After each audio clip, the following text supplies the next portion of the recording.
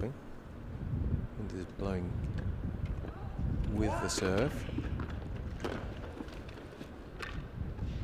Don't think he meant the serve to be quite that tight. No, I think he was pretty brave, wasn't he? I think the wind just took it a fraction, but just about landed on the line and done well to save these 2 break points.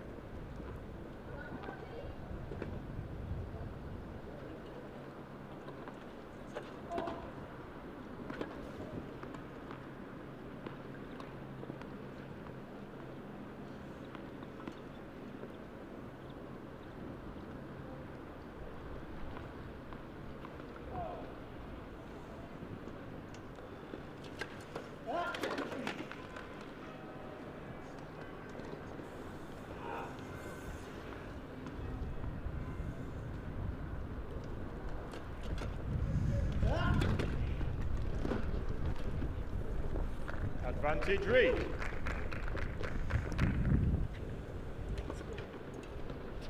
Haven't got the stats, but I think winning on first serve percentage for Gordon will be up in the 80s and 90s so far.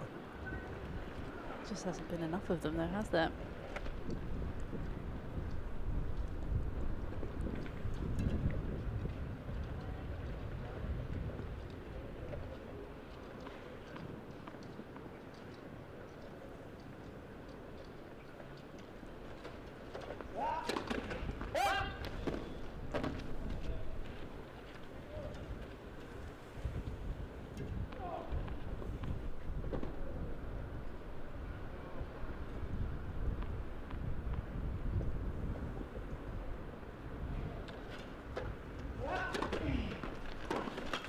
Game, Reed. Good escape from 15-40. Reed leads by 2 games to 1. To go 2-1 up. Let's have a quick look at those flags if we can. Which got a little bit limp as I was about to say that. They're not quite as strident as they were.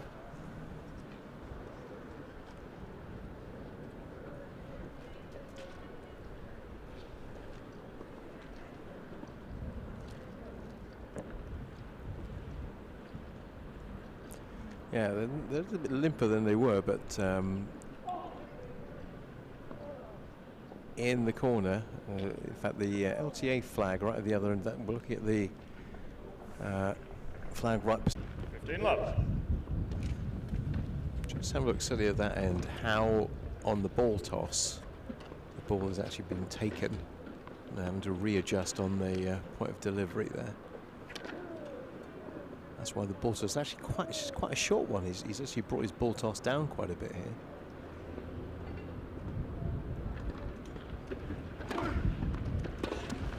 That's about half a ball toss. Yeah, it's a little bit lower than he normally does, but I think you can probably hear on the on-screen on-court microphones as well just how blustery it is. It's always like that in Nottingham. Even when I played, I remember it's always tricky. It was always swirling.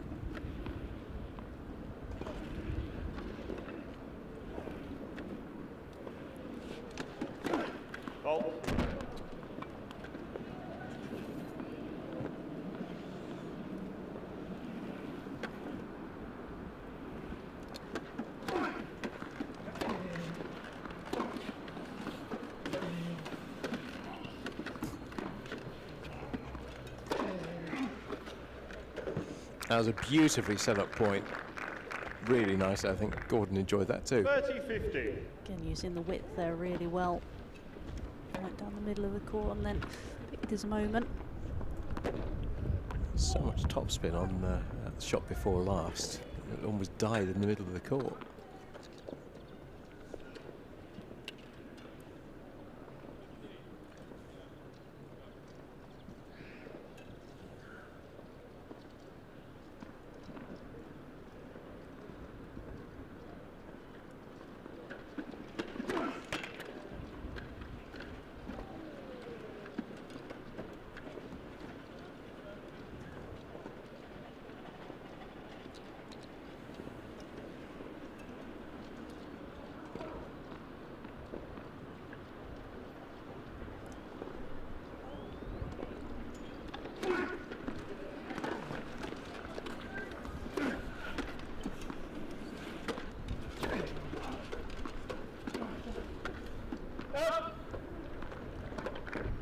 20 on.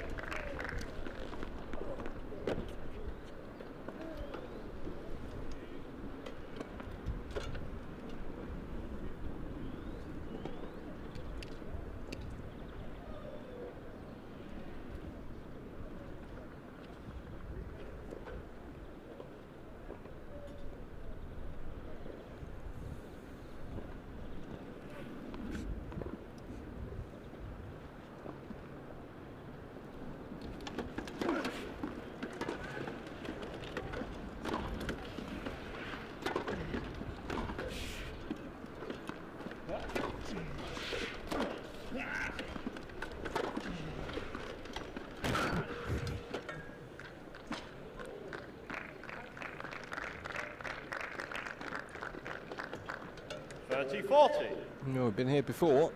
Break point for Gordon Reid. See whether he can take it and just open up a real advantage in set number 1.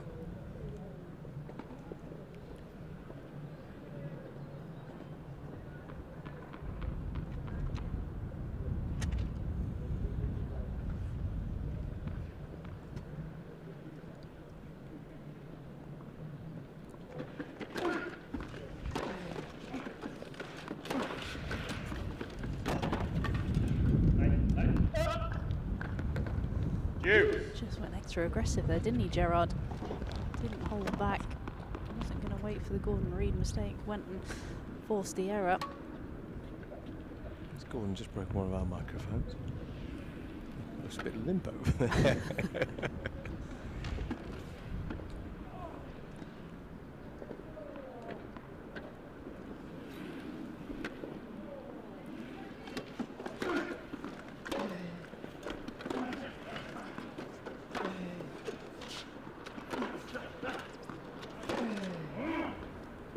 Oh, a bit of aggression there from Gordon. Stepped up again, took it on, Advantage Reid. especially from this side that Gordon's on. He's got the wind going with him, so it just gets a little bit of extra pace, a little bit of extra kick off the court. So, second break point in this game, 3rd overall. Still looking for that breakthrough.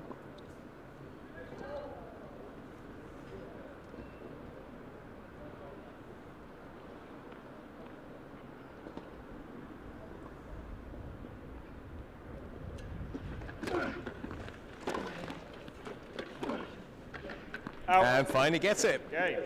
Reid. There is the breakthrough for Gordon Reid, having saved 2 break points in the previous game. Leads by 3 games to 1. He gets the first break in the first set.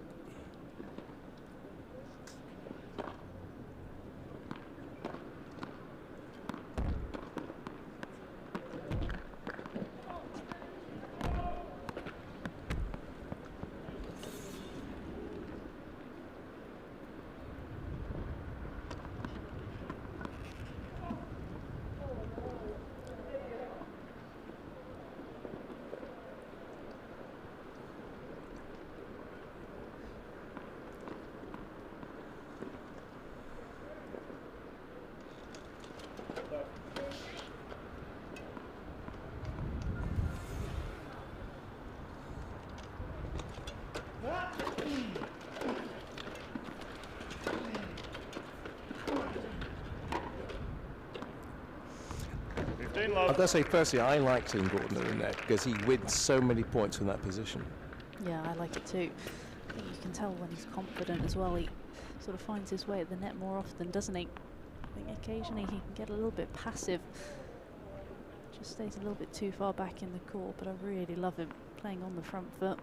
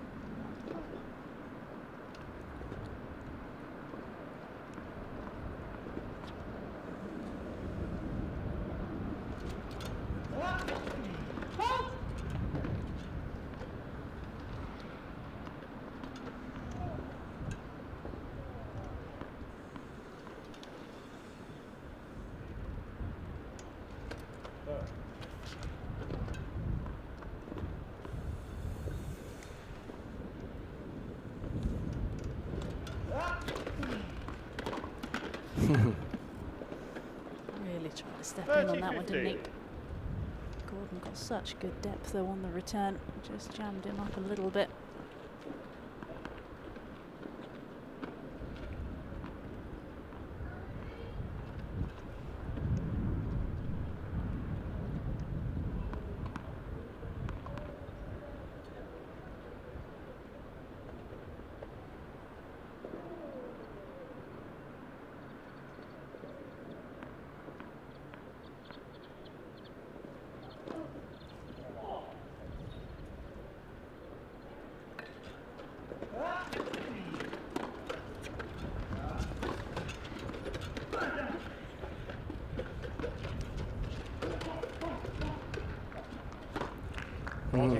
You almost allowed him back into the point there, Made that look a especially lot. with the speed of Gerard. He can get to those balls. Yeah, he did.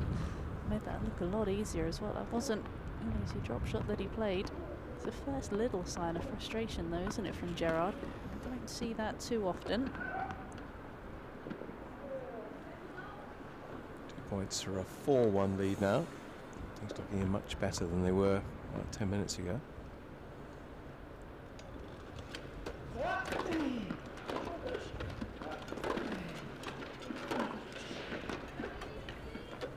That's it. That's what he does so well. Anticipation. That ball's going to come in short. I'm going to come in right to the net and not give you another look. And that's what he's done again for the second time.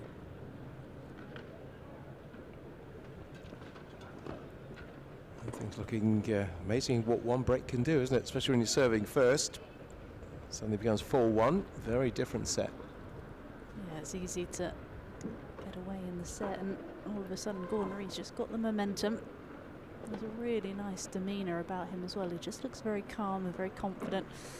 Really clear idea of what he wants to do out there, and just executing really well in these conditions, especially giving himself big margins. And the thing about the conditions right now, the wind has virtually disappeared, right? So it's one of those matches where it's quite intense for a while, then it drops off, and sometimes it could be mid-service motion. The wind just picks up again. So it's knowing how to adjust your game and maybe take something off it a little bit sometimes. Time. Yeah, it's just having a little bit of patience as well, isn't it? And just understanding, but both of these guys will have played here so many times. Like you said, back in 2007, I think their first meeting was, so they know what it's like to play here. They know that it can be blustery, then it can die down pretty quick. It's just, yeah, just having that patience to be able to deal with it and just slightly adjusting different things, whether it be the ball toss, give yourself bigger margins. So we're adjusting. What does Joachim Gerard need to do now to get back into the set? Net first serve.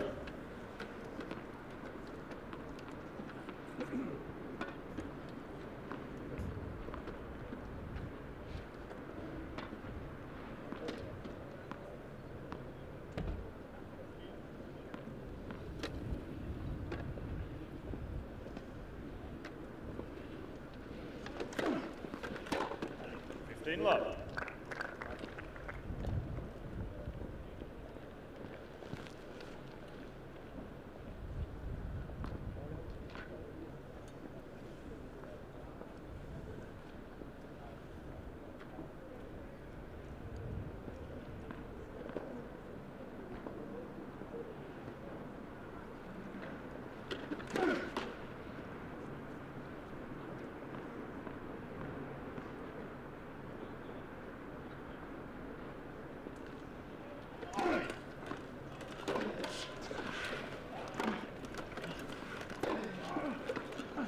Now I'm liking this a lot from Gordon. It's aggressive on the front wheel approach, if you like, coming into the net, making sure that that ball is not going to come back more often than not. Normally this is what Gerard does to opponents, isn't it? He's the one who's on the front foot dominating, but Gordon Reed forehand has really been standout so far in these opening 5 games.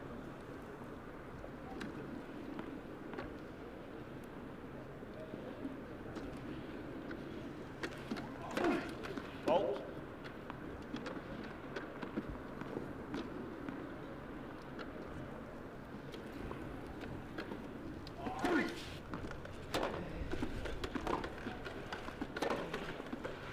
Out. Yeah, 30, just 15. long. I gave a quizzical look, but we're right. I'm literally right in line with that. It was just long.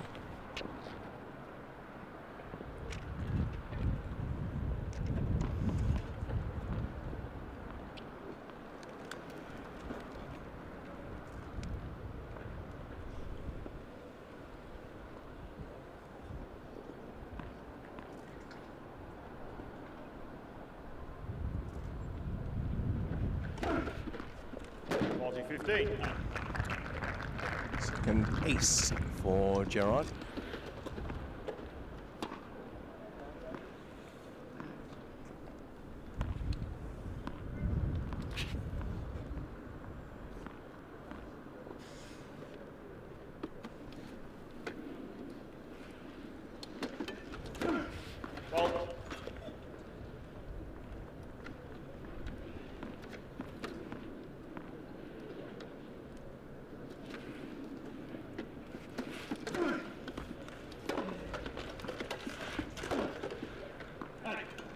Game. Gerard. Dug himself out of another potential hole Leads pretty by well 4 there. games, 2-2. And double break does not occur. 4-2 with that one break for Gordon Reid. So the two in 2016 were world number ones. That was a Paralympic year in Rio, and Gordon, after Rio, was world number one. In December of that year, Gerard took over as the main man in the world.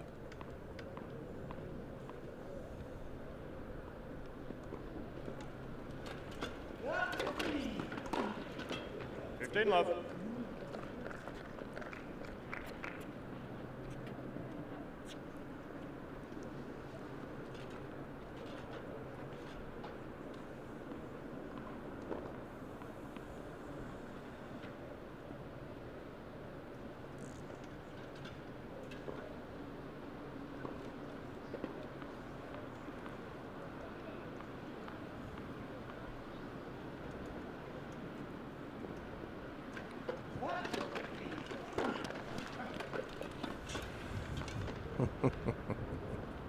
Off.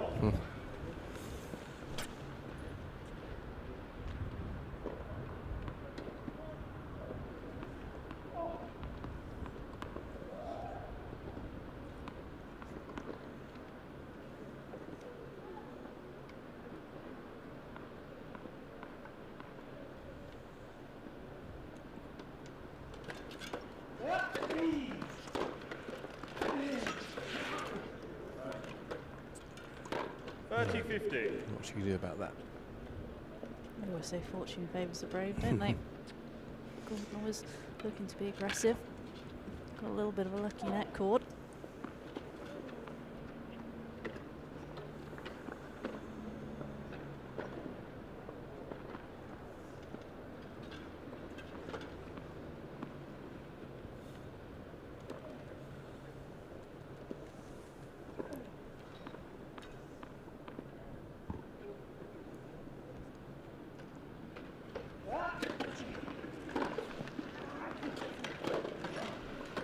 No, right into the corner. And with the tight confines of this court, you cannot get to that. I'm not sure even if he'd had a slightly bigger court, he would have got anywhere near it. Just really just reared up off the court. Went halfway up the back fence, didn't it?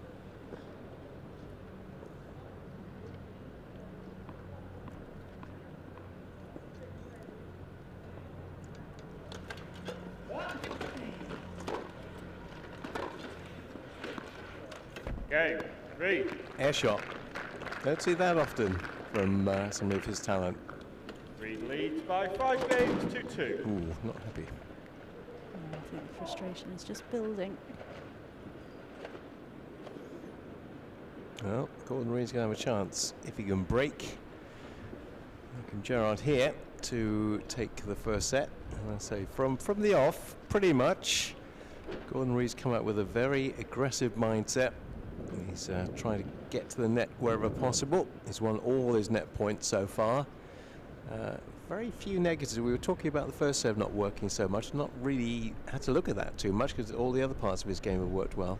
Yeah, I think you sort of think when you're playing against someone like Gerard that his returns are really going to put pressure, but today they just quite haven't been firing, have they? There's been a few too many errors. We saw earlier on in the game where I think it was 2-1 in that opening set. He had break points and missed sort of 4 returns in a row. Time. It's not very often you see that from the Belgian.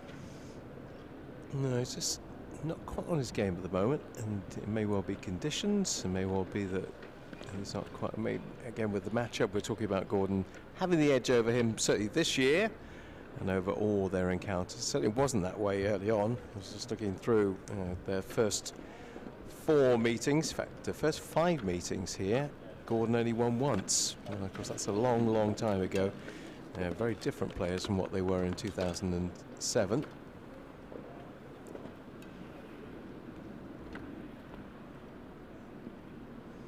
So, serving to stay in the set. 15 love.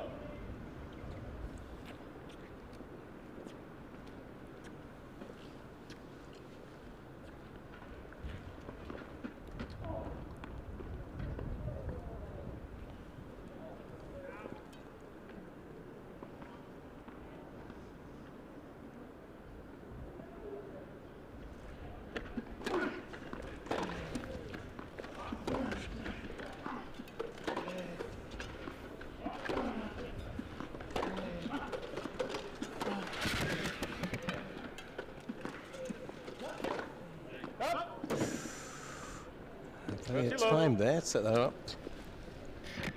Maybe could have gone for the forehand as well. Play the harder shot. Maybe that's a sign of his confidence as well that he went for it. Thought he would make it.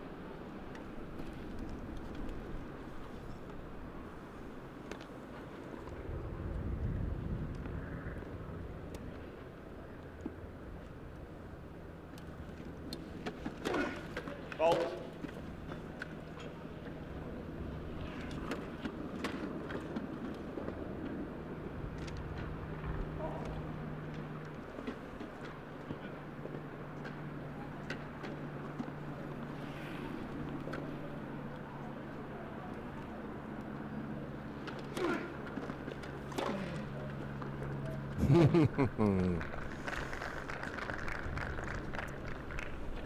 Keep the points short. It's normally the type of returns that we see from Gerard. Not really going into these serves on a mission, isn't he?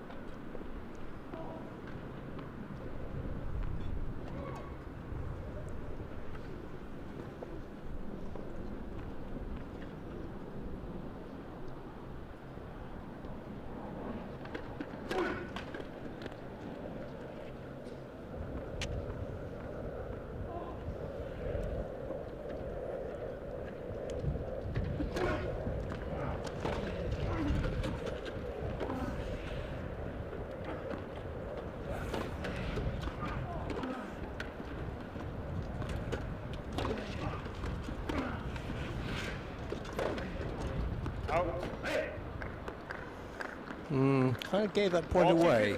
Had 3 chances to put that point in his favour. Ended up going long. That forehand as well, maybe. Could have just waited a little bit more, either gone forward a little bit or just waited. Kind of took it on the half volley. Really tough to hit that one.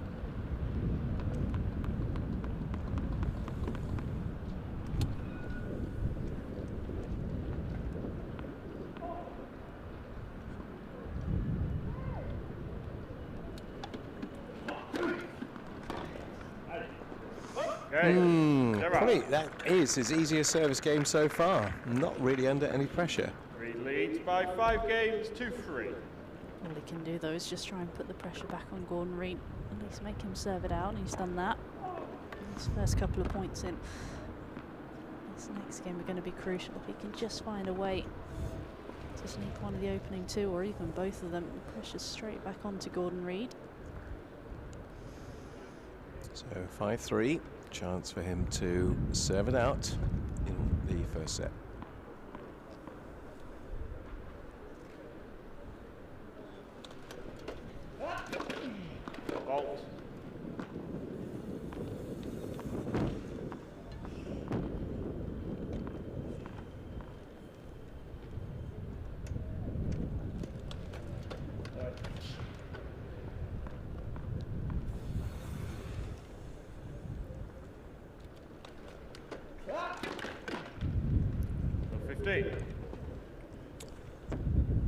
First double. First second double for Gordon Reid.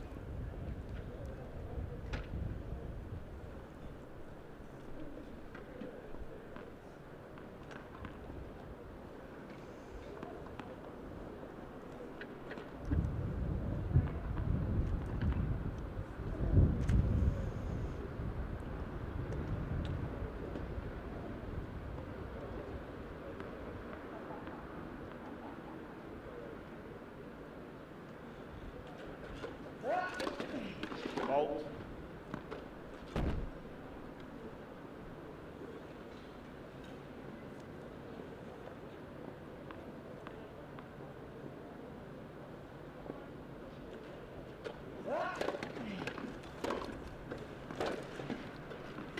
No. Bit of aggression shown by the Belgian, which was counteracted 15 all. by the Scotsman. It's more like the returns that we're used to seeing from Gerard, but exactly like you say, I don't think he quite expected Gordon to come out with something quite as good.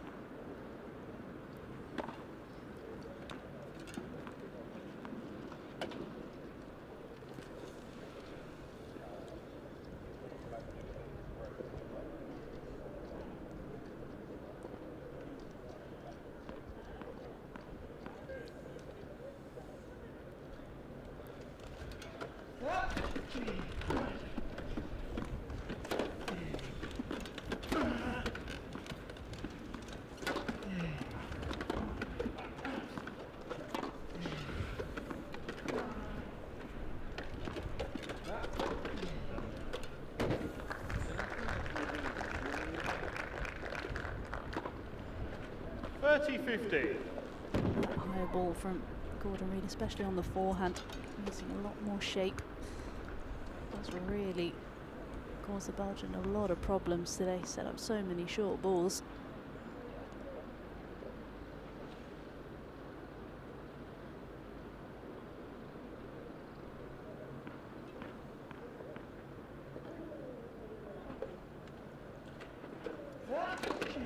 Fault.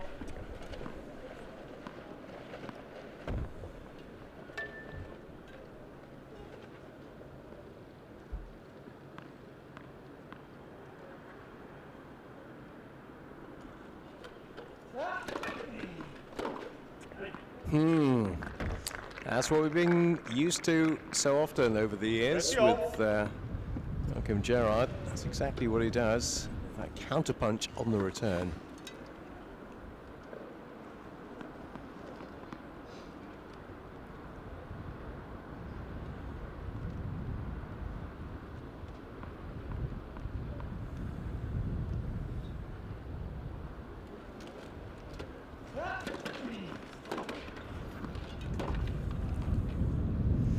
No, that was an indeterminate Gordon Reid, who kind of, as he was setting the point up, it was almost like he wasn't quite sure what he was going to do with it, and just sliced it into the net. So now he's in danger of giving away that break.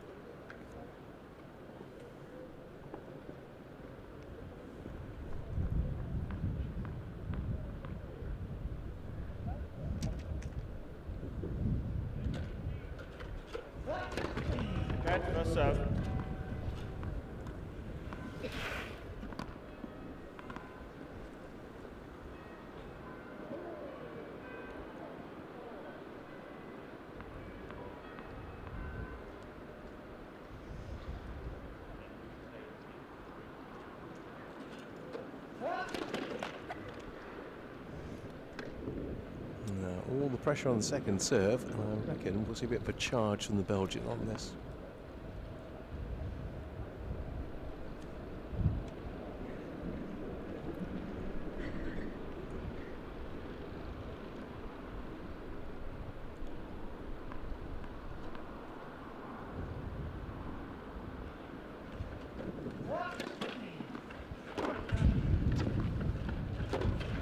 Game. Gerard. Worst game by a country mile for Gordon Reid, just when that set was in his grasp. Got to give a lot of credit to Gerard though. He backed himself, didn't he? Trusted the returns. wasn't going to hold back on them, and maybe just a little bit of nerves there from Gordon Reid. All of a sudden we're back on level terms. Didn't expect that. You're right about the way but if you look at it, all the points he conceded were on his racket. Pretty much, they weren't winners from the Belgian. No, they weren't. It's funny how scoreboard pressure does that. For the most part, he'd been fairly comfortably holding serve, and then all of a sudden you serve for the set, and there's just that different pressure, isn't there? It just felt like he was a little bit more indecisive about what he wanted to do. He was moving back on the shots rather than moving through the ball like he'd done so well. It can happen, can't it? You've been in that situation where you're on the verge of doing it, and suddenly you almost revert to type. You think, okay, that has been working well, but this is how I normally do it. And suddenly your brain clicks in and goes, no, this is how you normally play. It's really hard though when, you know, it's so easy. You just think one more game to get that first set, but you just got to always think about the process. You've got to think about what's got you to that position. And him being aggressive, he's really dominated with the forehand, hitting that high aggressive shape, and like you say, he just kind of reverted back to type, hoped for the error from Gerard. Well, 5-4, he's still got to serve this one out to make it 5-5.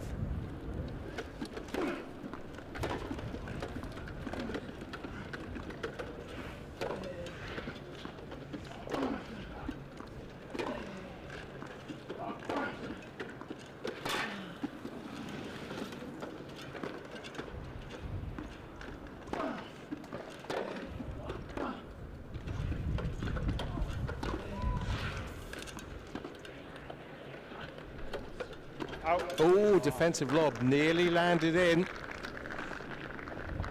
So nearly. It was kind of a bit of a rescue shot, but nearly paid dividends.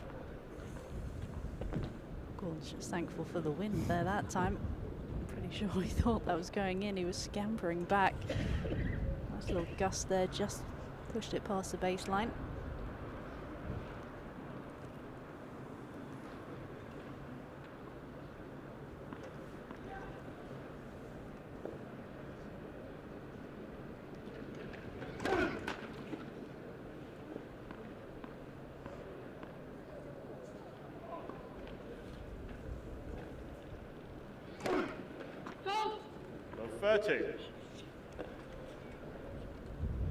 It's double fault from Gerard.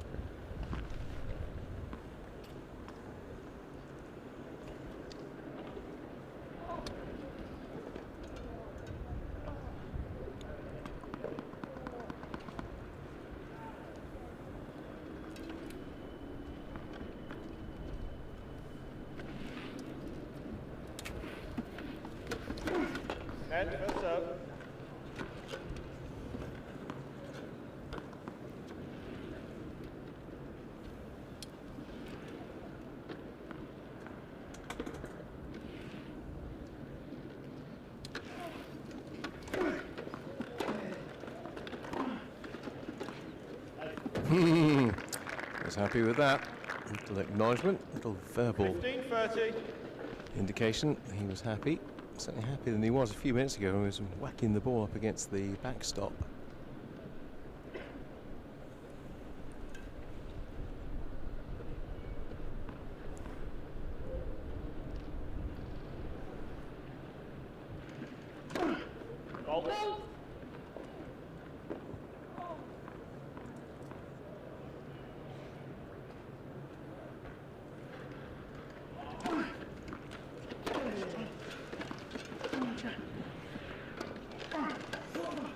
Not going to get there. Not going to get there. Oh, he did get there. Court zone open for the winner. And that will bring up 2 set points. No idea how we got there. 15-40. I don't think there's too many people in the world who would have done, quite frankly. No. Thought for all my days that was a winner. He just found a way.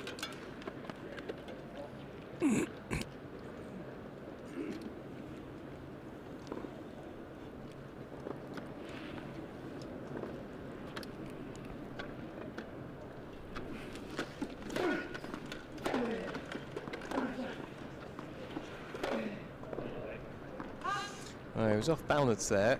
Making that shot was Gordon Reid.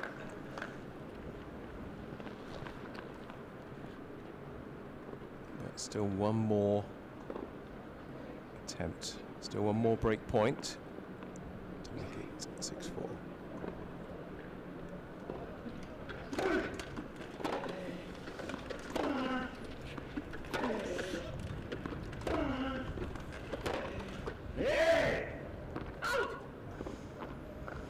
Keeps driving him further and further back, doesn't he? He's not allowing him off that baseline. I think he'll want that forehand again, though. Hasn't made too many errors on that wing.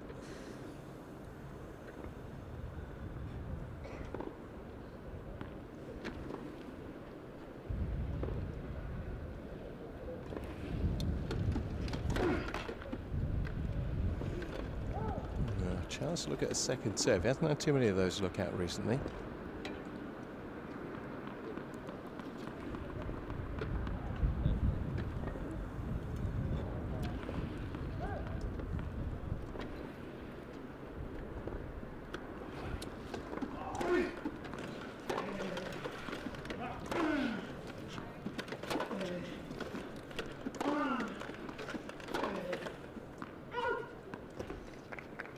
Played a little bit passive, didn't Gerard. He's playing so much behind the baseline. I'm not quite sure why, because he wasn't early on. That chair's hardly moving over the baseline now. There's so many winners from mid-court. Playing a bit lower over the net as well, isn't he? He needs to go back to hitting with that high shape over the net.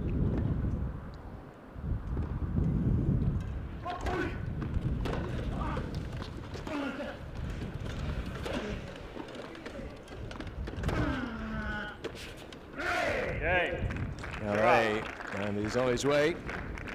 He's come back from seemingly losing that first set to getting parity in the first set, having broken back, now secured his serve. 5-5, and suddenly the momentum swing is very much in the Belgians' favour. Yeah, can he keep it going? Gordon's just, I think, got to go back to what he was doing so well in that first sort of 6-7 games that got him that 5-2 lead. It's not dissimilar actually to how sometimes Alfie Hewitt plays when he does that. It just gets a little bit passive, gets a little bit retreating, stays very deep in the court. You think, no, you've got the power to come in a bit if you want to. You're just not doing it. Let's see whether he changes that option now.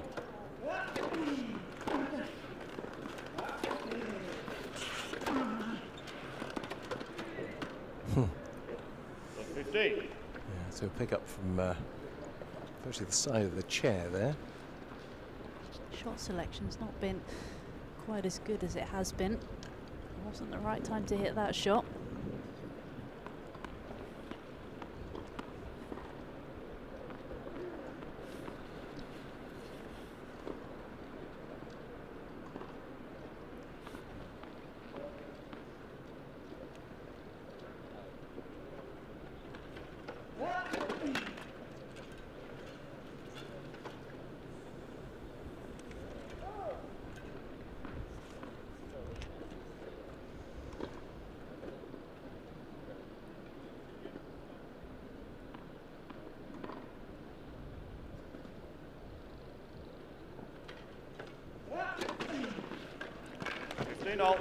First ace for Gordon Reid, 2 for Gerard in the match so far.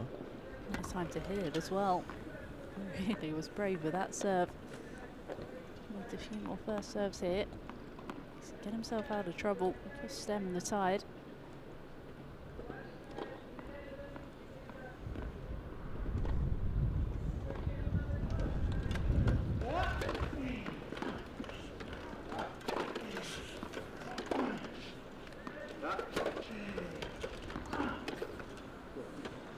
Out.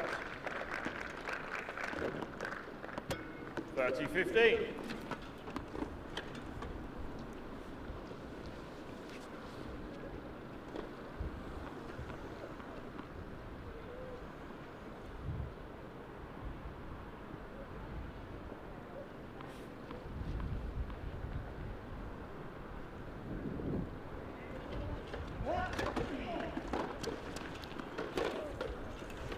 Out.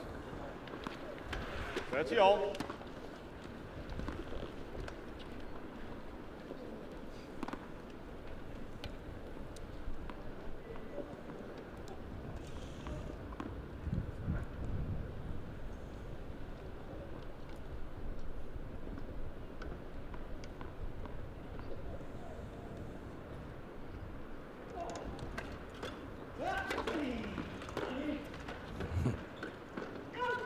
40-30.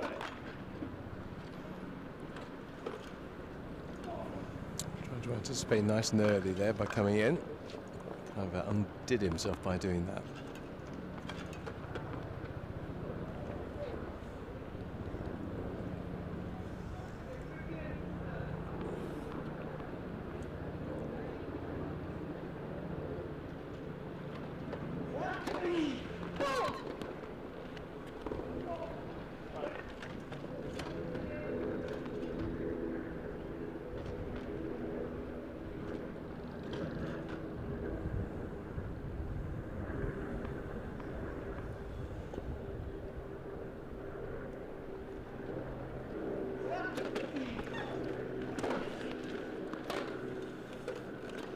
Out.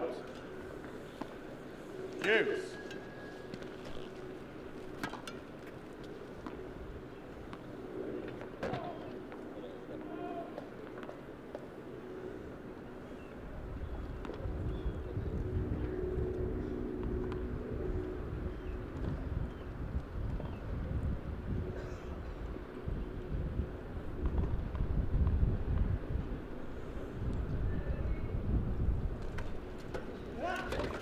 Bolt. Gerard really putting pressure on that serve now. Even on the first serve, he's putting pressure on.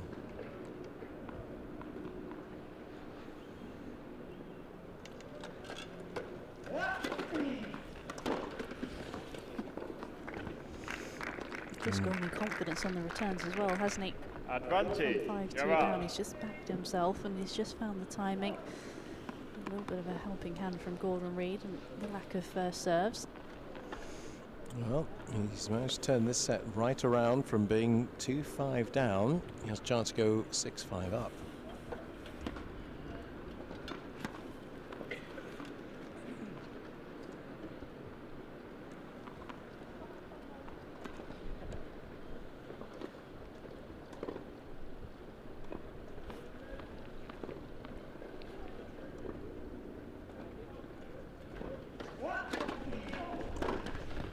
Out.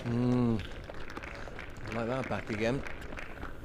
Juice. I think the wind just took that a little bit. That's quite a long way out though, so could maybe give him a bit of a pass on that, but I'm not sure we should.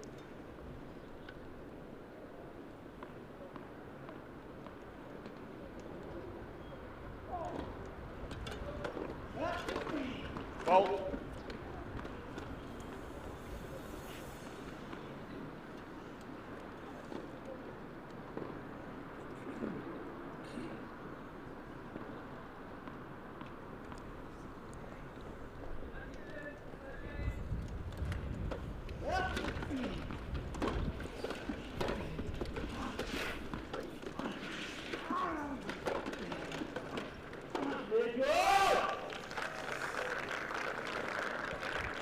I think with Joe, you know what he's thinking. Advantage. Reid.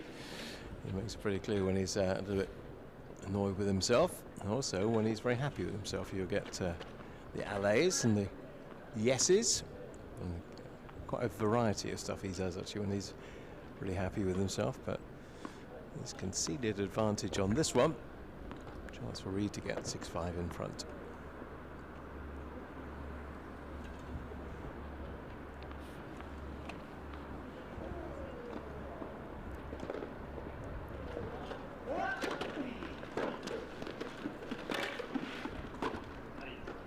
That's nice. Moving forward really well on that return, then following it up. We call the 1-2 punch. I believe it is. I'm sure he's going to look for that again here.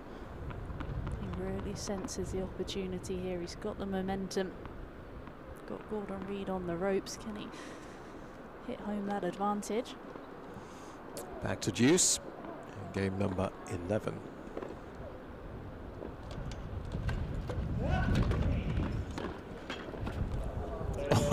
Advantage. How's your luck? Gerard. How is your luck? Well, it comes down to, okay, aggression, a little bit of intent coming into the net. And sometimes you get what you deserve. Gordon won't see it that way. But to be fair, he did have one earlier on, didn't he? he did. They're pretty much on net cords, one apiece, but doesn't mean an advantage again for the Belgian. Coming in so quickly on that serve.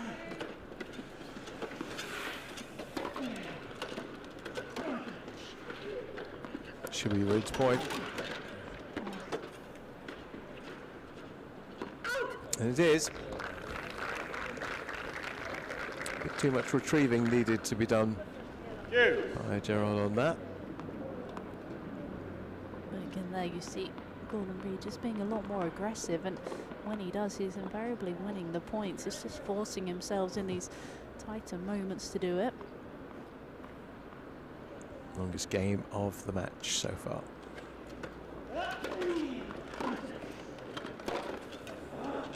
Gave that way too much. Advantage, Gerard. I think he was just looking at the target before he'd already finished the shot. The head just came up a little bit.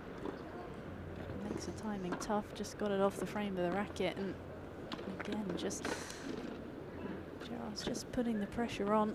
Another break point here. Just watch how far he comes in off this serve. See if he does it this time. It's a long way into the court. Sometimes, maybe he won't do it this time, but. Head for serve. Well inside the baseline, and the service motion's finished. That's just on the first serve as well. It's even further inside the court on the second serve normally.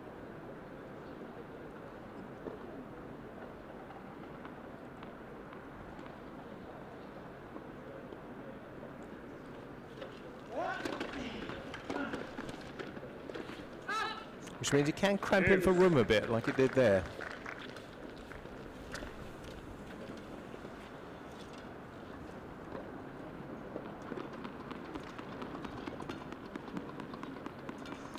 Never-ending 11th game. Back at juice again.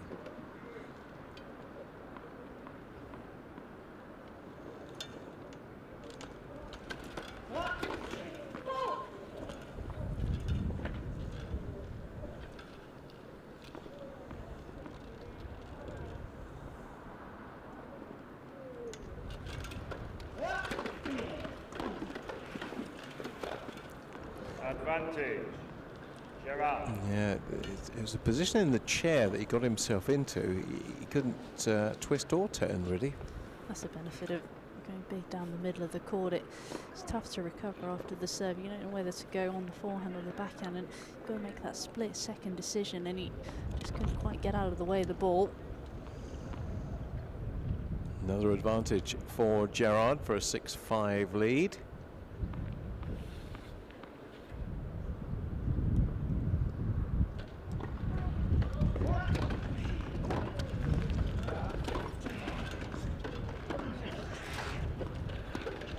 No, that was not the right shot. New balls, please. I'm not quite sure what he was thinking there, because Gerard leads by 6 games to 5. to get a winning drop shot from that far back in the court takes some doing. Yeah, like you say, wasn't the right shot to go for, but that's what pressure does to you. It makes you pick the wrong shots at the wrong times, and Gerard just extending that momentum that he's managed to get. It's amazing how this first set has gone, because everything was going in Gordon's favour. 5-2 up, looking to be cruising to a first set, and here he is finding himself on the wrong end of a 6-5 scoreline. That's why you've got to love sport, isn't it? It's just, you can never be sure what's going to happen, even when you're 5-2. Like you say, you thought for all your money that Gordon Reed was going to take that opening set comfortably, and here we are 20 minutes later. All of a sudden, Gerard's looking to serve it out. All right, so let's talk about both players. What have they done differently in the last few games? So from game 7 to game 12, what's happened in the last 5 games? I think if you look at it from Gordon's side of the court, he's just gone away from what he was doing to get that advantage. He's just been a little bit passive. He's not being as aggressive, hitting the ball a little bit shorter. And we know against someone like Gerard that you can't afford to do that. You've got to get him on the move, get him on the run. But he's just been able to dominate a lot more of these rallies now. He's suddenly found the rhythm on the returns, being a lot more aggressive on that, and he's just putting the pressure, and he's got new balls as well now. It's only going to help his cause. Yeah, so it's going to really go down, isn't it? New balls. has to be aggressive, and he's still way behind the baseline. 15 love.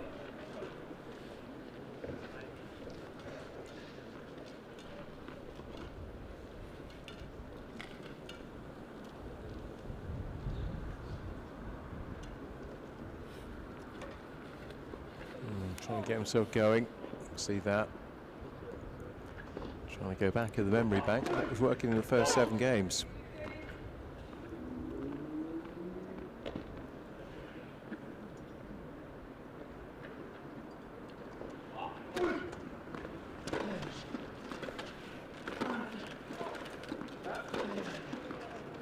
Oh, that's more like it. That's exactly the type of tennis he was playing.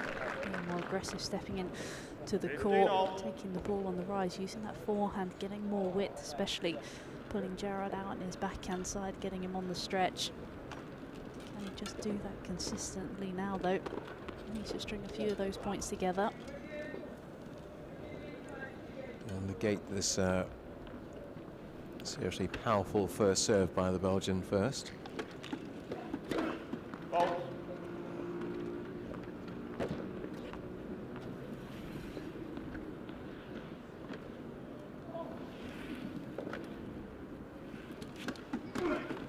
Ball. 15-30. Second double to a piece.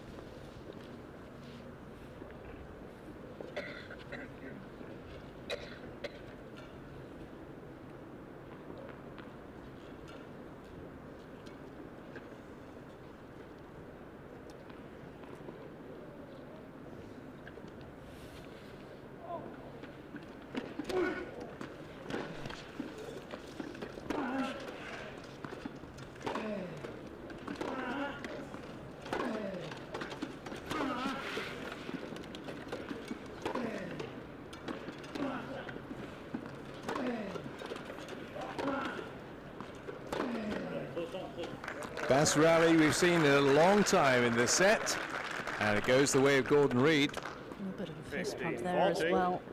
Just maybe needs to fire himself up, get a little bit of that adrenaline going. It's just maybe been a little bit flat the last sort of 5-10 minutes.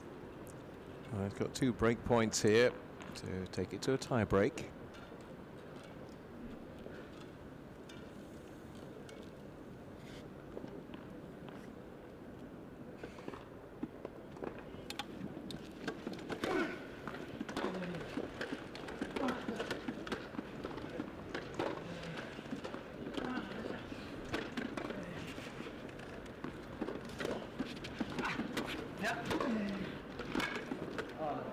No, not going to do much about that. And Gerard showing how adept he is around the net with that nice stop volley. That was lovely, wasn't it? It made that look easy, but I can tell you that wasn't just picking it up off his toes. Soft hands as well, because Gordon Reid was on the prowl. There's the break point.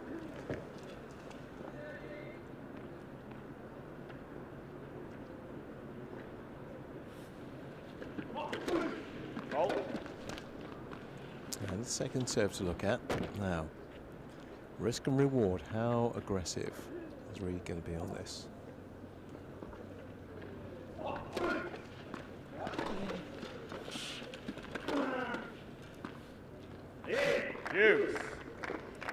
You can look at it all you like, mate. You're not going to get the call. It was close, wasn't it? It's one of those, as a player, you're just a little bit of wishful thinking that the umpire's going to call it out, but tough to overrule on that far tram line. Just check with Andy Lapthorne as to whether he thought it was wide or not in the corner there. Actually, really doesn't matter what Andy thinks.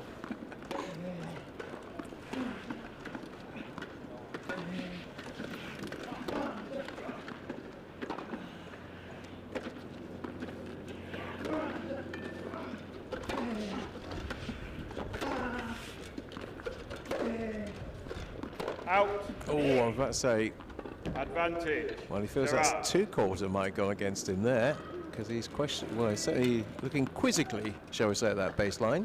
I think he looked over at his coach as well there, who sat pretty much on the baseline as well, and it's a little puff of the cheeks. I'm not sure he thought that was long. It's a bit of a tough call there for Gordon Reid. Well, that means it's set point for the Belgian.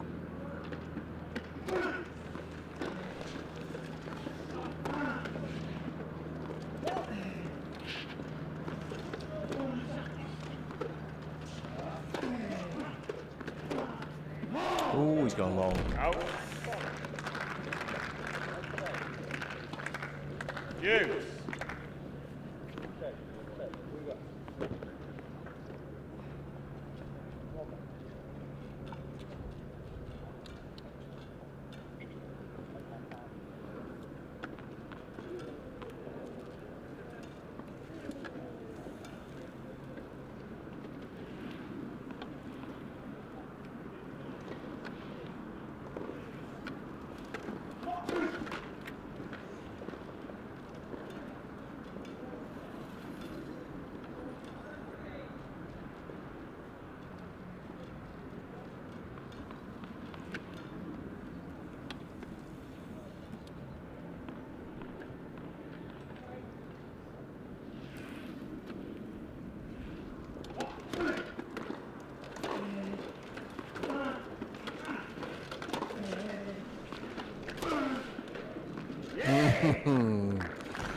Yeah, Smart says it all. He wanted to come in and intercept to the net, Advantage. but the angle was just too good from Gerard. So for the second time in this game, the world number 5 has a chance of taking the first set.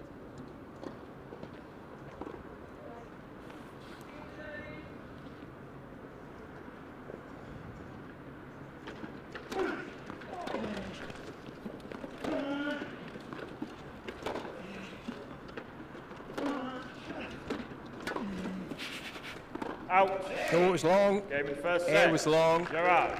And that will be the 7 first games set to 5. to the Belgian by 7 games to 5. And remember, it was 5-2 Gordon Reid. So that last 5 games all went the way of the Belgian. I think Gordon Reid will feel like that's the set that got away from him, cruising pretty much at 5-2 up, and then all of a sudden Gerard just finds a way, just hangs in there. All of a sudden 7-5 to the Belgian. I think that was about an hour and 10 minutes, that first set as well. Yeah, it was. So many momentum shifts as well, wasn't it? And those last few games were so tight. Gordon Reid did have chances to get back in and take it to a tie-break, but Gerard just stayed tough, and just look there at how close that first set was. Very similar numbers for both players, and just look at that, 48 points to Gerard, 44 points for Reid, and that's all it was. It was just a case of Gerard just took his chances a little bit more. To be fair, Gordon Reid could have closed that set out 6-1 if he'd have taken his chances, but that's what happens, and all of a sudden he's a set down, and he's got to try and regroup, try and refocus, and push that to the back of his mind, which won't be easy. No, but he knows with the mindset, if he can get back to that mindset that he showed in the early part of the first set, that this match is definitely not over. He's done it before, as we mentioned earlier this year. He had a love 6 set and came back to win the match. So you know that he knows he can switch that mindset, and he knows he can switch up his game. It's a question of trying to stick to a game plan now, isn't it? We saw 2 halves of Gordon Reid there. We saw the very positive on, the aggressive Gordon Reid, and we saw a bit of a passive Gordon Reid, and that's kind of ultimately what did for him. He's got to make sure that he's able to keep that aggression for the whole set. It's all well and good, doing it for a period of 3 or 4 games, but he's got to try and do it when it matters the most, which is not the easiest. It's easy to just want to hope for some errors, but against someone like Gerard, you can't afford to. Reid to serve. Right, see how the second set unfolds. As with the first set, Gordon Reid will have the first serve game in the second.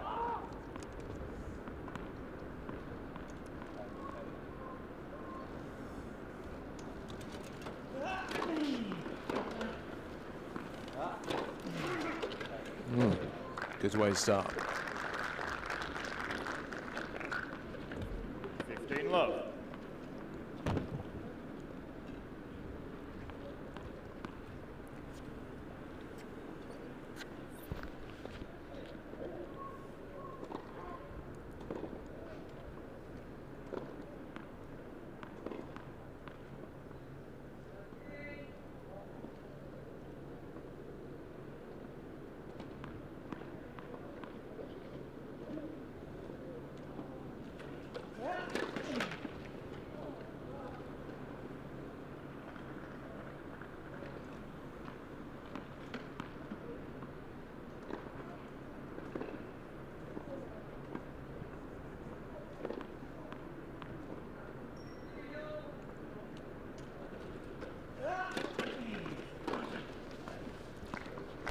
Not much you can do about that. Takes it away from you, 15 doesn't all. he? I think the danger for Gordon Reid out here is that he's starting to find his rhythm on the return.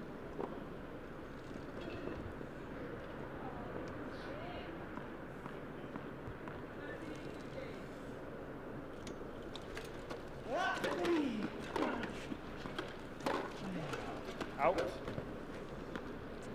15-30. And Reid has kind of lost his range on those shots. That's going long where they were falling well inside the court before. You look as well at the body language. Shoulders just a little bit slumped, a little bit of a puff of the cheeks.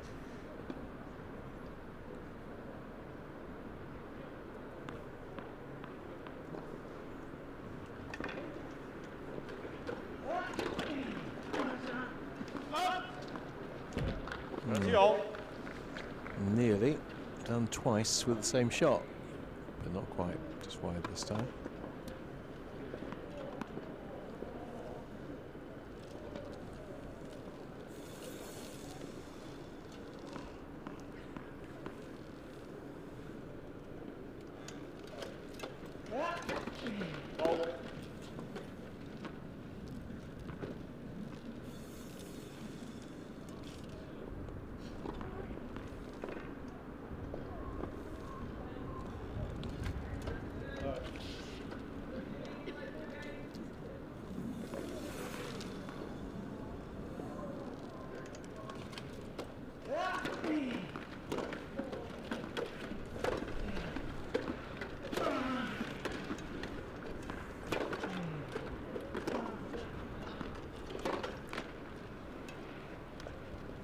$30-40.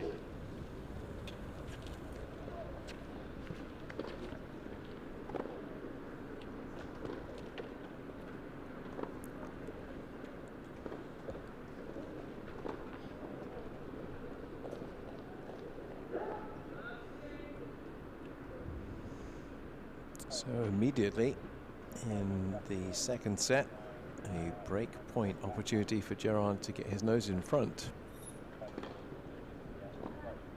which he didn't do until the very end of the first set. Fault.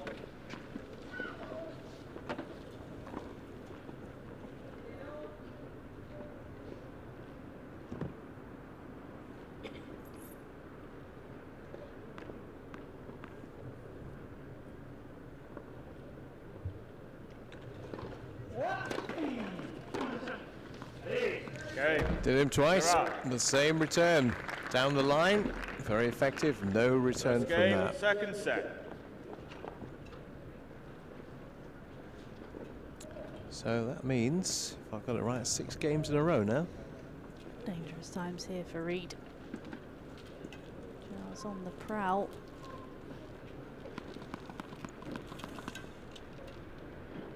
It's just interesting, the body language we saw, we talked about it from Gerard, kind of midway through that first set. It's like he wasn't in the contest at all. And then suddenly, a complete reversal of roles here.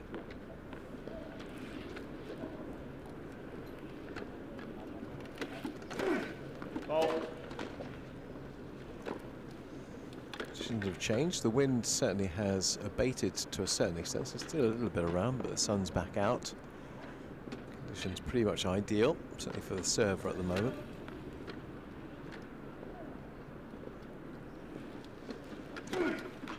Sun's just maybe in a slightly awkward 15. position. It's just to the right, so again, the Gerard serving, it can be a little bit tricky for the right-hander. Yeah, it's his third double fault.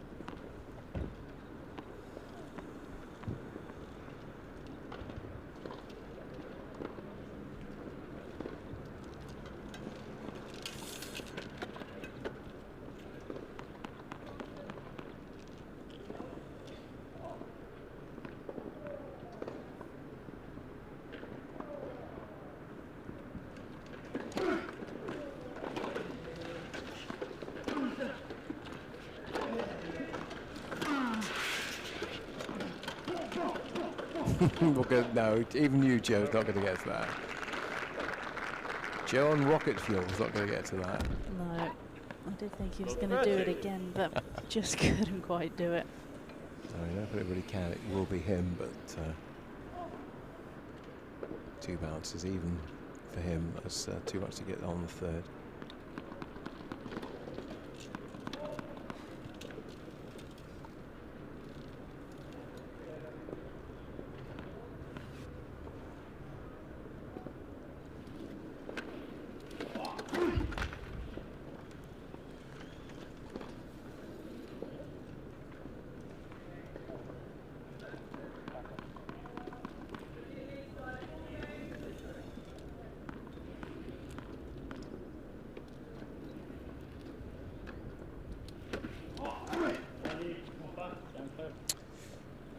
So 40. 2 doubles in this game.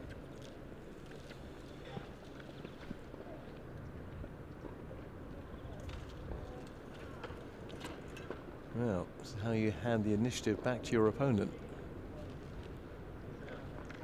Normally he's such a good front runner as well. Just giving Reed a little bit of an opportunity here. Well, he's got 3 looks at this. Love to see him be aggressive on this return if he gets a look at a second serve. Out. Yeah, just a bit 15-40. too much on that. It's the right idea though. We've seen a few too many times in the first set when he had got the chance, he'd just sort of hit an average return down the middle of the court, but at least that one he went after it a little bit more.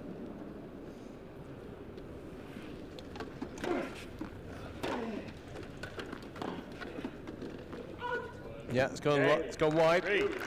So an immediate break back to 15 1 game on. on the world number 7.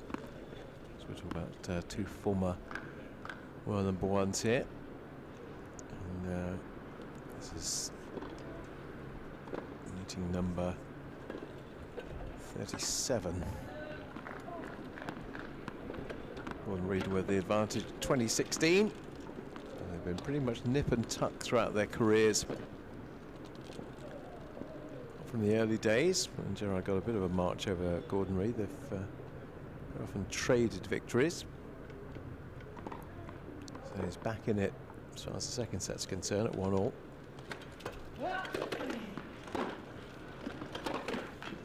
Again, Gerard going back, reverting to first set type by really coming in aggressively on that first serve.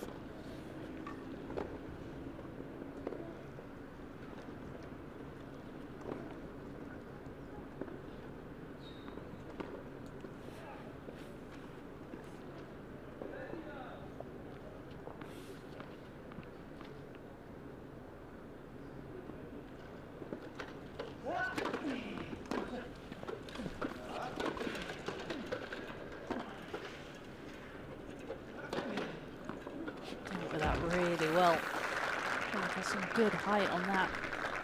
Moving backwards as he hit the drive 15 volley. all.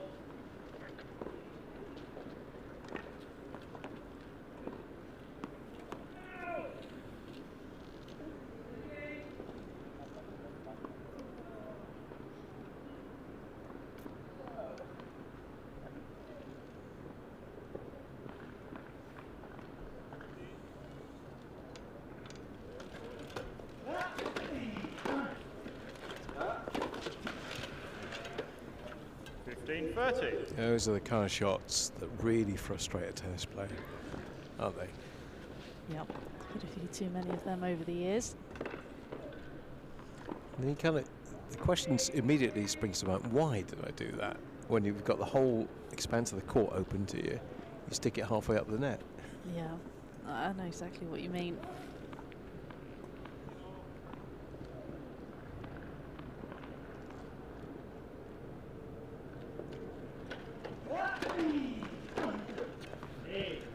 Yeah, he's pleased with that. Little fist pump from the big man from Belgium. Really happy with that. Don't see too many fist pumps. I think he sort of fist pumped when he won the set. Very happy with that. And he's got 2 break points, so service holds are not at the premium at the moment. when that left the racket, you 34. might have thought that was a winner.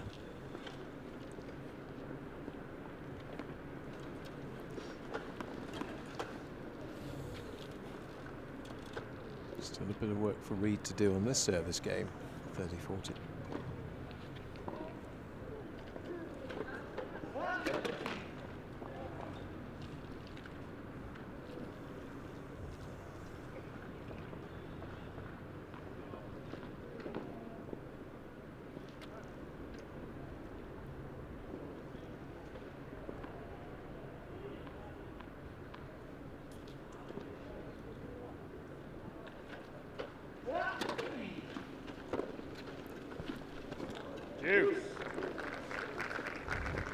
Couple of quite tame returns there. I'm not sure he agrees with the line call though. Giving that Trauma a long hard stare. It's not going to change though. Now we have lines judges for the centre line, but we don't have them for the sidelines. Umpires calling those.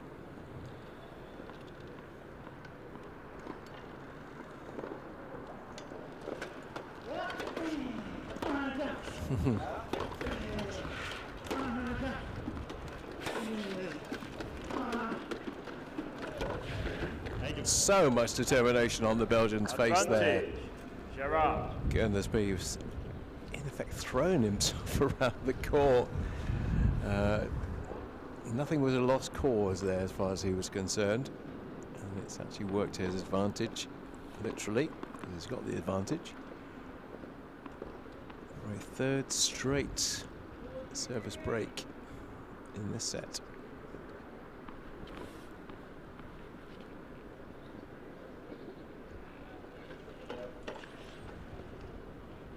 And just starting to whistle around the centre court in Nottingham again. Too good. Gerard. Too good. And Gerard does get his nose Gerard back in leads front. by 2 games to 1. That's taking that 70-minute first set by 7 games to 5. Well, if I was to ask you, Smith, at this stage for a pattern in this set, I think you tell me there hasn't been one, really. Yeah, I probably would have to say that the pattern is just how dominant the return's been. I think you saw there that even though he didn't quite take it out of the middle of the racket, it's just the intent behind what he's trying to do. He's just so dominant, so aggressive, and he just backs himself. In the first sort of 7 games, he really just wasn't finding his rhythm on it. But you know, when it's something that's your strength, you know in those big moments that you're going to find it, and he ultimately did. And again, there just backs himself in those big moments, at those break points, that he's going to find a winner or put the opponent under pressure. And kind of want to see that a little bit more from Gordon Reed as well, don't you? There was one point which I highlighted in that game where the intensity level from the Belgians seemed to rise by about 10-20%, where he was always literally bodily throwing himself into everything. I know he's in the chair, so that's difficult to do, but it looked like physically he just kind of upped the intensity a bit. Yeah, I think that's kind of been what the difference has been. He's just found a little bit more intensity, and Gordon's just dropped off a fraction. So 2-1. Let's say going with serve. We haven't seen the serve actually held yet.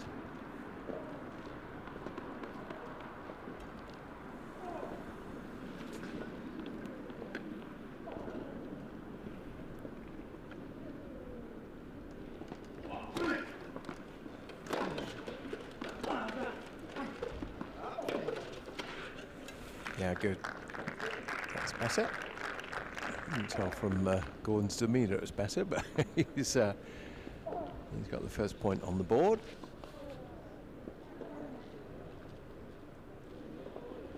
A puff of the cheeks, a little look up at the sky.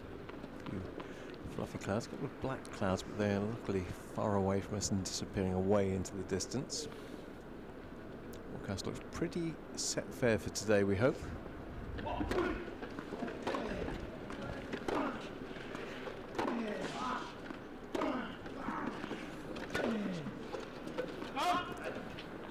Get out of the way, did he?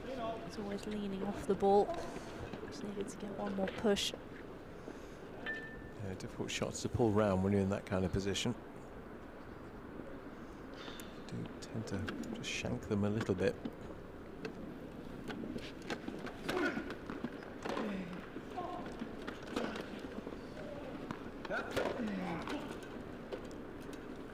I was about to speak highly of the Gordon Reed slice when he then put it into the net, but he hasn't used the slice quite as often as he can do. And the drop shot as well. We've seen it a couple of times on the volley as well, but it's probably testament to kind of how passive he's been. He hasn't really had the opportunities to do it as often as maybe he'd like.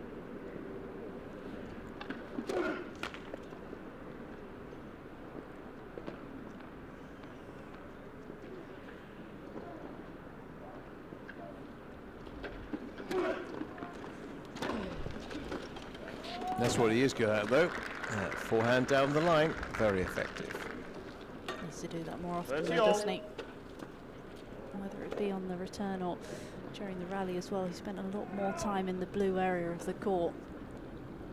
At the moment, he's just spending a little bit too much time in the green.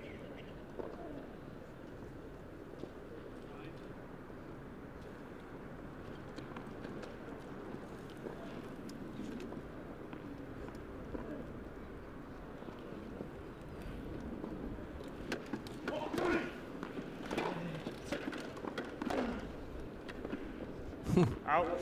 That topspin brought that down 30-40. vertically, because I thought that was going to go way over the baseline, but because he imparted so much topspin on it, kind of just dropped like a stone. Here we go.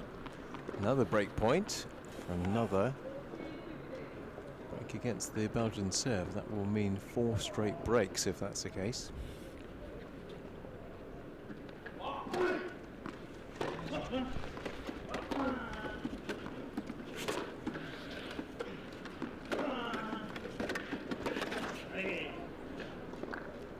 Dominant again from the Belgian. Juice. Again, he could have maybe waited for that ball to bounce a little bit lower, but he was adamant he was going to take it on the rise, took it at shoulder height and used all his strength. I'm sure that Gordon played a shot from behind the chair in that rally. With almost the wrong side of the racket as well. Such a skillful player.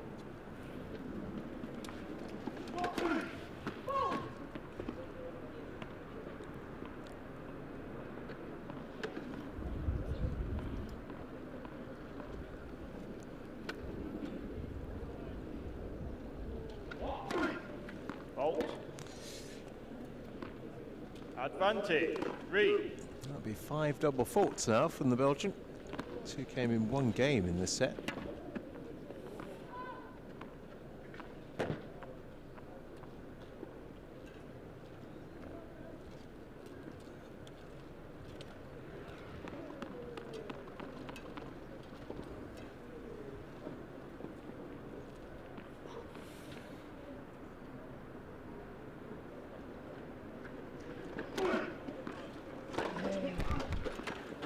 Oh, what an angle. What an angle. There was absolutely no way he was with a telescopic racket. 2 games on. The Belgian was going to get anywhere near that. So there we go. 4 straight service breaks to start the second set. So at least he's got a couple of games under his belt now after that run of 6 where he wasn't able to capture one. He just needs to really try and focus on just getting a solid hold on his serve here. Needs to find some first serves. Try and boss the baseline a little bit more.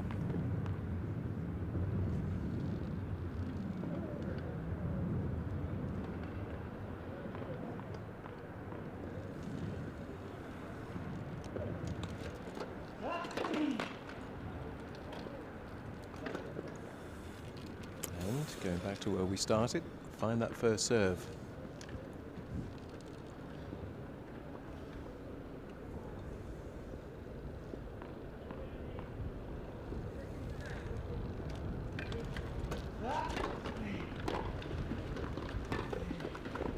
Out. 15. So the Belgium just put so much pressure on that second serve. just goes charging in. It's like a very chariot coming from the baseline. You're absolutely right. I've watched him quite a lot in practice at the Sims Championships as well, and he spends a lot of time with his coach practicing those returns.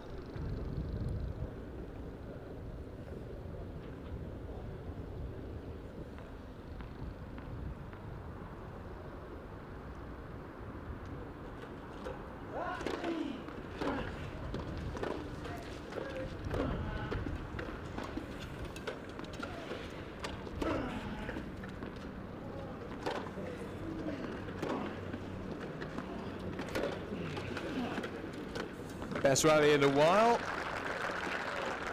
Ended in winning style by Gordon Reed with that cross court. And right on the line. Great pickup as well from Reed on the baseline. Just look at that racket head speed that he's able to get, whether it be on the forehand or the backhand.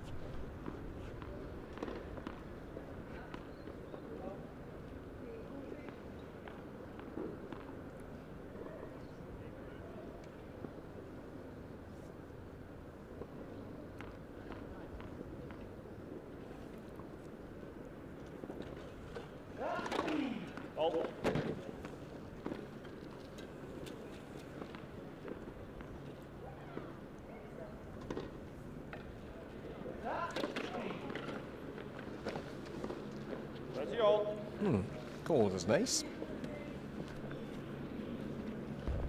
Shall I make Gordon Reed second?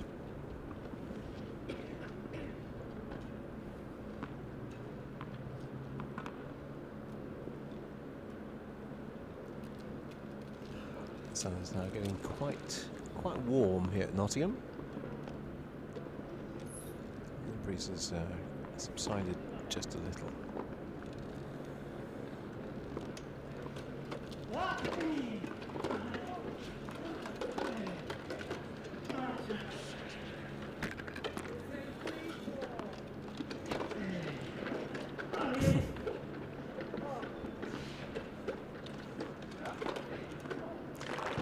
Rather unconventional way of winning that point, but he did it. Yeah, I'm not quite sure how. 40-30. Just look at that backhand that he was able to hit. The ball went over his head. You thought, oh no, he's in trouble here, and all of a sudden just comes out with an absolutely huge backhand down the line. Welcome back to the match, Gordon Reed. Maybe that's the point that he needs to sort of kick-start him in this second set. Well, he's got a point for our first service hold in this second set, and to put his nose in front for the first time.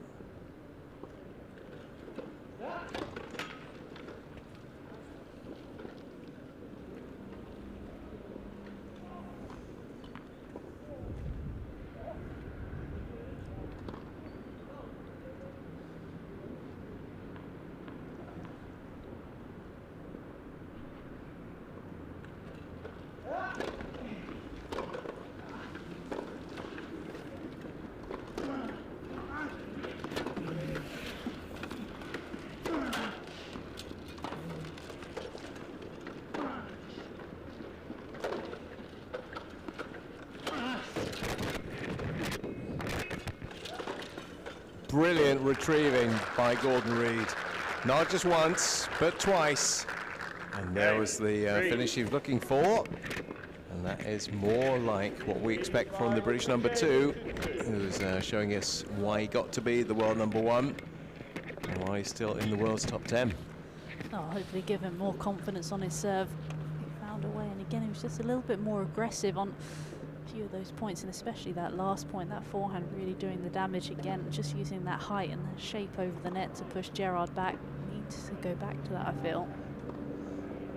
Yeah, that was very much Gordon at his pomp, or in his pomp, at his peak, just moving Gerard from side to side, actually dictating terms on that, and able to select pretty much the right shot every time and have the winner at the end, which just kind of puts the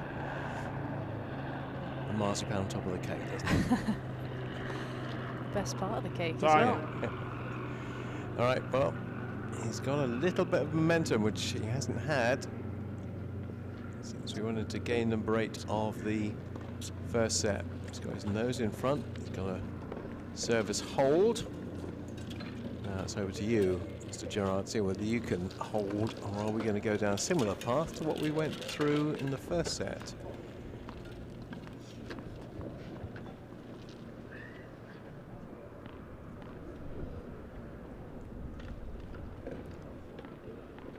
From the juice court.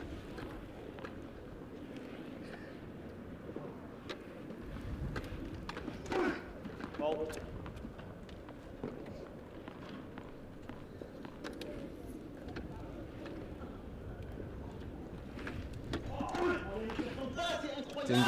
Didn't get the toss right on that. For I 15. didn't.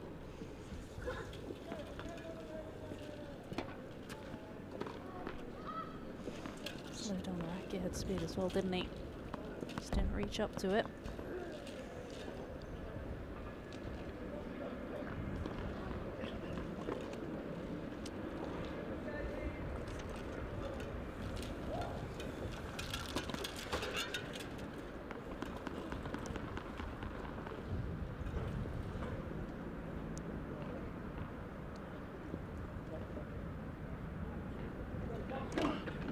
Ball.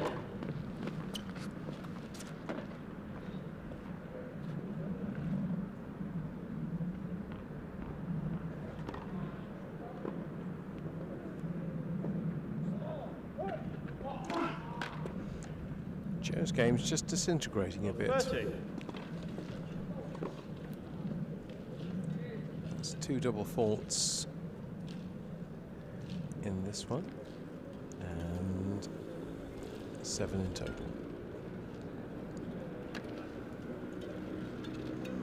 As where Gordon has to be able to capitalise, surely. These are the opportunities that didn't quite take in that opening set, but I do feel as though we just need to try and capitalise on these. So the momentum swing is happening right now. Not if Gerard can do anything about it. 15, 30. So it's not an insurmountable swing, but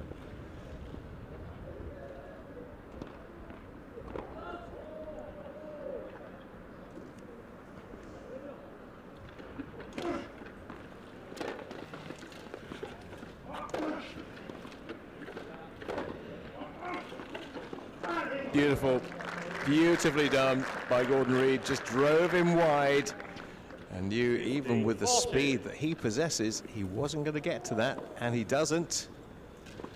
Now we have a situation where Gordon Reid has a chance. 2 points for a 4-2 lead in the second. Remember, he was 5-2 up in the first, though.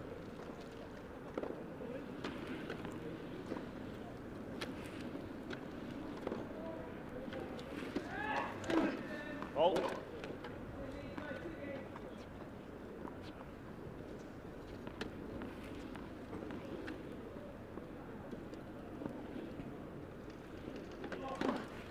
Ball.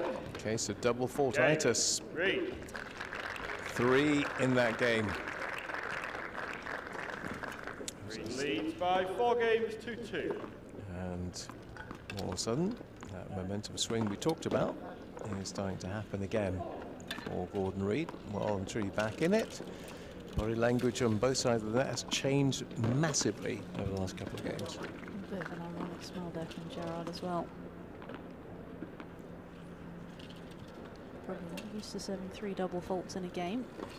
Can't happen too often with a serve like his.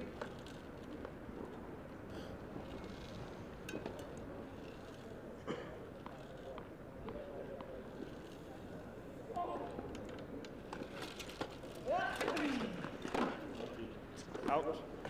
15. in love. Just really gone off the boil, hasn't he, in the last 5 minutes or so? That kind of match there, isn't it? In terms of swings. This might be a big swing.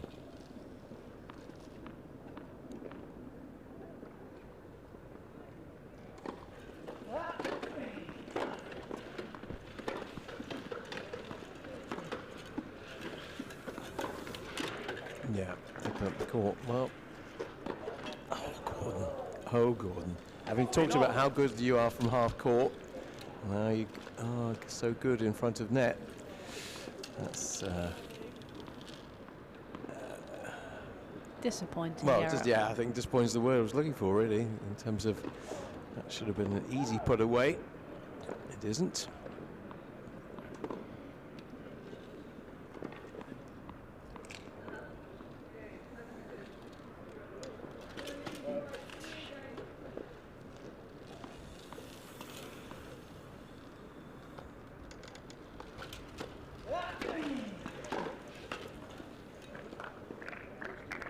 Hmm. 30-50. That's all a little bit half-hearted, that. A little bit flat, hasn't he, the Belgian? Rather. That was almost if, hopefully I'll get this one back in. Oh, I haven't. I'm sure he's not feeling that, but it kind of gave that impression.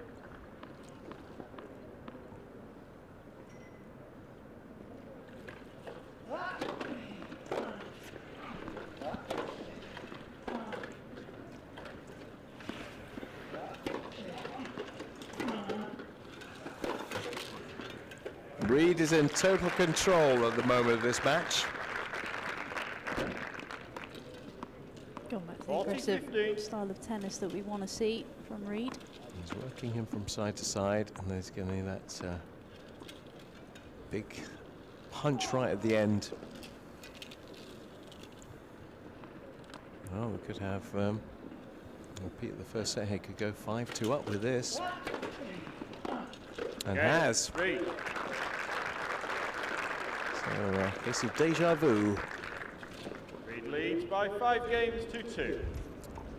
We are where we were in the first set, and we know what happened after that, but I've got to say, I don't get the impression that we're going to get a repeat of that, because the momentum swing has been so marked in the last 3 games. You look at the body language, you look at the play, Gordon now getting winners.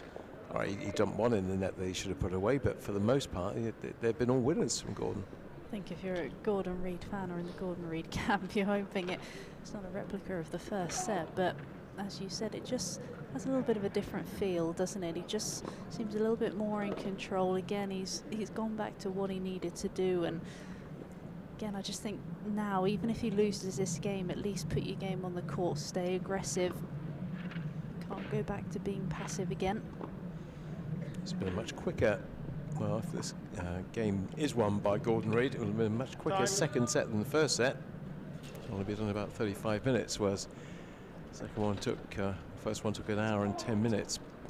But he's still got to win it, and obviously he's going to have to break Belgium's serve.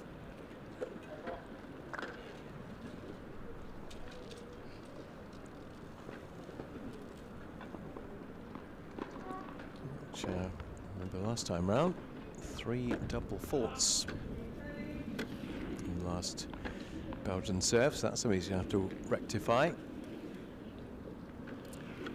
2-5, so he can stay in the set. 15. Not giving many indications to me that he's going to do that. Especially not with the body language as well.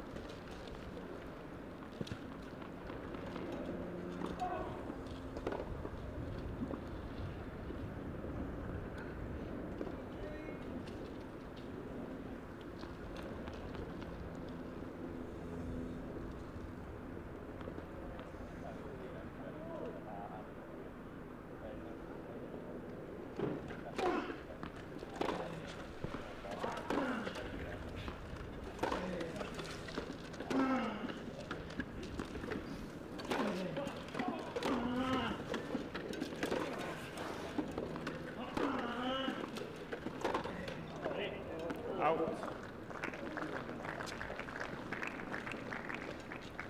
15 all.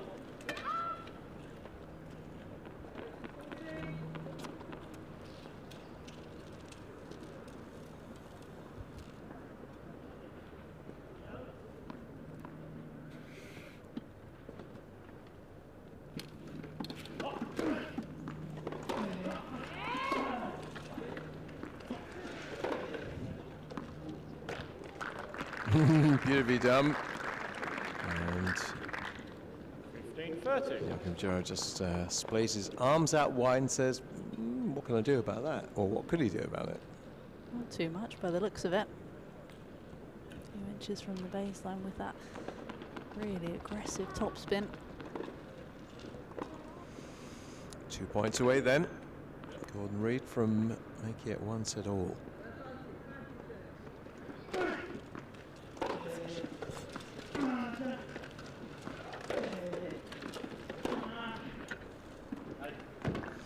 That's too good. That kind of died on the court. Just clinging in there again, isn't he, 30 all. Gerard? All he can do now is make Gordon Reid serve out this second set. I'm not sure Reid's got hopes of winning the next 2 points. I'm sure that doesn't have to happen.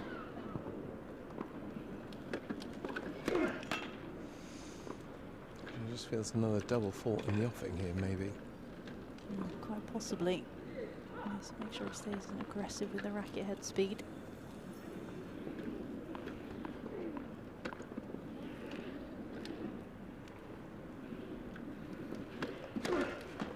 Net. Second serve.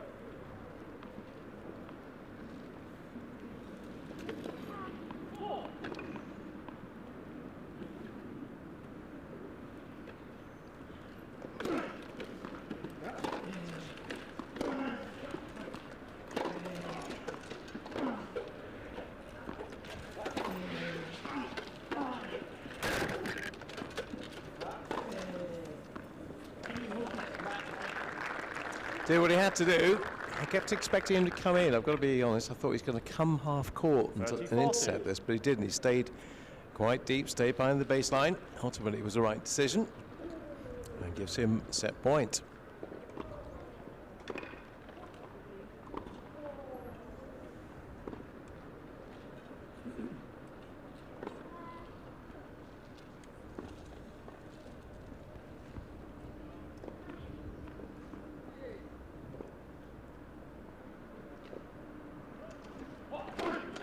Fault. Now, Gordon, what's your plan? Very deep at the moment, but he won't be staying there for long. Deuce.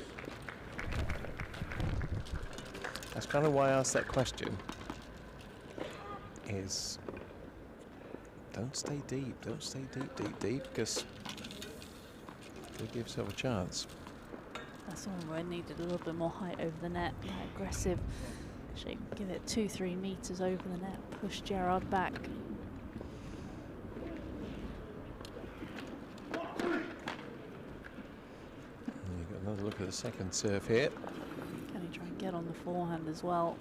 And that's a return that's really been causing Gerard problems.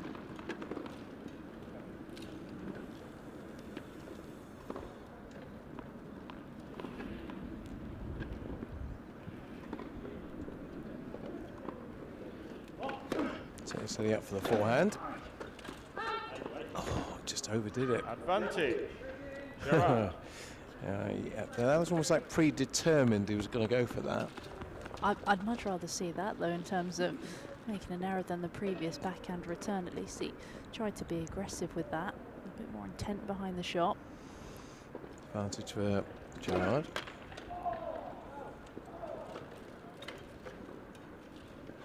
First serve has rather disappeared.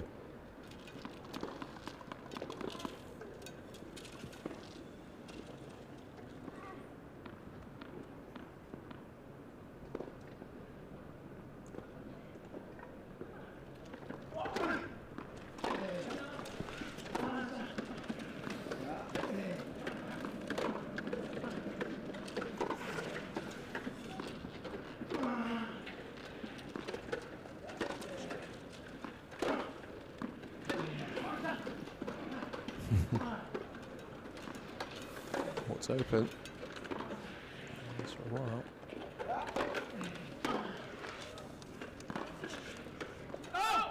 Okay. Gerard. Well, you can't see it on that camera. Oh, you can now. The look on Gordon's face. And that was a point that he should have won. Leads by 5 games to 3. Ultimately, gave to his opponent. Gerard did really well, though, to stay in the point.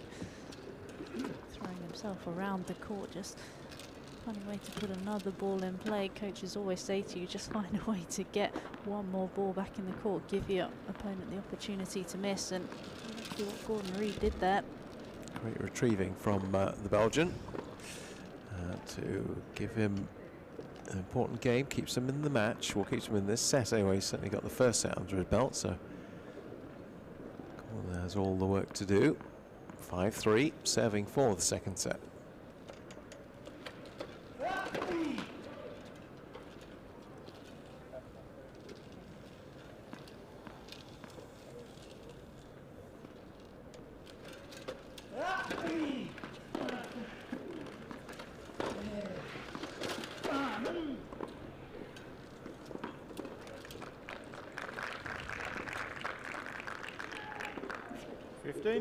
Gordon Reid forehand, we've seen it so many times in this match, is a weapon.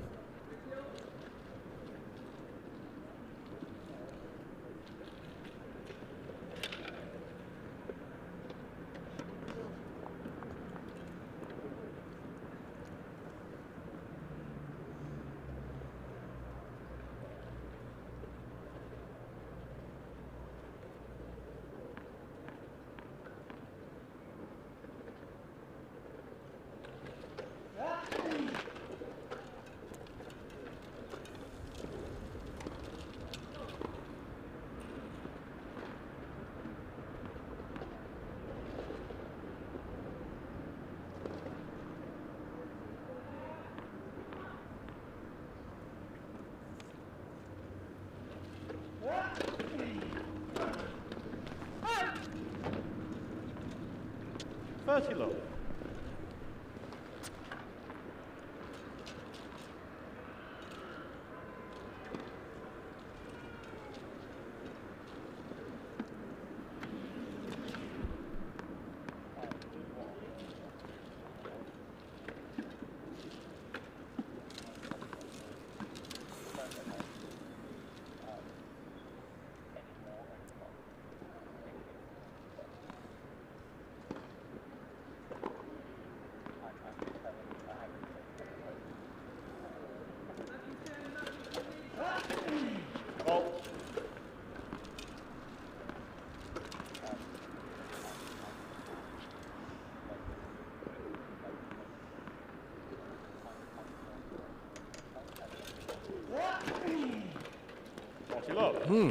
Ace coming at a very good time to bring up 3 set points.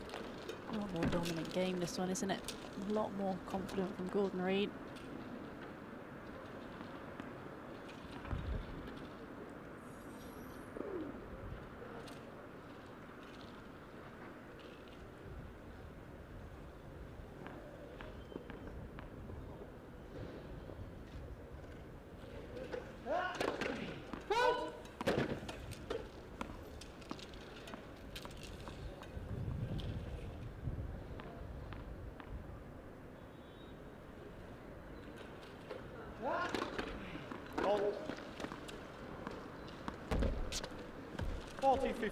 Not quite such a good time for a third double.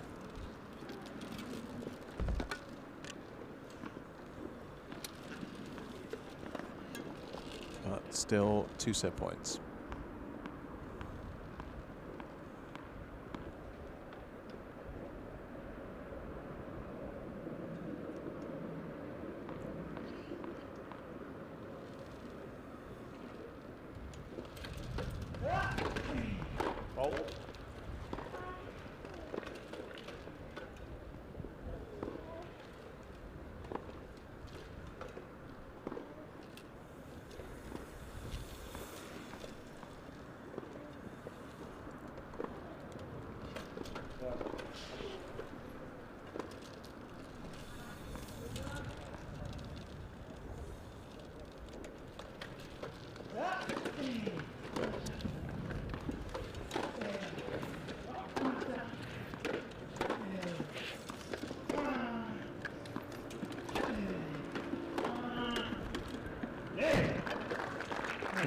there from Gerard. So maybe when the nerves start to kick in a little bit for Reid. Just seen a couple of these set points disappear. Just got the one left. This time we've heard anything positive out of the Belgian's mouth for a while as well. Been chastising himself quite a bit, but that's the first kind of positive, almost fist pump from the number 5 in the world.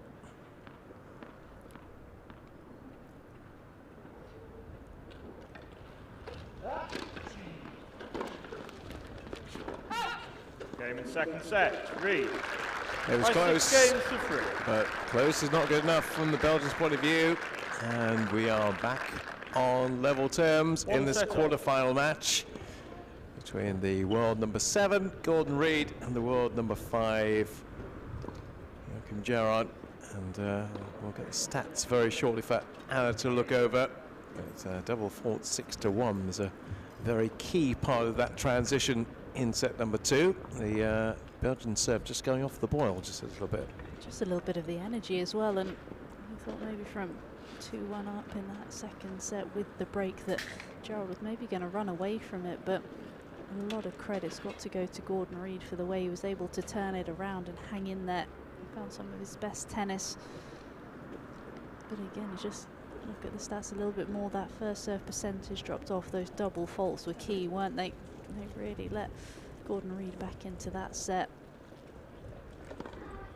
Again, just creating more opportunities and just a little bit more clinical. Only took 1 of 7 break points in that opening set, whereas Gordon managed to take 3 out of 6.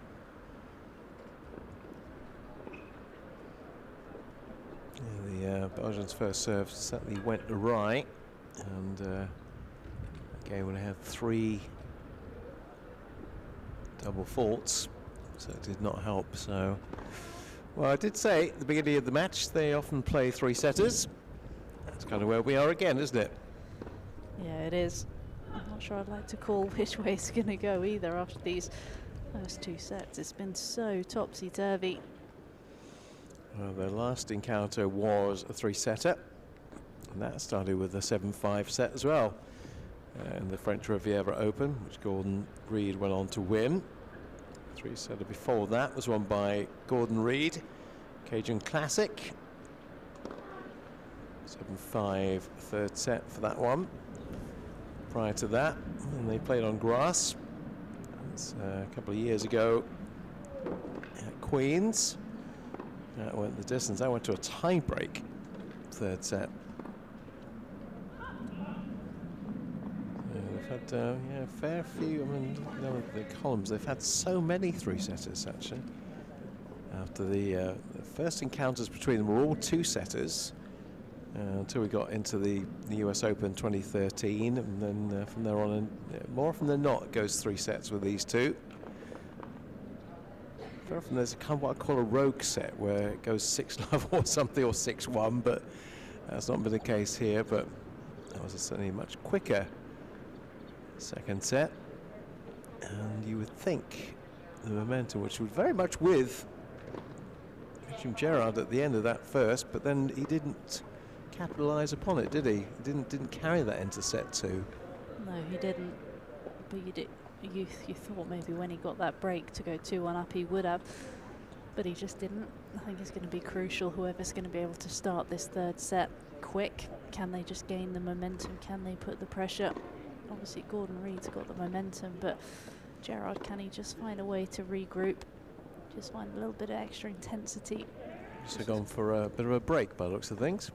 Yeah. As Joe decided to stay in place, Gordon's gone for a little comfort break, but he's back very quickly. That's how speedy he's rattling along behind me. So he's going to be back on court in just a few seconds.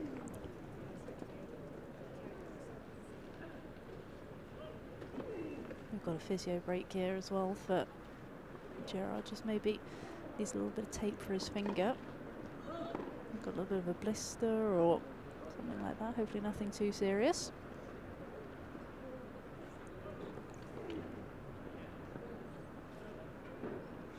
Gordon's back out there again. Our officials are back in place, so I think we're pretty much set for a resumption of the deciding set. And as I say, you'd always, I suppose, assume a momentum swing from one set to another, but it didn't really work between 1 and 2. And so when it comes to hard courts, yeah, for the most part, in recent times, Gordon's got the better of Joe, but now we've got baking sun here in Nottingham, and barely any wind. Conditions probably as good as they've been throughout the match for these two. So as Joe looks up to the sky to see the sun shining right in his face, Gordon gets himself adjusted in the chair.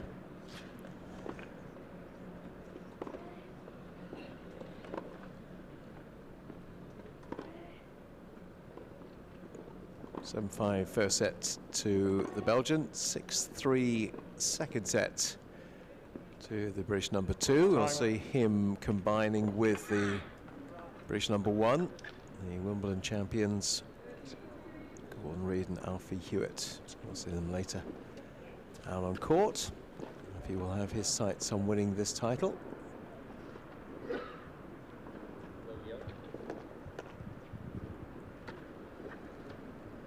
Final set. Jack Askew, our umpire. That's the third set underway. Fault.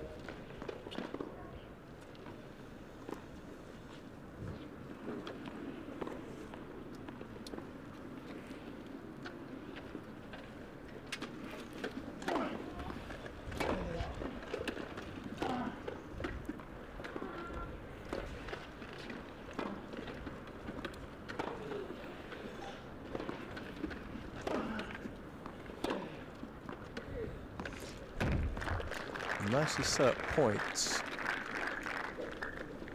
by Gordon Reid. Just have a quick look at Joe grimacing a bit as he comes towards us.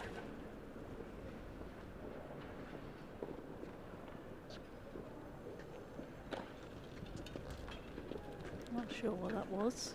Just maybe something with his leg, or I'm not quite It's sure. difficult to tell, but it certainly was quite a grimace as he worked his way. We know he's had a little plaster applied on the finger, but that was not a finger issue.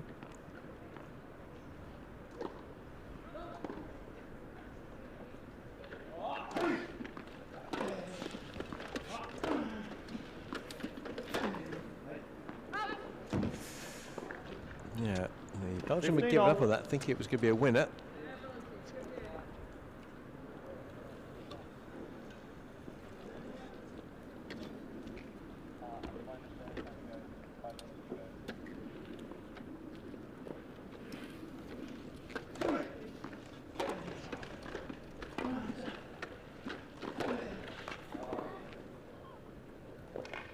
(30-50).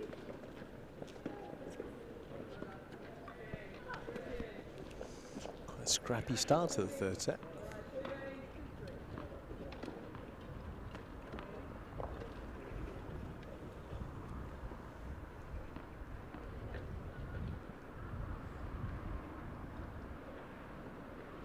I think Gordon might have heard you. That was one of his best returns.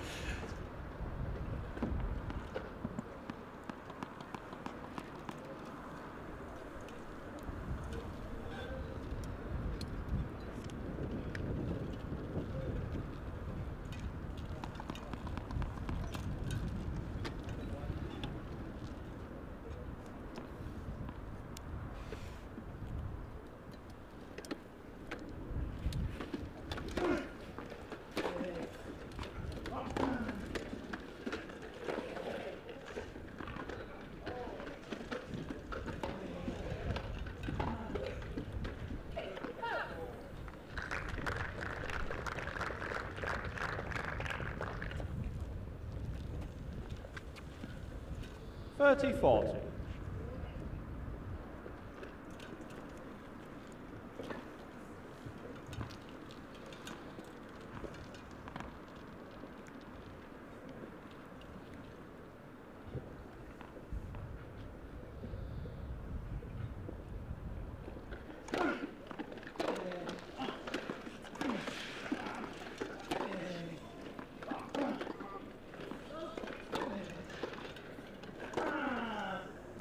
That is Gerard in top-notch form. That's what he can do, and that's what he can provide, and just up his game at the drop of a hat. And that, again, is just unreturnable.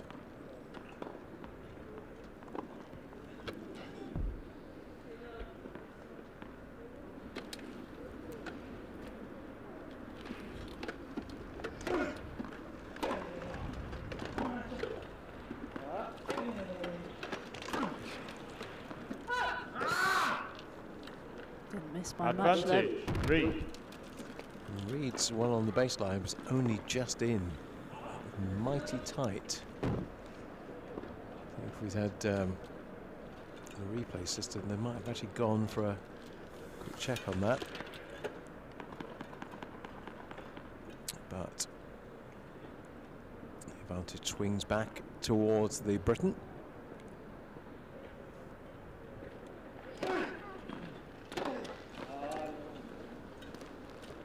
Hughes. Been doing so well on those returns in recent times. That was a real shank.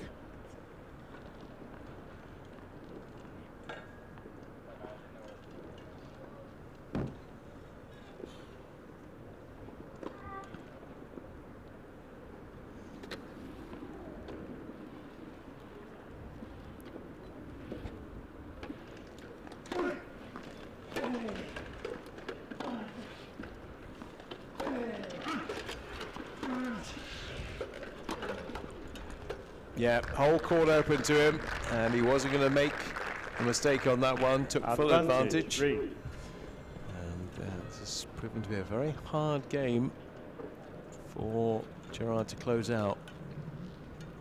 Came forward well though, didn't he, Reed? Took a lot more care on that volley. Just seen a couple of uncharacteristic misses up at the net, but not in that case. Another advantage point for a 1-love lead.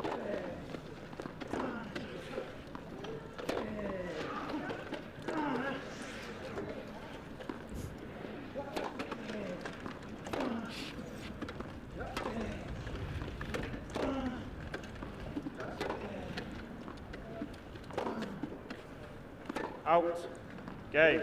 Reed. Yeah, he's annoyed with that. First game, final Was set. had all the makings the best rally of the match, where they were counter-punching, but it wasn't to be for the world number 5, who exceeds the first break in the third set to Gordon Reed. So he's 1-love up.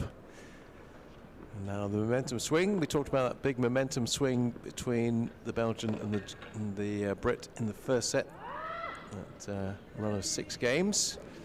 Well, it's going very much in Gordon Reed's favour now, who has upped the intensity again. Yeah, he has. Came out being a lot more aggressive in that Gerard service game. But we've seen time and time again in this match so far, having the break advantage hasn't necessarily meant you're going to go on and win the set. Now, what he has done, though, is carried that advantage from set 2 into set 3, which was not done before. That was the difference. That little momentum swing. He did at least take that into the first game of the third set. So 1 set apiece. Opening break.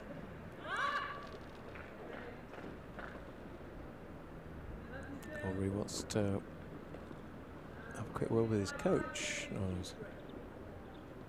No, needs something from his coach.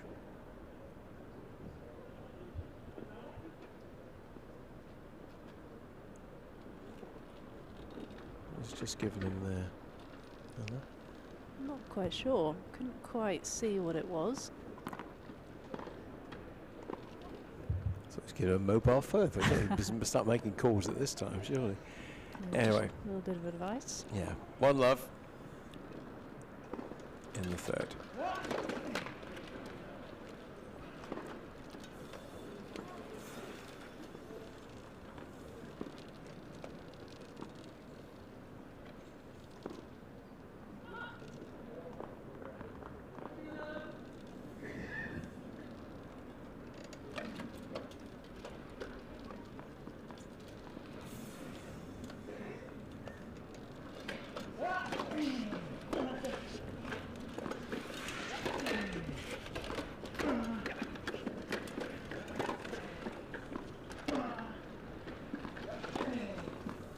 Yeah, nicely done.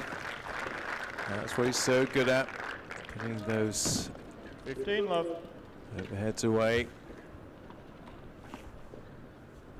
So adroit and adept on that forehand side. And there's blood in this one to Gordon Reid.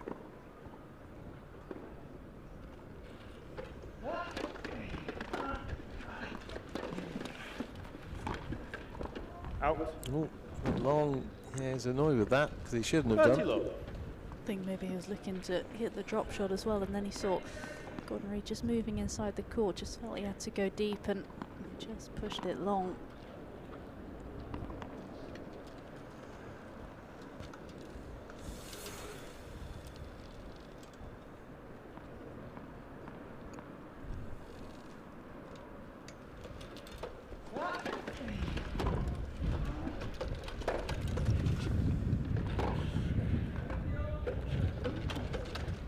That's nicely done. Tell you what, that was so nicely done.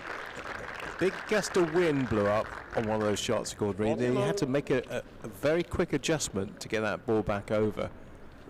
And he did that terrifically well. He's got such good hand skills as well. He's just got so much dexterity.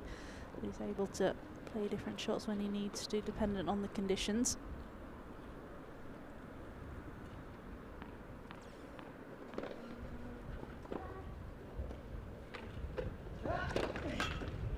Net, first serve.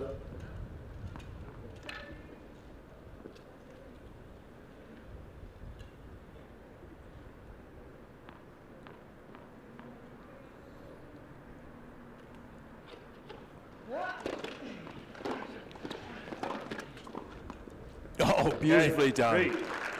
Well, that's the best game, certainly service game we've seen from either man in this. Lead by I 2 think it games might to well love. be the first game we've seen to go to love as well. I can't remember another service game to love. No, nor can I. I think 15 was the easiest someone had won a service game, but really just put his foot on the throttle, didn't he? And happier. Got the game face on now. 2 love up. Got the early break. I'll remind you though, he was 5-2 up in the first. Gerard came back, but it's a different Gerard we're looking at right now from the one we saw in the first set. Certainly the back end of it anyway.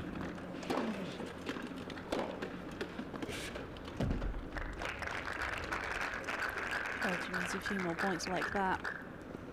Just needs 15 to love. get something going, whether it be just a good point, big forehand like that. Just needs to find that little spark, get the energy back.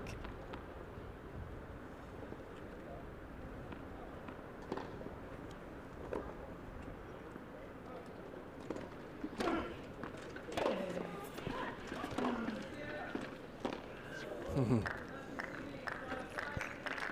30 love.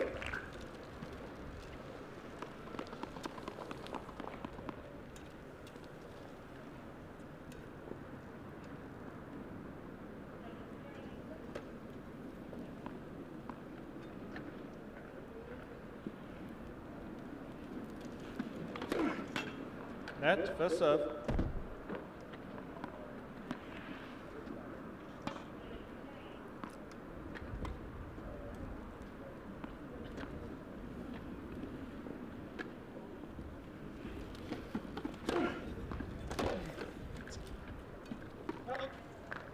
Forty love.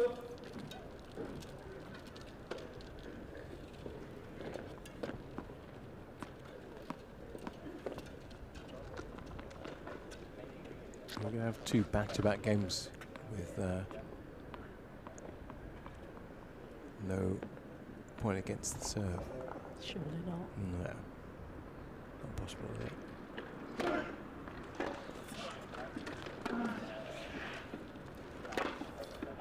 It is actually.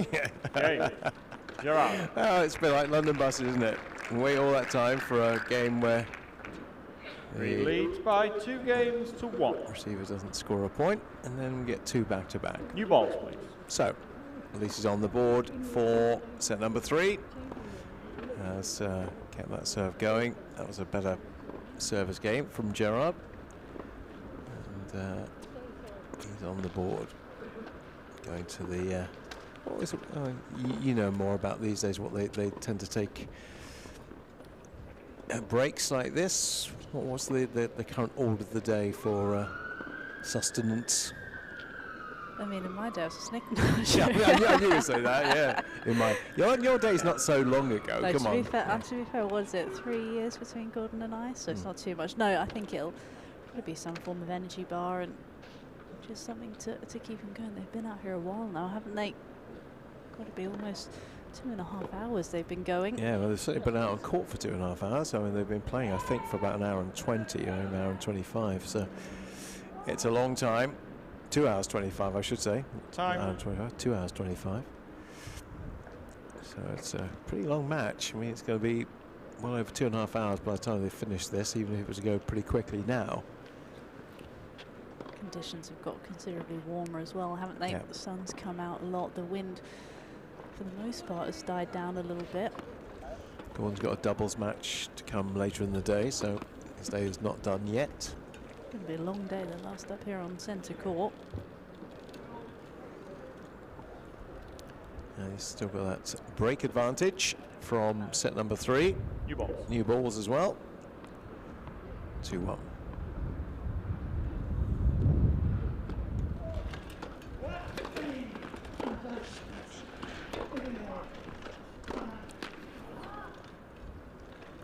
Love.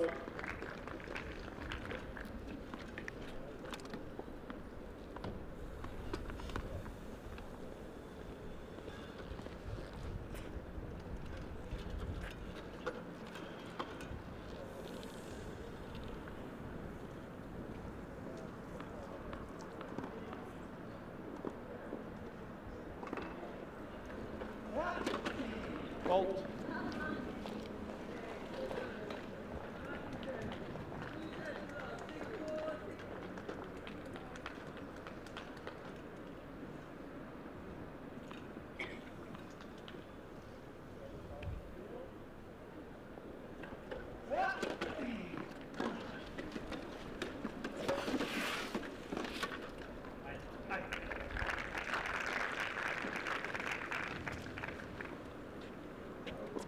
All.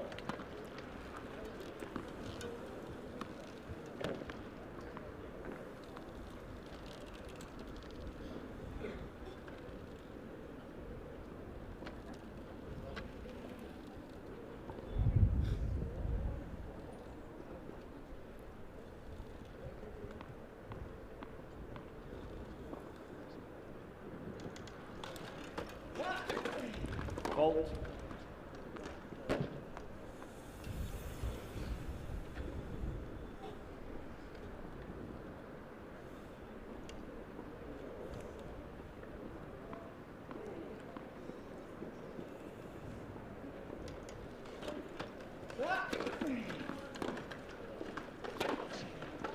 Out. 15-30. So a few signs the Gerard aggression is coming back into this match. New balls probably help a little bit. Going through the courts a little bit quicker, skidding off the surface.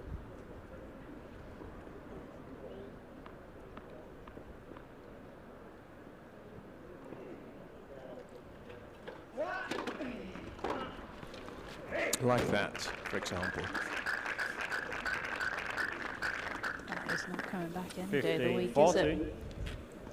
No, and there's 2 points for Jim Gerard to get back on level terms and then turn this match on its head again, potentially. Fault.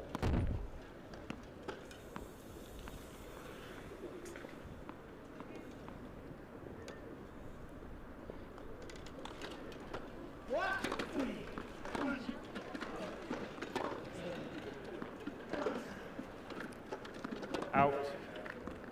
30-40. Looks back at his coach to make sure that was a correct call. Just drifted long, didn't it? Yeah, well, there's much they can do about it if it's not. No appeal procedure here. Sure, there would have been a long, hard glare at the umpire.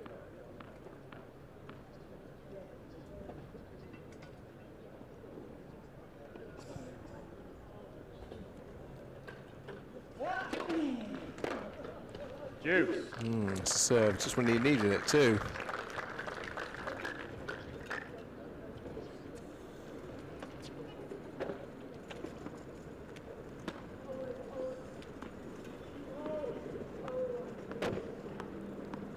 Gets it back from 15-40 to deuce.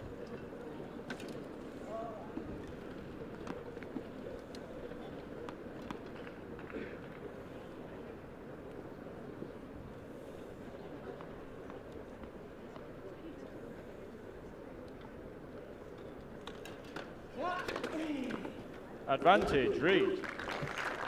Fourth ace for the British number 2. Just finding the serves when he needs it. Because he's out racing. Gerard 4-2 now. Probably wouldn't have put money on that at the start of the match. Serve from the Belgian hasn't been as dominant as we might have expected today.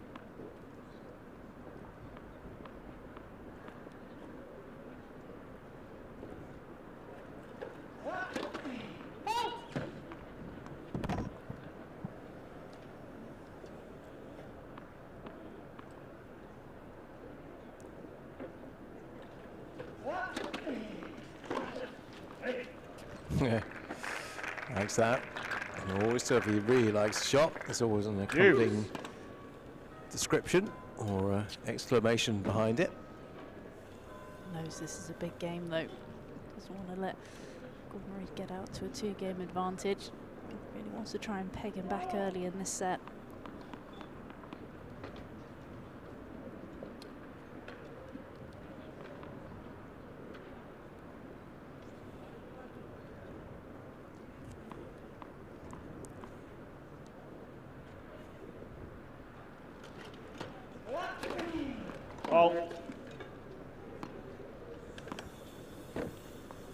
We should have Cyclops back, you know. Bring Cyclops back for this.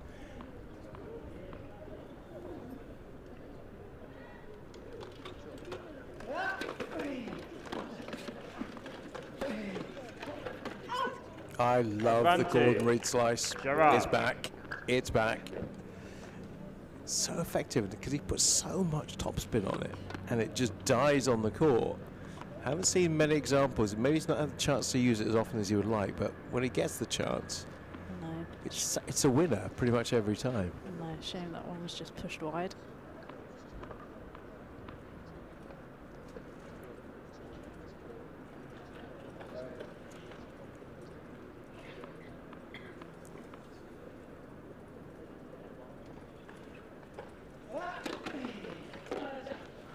That's not going to come back though, is it? Deuce. What I really liked about the previous slice from Reid, even though he did just miss it wide, a lot of the times players will look to go deep with the slice, but I think that the short slice bringing the opponent forward is such an underrated shot. Not the easiest shot to play, but if you've got the opportunity, it can be devastating. Use it to great effect. Use it to great effect, especially in the doubles. He uses it a lot in the doubles, and that's very effective. On the grass as well. Really had a lot of success with that.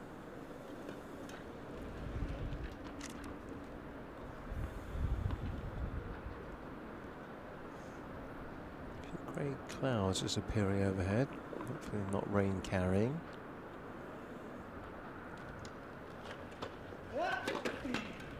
Net, second serve.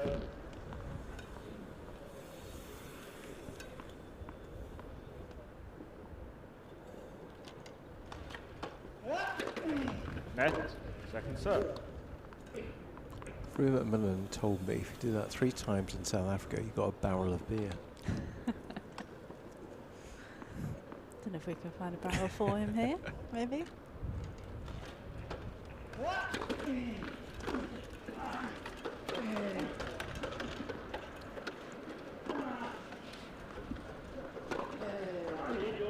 Oh, nice.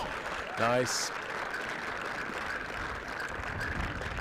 You see the slice backhand there as well. Advantage. Reid. This time just pushed it a little bit deeper. Just opened up the court for the forehand, made no mistake with it. vantage point for a 3-1 lead. Just open up a little bit of a chasm here. Ask Gerard to find his A game again if it's still there.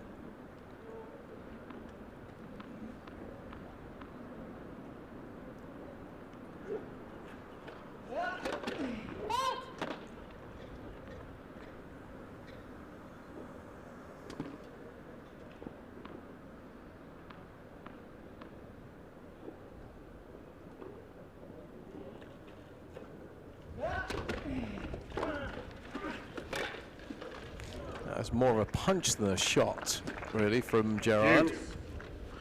Sometimes it's not about the pace that you put on the ball, is it? It's about how much time you can take away from the opponent. And I think Gordon pretty much barely recovered after the serve before the ball was already back down his end of the court. Well, that's what he can do to you.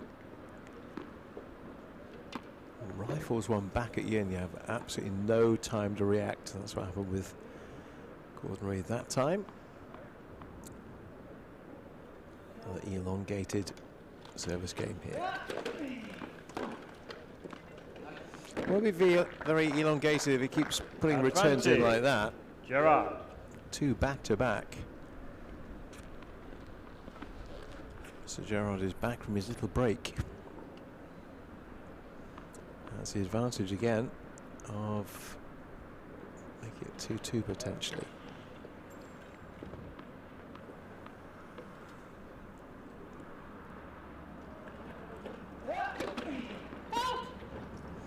Forcing Gordon to go deeper and deeper on the serve as well because he doesn't want it knifing back at him again.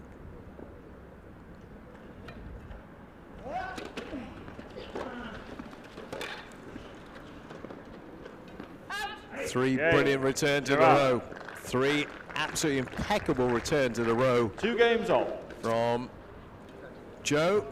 And suddenly, that what looked like being a relatively straightforward service game for Gordon Reid became anything but. We're back to 2-2. I think we've learnt throughout this match, don't underestimate anything or think that anything can't happen. It's just been so back and forth. You think one person's got the momentum and then it's just switching back and forth between the players. Wind returns, sun disappears. Fault. Been the nicest conditions of the day. It's probably the most difficult now.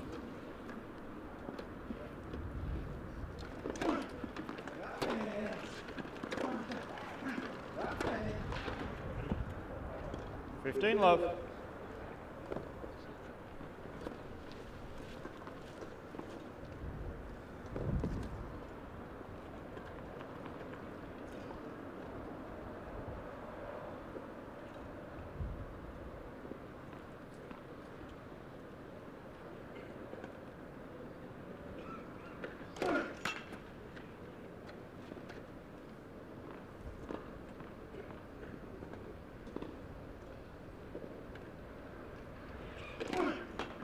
Ned, second serve.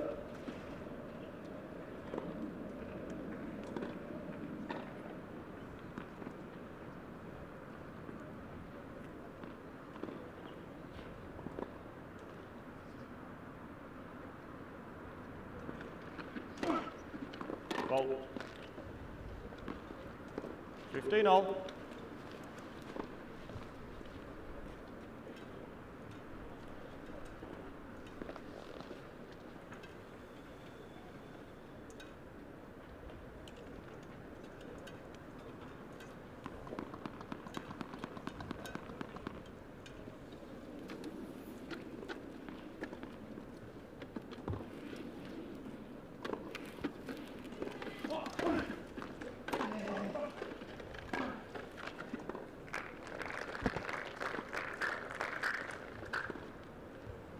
$15.30.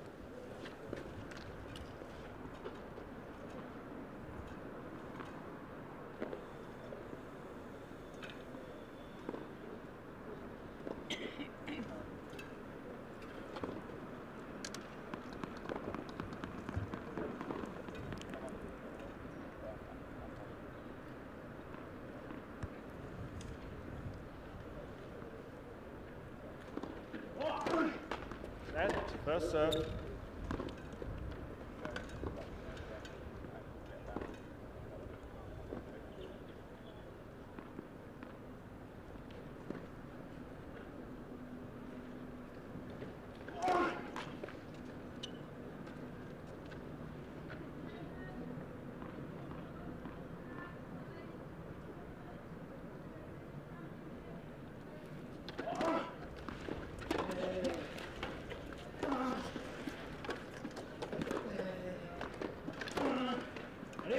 Surprised he took that on the half volley.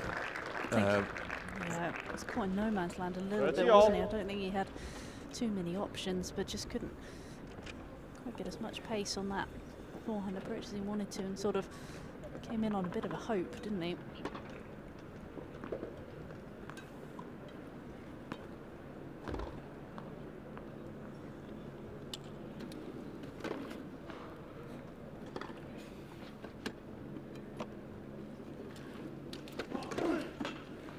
Net, first serve. Not quite sure I've ever seen so many net calls No, in one match. it's a We've lot. seen I think we get that net measures it again, don't we?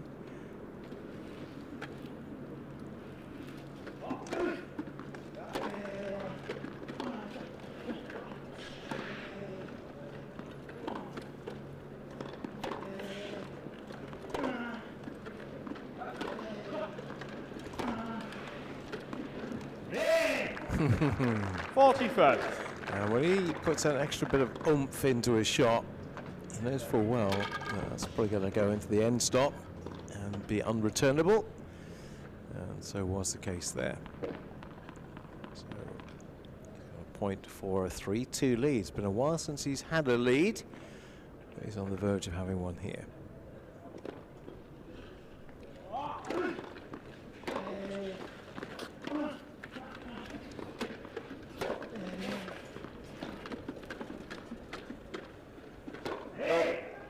Game, Gerard. Gerard leads by 3 games to 2.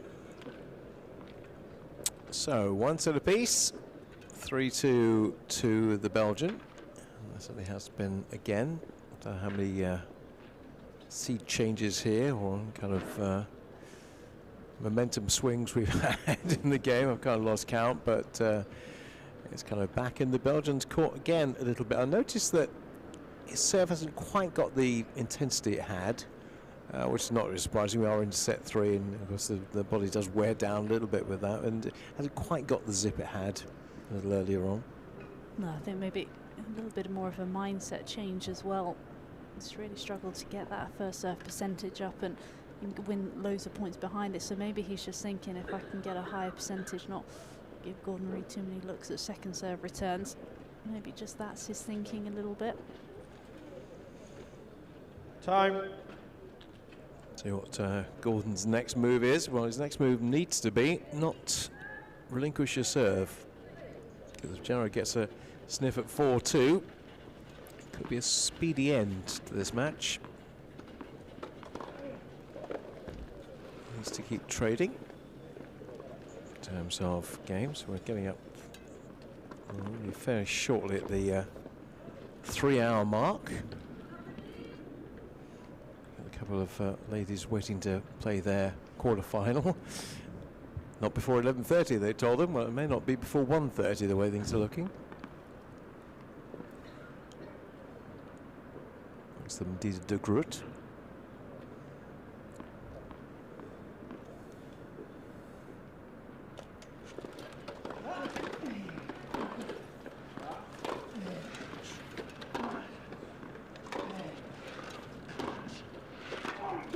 What a pickup. What a pickup that is. He still managed to get it back. Out. That's an astonishing pickup, that. No, well, it's just cut 15 inside of the ball as well, just got it moving away from Gerard, but I'm not quite sure again how he managed to still get a racket on. I know he didn't get it back in the court, but again, the power he possesses to push that chair around the court.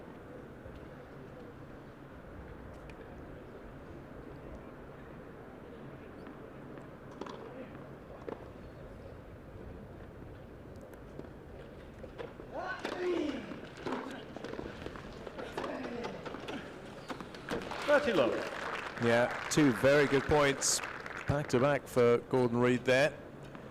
Pick up on the first point, and then that very incisive forehand down the line to make sure that this game's going in his direction.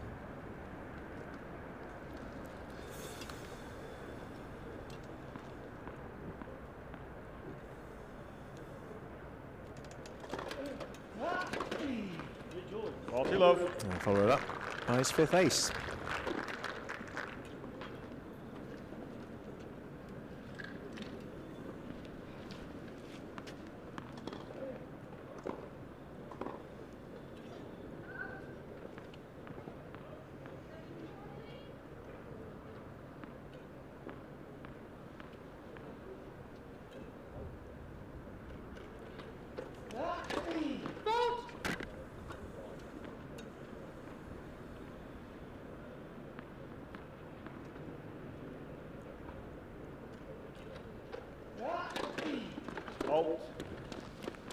Fault. 40-50. That's the second time he's done that.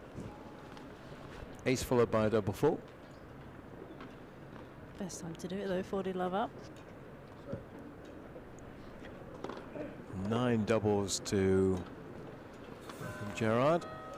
Just the 4 to Gordon Reed.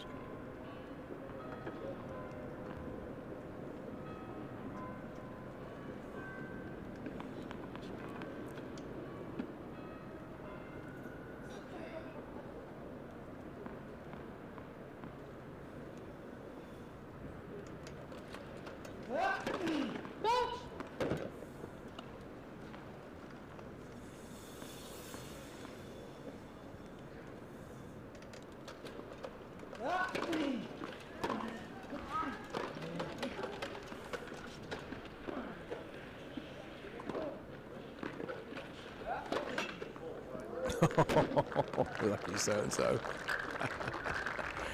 Yeah, it always seems to be Reed. those overheads where you have so much time to think 3 about games it, on. where you're more likely to make a mistake like that. I mean, he was lucky, but, you know. It's all about concentration on those shots, isn't it? Yeah. Especially when you've got the whole court to aim for. It's sometimes you can second guess yourself and think, oh, should I go into the open court? Should I go back behind? Pick the right shot there though. Got a little bit lucky with the net court. You see itself where people just dump it into the net because with a vast expanse of court open to them.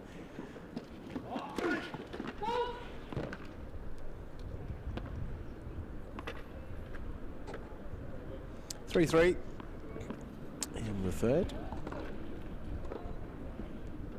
One set apiece. Oh, it's right at the chair.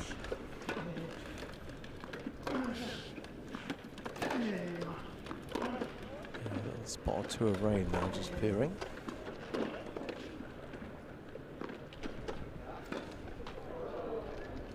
We don't want the rain to come right now. This is about the worst time it could be in terms of interrupting this. Not heavy, just occasional spick and spot, but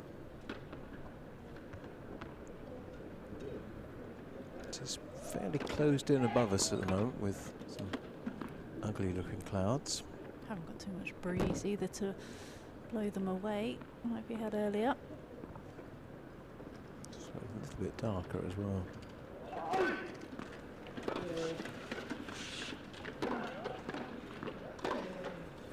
Out. Annoyed by that.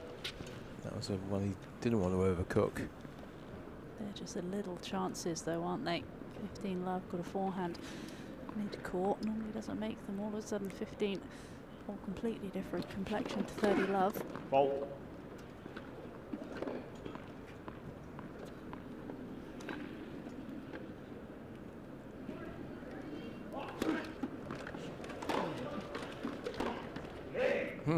Yeah.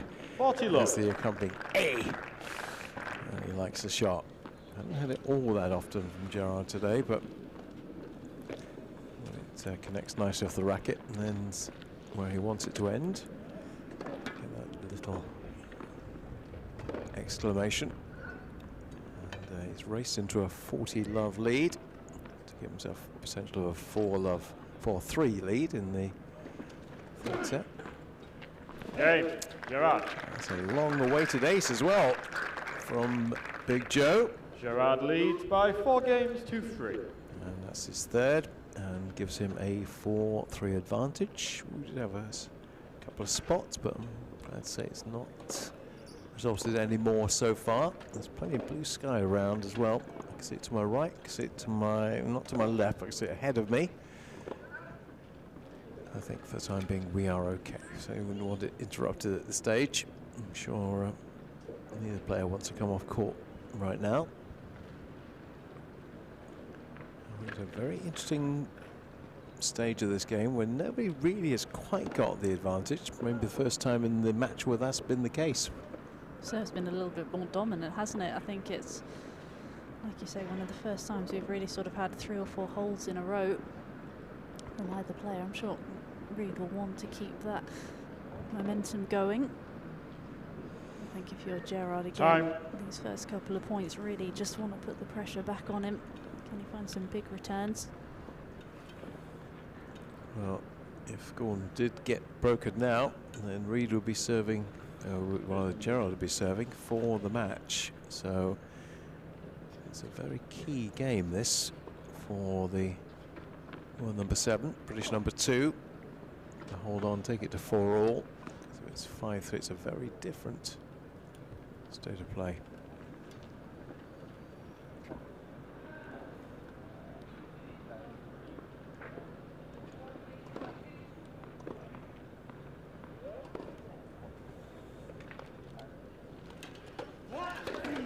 Fault.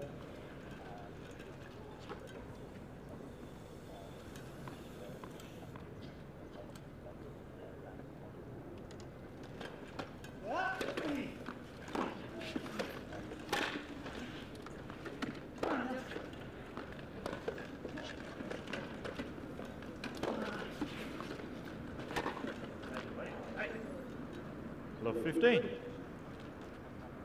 a bit cranky with himself there, Gordon Reed. A little bit passive in that Where point was it? again. It was kind of a betwixt and between shot, wasn't it? It was kind of neither one thing nor the other. This is where it's really important for him to keep that aggression. He was not happy with something. Not quite sure what. He was gesticulating up towards our cameraman, I think. Yeah, maybe just making a little bit of noise or something just distracting him.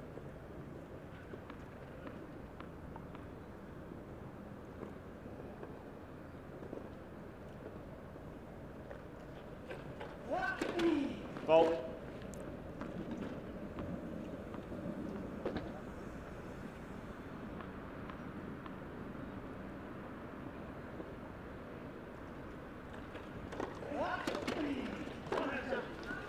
Yeah, Love 30. he can smell blood now. The Belgian just thinks, you know, how important this game is to him in terms of potentially closing this match out. A couple more decent returns, the game is done, and he can serve for the semi-final place. Fault. That's forcing Reed to go deeper on the serve as well now. Another second serve to look at as well. Just look at the court position that Gerard's going to take, how early he's going to take it inside the baseline.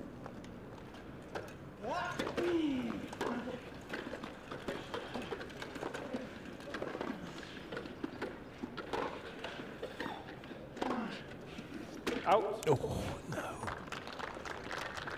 That was a let off for Reed, It wasn't was, it? wasn't it? 15-30. It really was. He bossed that exchange until that very last shot.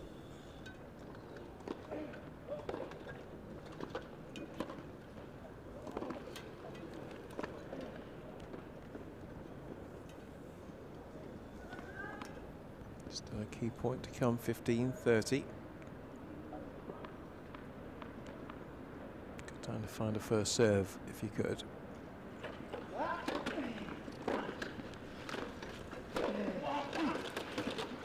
Not going to reach that. Not going to get to that. And he goes a fist bump. We haven't seen too many of those from Gordon Reed today. But he was delighted because the enormity of getting a first serve in and B, getting that cross court out of the reach of the Belgian. Put it back to 30-all.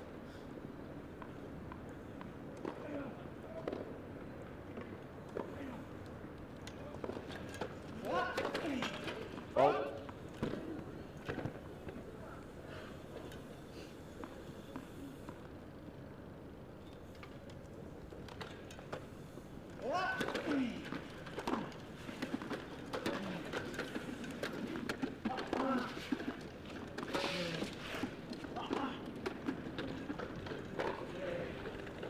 Out. Oh, some good retrieving and then overhits it.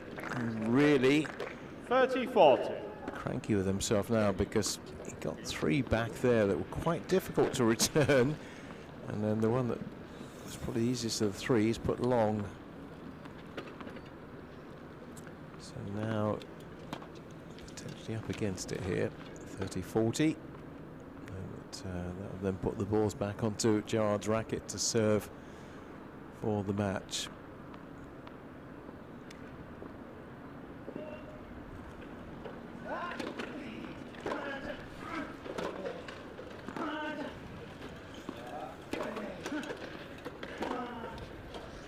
Out. Just. Just. It's not missing by much though. Just a little bit of a look at the umpire, just questioning how far out it was. I think it was quite tight, just looking at the position of where Gordon Reid's wheelchair was in relation to where the ball landed. It just gave me the impression it was pretty close. Close is not enough, brings it back to deuce.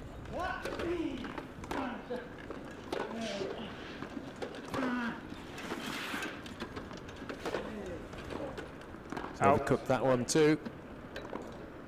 Advantage. Gerard. Break point again for a 5-3 lead.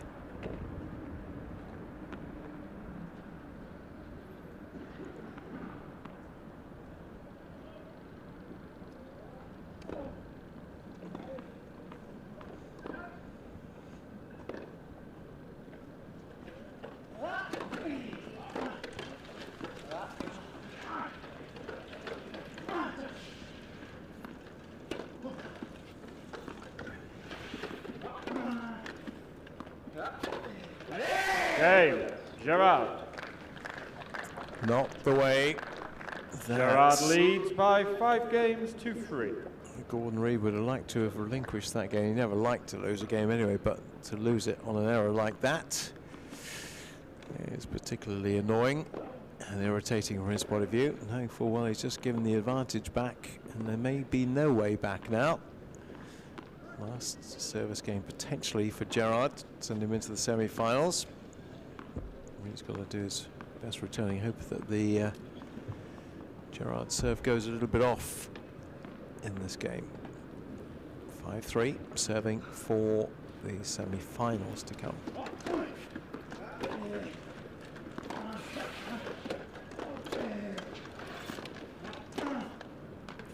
Love 15. Uncharacteristic forehand error there.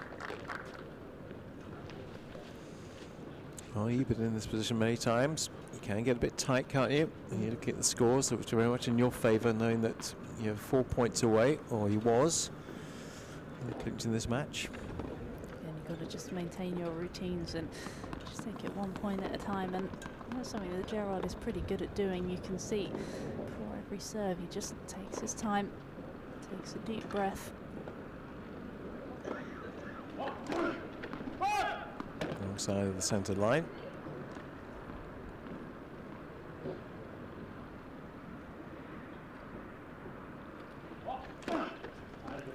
Oh dear.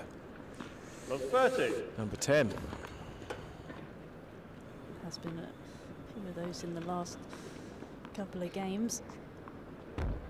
You don't be handing it to your opponent. Come on. No, you at least want to make them work for it. If they are going to get that break back, especially seeing as they had to work so hard in the previous game to get the break.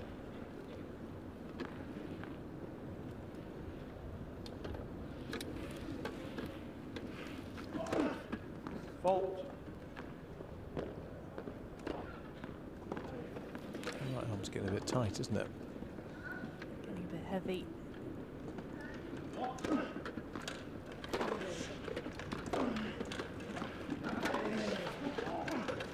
Oh, brilliant. Brilliant. On the forehand wing again. Love 40.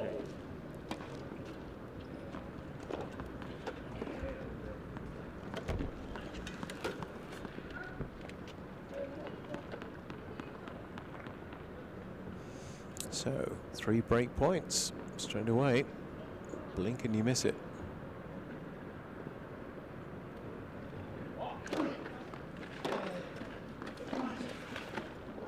Oh. 15-40. I think that's 2-1 in terms of net chords now in favour of the Belgian. Still got a bit of work to do, dig himself out of this game though.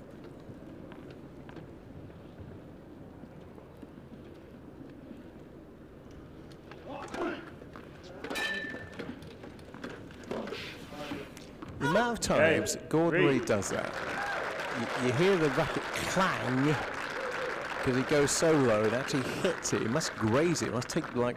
Gerard leads Chunks by 5 of games the to racket. 4. That's just so much. It must take about 2 layers of paint off every time it does that. But anyway, what it results in is a break to 15, and he's right back in it. Not that he was out of it at all, but he's got a chance to.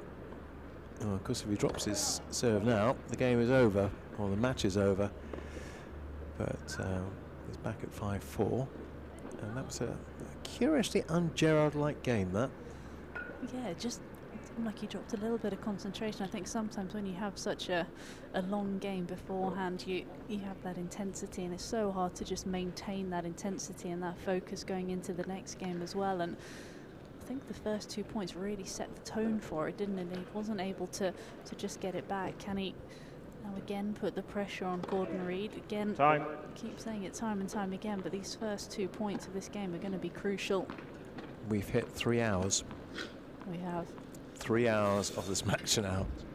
You wouldn't bet against it going on a little bit longer, would you?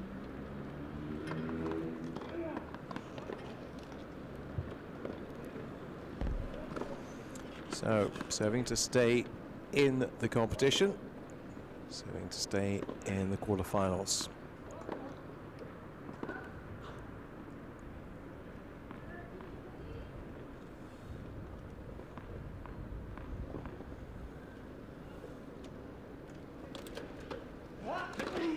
Fault.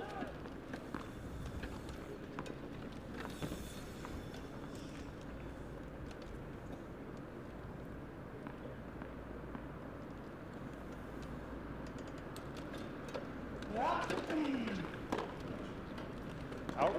Good body serve there, jamming up the right hip, forcing 15 the love. air up. Perhaps haven't seen that quite enough. No, it's such a good serve and such a good play to use against such a good return up.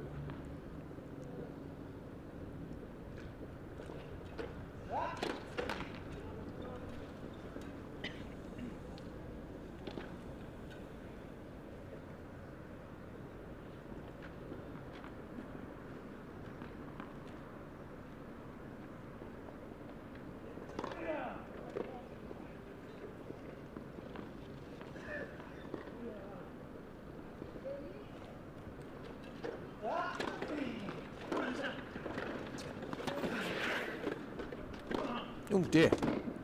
Excuse me, that's Gerard. He came right to our comedy position there. Maybe he didn't like something we were saying. Love. Getting his revenge. I think it's more likely to hit you than me, actually, on that one. But Hopefully I'd yeah. have good enough reactions.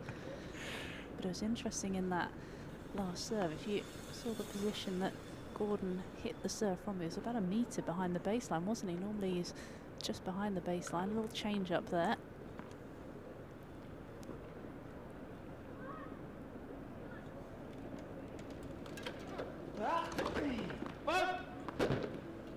Get it right in the right service box there.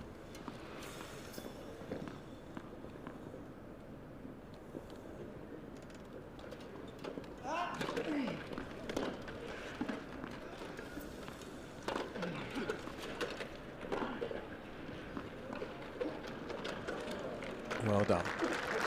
Just caressing it, wasn't a shot, just pushing all the momentum back on that shot 40 into the service box where it remained, and Gerard could not get to it. Very impressive service game so far from Reid.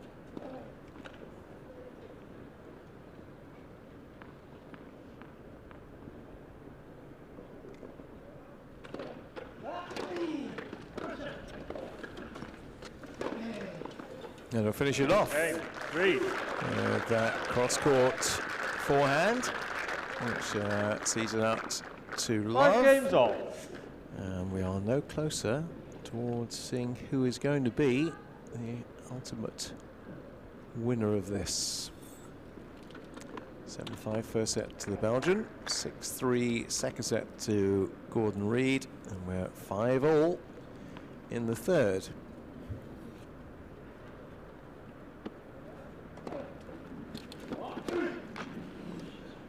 It's quite a tired looking serve, that, from Gerard. He normally puts so much oomph in it, and that kind of died into the court.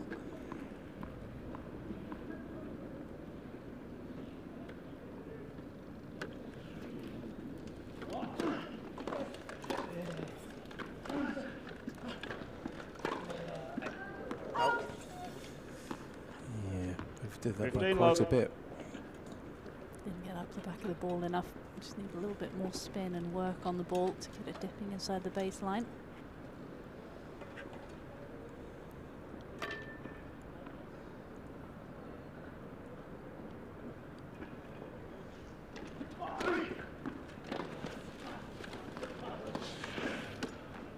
I'm not going to get to that. I haven't seen that very much from Gerard. I'm not sure I remember him hitting any other drop shots. No, I don't. No, I think it's the first one, and when he hits it like that, you do sort of wonder why he hasn't used it more. Anyway, so he'll try to use it quite a bit now. Now it's worked for him once. He'll probably try it a couple more times, but if the occasion arises.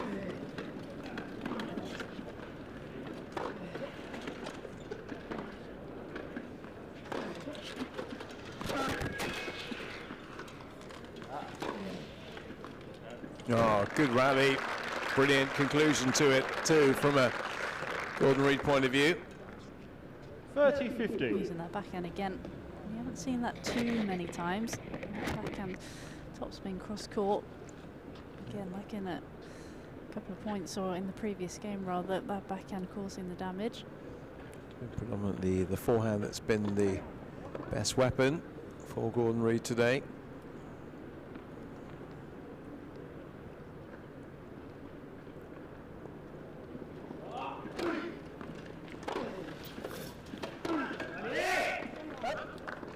All. Now the annoyance from the Belgian, who's given that point away in effect.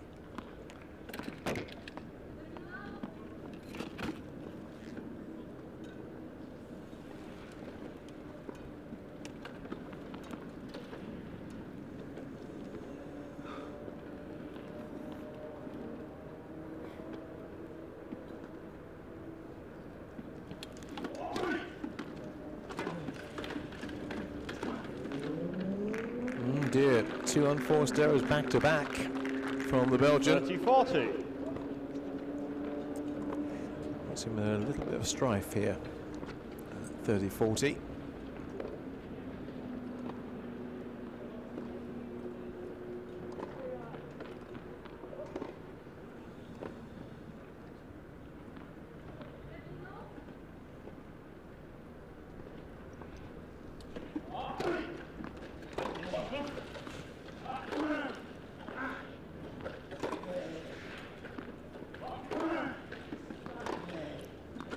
Yeah, and Gerard just then puts the ball skywards. Really not happy with how he concluded that game.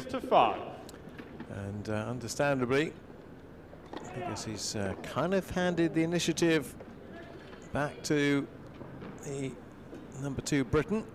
Code violation, ball abuse, warning, Joachim Gerard. He certainly gave it the full welly on that ball. Oh, we can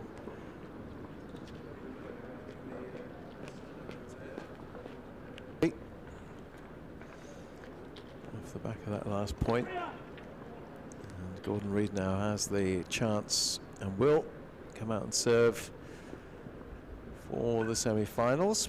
May still be another twist in this match yet. Well, so the conclusion of that game, he just rocketed that ball skywards. I think it's still moving. It's probably over East Midlands Airport right now. You can understand though the frustration after having worked so hard to get that break, to get that 5-3 advantage. Pretty much gifted Gordon read the game back, and now all of a sudden, being in such a good position, staring down the barrel a little bit here, pressure's back on. Yeah, but we've seen closing out is not the easiest thing to do.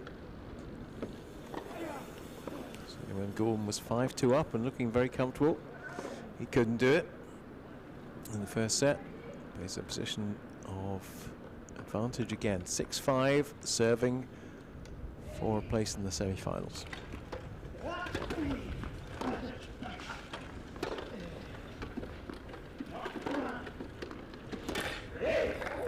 Big backhand there from the Belgian. A big roar as well. Just trying to get the adrenaline going. That's what he can unleash, even though we've been playing well over 3 hours. He's still got that in his armory, so that in his locker when he can find it.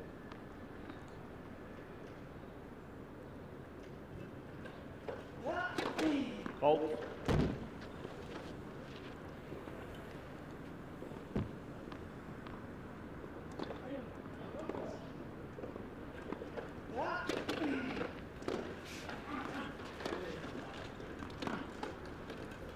Out. That's just a bit of a lazy shot, really.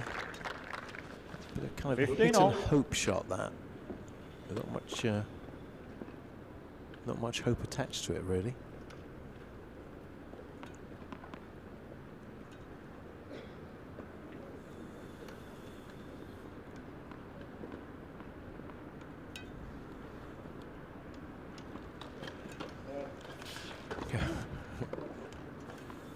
Gerard was well in before that ball toss was even made.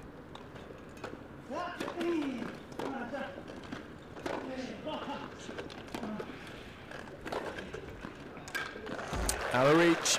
Not much you can do about that. I don't care how quick or how big your wingspan is. 30-50. You're not going to get to those. That was not an easy shot as well. High on the backhand side on the drive volley. To be able to control it and find the space as well. Out of the reach of Gerard. Great shot at a big moment. 2 points away from the win.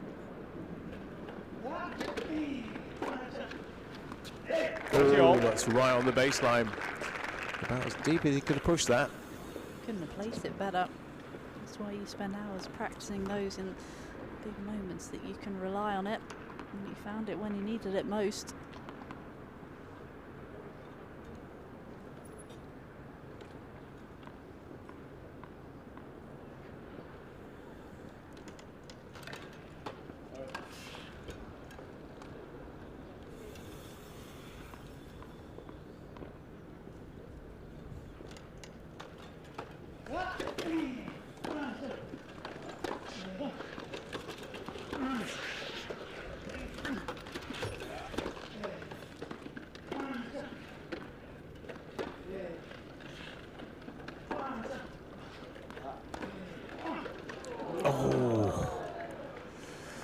Needed 30-40. about 1 more inch, and that was going to crawl over the net. As it was, fell back on the wrong side from Gordon Reid's point of view. And now Gerard has the break point to bring it back to 6s.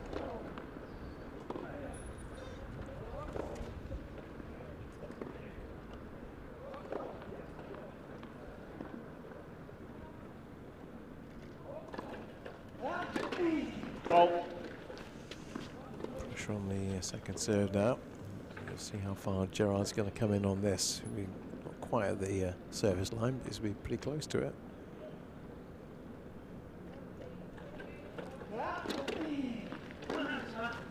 Yeah, knifes Hey. that one back. Gerard. And a big yell of delight. 6 games all. Tie break. Here we go again.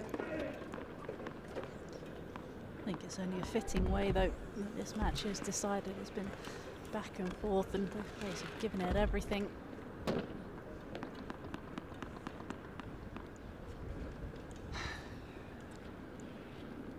So first in the tie-break serving will be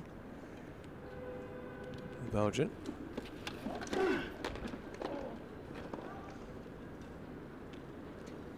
The first set seemed like it had gone to a tie-break because it didn't. It was 7-5.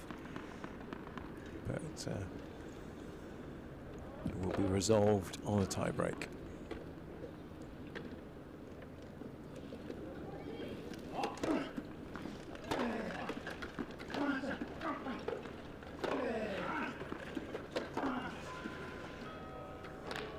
Way too long. So first strike against the head. 1-0. Reed.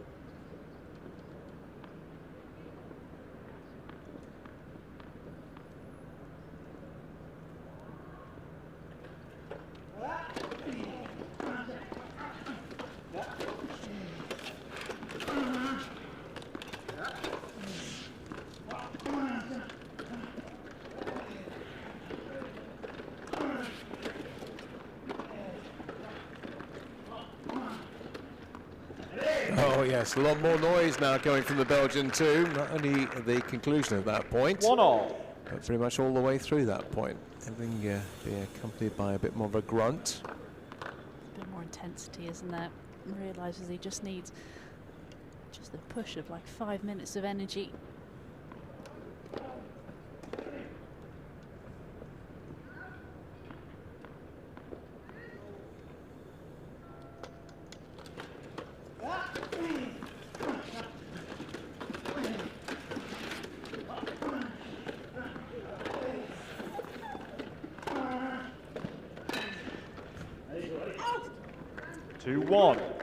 Gerard. Nobody's actually been able to hold their serve in the tie-break so far. All 3 points going against the server.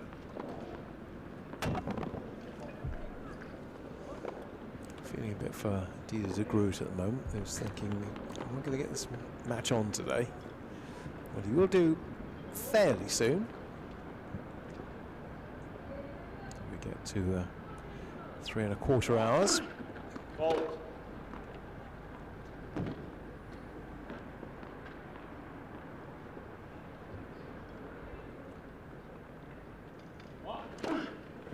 Fault. Ooh. 2-all. That's not a great time for a double. Never a good time for a double, but particularly in a tie-break, it's not a good time. There's been a surprising amount of double faults from Gerard, but 11 will make it. Yep, it is 11 now. 11 compared to 4 for Gordon, so that's 7 free points he's given away. A lot of them have come at inopportune moments as well, haven't they?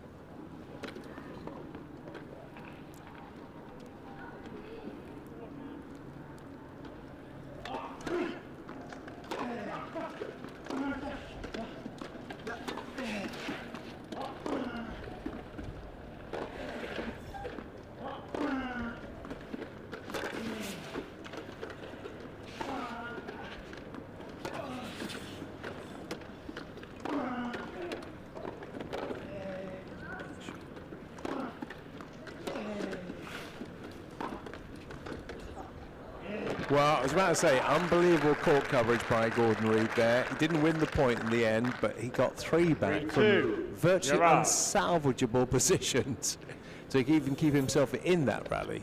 Made it hard. It didn't give Gerard an easy volley at the end either. So at least he's got 1 service hold, which gives him a 3-2 lead.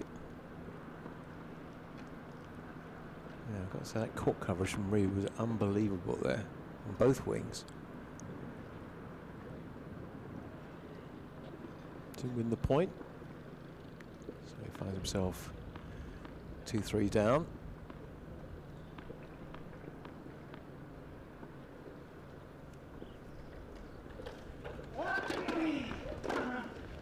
Out. 3-all. You know what, that'll change ends.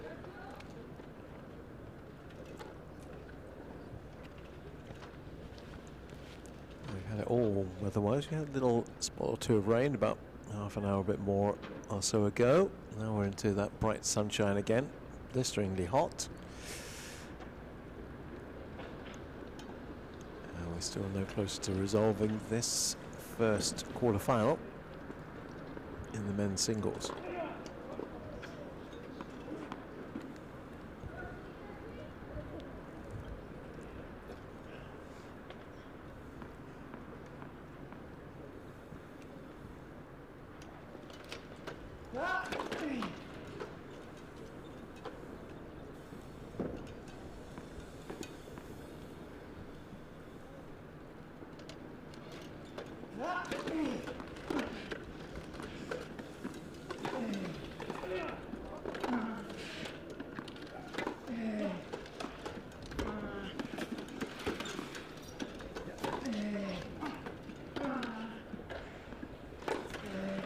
Out. Oh, overcooked it.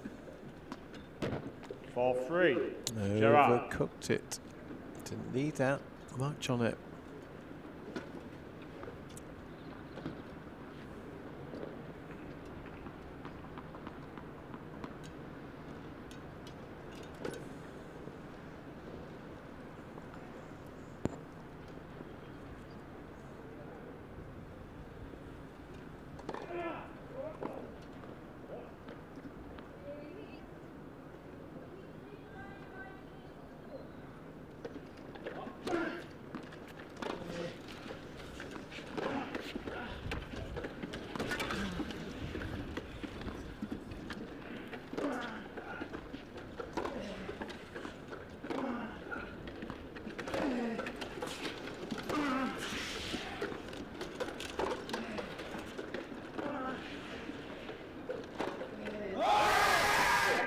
Gordon, what did you do? 5-3.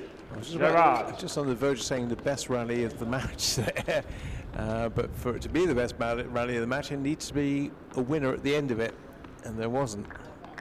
He worked the point so well, moving Gerard from left to right, set up the space for that forehand down the line and pushed it long again. It didn't need to be that close to the baseline. He's giving himself a little bit of a hole to climb out of here. Gerard is 2 points away. Semi-finals.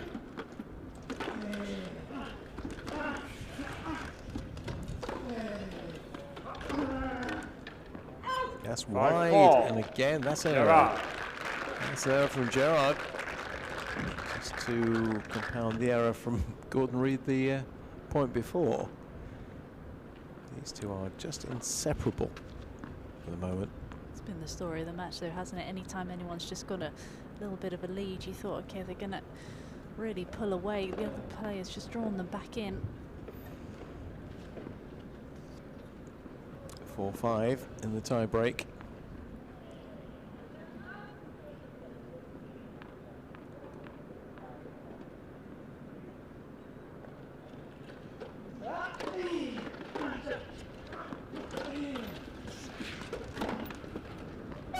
Oh, it's wide. Again, didn't have to be, shouldn't have been. A lot of time to set that shot up. Just didn't need to go for the line, really, did he? Just got to work the point again. Put Reid under pressure, open up the court into the cross-court forehand, but just get a little bit too much. 5-all. Fault.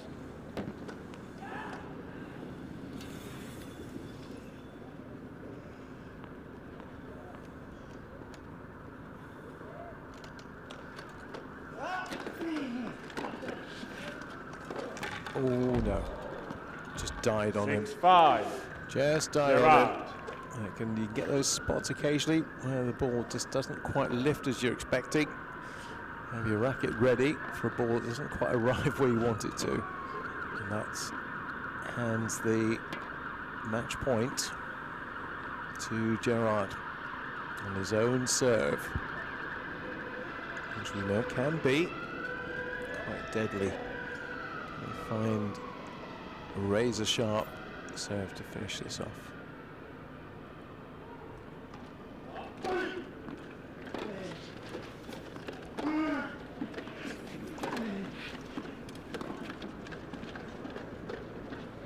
Oh, Game, couldn't get set, it. match. Gerard. Yeah. By 2 sets to 1. Beautiful way to finish from the Belgians' point of view. 7-5, 3-6, And it's 7-6. a sparing lunge from Gordon Reid to get that last racket under the ball.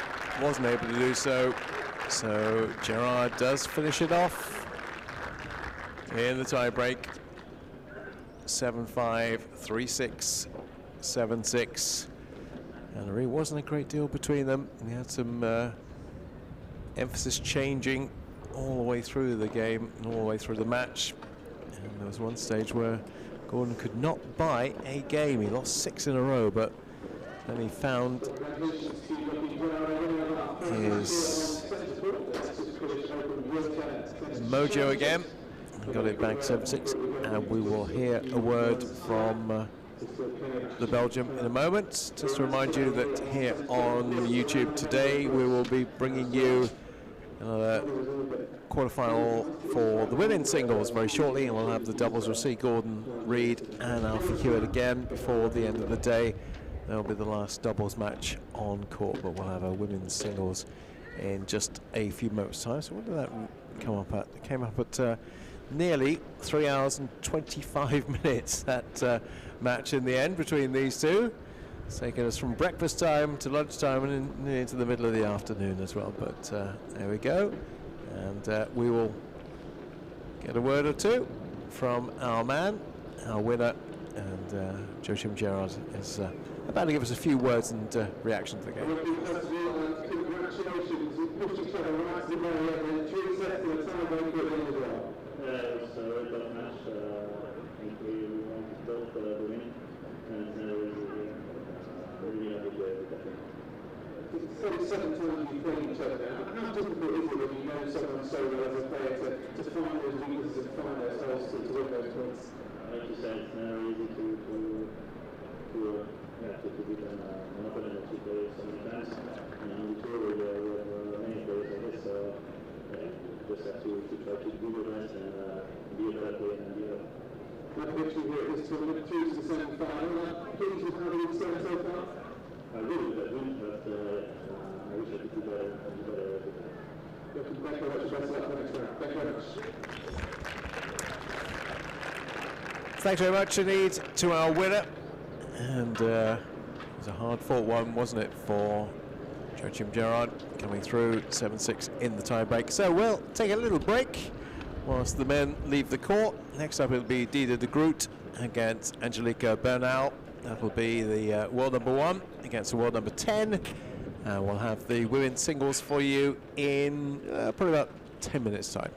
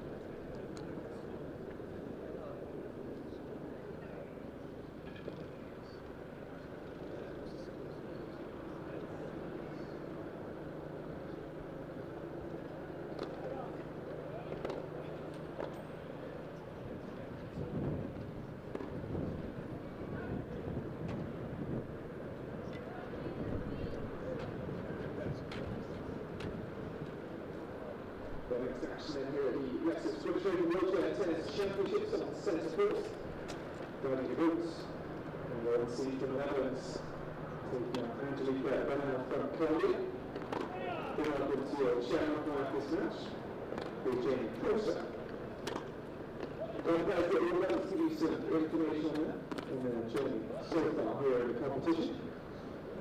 First up, number 1 seed from the Netherlands, guiding the boots. Number 1, both the singles and the doubles. She's a 36-time major champion, winning on 19 titles in the singles and 17 in the doubles. She's won multiple wheelchair tennis masters titles between 2016 and 2018 in both the singles and the doubles. As well as gold medals in the singles and the doubles at the 2020 Tokyo Paralympics. She's also part of that team that won the World Team Cup on 8 occasions between 2011 and 2019. So first action from play in this competition. Position for this one. Angelica Banana from Colombia. So multiple American Games medalist. Has competed in the Paralympics twice. Recently leads the qualifiers of the Belgian, Swiss and the German Opens. Also winner of the Toyota International in France. First round, for Angelica was versus Fightback, on 6-2, 6-4. Head-to-head for these two, they had 13 times before. Their last meeting was at the Barcelona Open in May. There is a short set victory for the Brits. Big show of appreciation for our two players then here at Lexus Fightback Wheelchair Tennis Championships, the women's quarter-final. Guiding the Brits, and Angelica Banana. We'll show them about this match. Please, Jamie Closer.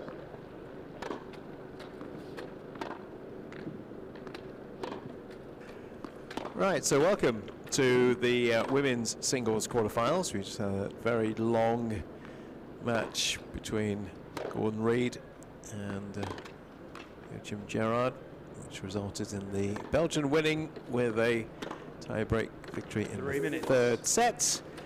And we're on to the qualifiers, and we're looking at the world number 1. We don't have the world number 1 in the men's here, but we do have the world number 1 in the women's, and that's Diede de Groot, who has been so impressive for so many years, looking to win her 4th British Open singles title this year.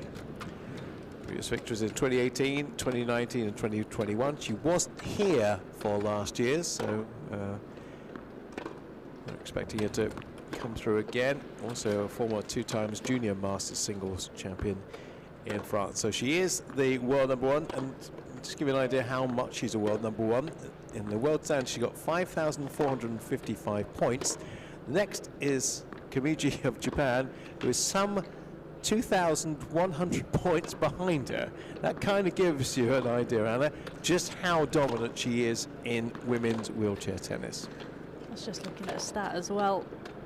I'm not sure, I can't believe that this is right. 111 match winning streak. She hasn't lost a match since the Melbourne Open in 2021. That is a ridiculous stat. 36-time Grand Slam champion.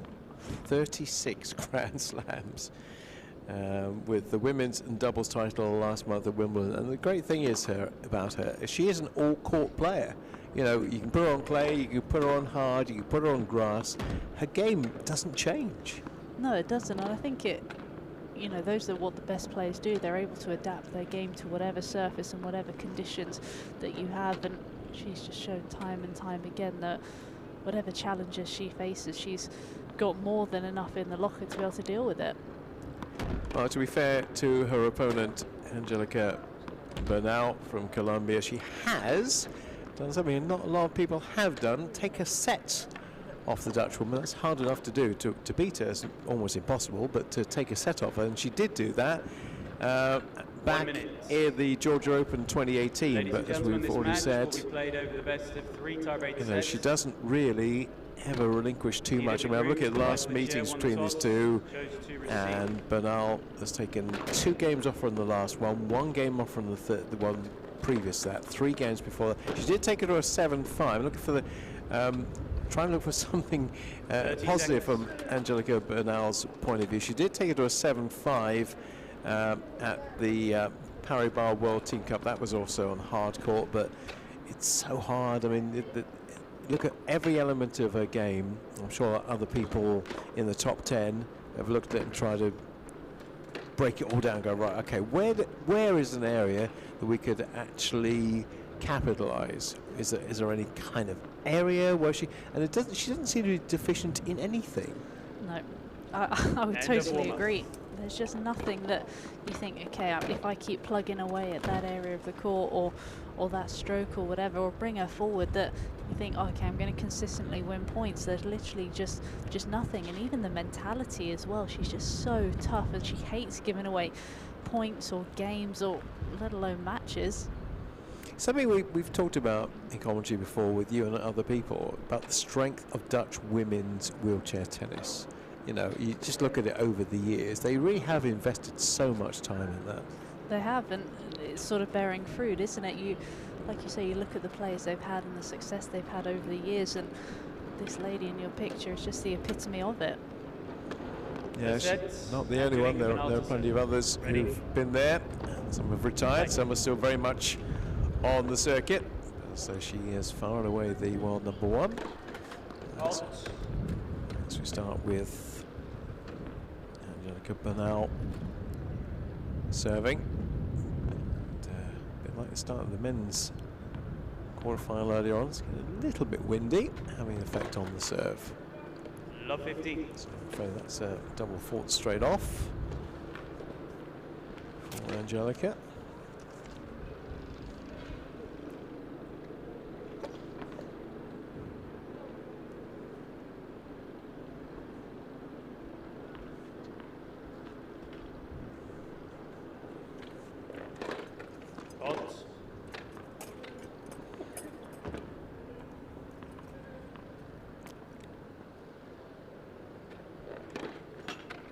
Ned, second serve.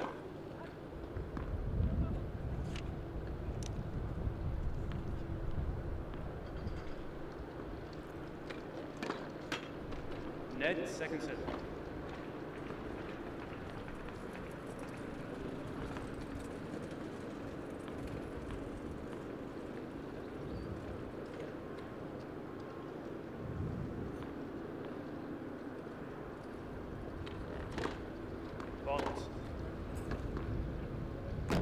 Love 13. Yeah, conditions are not exactly ideal for the server at the moment. Again, that swirling wind. To which you're looking down the other end of the court and you see, oh, it's Dina de Groot. Bonds.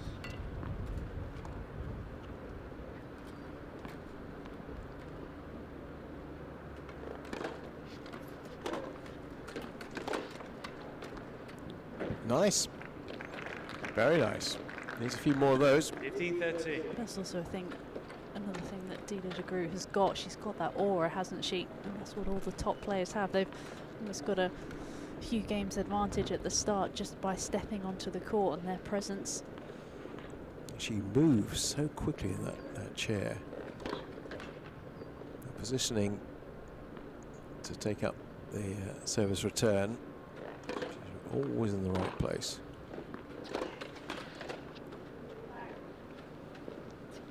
I think she might need that kind of luck today. I think so too. I think it's really important if she can just get this first game under her belt, settle some nerves, because like you said earlier in the intro, she hasn't really won too many games against her in these last, 6 games in the last 3 meetings.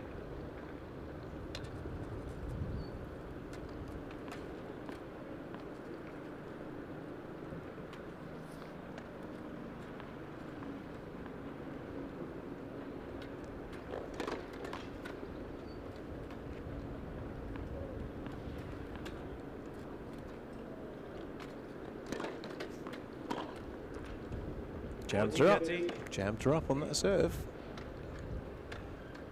Wind is going that way as well, so getting a little bit of extra pace, working its way into the body. That'd be nice after A couple of double faults to emerge victorious from this one.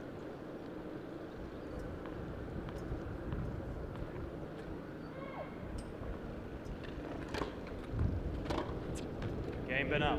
And she does. First game. There you go. Good start for the Colombian. Nice story about her family. Back home in Colombia, her family run a wheelchair tennis school for young players, so her family trying to encourage the next generation of wheelchair tennis players in Colombia. So it's not just in Holland that they're investing a lot of time and money. That's obviously just an individual looking after this, but could see that kind of progression in a country where you probably wouldn't necessarily associate that with top quality tennis. Now getting de Groot's serve back is something else, and she managed to do that very well. We talked a little bit about Gerard's speed of serve for the men, and de Groot has as fast a serve as any in the women's game. Also, she's very quick. She doesn't allow you a lot of time to settle.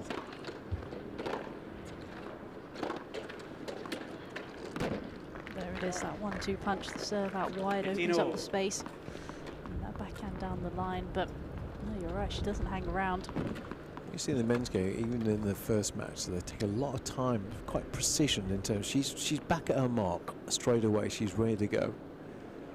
Doesn't waste any time.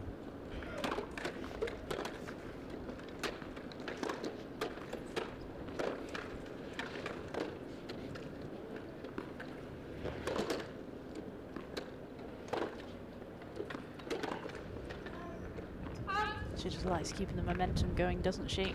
30-50. I'm sure if the occasion needs for it, she can take her time, but she just feels confident. Just keep it going. I mean, she's waiting for another ball, but she was virtually back at the service line with about 15 seconds there. Ready to go. Just give you any time to get your breath back at the other end, or even reposition yourself properly.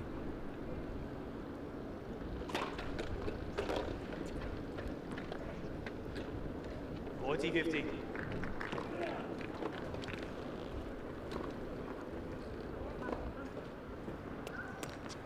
Interesting for you when we get some breaks to analyse exactly what it is about her game that makes her so good, but we'll see her finish this one off first.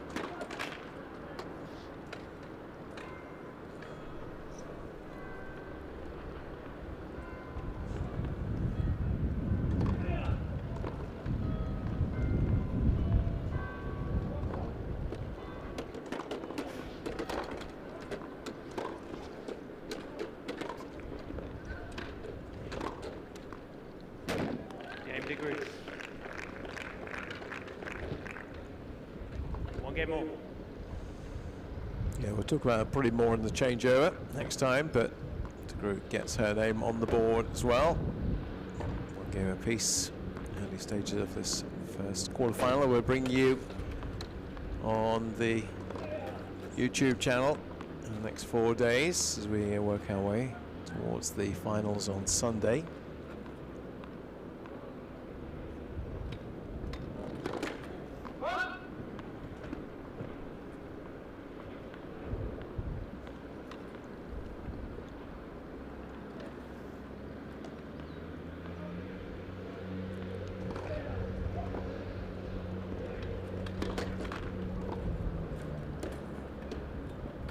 Love 50. Yeah, that's the third double.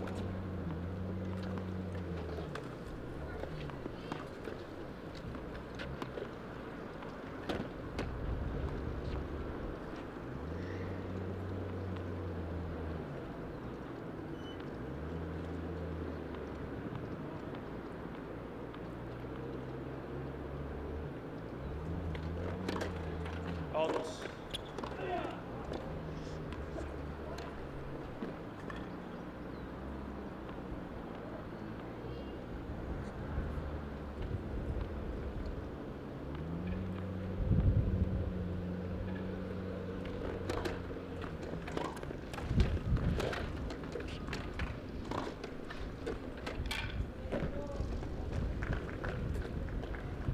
Love that team.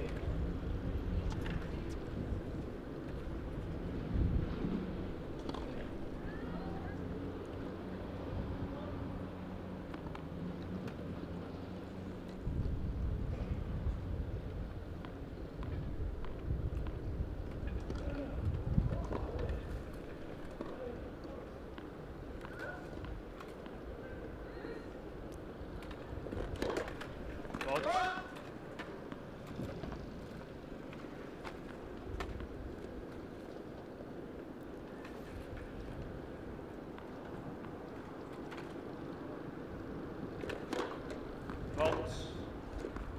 Love 40.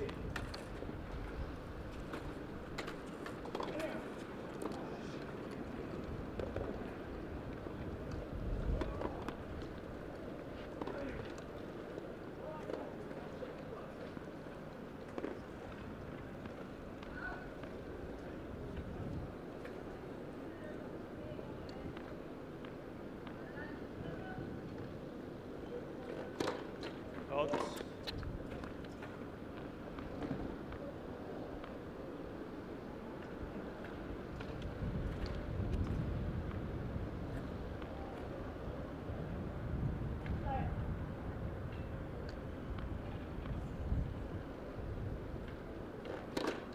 Vault. Game agreed. Yeah, okay, we're winning a flash, didn't 3 it? leads, 2 games to 1. And she's 2-1 up. There's a lot of interesting things when you look at the group, the way she plays. Also, I'm always fascinated by her chair because it's quite what I call a minimalist chair. There's not a lot of it. See other people with double rim wheels and stuff. She's got quite what looks like, I'm sure it's not, I'm sure it's quite an expensive chair, but it looks quite basic.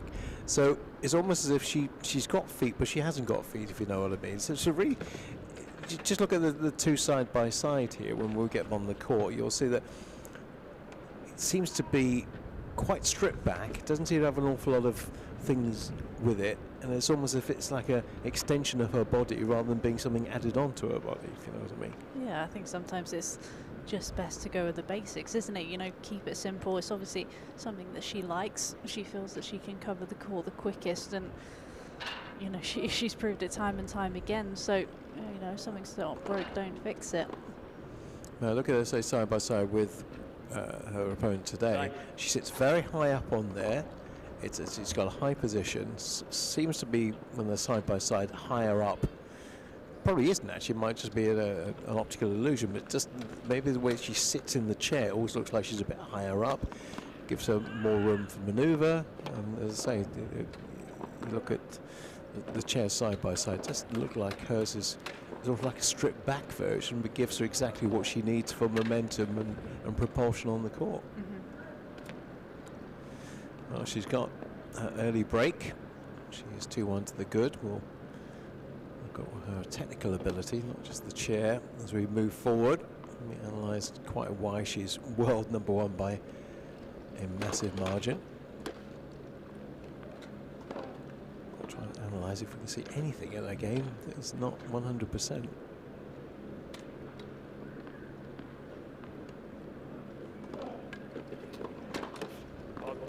Oh, yeah, she could do the occasional double fault. There you go, there's the answer. She's human after all. Answer provided for me straight away. She can do the occasional double fault. Maybe it's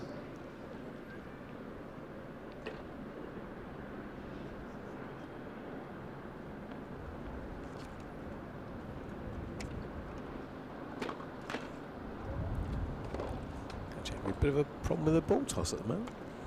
The wind's picked up again, hasn't it? You can just see.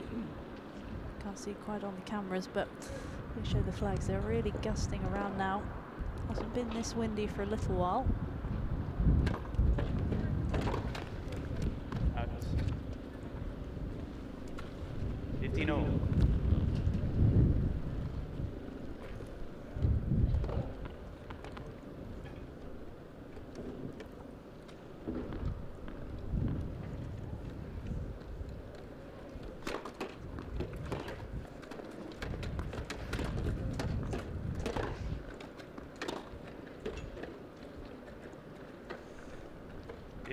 Yeah, nicely done by Bernal there.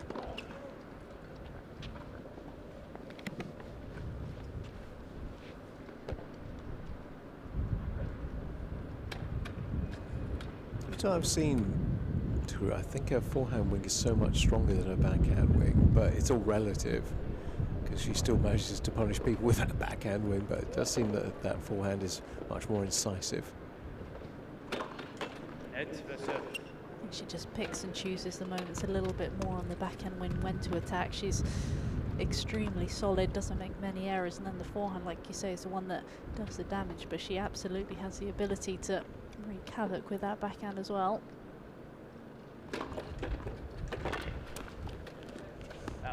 Sometimes puts in serves that are virtually unreturnable.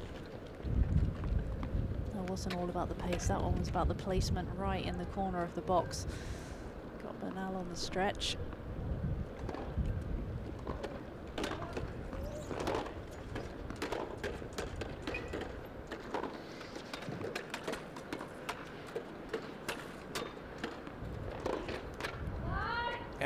Annoyed with herself, because there was quite a vast expanse of court open there to put it cross court. Of course, the first rule of thumb is you've got to get over the top of the net to do that, and she couldn't manage that. So it's game point for 3-1 lead.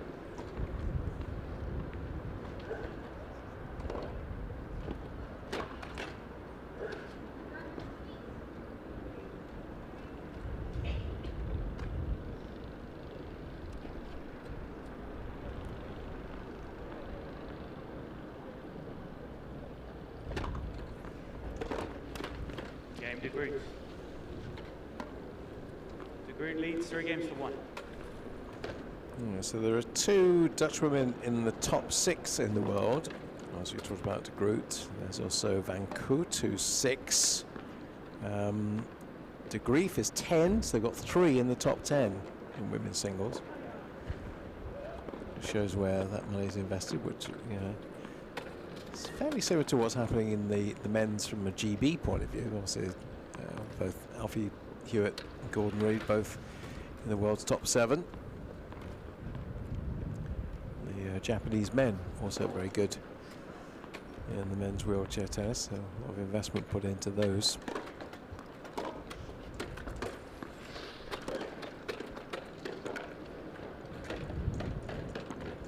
I'll fish it off.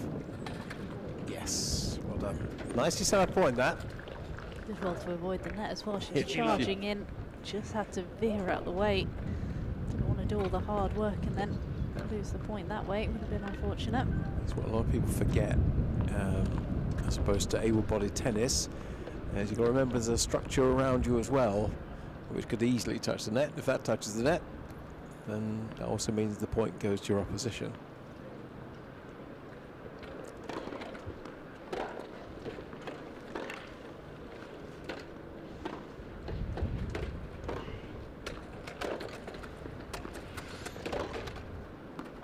Oh, what a shame. I was about to say she's trading with her really nicely at the moment. She's come out here super aggressive, hasn't she? I think she knows that Dida de Groot is going to dominate the points otherwise, so she's got to try and get the first strike in. And to be fair to her, she's done pretty well so far.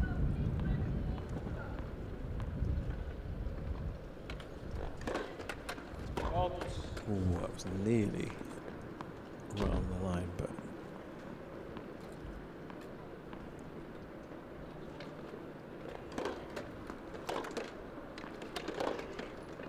oh, nicely done. Really nicely done. I thought we were going to get a bit of a fist pump then, but she kind of held back, looked over and thought, should I do that against the world number 1 or not? So I think she's looked at the scoreboard probably and realised that she's 3-1 down. Yeah, we don't get too many winners like that against a player of this calibre.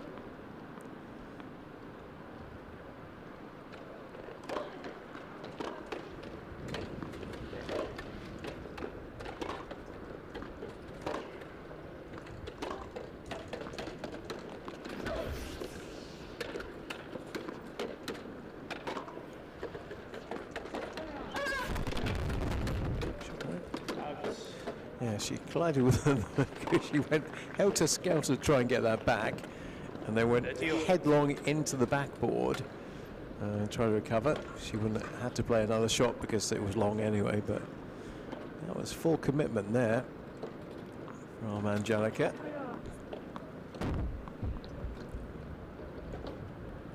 Bit of a face plant into the backstop there.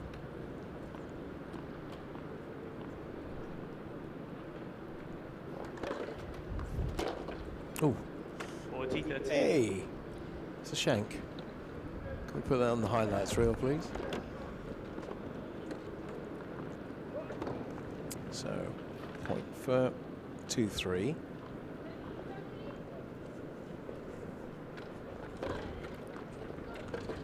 And she gets it. So bear in mind, in the last 2 matches, she's only taken 3 games in total. So she's taken 2 in the first 5 here. So that's a definite, distinct improvement. And to be fair, in the rallies where she's been trading, she hasn't looked out of place. No, she hasn't at all. She's come out with a pretty clear game plan. She's come out here, set her stall out to be aggressive, really flattening it out through the court, and she has caused de Groot some problems. Hit a few winners. It's just that double faults have plagued her a little bit. 5 already in the opening service games. Gifted de Groot a little bit of a break. Yeah, we have got the quarterfinal stage, so it's going to get harder for de Groot, but the problem is that you look down the list and everybody's obviously very good to make this kind of level, and then there's another level up, and that's where we find the world number 1. Time. 3 Dutch women in the top 10. So quite a good spread these days of women tennis players in wheelchair tennis. Japan, China, got 2 in the top 7. USA at 8. South Africa, Colombia we've mentioned. Japan, Great Britain, Germany, France, Argentina. Good spread around the world in terms of top 15.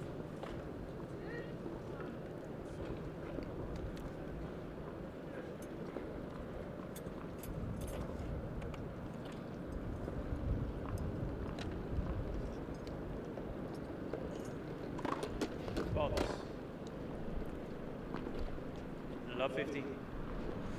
Second double fault.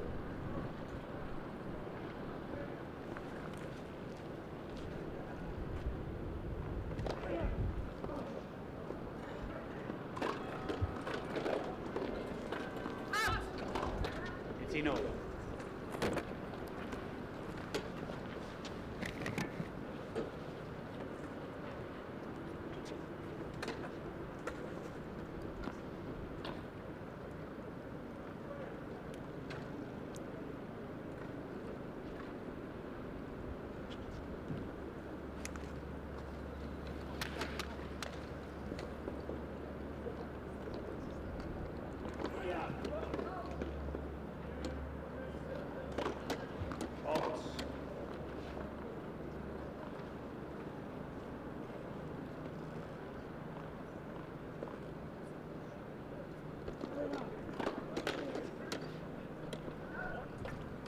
$15.30.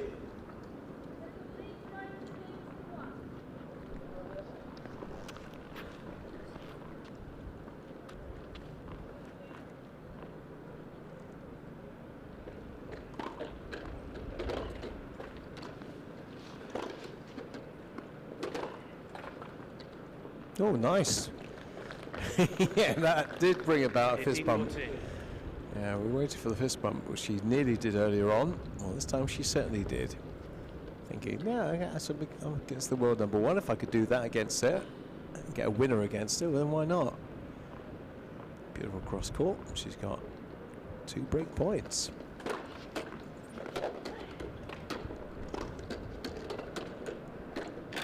Oh, she tried so hard to get to that. Sparks up out of her reach, didn't it? Kicked up over the court. Got the break and 3-2 up. But it just feels like she hasn't quite managed to find that intensity that she normally comes out with in these 5 games.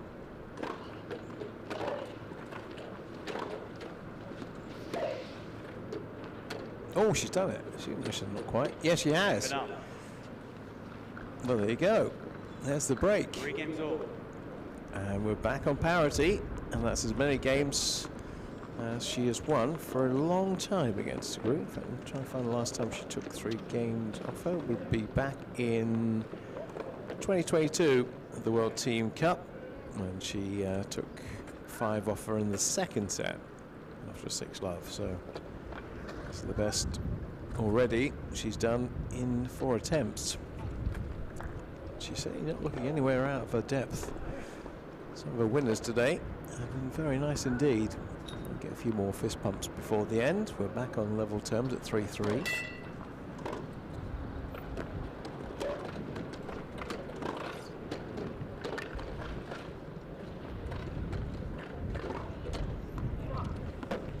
Like it from Data to Group. Love 15. I quite like the way that Bernal's mixing up her game though. It's not stereotypical, it's not one shot. She's actually slicing and dicing a bit. She's mixing it up. That serve's not bad either.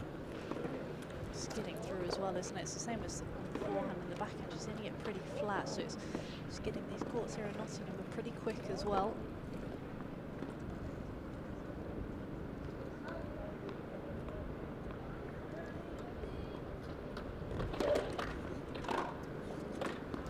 Ooh, right back at the chair. They're so difficult to deal with. Because you can't really move. You're kind of hamstrung by the ball being right down at your feet.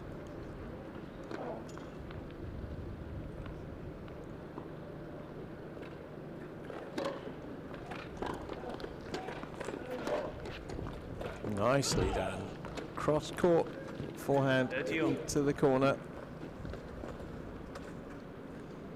To see here, just maybe seeing the back of the camera, Dita de Groot clapping. Great sportsmanship there. To which I don't want to put the mockers on her, but she's got over a double fault itis that she had early on.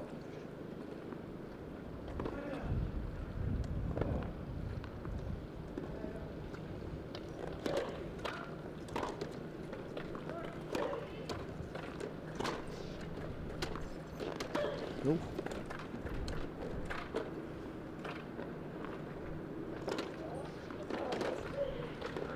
Oh, wonderful. That was worth a double fist bump. 40-13. Yeah. She picked the right way, didn't she? De Groot was trying to let Gerard take her time. She picked the right way and she found the cross-court angle. Surprised De Groot didn't look to try and take that maybe on the forehand. She had time to get around it. That defensive lob that went up, which landed mid-court, and I thought, well, that's you done for, but she managed to get back into that point and win it.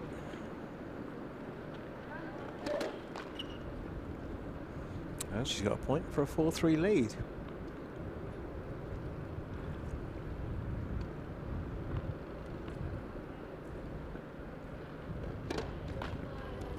Yeah, that was the wind, I'm afraid.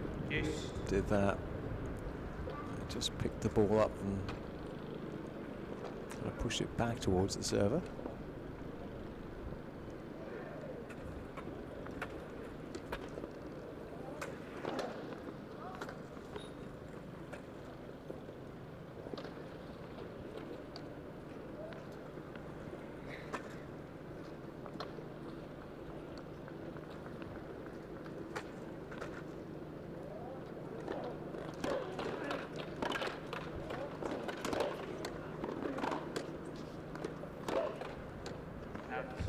That ball with such force. I mean, we're right court side, and you see how we're watching, or a matter of feet away from De Groot when she's making these shots, and you think, you know, the intensity in it. It's not really surprising that so few people couldn't stick with her. Got the advantage.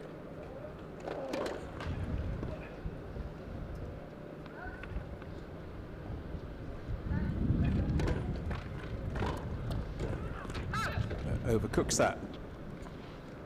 Yes.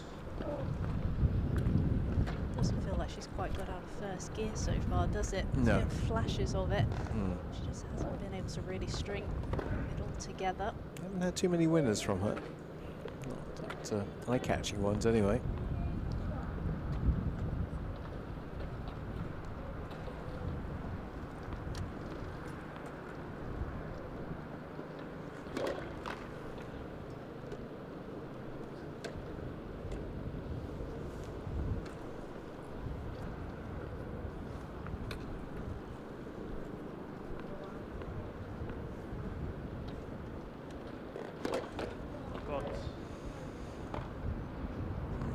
And Advantage to green. certainly getting up again.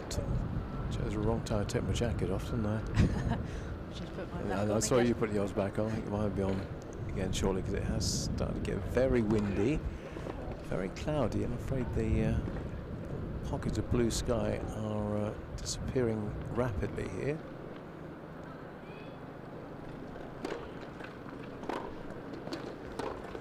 Game to green. And put her back in front. The 4-3. green leads 4 games to 3.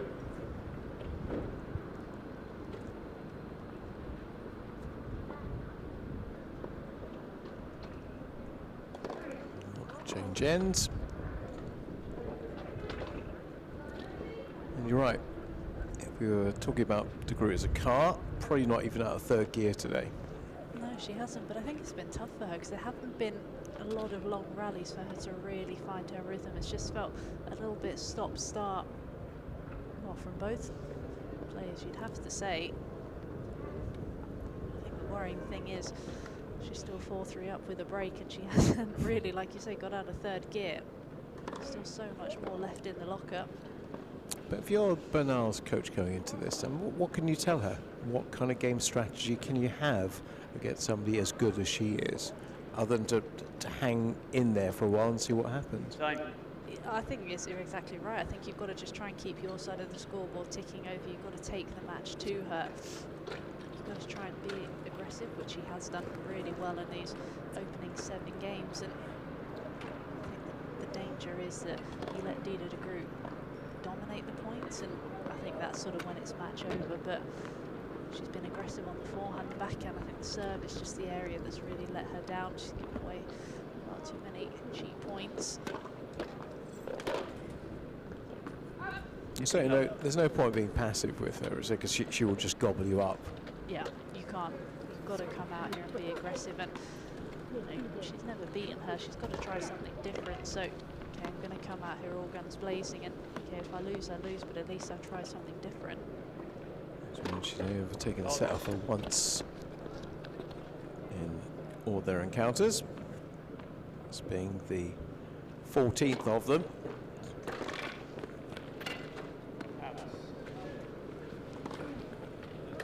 30 love.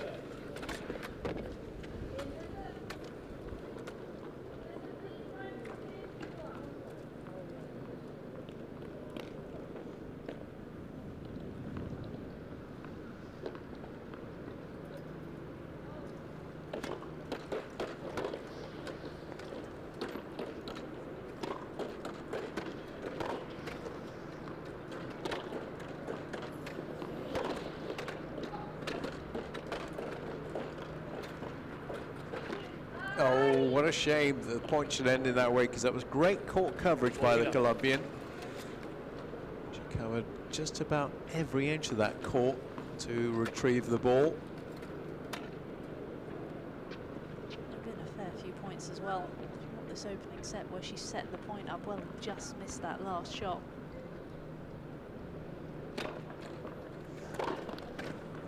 That's a wonderful winner off the serve. 40-15. The oncoming serve hadn't got a chance to adjust by the time the ball was flashing past her.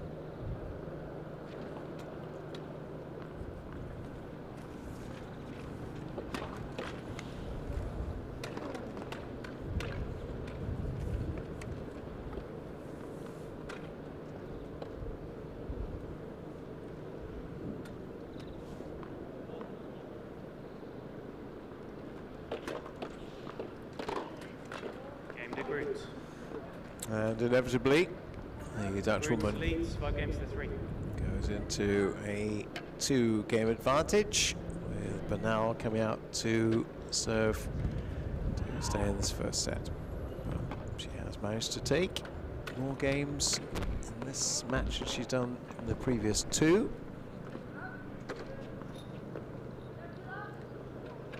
The serve has been pretty decent, so apart from the double faults, which has been a combination of maybe a bit of nerves and also the wind swirling around this Nottingham facility, which has not helped.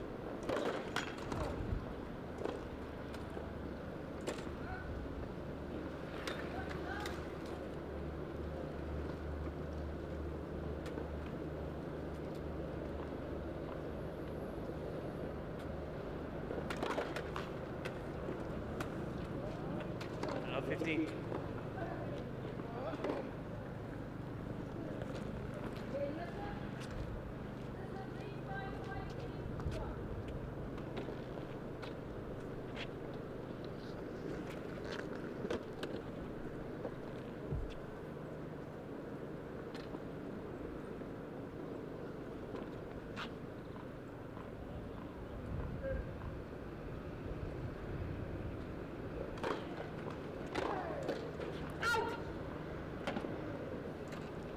All.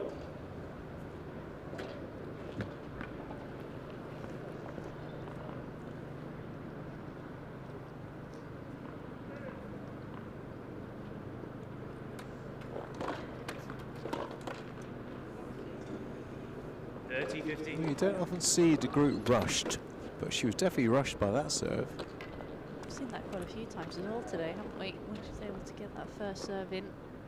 She's made quite a few errors.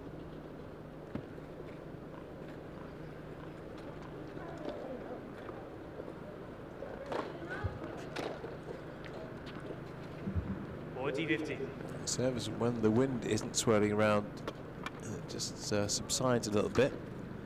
You get those first serves in quite regularly now. They are testing the Dutch woman.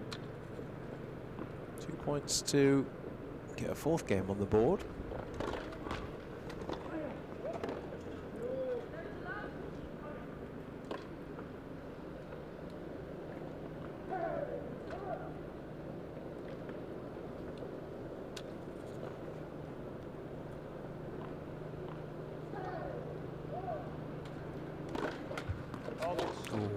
Just a bit too long. 40-30. Double fault number 9.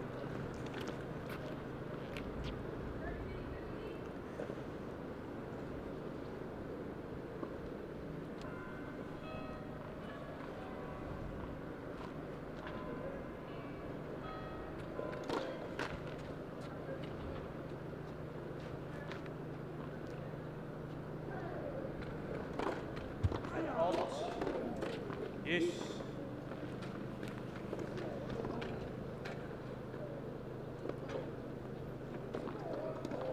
It'll be interesting to see the stats between how many points she's won on the first serve, percentage-wise, compared to how many she's won on the second serve. There's got to be a huge disparity between the two. Yeah, I think you're right. She does get that first serve in. Looks quite potent.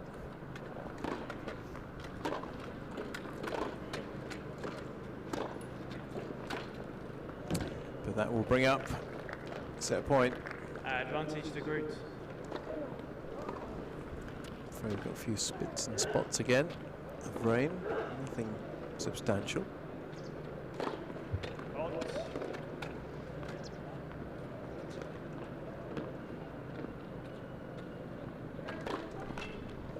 Game of first set to Groot.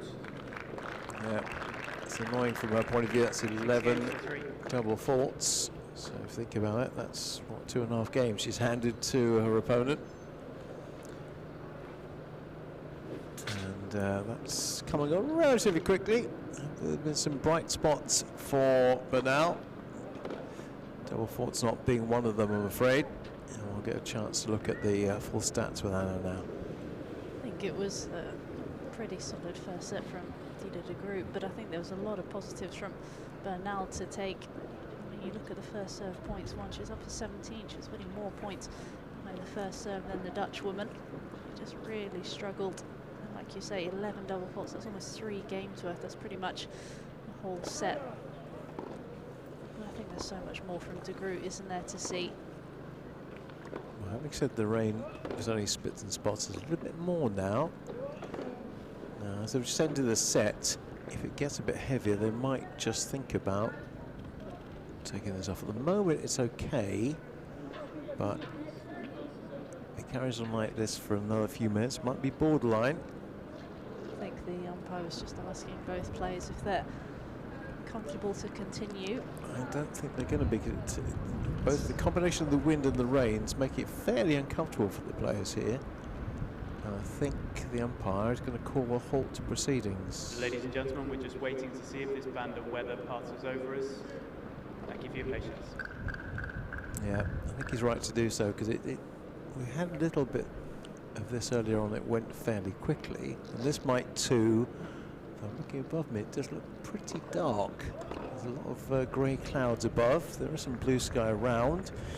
So there was no rain in the forecast that we saw this morning, but the weather climate at the moment is very unpredictable. Umpire's come down from the chair to have a quick look around, as you can see. I don't think you can tell much by looking at the sky, to be honest, because as I say, it's been pretty dark around for a while now. It's not heavy rain at all. It's literally very light. But you've got to remember, a combination of two things, that they're obviously on wheels, and you don't get the traction when it gets wet. You don't want people toppling out of chairs when it gets wet.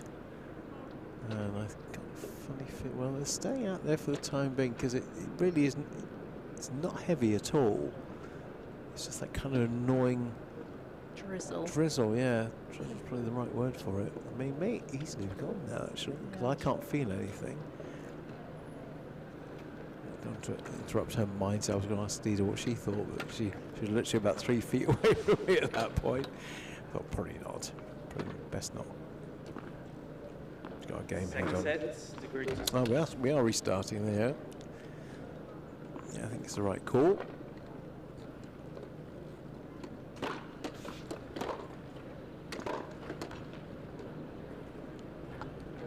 Love 50.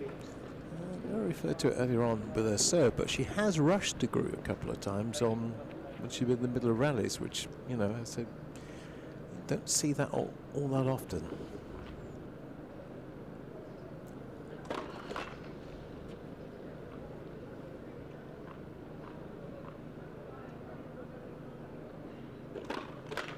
That's one area, though, you were saying, what is the weakness, or where can you try and find something in her game? And I think that's it. If you can rush her, there's a chance that a few errors will come. It's just trying to be able to do it on a consistent basis is proving so difficult.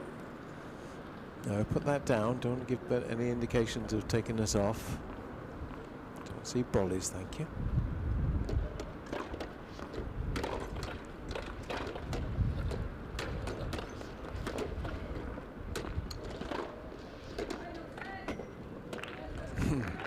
She's also very good, de Groot, in terms of depth. She knows the court dimensions better than anybody else. She knows when she needs to add a little bit more pace as well, when she needs to be a little bit more controlled, and when she can really inject some aggression into the point.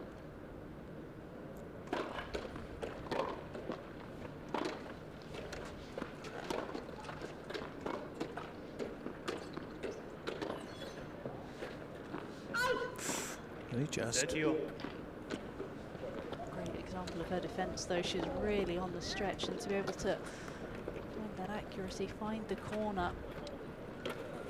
I like the shot selection from Bernal, though. She's not trying stuff that she's not capable of. She's sticking within her comfort zone and executing it pretty well.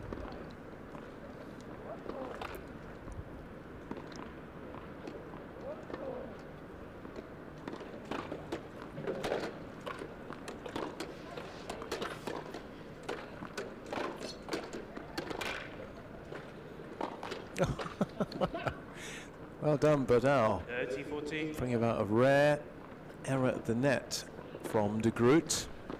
She just hung in that point really well, didn't she? She did.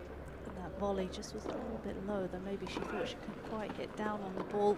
Just needed to cushion it over. Good point. Didn't last very long. Yes.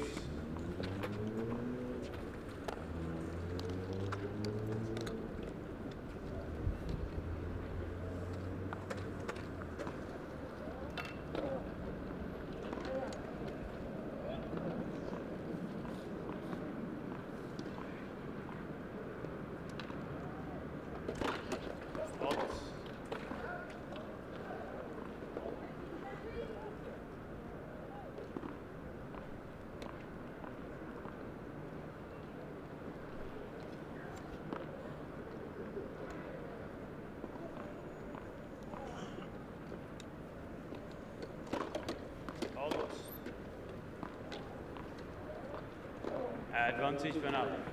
5 double faults now.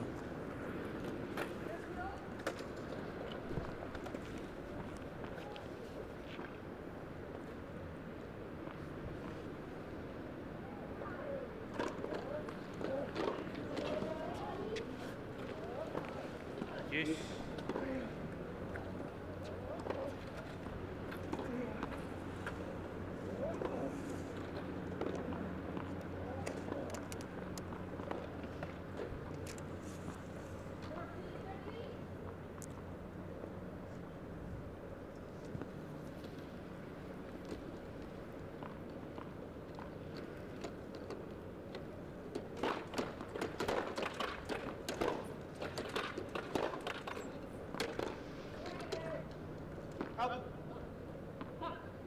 Advantage for now. Well, she's had 3 break points now in this game. Needs to try and find a return though on this next one. Just go big down the middle of the court, just get into the rally at least.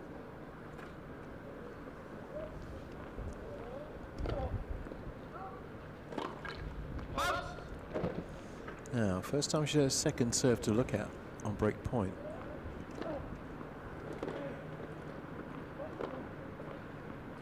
How ambitious is she going to be? Not ambitious No, enough. she wasn't, was she? It was kind of tentative. It was kind of, shall I go for it? Shall I not go for it? And she was a bit kind of half caught in the way that she approached that. Unfortunately, that's what you cannot do against the world #1. You'd almost want to see her take a bit of an extra risk, wouldn't you? Even if it's big, aggressive down the middle, rather than just being tentative, pushing the ball up in the middle of the court.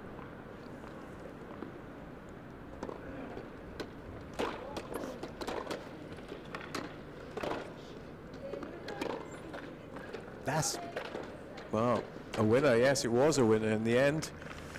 Groot had very little chance of getting that back, and she didn't. So here we go, break point number 4. Every time she's got a little bit closer.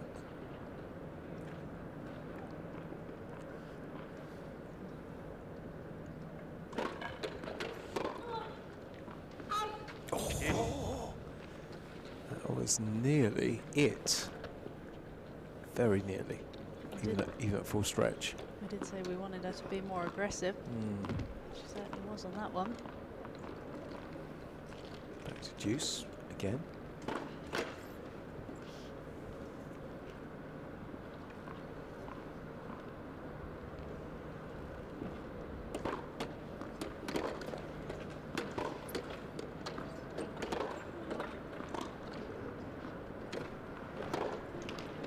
Oh, gave it just a bit too much. Advantage to Groot. Yeah, so it's Groot at a long last. How long this game's been going? Seems to have been going for a long, long time. So it's been going as long as the first set went, actually. Just got a point for One Love lead. Second. Net first serve.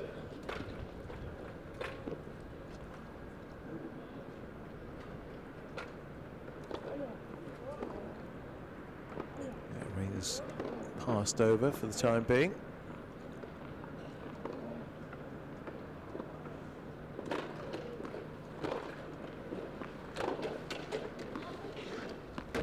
Game to Groot. That's what she has in her game that so few other women do. She could actually First game, be second set. backpedaling, almost play the ball behind her, and almost put the ball on the spot of exactly where she wants it at the other end of the court. It's remarkable how she does that. And with the power as well, isn't it? She's got it all. She's able to turn sort of defense into attack on a dime. So took a long time to get to this stage, but One Love is in the second. Taking the first against the world #11, Angelica Bernal 6-3.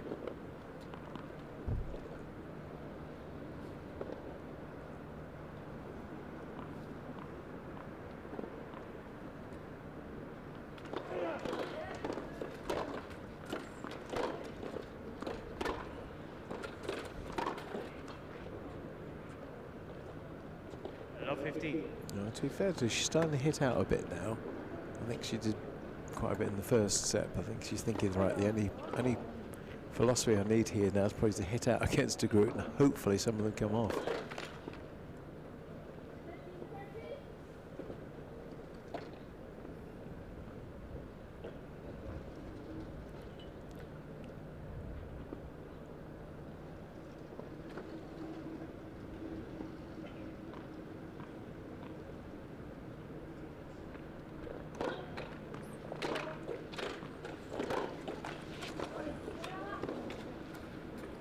Love 30.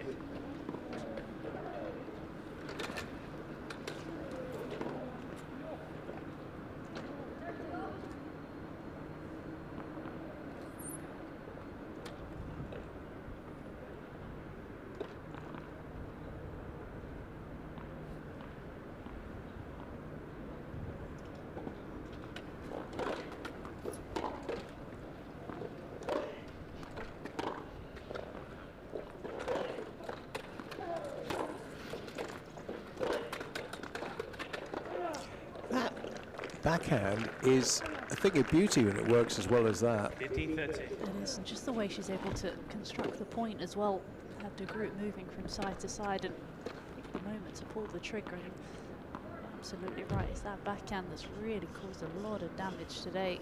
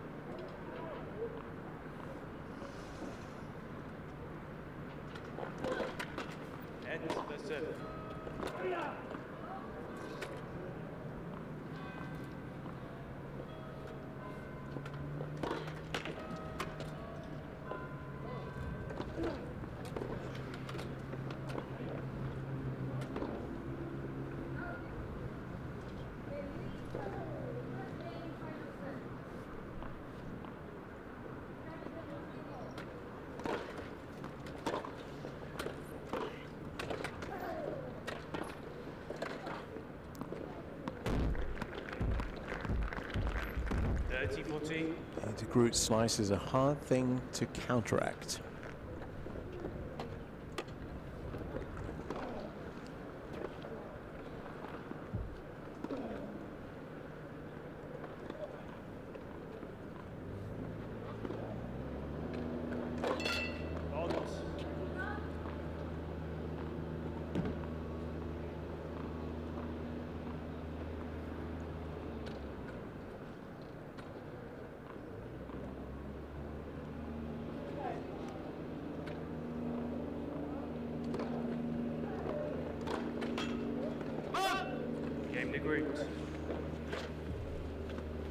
Change, please. New balls. Root leads 2 games to love.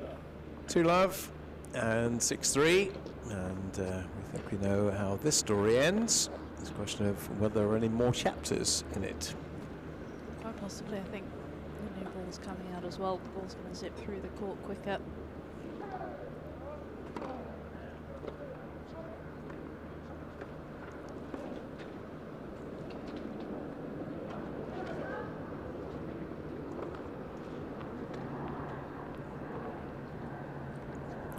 For Bernal, but say she's made a little improvement from the last couple of encounters.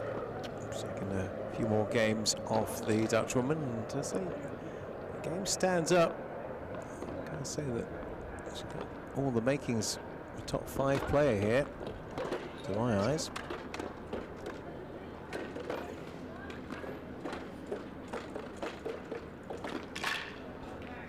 Tried hard there, that died on a topspin, kind of brought it back towards the net rather than take it the other way. I think you're right about her having top 5 potential, though. It's just whether she's able to be a little bit more consistent with the game that she does have, because she does have the weapons. Can she improve that second serve a little bit as well?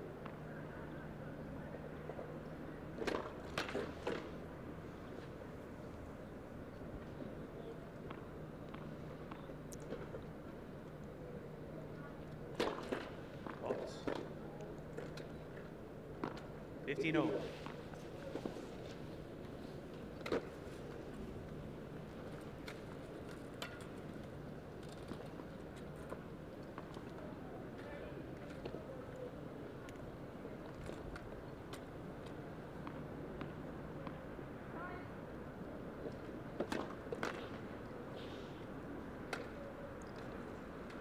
Something slightly off with the De Groot serve today, isn't there? Just not quite firing. Just doesn't look like she's quite attacking it as much. Normally we see that racket has been really quick and aggressive. Again, there, prime example, you just saw she's decelerated on the ball a little bit. Well, that's 7 double faults now.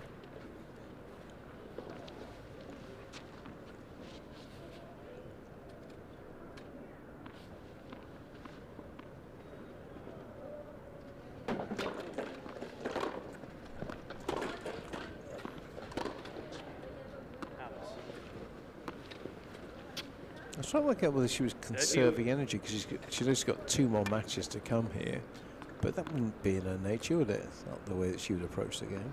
No, I wouldn't have thought so. She's played enough tournaments, and you know she's had long matches through tournaments, so she can do it. She's in great shape. I'm sure that won't be it. Especially sometimes you're just not feeling it. Sometimes you feel a little bit flat, and those times you just got to find a way to get through.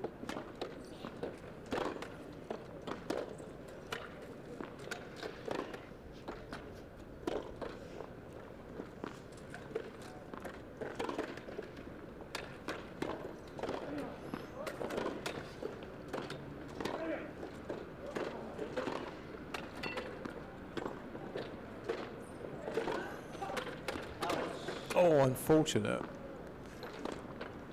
40-13. No, being selected with the best rally of the match there. Had it been a win, it probably would have been, but just went a bit too long.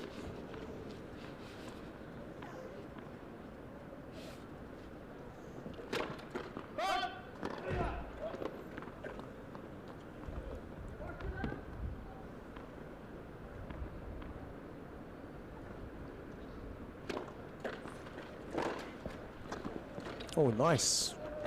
That backhand again. We talked about it. Yes. It's a weapon.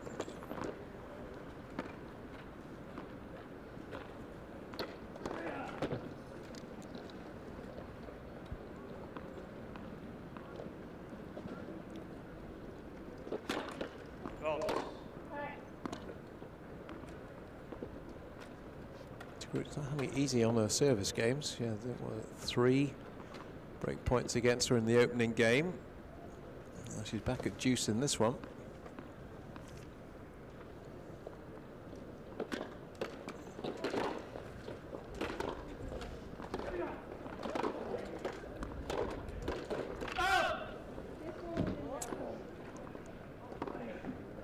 Advantage, Banal.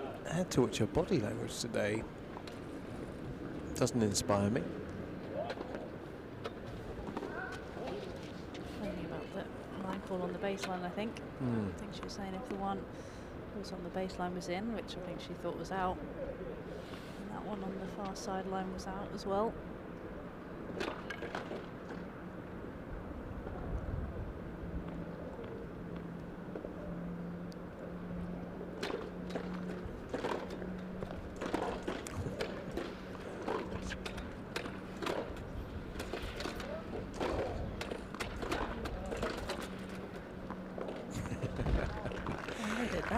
I was about to say, where did it come from? Because I'm looking at Banal's face, thinking she'd won that point twice there. And then out comes De Groot going, there's a reason I'm world number 1. It's because this is what I can do. Just like that. I felt a bit sorry for Banal there, because her face kind of gave me the impression she thought she won that point. Advantage to Groot. That is what she's able to do, though, isn't it? Time and time again, when she is under pressure, just able to produce, whether it be a win-up, an unbelievable get, whatever it might be. Net for serve. Just a moment of magic.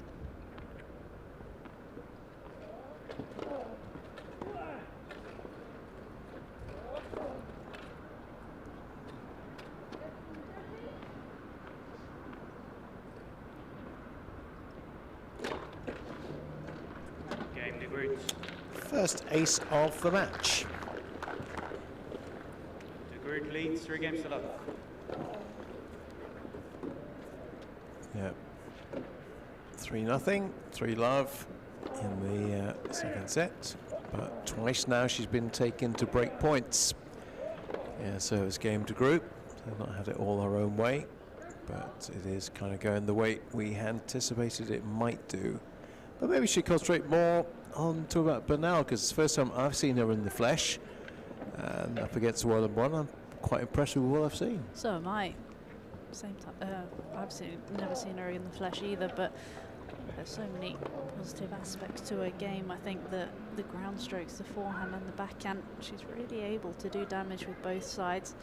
I think the first serve, when it goes in as well, it's really tricky to return. It just skids through. I can imagine on a grass court as well, it's tricky to play against. But it's just finding that consistency when you play someone like Dida de Groot. You can't have these lapses in concentrations, and you know, in the first set when she's hitting 11 double faults, it's just, you can't afford that against someone of her quality. Just needs to tidy up areas of her game, but she's got all the fundamentals there. It's just about doing it time and time again. Let's see what she could do with her second service game in this set. She does trail love 3 and obviously lost the first set 6-3.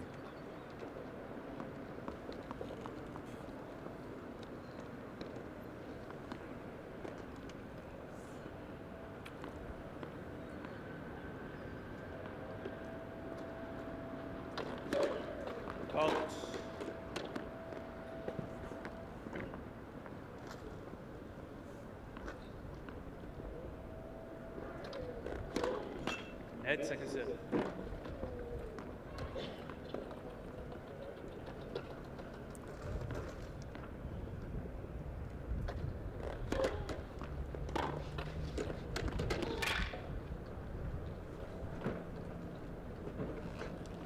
Love 15.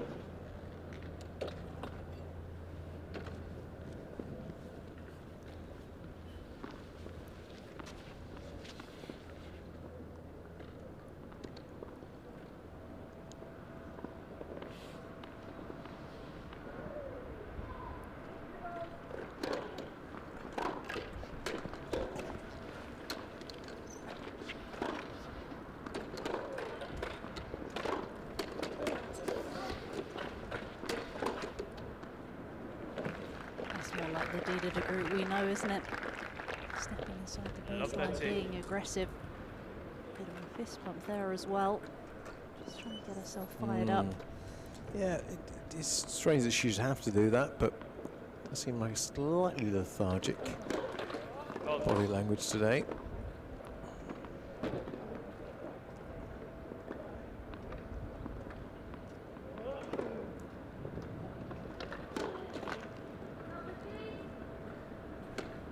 Love 40.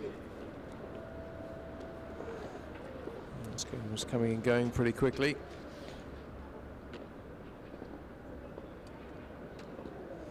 Haven't given her the big build-up as we just did.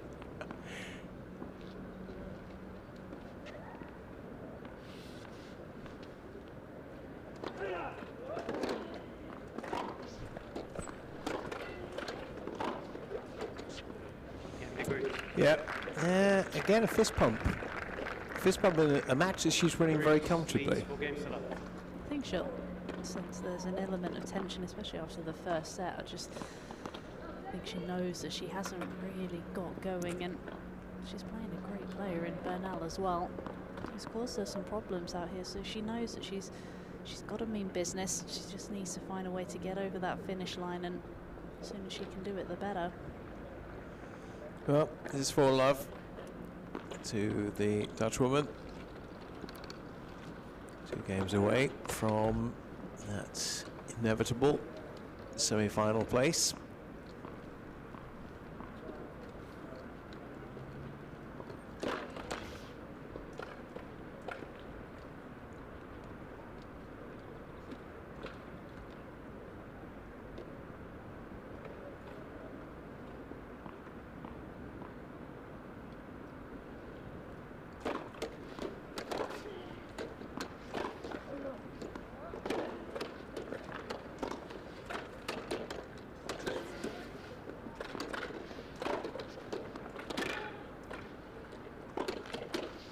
Weight of shot from Bernal is pushing her back quite a bit, isn't it? She's getting a lot of depth. She is, and it's flat as well, so it's not easy to step up the court. It's staying low, she is having to hit up, and then Bernal's the one who can be more aggressive. Out.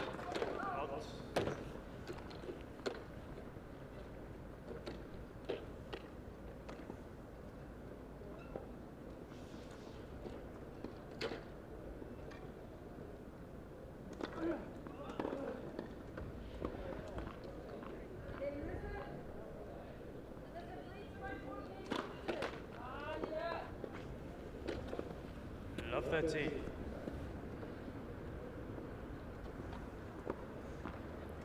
If you're counting, that's number 8.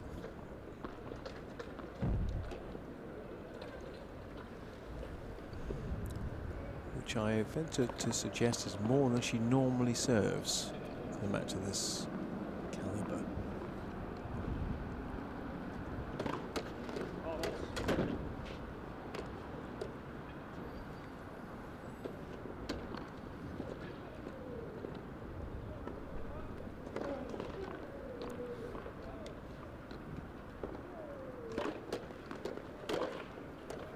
Out. 15-13.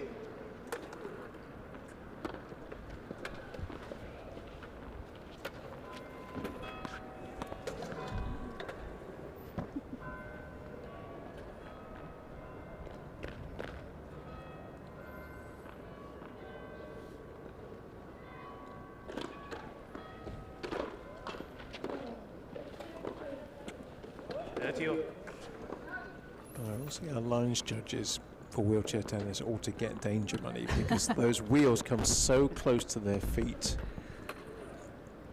They always have to do the little foxtrot around the chair sometimes to make sure they don't. Those wheels going right across their feet and their toes.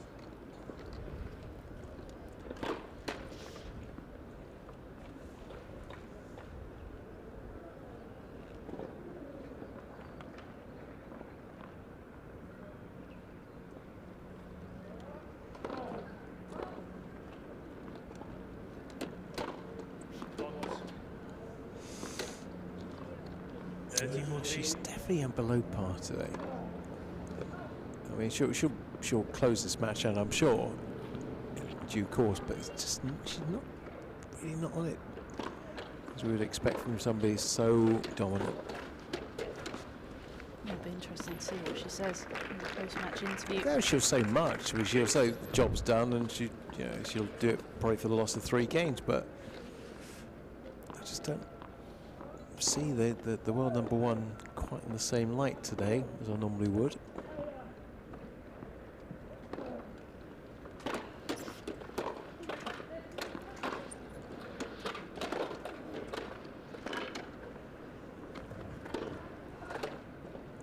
Beautifully done.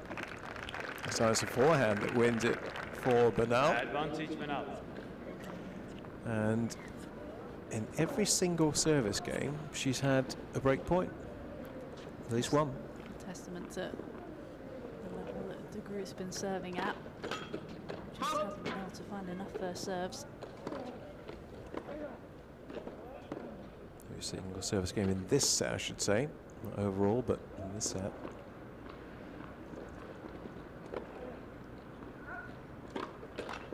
Game Bernal.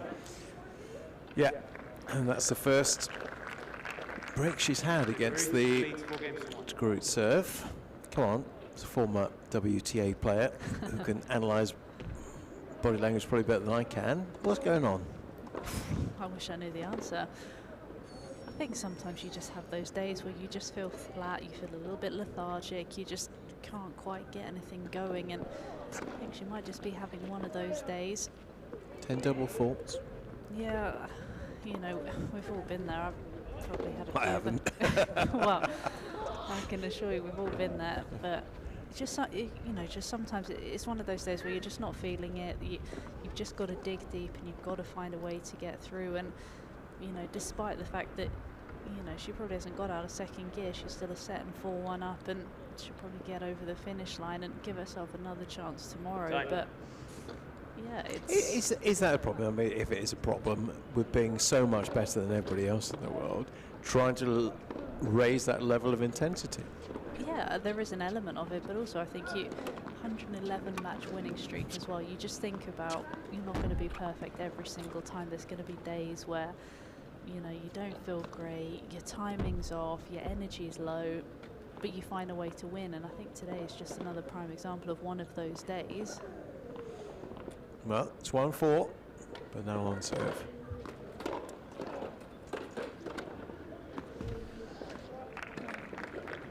I also think it's worrying for other players if she has a day like today, and so far she's still only dropped 4 games. Yes. It's a worrying sign when she's going to be on her best form.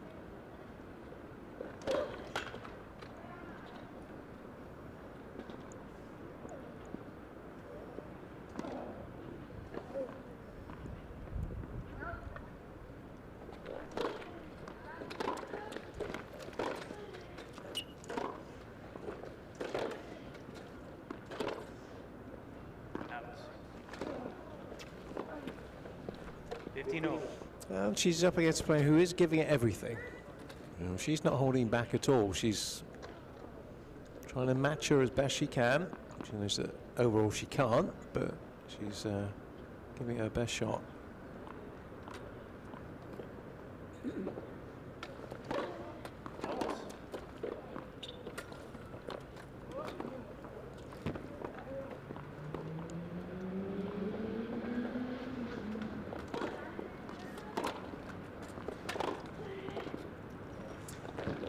I love it. Can I take it home with me? That backhand? It's a thing of beauty. Yeah, I wouldn't mind it either. Not sure my backhand was that good.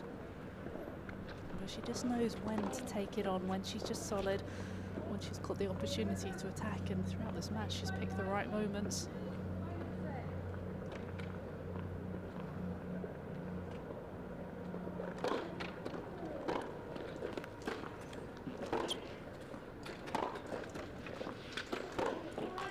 A backhand wing is so much better than a forehand wing, isn't it? You know, every time it goes to a backhand, I'm thinking that ball's going to do something. Forehand breaks down more often than not.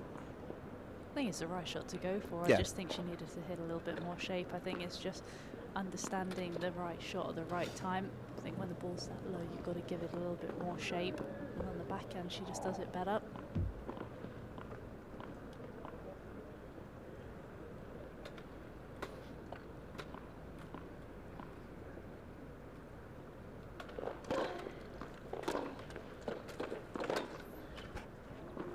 Apart from that time, that is. I think I might have jinxed it, yeah. Commentator's curse as always. And that is one of the first where I thought, okay, maybe she just needed to try and give herself a little bit more time. Break point for the group for a 5-1 lead. They've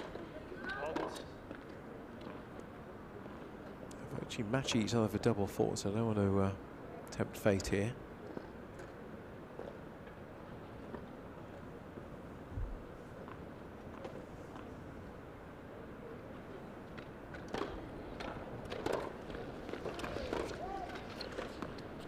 Oh yes, yes.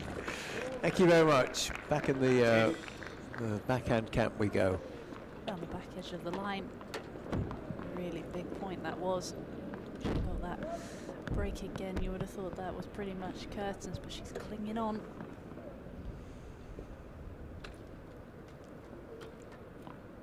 Because there are ranking points from this event to help her forward.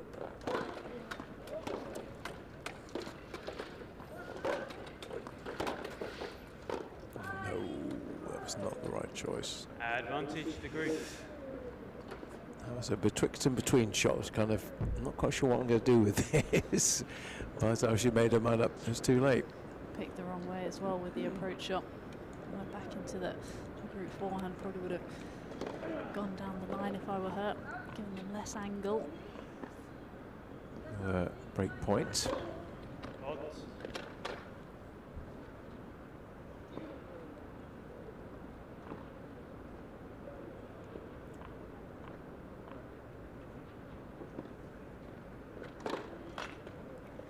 Group. The group leads 5 games to 1. So 13 doubles, pays 10 doubles, 13 to the Colombian and 10 to the Dutch woman. So we're probably just a game away now, potentially, from the conclusion of this. 6-3, 5-1 to Groot, well, and has got the balls on her racket.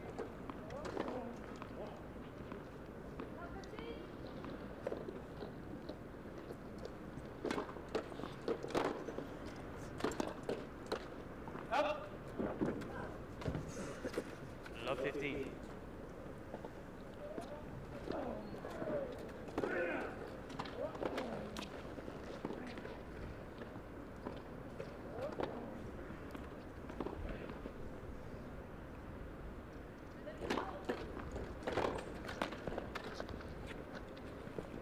Fifteen-oh.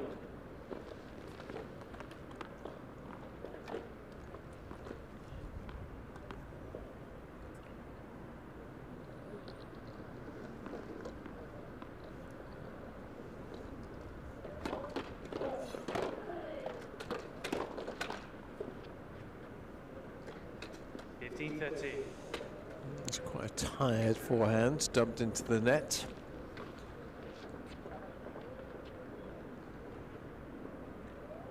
She's had a busy year. Aussie Open, French Open, Wimbledon, here in Nottingham. Net for serve. Still the US to come in September. You wouldn't bet against her winning that as well, You would you? wouldn't. Who's going to be able to stop her? Who can rise to the challenge?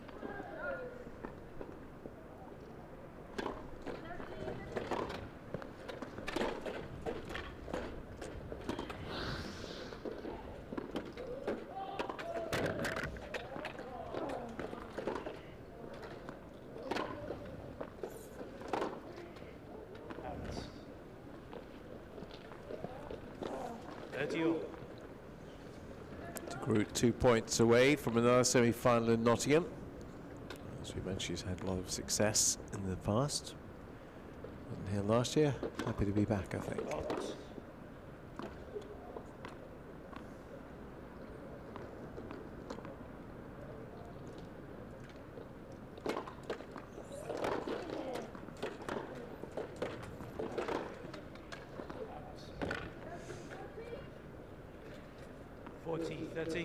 Backhand going wide heralds the arrival of the first match point for the world number 1. Nets for serve.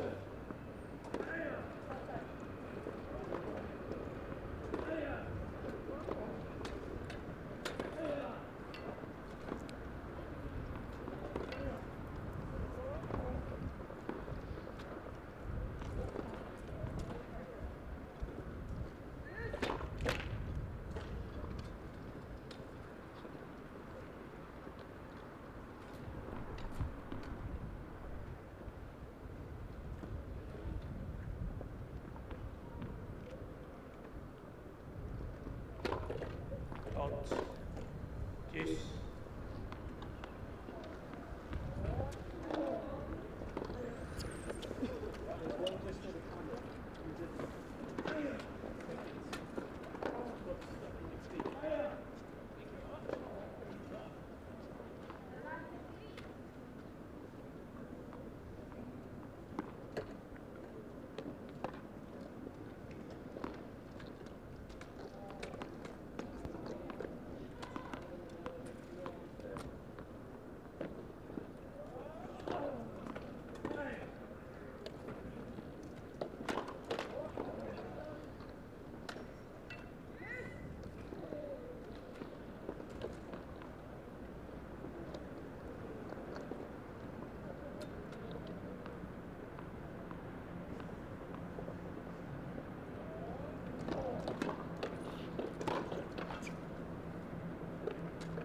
Advantage to Groot. Second match point for the number 1 seed.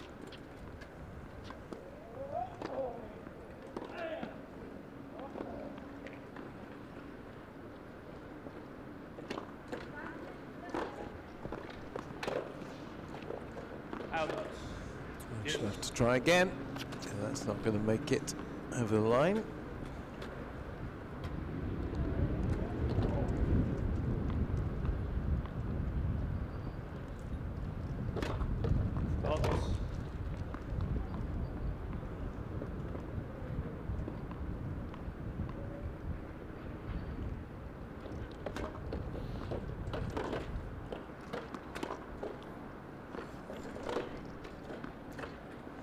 Finds another winner. This time off that forehand wing, better shot selection as well. Just a little bit more height over the net and spin. That means in every single service game in the second set, she had a break point.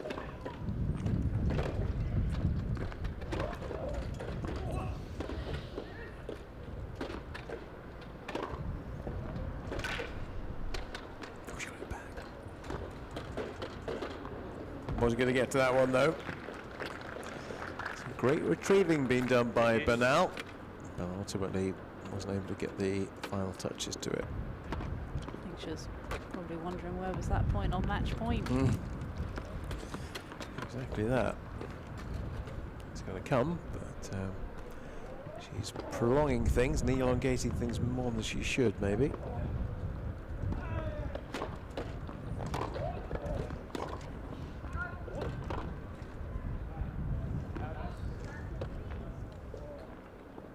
Advantage to Groot. So, match point number 3.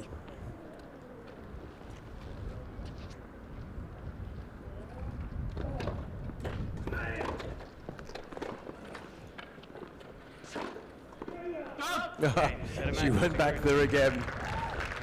Just successful the first time, not successful the second. 6-3, 6-1. And Dida de Groot, without being anywhere near her best today, was up against an opponent who certainly gave her a challenge.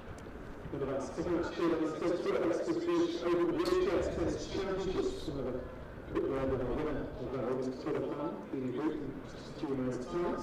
6-3, 6-1.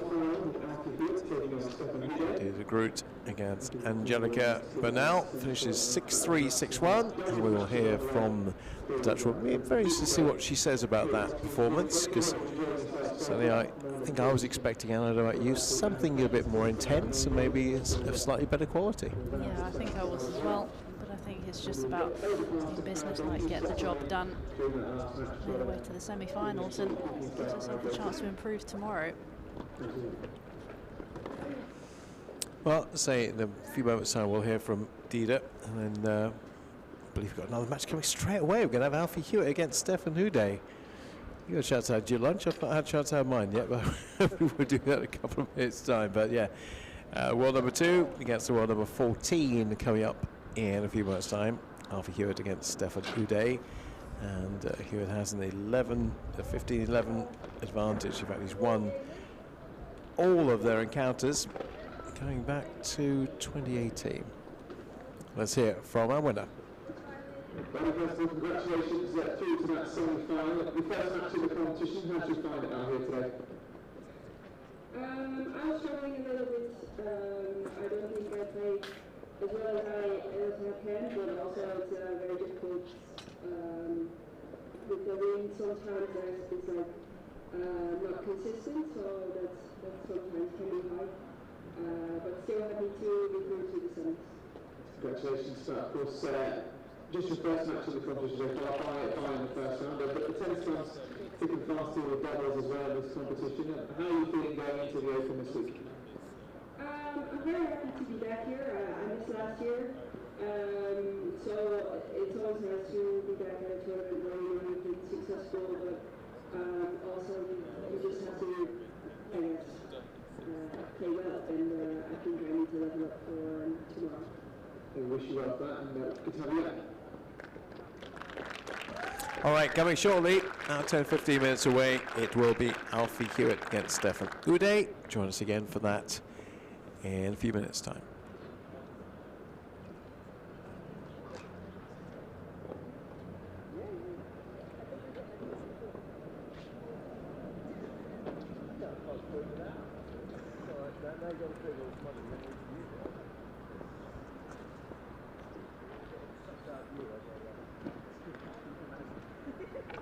They don't want to try for good reason. I think he doesn't want it.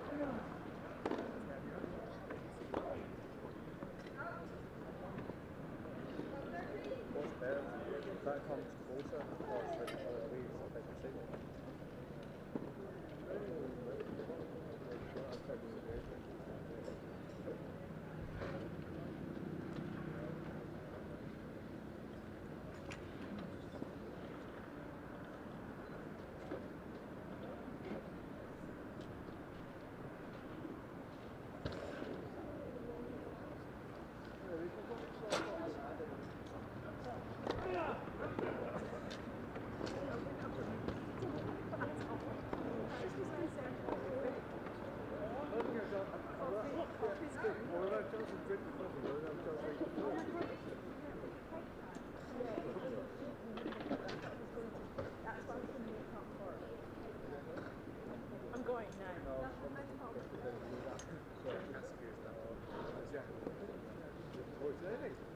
That's a long difference.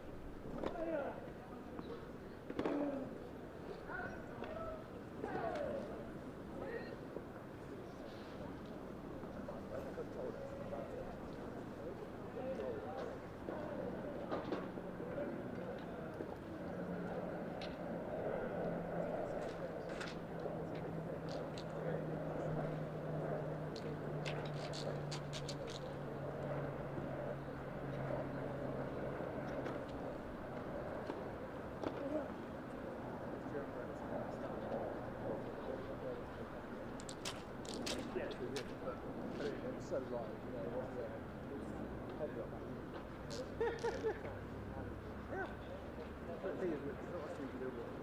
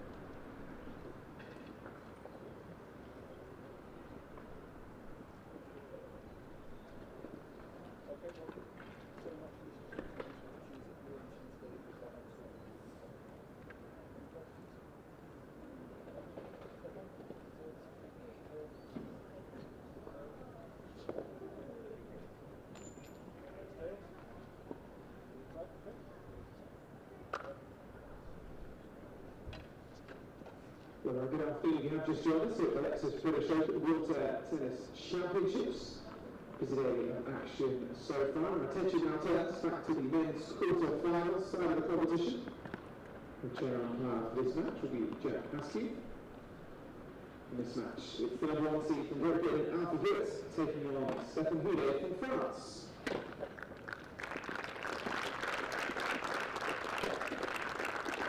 Let's give you some information on our 2 players before the start of the match. While we get warmed up, starting off with Stefan Houdet from France, former singles and doubles world number 1. In 2014, he became the first man in history to complete the calendar year Grand Slam in the men's wheelchair doubles. There were 2 career titles to his name, including a silver at the 2012 Olympic Games and gold in the doubles in 2008, 2016 and 2020. 4 Grand Slam singles titles in 2012 and 2013 at the French Open, the 2013 and 2017 US Open. Journey so far here at the competition, quite in the first round, with a round 2 victory over Shepard in 3 sets, 6-3, 3-6, 6-3. He takes on the round seed from Great Britain, Alfie Hewitt. Alfie's the British number 1, world number 2, and his 25th Grand Slam title in July, the All-England Club Wimbledon. His doubles partner Gerard and finished the runners-up in the men's singles final. Gerard and Reed won their 5th Wimbledon men's doubles title this year. After becoming the first British player to win the British Open men's singles title in 2021. And Reed and Gordon Reed also gained their 2nd British men's doubles title together. He's a 3-time Paralympic silver medalist. His 25 Grand Slam titles include 18 Grand Slam doubles titles with Gerard Reed and 7 Grand Slam singles titles. He was awarded an OB in the King's Birthday Honours list. Journey so far, also a bye in the first round, and in round 2. Straight set victory versus Zuki 6-4, 6-love. For head-to-head, these 2 players, 26 previous meetings. The last meeting was in 2022 at the Amro World Tennis Championship, which was a 3-set victory to Hewitt. Each year appreciation for our 2 players, Alfie Hewitt and Stefan Houdet.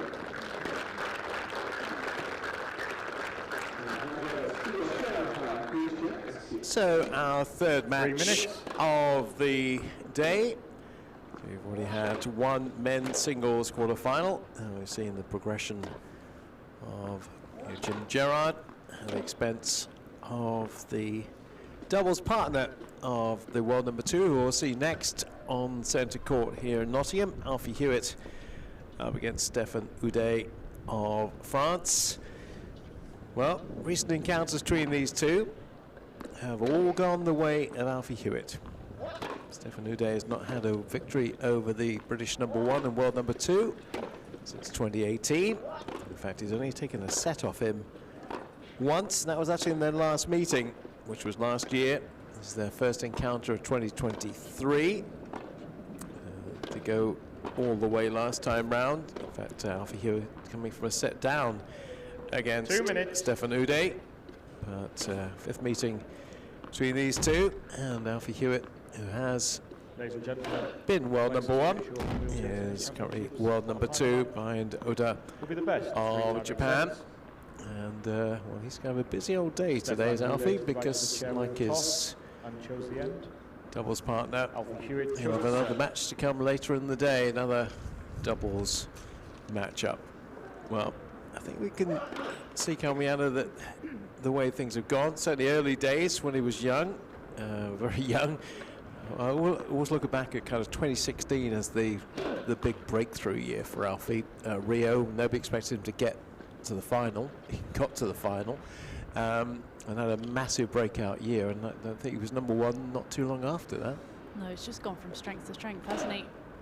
So easy to forget. He's still so young. You think he's been around for so long, and you think about what he's already achieved in the game, and he just sort of seems to get better and better. But he's now got a rival at the top of the sport, hasn't he? Takita Oda, who's beat him in the Wimbledon final. Yeah, and he has definitely got his game head on today, because I hadn't seen him go on the court, so I just want to say hello, and he kind of gave me that nod, and I thought, oh yeah, all right, you're in the zone, mate. You obviously know what to acknowledge anything at this stage. That's not Alfie, but when he gets into that kind of zone, gets into that rhythm, 30 seconds. gets his game face on, it's very hard to take him away from that. But the reason he is consistently the world number 2 is because he has been very good and consistently very good. And again, a bit like his doubles partner, there are occasions where I get frustrated with him not being quite as aggressive as he needs to be, because he can be the most aggressive player out on court when he wants to be, and when he is intense and when he's End of 1. coming in, things seem to happen. And then suddenly when he gets passive and backs off, and you mentioned it earlier on, being in the green rather than being in the blue, his game totally changes. Yeah, it does. I think it is always hard for, you know, when you keep trying to force yourself to be aggressive, and especially at those key moments you have to. But if you try and turn it into a habit, sort of when it becomes natural and more instinctive. But like you say, there can be times when he just steps a little bit behind the court into the green, and you kind of want to see him on that front foot because he is so explosive. The power that he has on the forehand, the backhand, the serve, how athletic he is around the court. You kind of want to see that every point, don't you? I know we're so demanding of him and have such high standards, but he's kind of set those over the years. And I've never seen a player who goes for 10% balls more than he does. You know, balls he should never ever get. You know, he's one of these kind of lost cause. I don't know the meaning of a lost cause, and he will just chase and chase and chase, and sometimes he actually does get his racket on it, and that's something I've seen him do winners from that position. You know, he is the ultimate terrier when it comes to chasing a ball on a court. Right, well, it'll be him to serve first at our end of the court, our commentary end of the court. Uday waiting to receive. Love 50.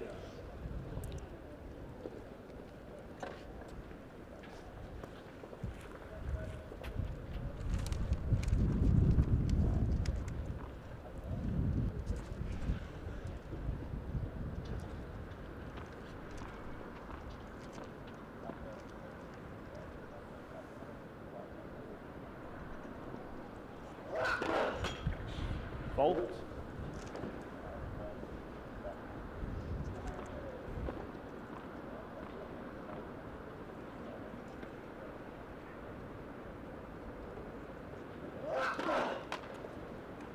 Love 30. Not quite the way he would have wanted to start.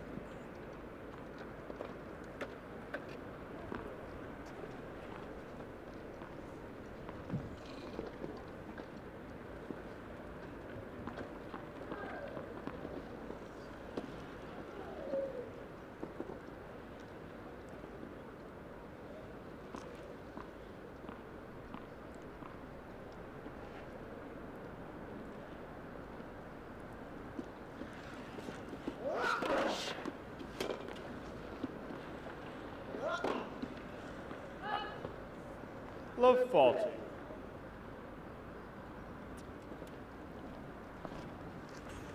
Straight off 3 break points for Stefan Uday.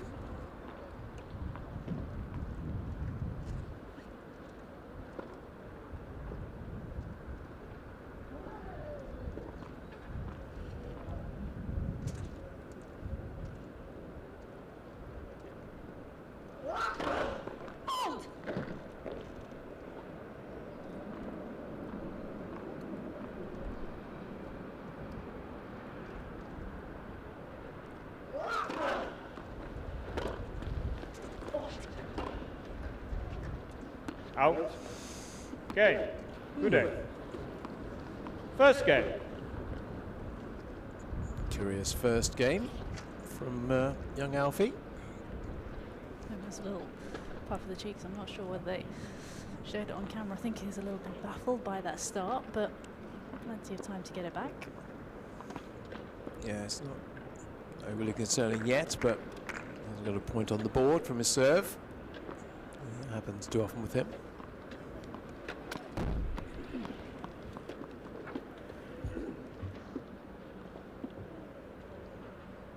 Stefan Uday to serve.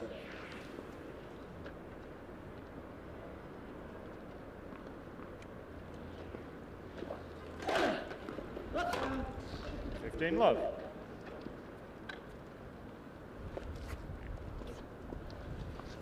For those who have not seen Uday play before, look at those huge chunky wheels he has on his, looks like a chariot out there, doesn't it?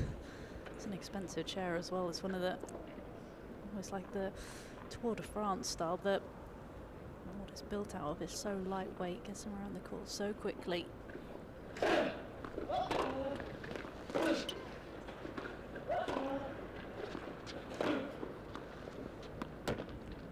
Sits up really high at the chair as well. If you look at their positions.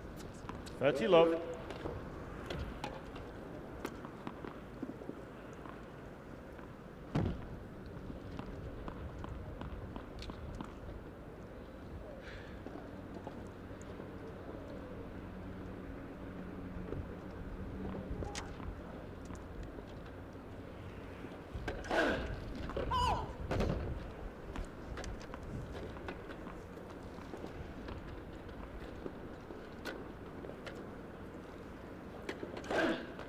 Net, second serve.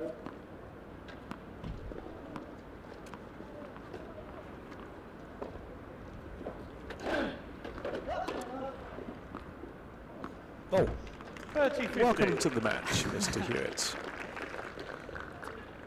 It's not about how you start, it's about how you finish. Very true, very true.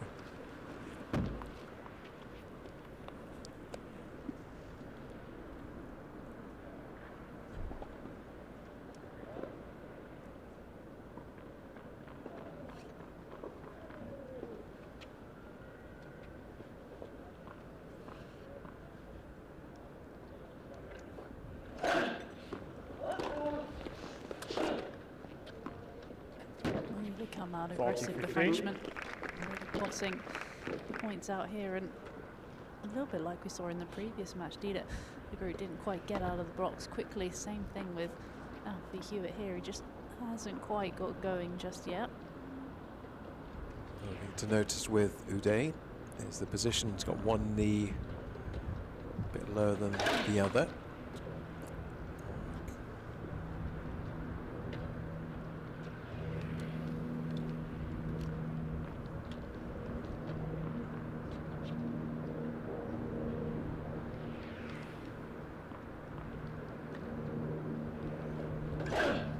Fault. 40-30. On double fault apiece.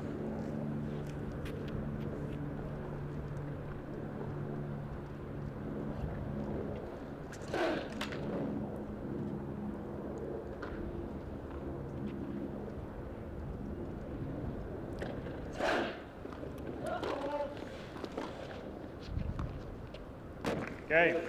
Too good. And he backs up his early They break. lead by 2 games to love. Yeah, the second game going to 30. Yeah, so we'll, I think in the next break, just have maybe a close-up on the Uday chair. To see that obviously he's got that slightly different position.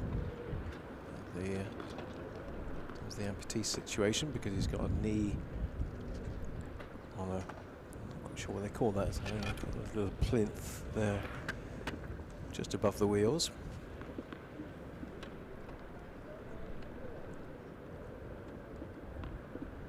Looking for his first point on serve.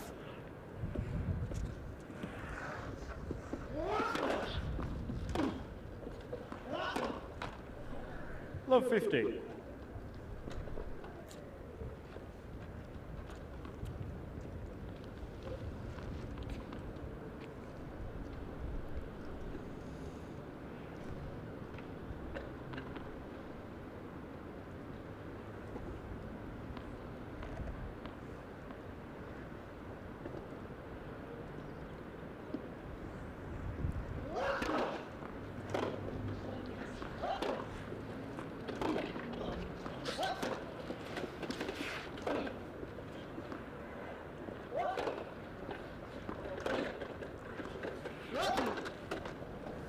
Really Love moving 30. Alfie around a lot at the moment, isn't he, Uday? Being ultra aggressive, really just staying closer to the baseline. He's got Alfie Hewitt on the back foot in a lot of these points.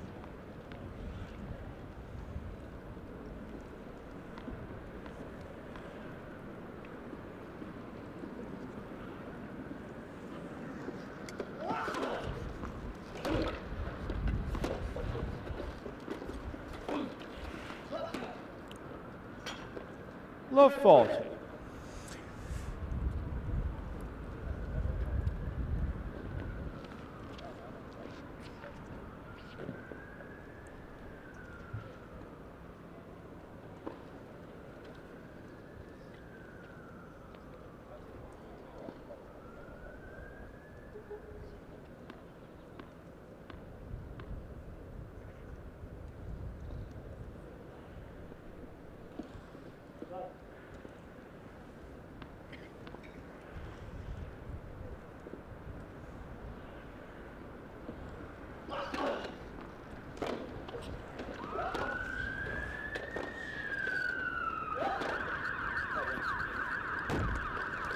Too good? It's more like what we used to see Yeah, from isn't it? Alfie Hewitt. A little bit more 15-40. of a dominant point. Just haven't been able to do that enough in these opening couple of games. Hopefully that might be the catalyst to get him moving. Because that's the first point on serve in the first 2 games with him.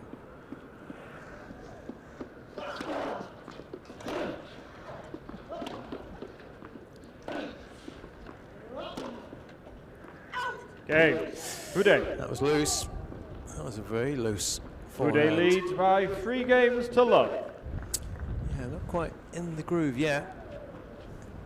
Boudet not having to do that much to take the first 3 games.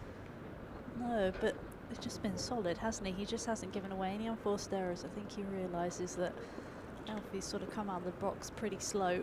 So he's just putting the emphasis on him, trying to force him to find something, and just hasn't quite been able to do that at the moment. He has, I mean, there have been occasions where Alfie's been a slow starter. There's actually other occasions where he got off to a flyer and then kind of gone into reverse in the second set. So never quite sure what exactly you're going to see from an Alfie Hewitt match. But I don't think quite what was in the plans was a 3-love advantage to his opponent at the start. Hasn't been able to get the crowd involved either. They've been pretty quiet on the sidelines. Yeah, they're looking for some Alfie Hewitt winners. That's Time. what they're looking for, and they can be spectacular when they come off.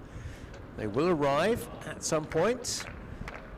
Might just been held up in traffic, but they will get here.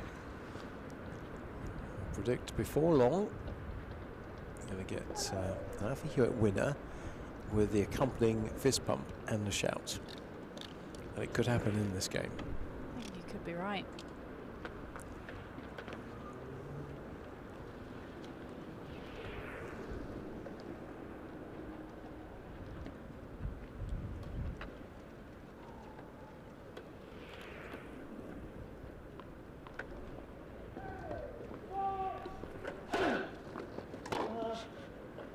Out. 15 love.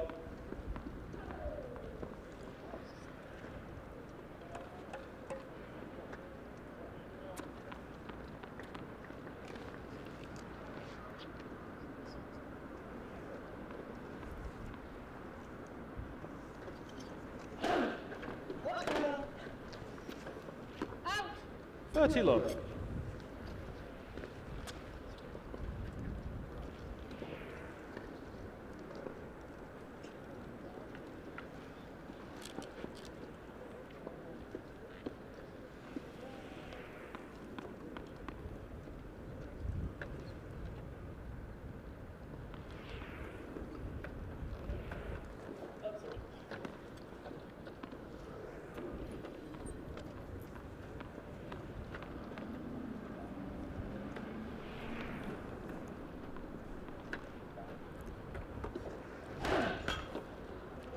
Net.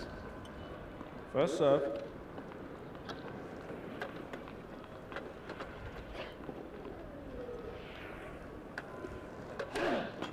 Net. First serve. As mentioned before, 3 of those, you get a barrel of beer in South Africa. Not sure you get it in Nottingham, mind you, but still. Out. 40 love.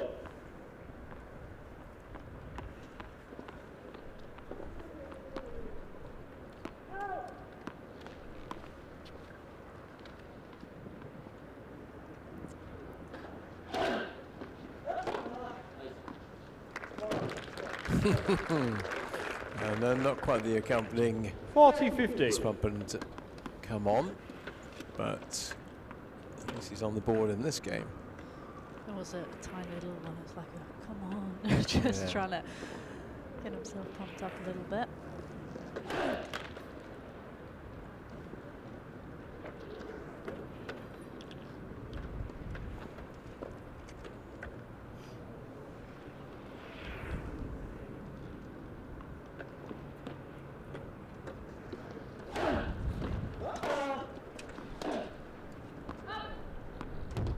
$40-30.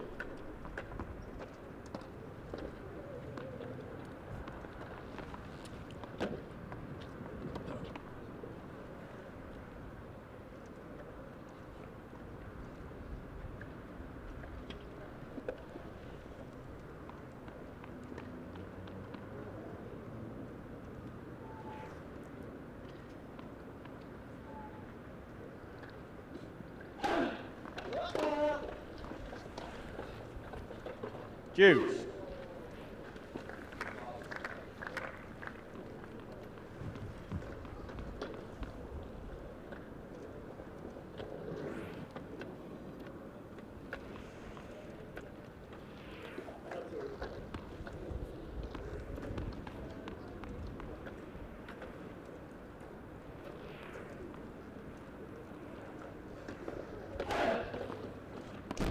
Advantage, Hude.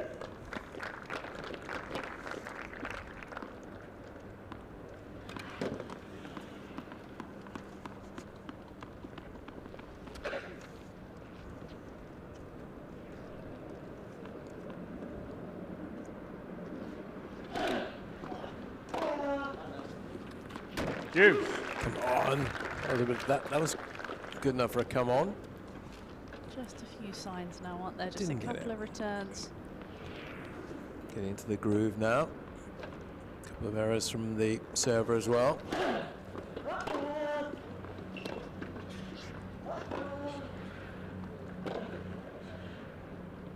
Oh, landed in. Advantage, Hude. What a lob. It's a good approach shot as well, wasn't it? It Nice was and deep. Terrific, but I think I was slightly misread by Alfie. Thought I was going long, didn't.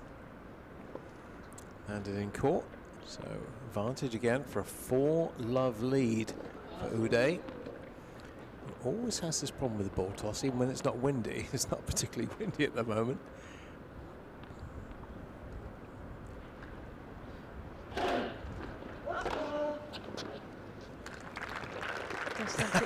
Oh, we got one. Delayed one. That was a delayed fist pump then.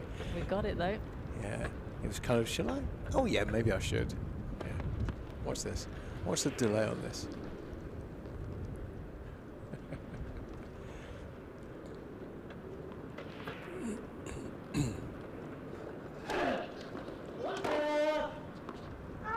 Again, that return's just starting to fire.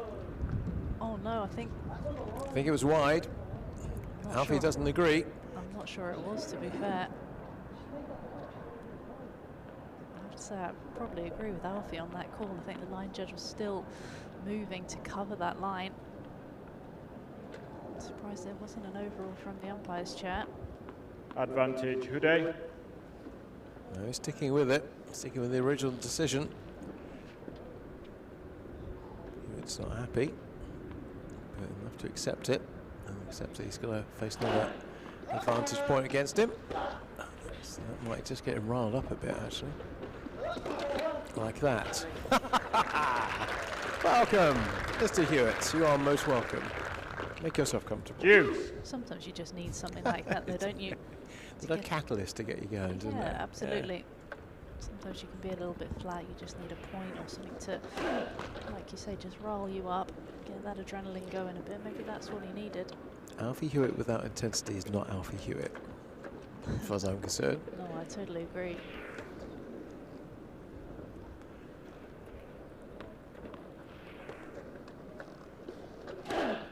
Fault.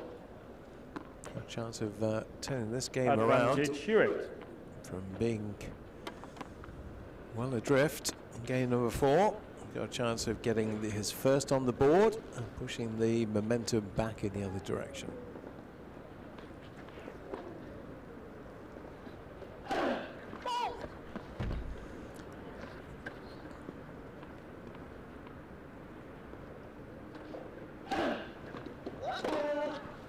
Out. Deuce. Just a bit lazy on that return. Wasn't much on it. Just trying to do a little bit too much as well, especially if you're going down the middle of the court. Just with good depth.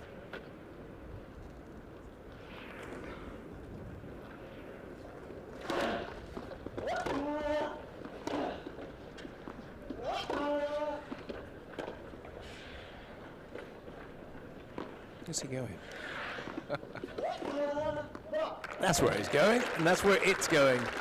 Right into the corner. Advantage. Hewitt. You also notice the noise level has risen the last few minutes. That's always a sign, isn't Yeah. it, when Alfie's in the building.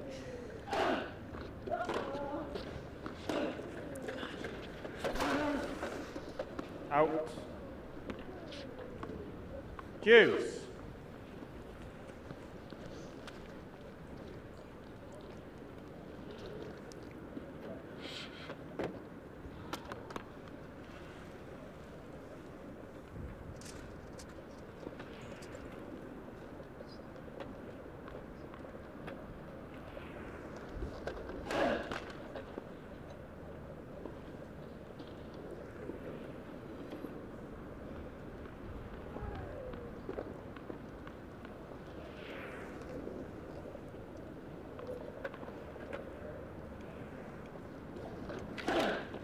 Fault.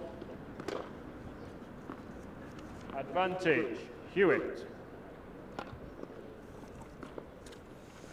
Well, without having to do too much in this game, it's going back in front again. Second double fault for Stefan Uday.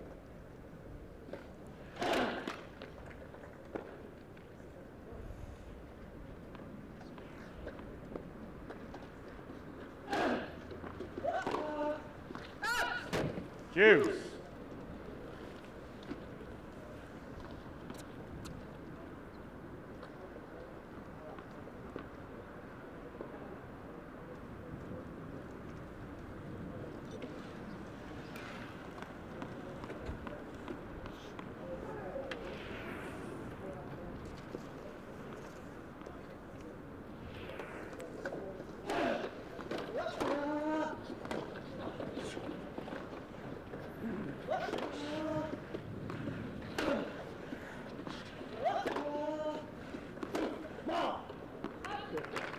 There you go.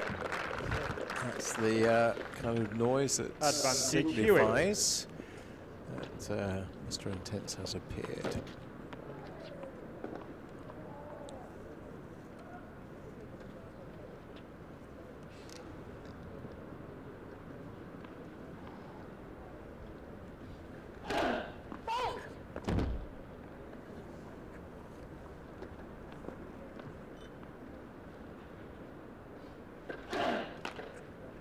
Game. Hewitt. Is it fair to say he didn't have to do an awful lot to win that game? No, he didn't. Came with some good Uday returns. leads by 3 games to 1. Just up the intensity levels as well, didn't he? Just looked like he started to find a little bit of rhythm. Well, got his first on the board, and all he needs now to do is correct the serve, get that working. He's got a foothold in the match at last. 1-3. Hewitt serving.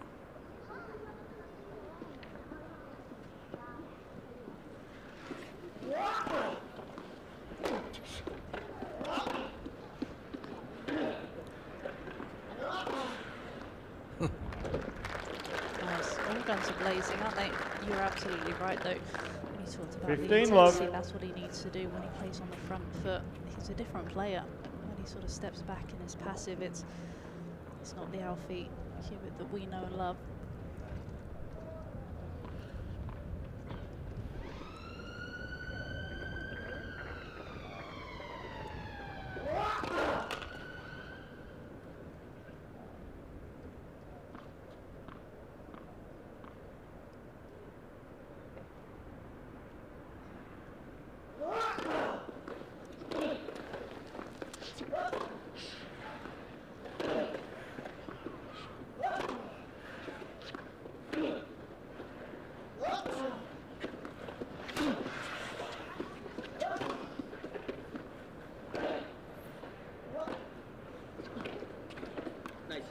He's playing with Houdet now. That was a bit of cat and mouse, wasn't it? With the cat very much taking over at the end. Just working his opponent from side to side, waiting for that opportunity. Dominating a lot more with the forehand now, really searching for it, hunting for it.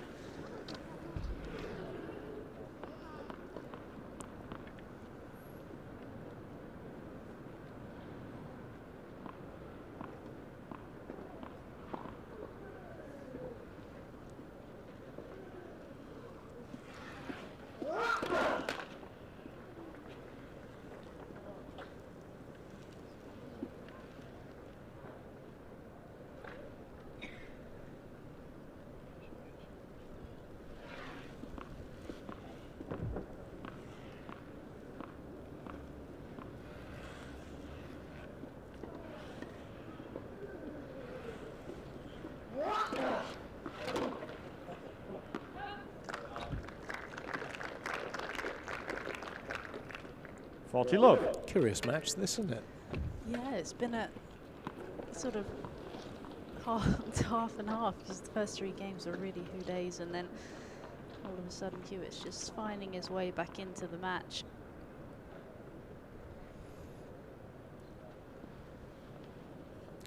Love to bring it back to 2-3.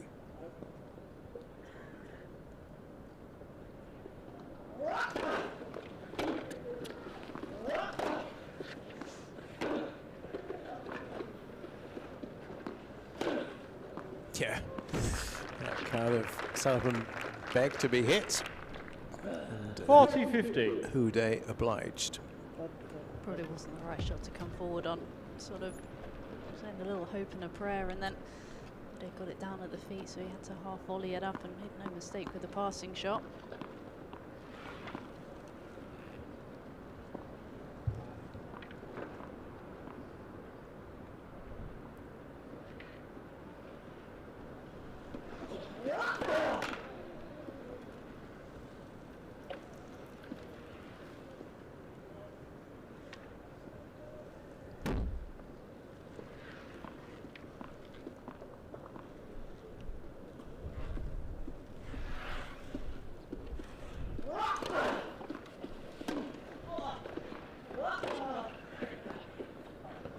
Okay, Hewitt. That's one of his favourite shots. The cross-court backhand into the corner. Houdet leads by 3 games to 2. Job done as far as that service game is concerned, and from a love 3 deficit, it's now 2-3, and the momentum very much swinging the way of the world number 2. Yeah, he's done well to turn it around. He could have easily been 4-love down, couldn't he? But just hung in there, found a couple of returns when he needed to, and momentum's most definitely shifted out here. Now the noise level is rising, and we're seeing his game as all-court game rather than the double faults and the frustrations in the early stages. But there's a few little trademark shots we're starting to see. So that for that cross court, he loves to use those corners. He's a great corner player, isn't he?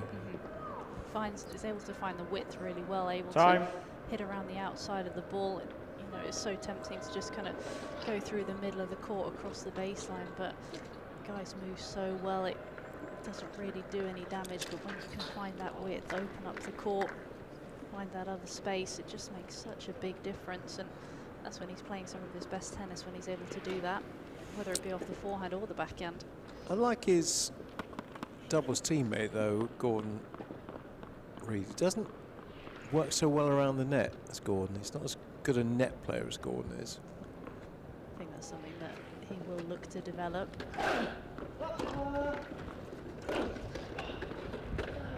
It is definitely something he has improved, but I'm sure he would like to be a little bit more comfortable up there. It's more about power than finesse, I think, with Alfie. Yeah, I'd have to agree with that. But I think the exciting thing is that's just another facet of his game that he can improve and add to and make him an even more well-rounded player.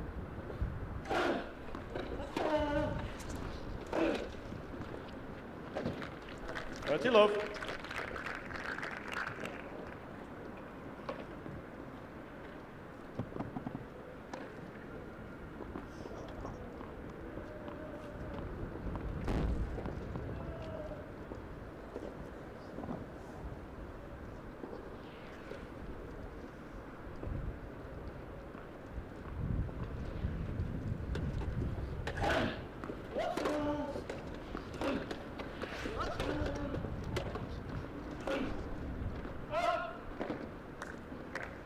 30-15.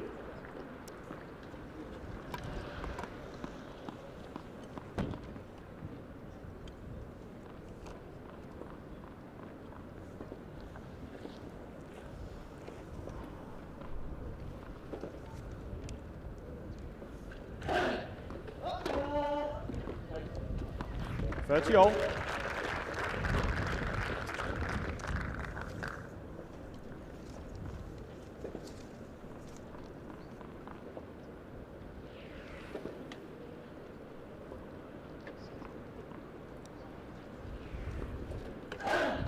Fault.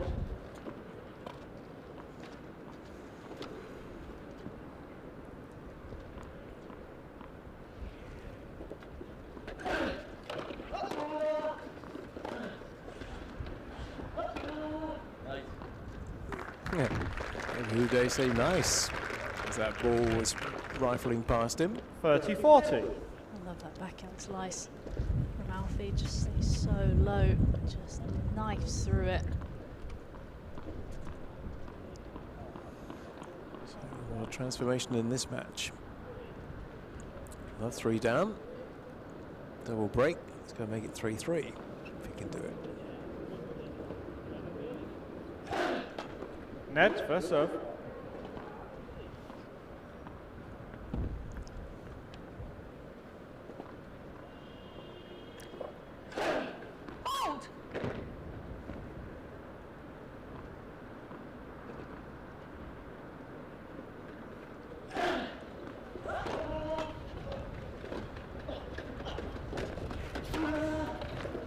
Oh, I thought he was going to get there too. Deuce. There he nearly did.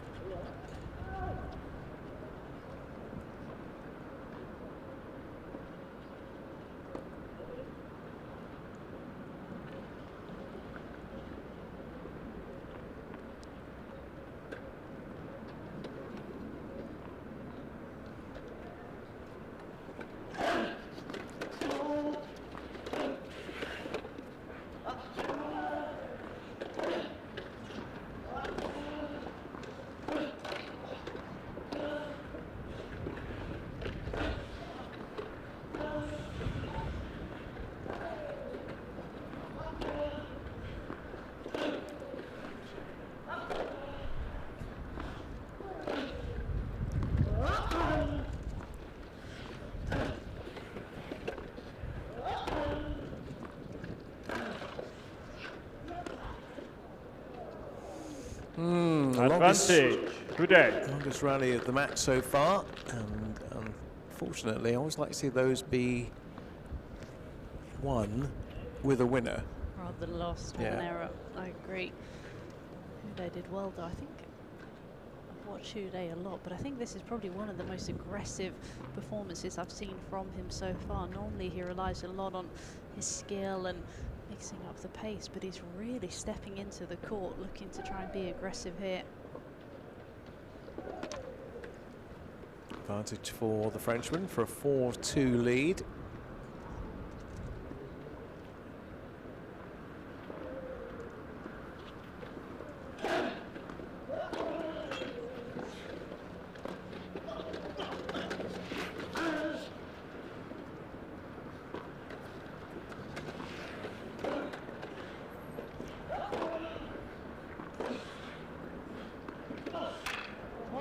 Game. Good day. Yeah, annoyed with himself because he kind of threw that game away indirectly. I know it was due to Uday's skill. Uday leads by 4 games to 2. I'm sure Hewitt will see it quite like that. Should have been 3-3, so it's 4-2 to the Frenchman. A couple of poor shot selections as well. That drop shot really wasn't on that shot. Needed to just go back deep.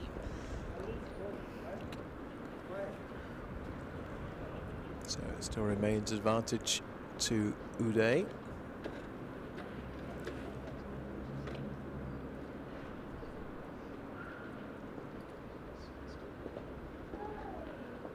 Not happy with the balls in the corner. Wants to go for the one nearest the net.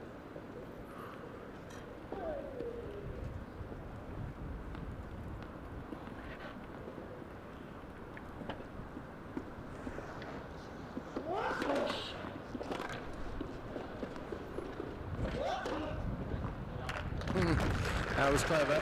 We waited for Houdet to commit. 15 love. Let's see which side of the court he was going to go to. Put the ball the other side.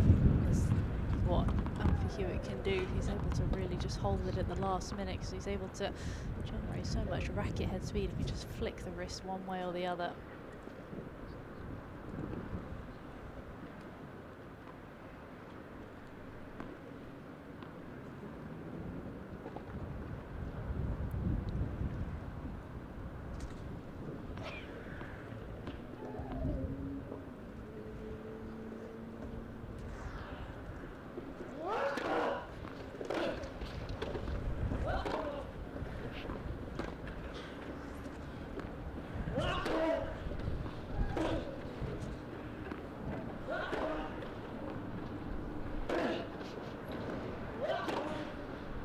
Out. 15 all.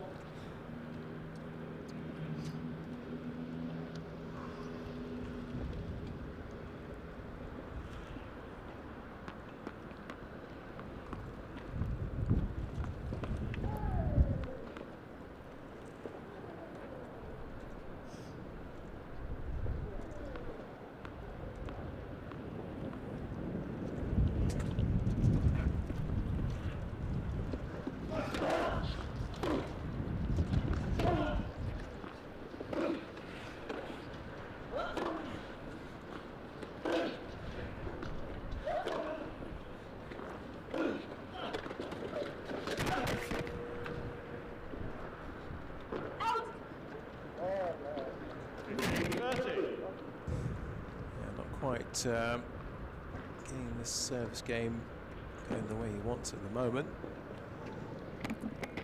Okay, potentially 2 games away from taking the first set.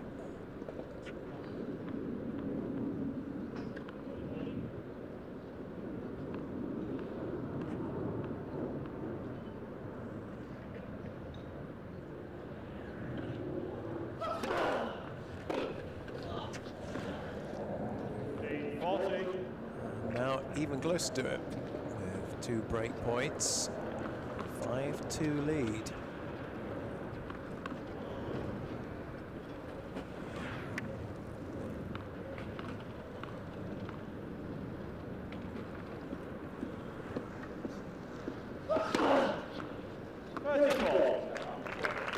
Yeah, that'll count.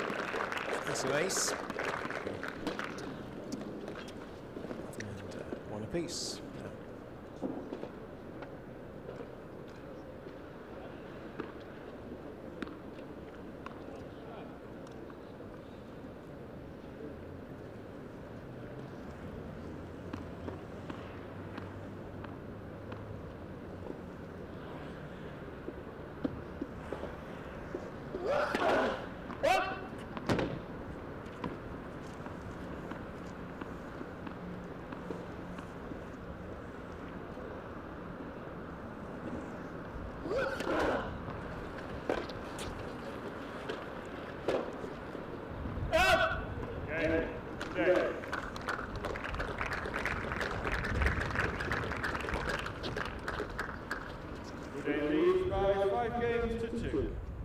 Well, world number 2, not showing us world number 2 credentials at the moment.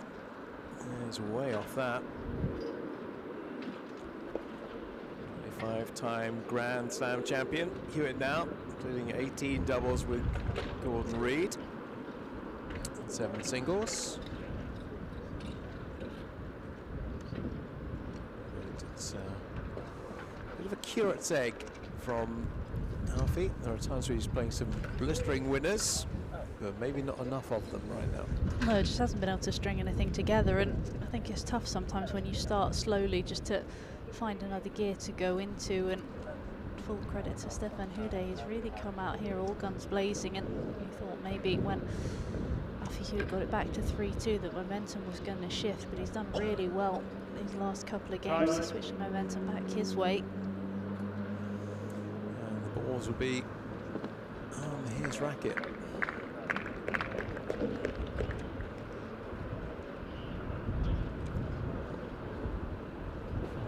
Potential. So he gets up again.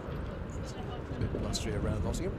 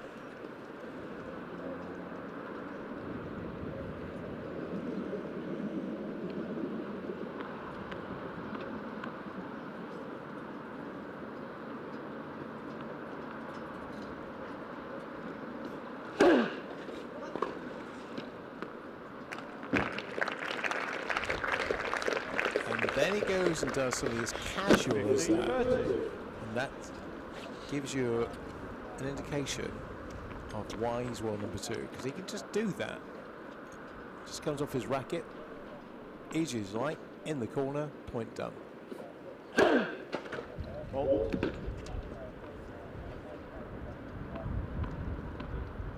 problem is, I suppose, with anybody who's got that amount of talent, you think, why don't they do it more often? I'm sure that's what will frustrating him today as well. There's a good example. Back-to-back points. That's the top draw. We don't need to try and find a first serve here. Just struggling a little bit with the ball toss. The wind picked up a little bit. So seems to be throwing a little bit too far over his left shoulder.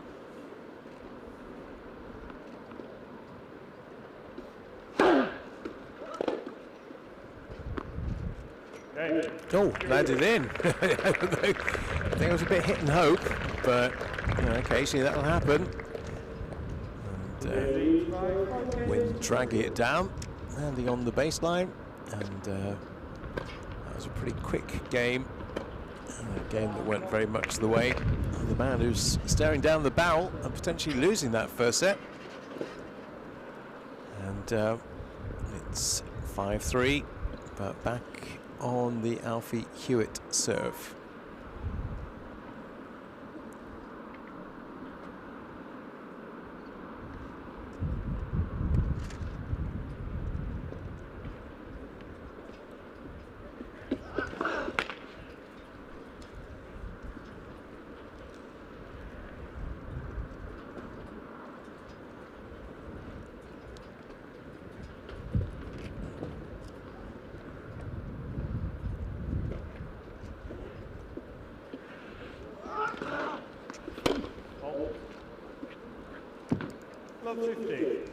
Both players maybe just struggling a little bit with the ball toss. It's tough when the wind is so stop and start. It can be pretty swirly as well here on the centre court.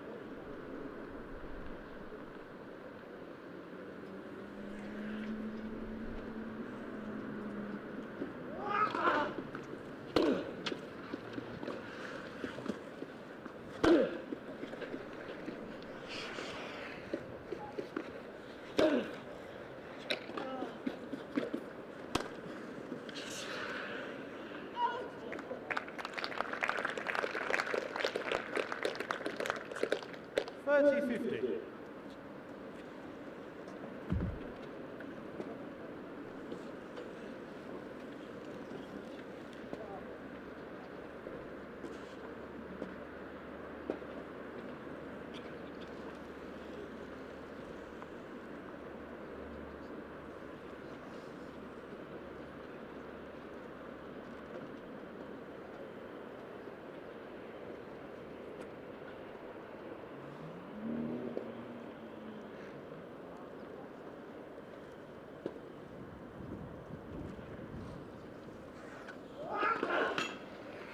Net, first serve.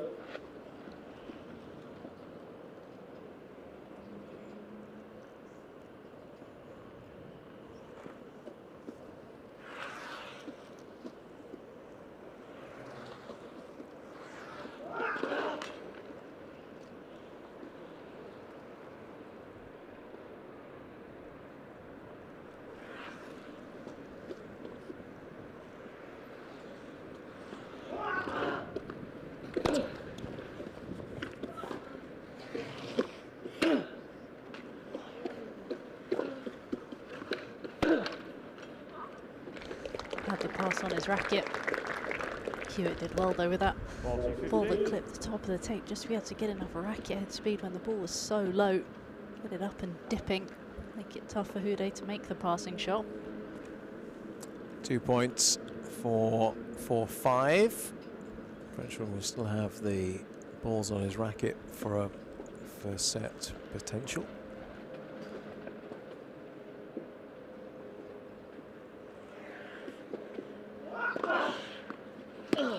Okay, Hewitt. Yeah, first real big come on the world number 2, British number 1. By 5 games to 4. Who gives all the impression he's really getting into this match now, feeling like he belongs. And they did meet in the Nottingham Open 2 years ago. 6-1, 6-1. Very comfortable victory was for Alfie on that day. He got off to a much better start, flying start compared to this, but he's edging his way back in and starting to tick all the respective boxes he needs to go on, though. He's still got to break the Frenchman's serve here to make sure the first set doesn't go the way of Houdet.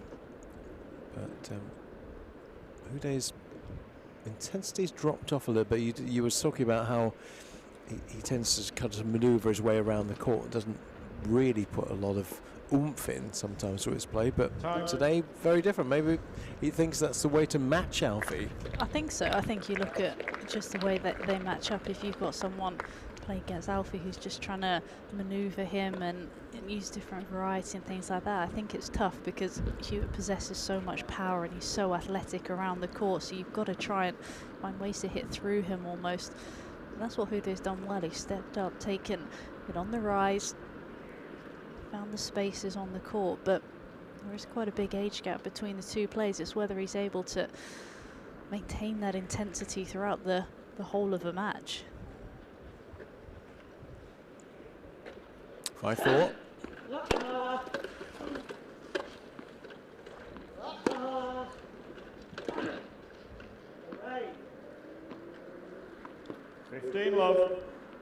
I think Hewitt thought that was going to go wide. It didn't. Just landed in the tram line, so the right side.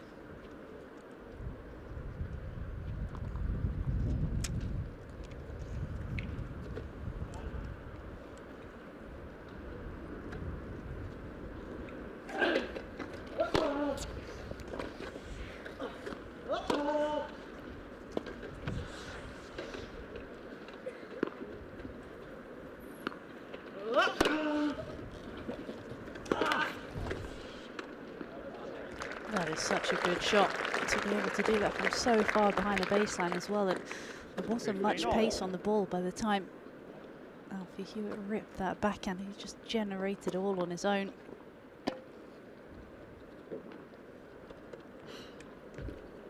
Well, a few players in wheelchair tennis who can do that as well.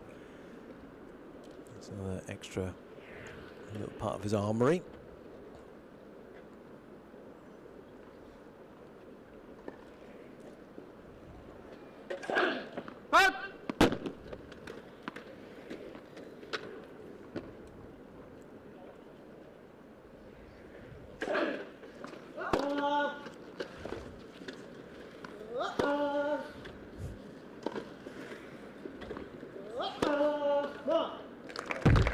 creep at ours, and he puts it away. I know, he's just stepping up the gears, isn't he, a little bit. Forehand again is just starting to be a little bit more dominant. Grunts are coming as well, aren't they? That's always a sign. It sounds like he's singing to me when he looks at that routine. I think he might be. I'll name it in 5. 15-40. No, that's what he wanted, and that's where he is. 2 break points to bring it back to 5-5. Not going to reach that. That is trademark Hewitt. Service return, back across court, into the corner. Absolutely no way that Udo was going to get within a smidgen of that. And we are where we are. It's kind of where we started. Following a similar pattern to the first match here on centre court, aren't we? That 5-2 lead got pegged back. But it does seem now that the real Alfie Hewitt is in the building. 5-5. Ball back with him for game number 11.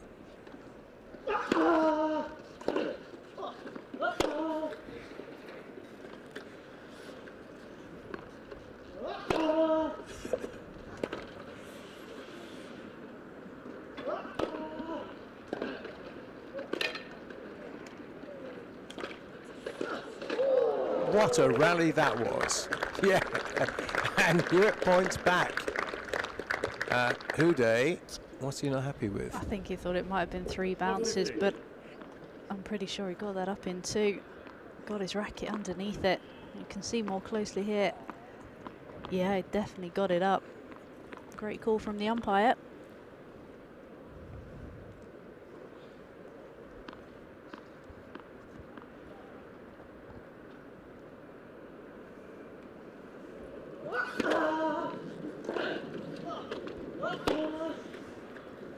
No, that's too good.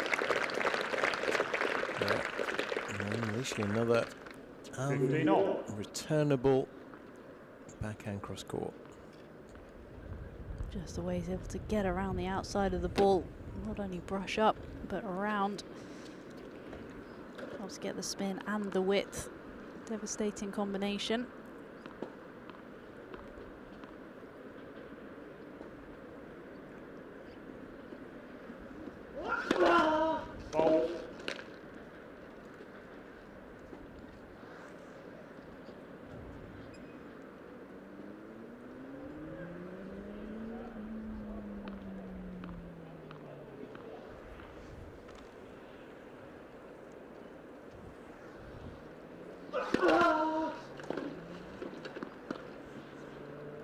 Oh, delicate.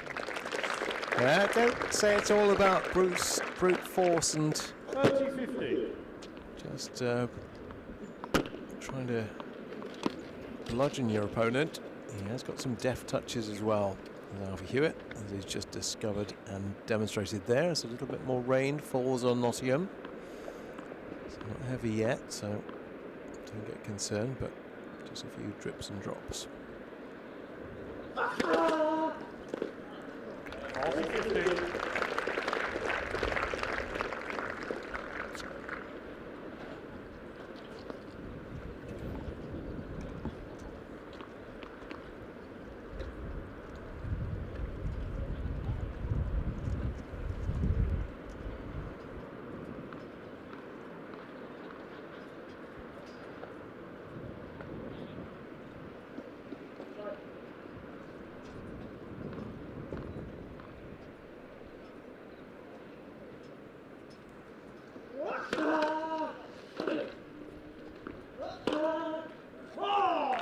Knew that was coming.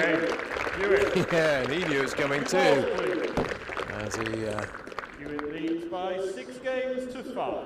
passed that one into an area. Uday was not in the same postcode, let alone where the ball was. So for the first time in the match, Alfie Hewitt finds himself in front. Done well to turn this first set on its head. 5-2 down, you really thought, okay, maybe this set is gone. He's going to have to regroup and go for the second set, but he's just found a way, found a couple of returns, and All of a sudden, momentum is completely shifted to what it was 10 minutes ago. And what can Stefan Houdet do just to find a way to get through this next service game, at least take it to a tie break? Does he have enough within his game to make those kind of alterations, though? Is his game, and there really isn't a plan B or C for Houdet? I don't know. That's a tough question, because I think he has a lot of different facets to his game. I think he's shown early in this part of this first set that he's able to be aggressive. He's obviously not one of the biggest hitters out there, but he's got that ability to take the ball on. He's got the timing, but he's also got the variety. He's got the slice. He's got the drop shots. But I think the problem is he's not able to sustain that power for long enough to really go toe-to-toe with Alfie Hewitt. He's sort of played his top level, I'd probably say, in this opening set, and he sort of still finds himself 6-5 down, doesn't he? Yeah, and his more immediate concern is holding on to his serve, because if he doesn't, then Hewitt will take the first set 7-5, and I think we know where it goes from there. In terms of recent history anyway, not too often they've done a three-setter. New balls with the Frenchman.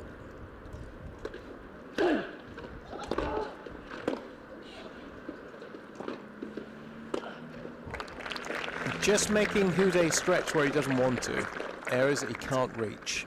It's a great get from Houdet as well off the return. How he was able to just flick it cross court, but then again, the power that he was able to generate on the move. Houdet just couldn't live with him.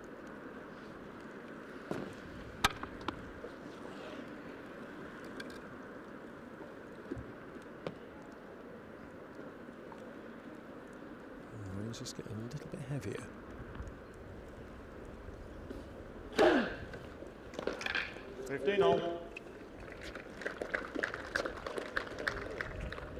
You just want to get this game on the board as quickly as you can. If they do have to maybe have a break and play for the rain, I would much rather be doing is sitting on a 1-set-to-love lead.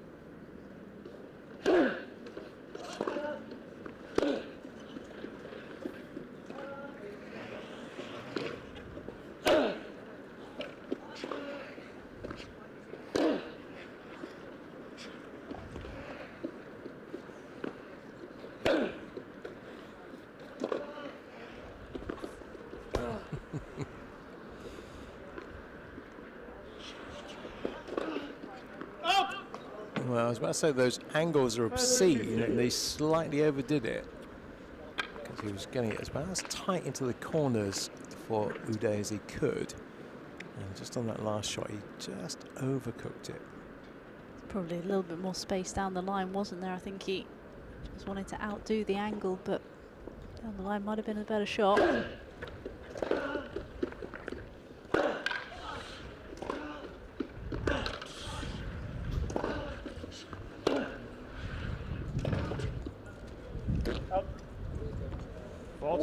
Both men virtually falling out of their chairs to retrieve those balls there.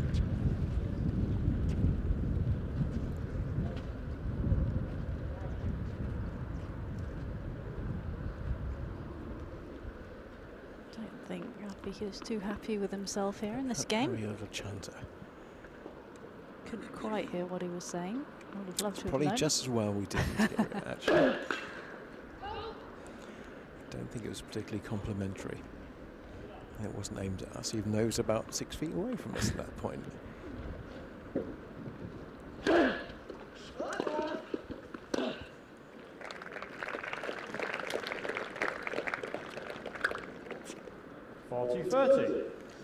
Obviously not happy because it's still set point. Sorry, that brings it back to 6-6. Beg your pardon. The way around. Takes it back to 6-6, and we have a tie break, of course.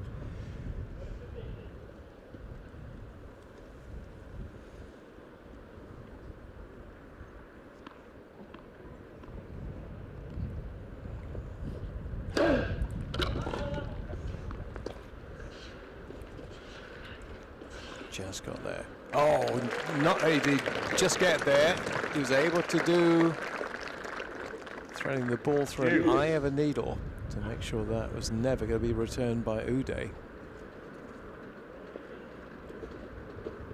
Look a bit happier now after that. Back to Juice.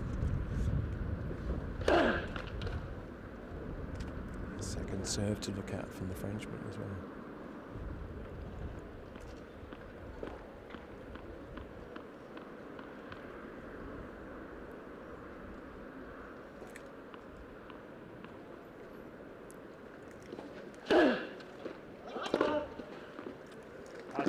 Dismissive, that's what I call that. Very nonchalant, wasn't it? Middle of the box, second serve. Having that for breakfast. Set point. Set point and a second serve to look at. So he's going to be jumping all over this one.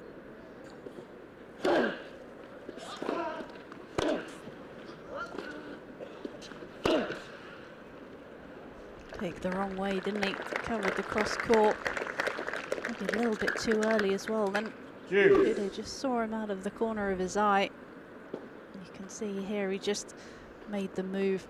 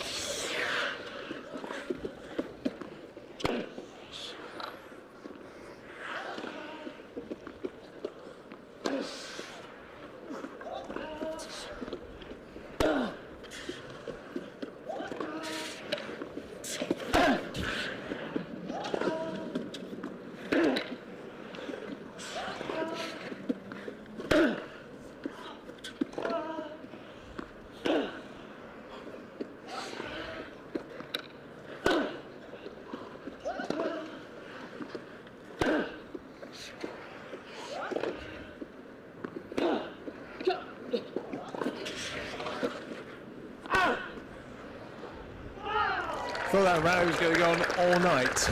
I thought we might still be here tomorrow morning waiting for that rally to finish. So did I. Advantage Hewitt. Set point for number 1 seed and British number 1.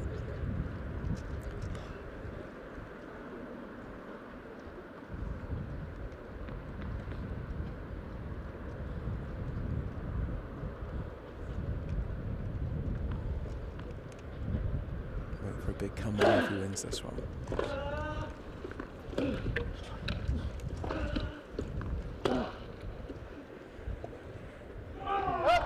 There you go. On demand. Well, after what could be said as an unpromising start, certainly going 3-love down in no time at all, very unpromising, but since then we've seen Alf Hewitt move into the kind of gears we expected to see as the world number 2, and he's starting to deliver and has delivered at the end of the first set. He's taken that 7-5. A little bit of response as well from the crowd. I think they're pretty happy that he managed to turn it around. Like you said, it wasn't looking overly promising in those first 4 games, but just showed that fighting spirit, didn't he, in the end? And he did create quite a lot of opportunities, and I think just there, looking at the serves, down at just 20 points won compared to the 35 from Houdet behind the first serve. That's where he really struggled, especially in those opening exchanges as well. Really wants to try and increase those numbers, because the first serve percentage wasn't too bad at all, but just needs to try and back it up a little bit better.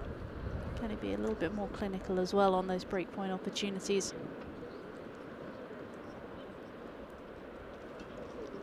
Well, very contrasting set, as we mentioned. 3-0 down early stages. Put it right back, and Finally got it done. All right, it's a long time since the man is about to receive his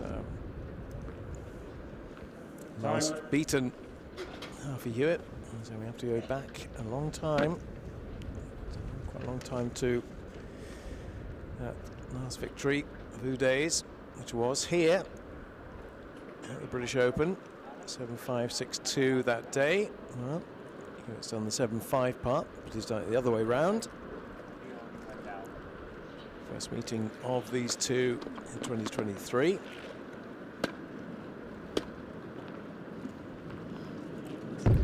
Still around, it's gone a little bit darker. It's certainly gotten a lot colder. It was quite warm, but quite balmy for a while. But it has gone a little bit chilly. The wind is still swirling around. Centre court as Alfie Hewitt starts set number 2. 15 love.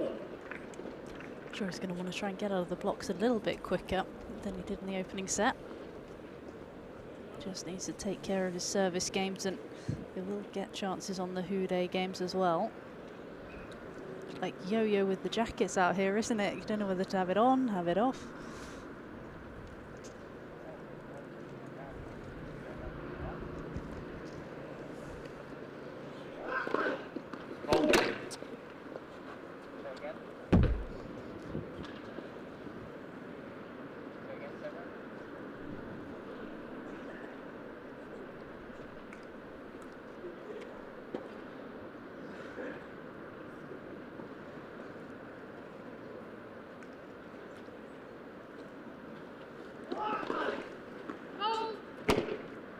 All.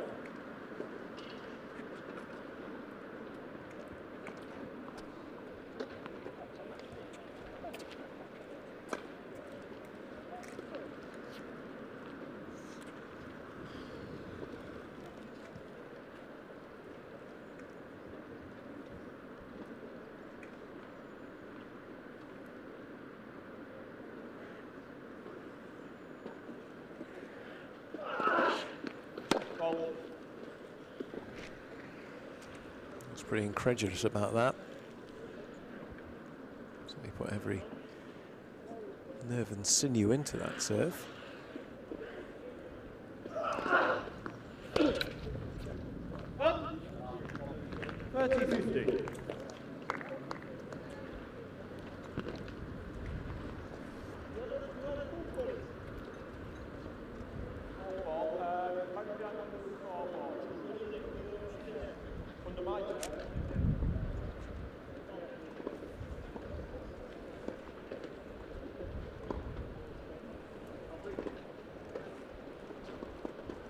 Have our ball back, please, sir.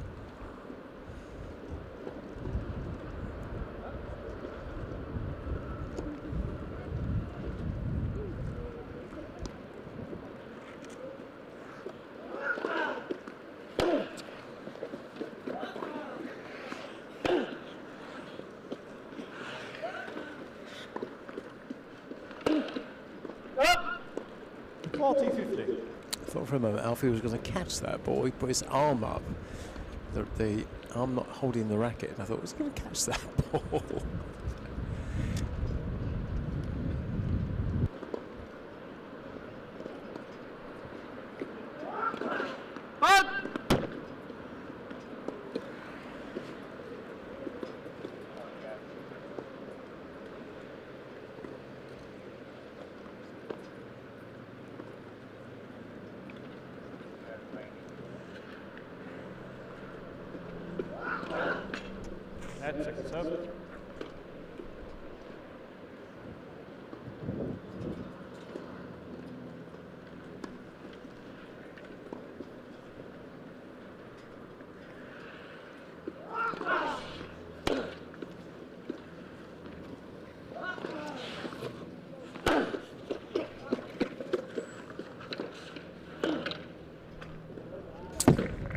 I think that's a point he gave Uday.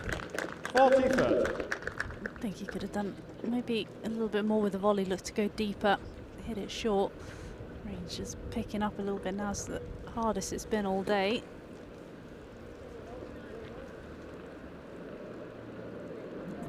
umpire. The umpire's going to pull them off, I think.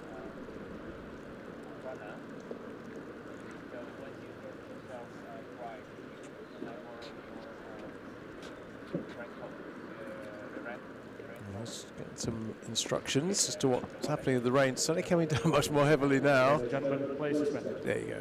I thought that was the case. I don't think it'll be long. There's a lot of blue sky around, but there's also some grey clouds above and some rain. So we will depart for the time being. We'll be back with you as soon as play resumes.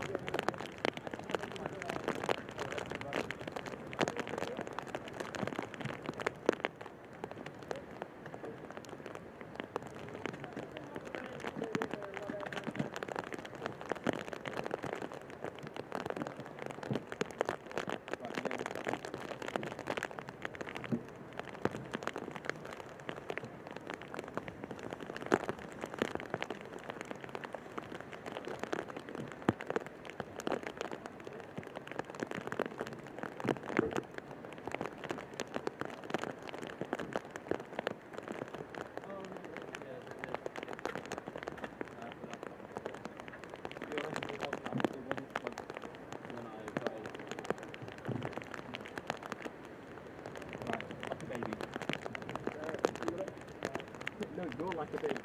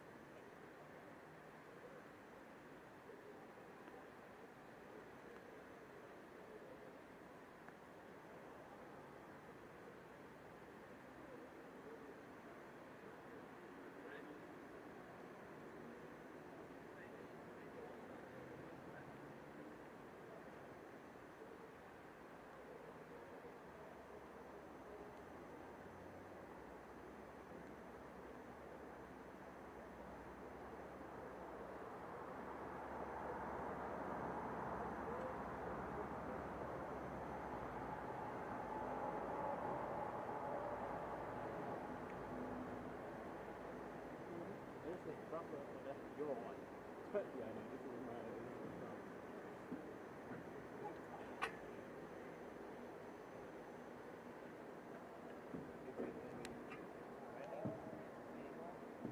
Do I think it's going to rain anymore?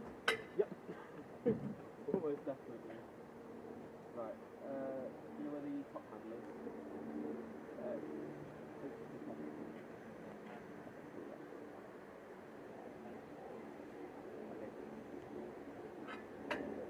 Again, nice there.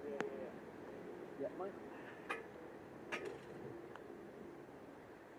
You come up. Gonna go up and clean the other cameras first.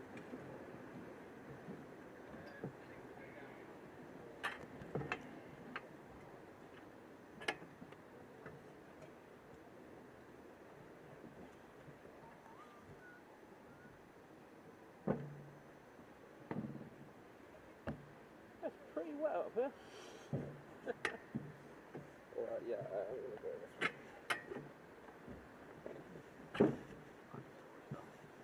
First minute, running, next minute. It's not gonna get any better, I think. Could you just put your hand there and keep it? Yeah, I have it. Yeah, you got it.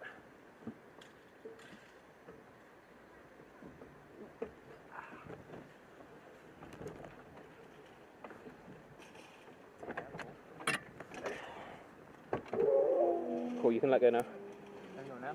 Yeah, you can let go.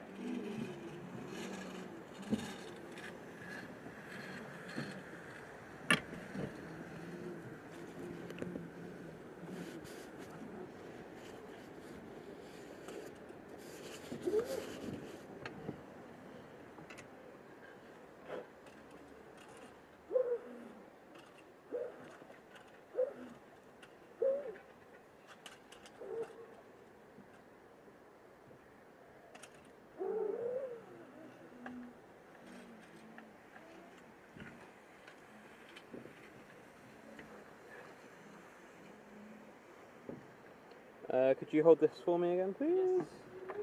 Yes. Yeah. You good? Yep, good.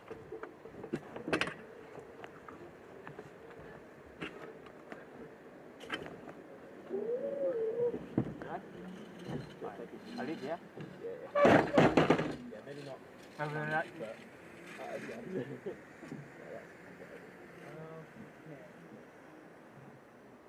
So, you want to lift that lid off carefully and pick the water off.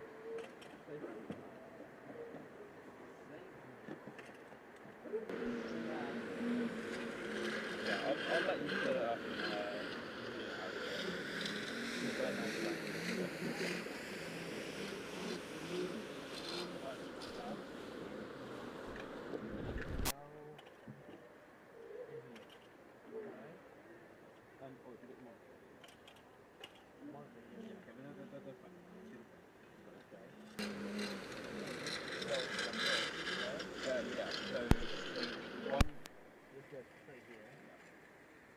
So what we're doing with these tables, one comes out of here, goes into the box, and the other one comes out into the monitor. The thing is, we don't know which one is plugged in for, so get the monitor on first.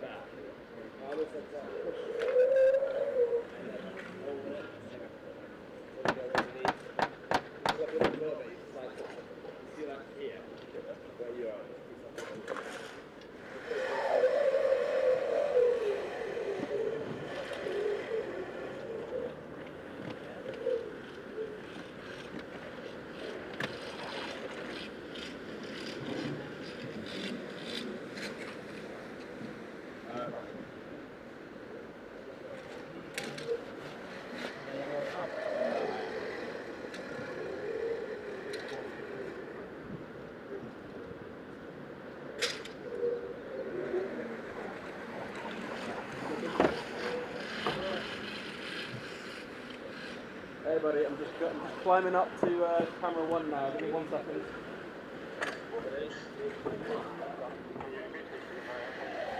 I'm just climbing up to camera 1. I just need you to tell me if it's level.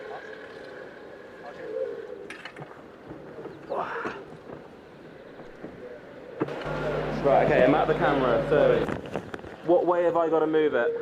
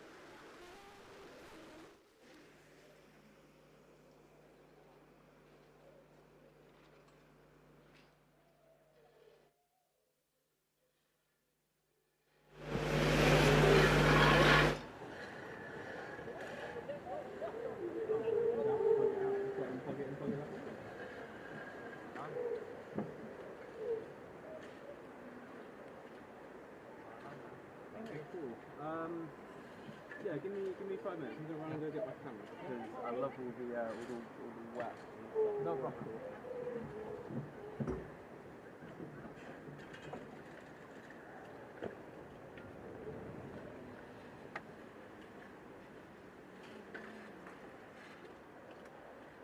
Yes, I can. Number 2. Yes, I can. Number 2.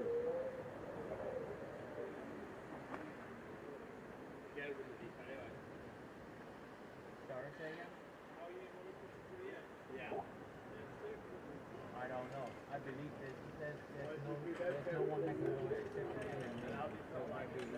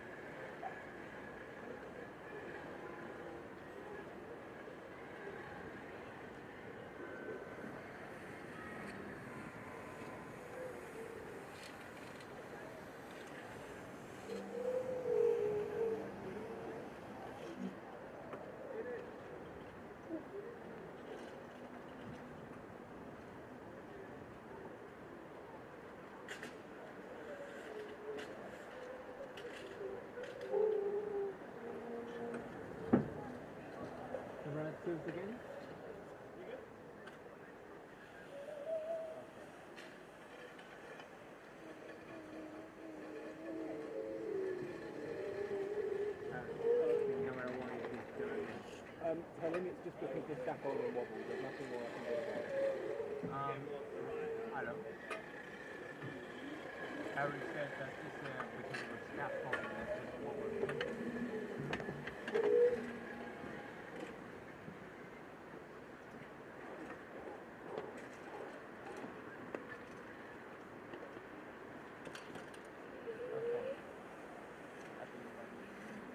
I can't, so the cable won't straight.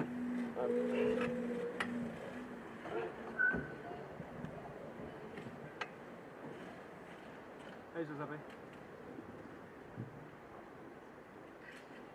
Giuseppe, it's Harry.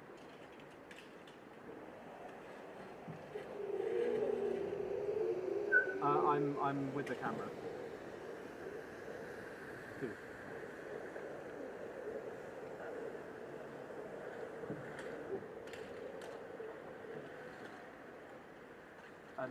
So it's not because I touched it, it's because the top section, right, you see this, see it's moving, I'm just touching the scaffolding, I'm barely putting any pressure on it, it's just the scaffolding is wobbly.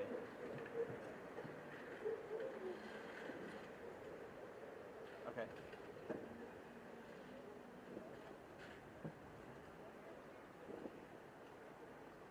That's fine, I'll climb up and I'll call you on my phone.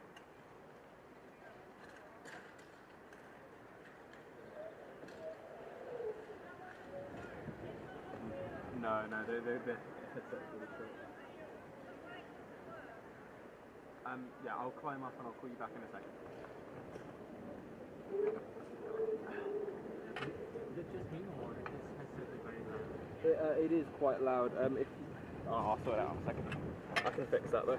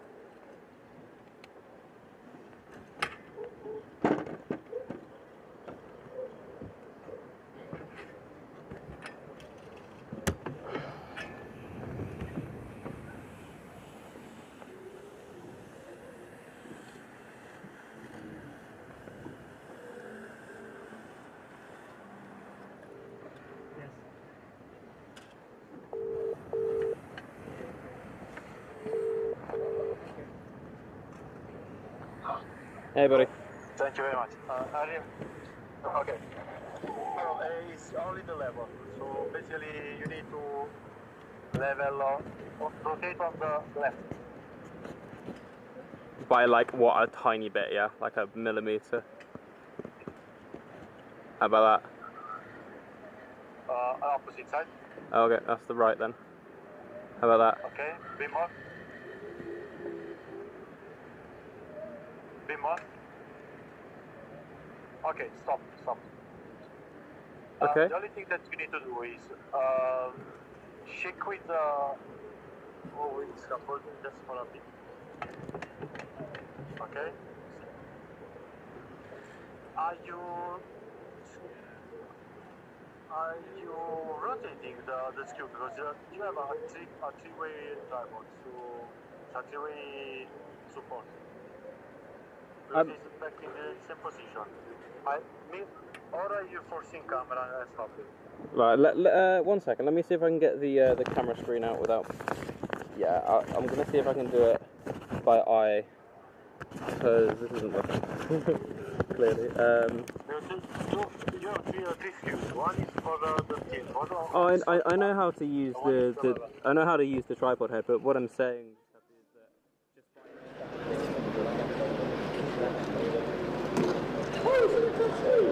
that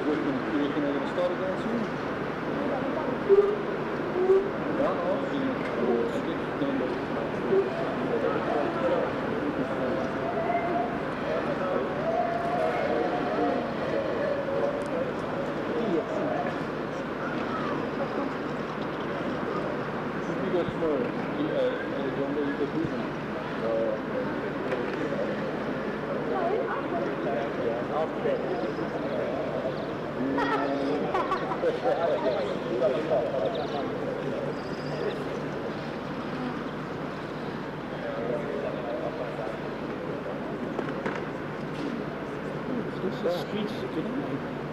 Sorry? Speech is very good, isn't it?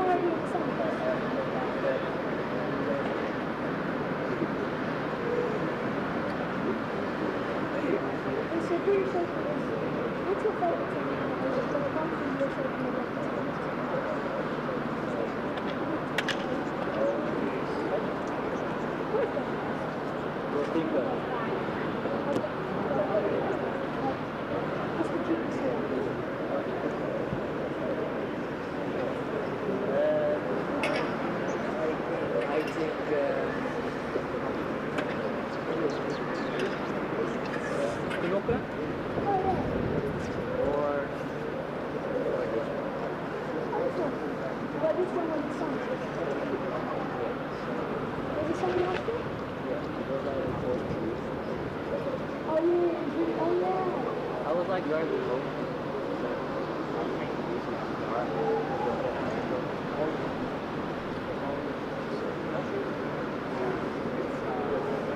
Yeah, I was one of the things spots the sun.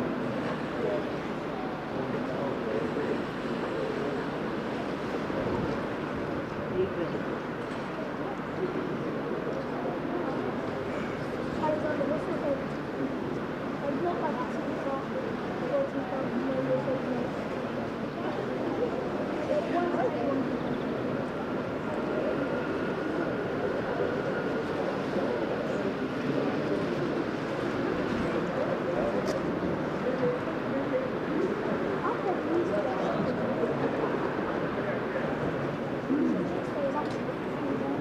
because also you have to remember like what I was doing.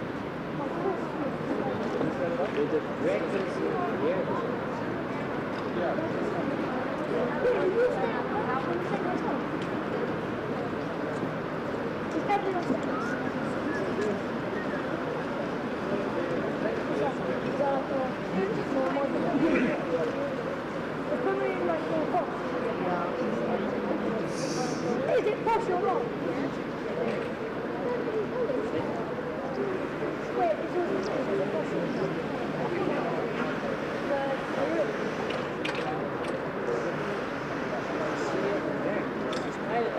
I've got £2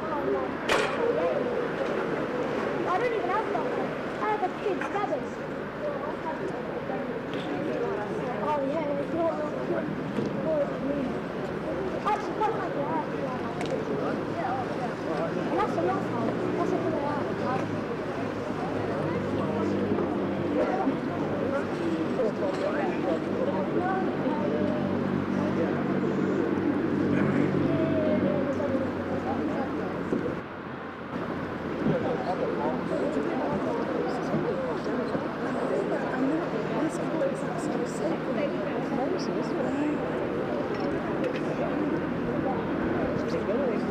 So you didn't get wet?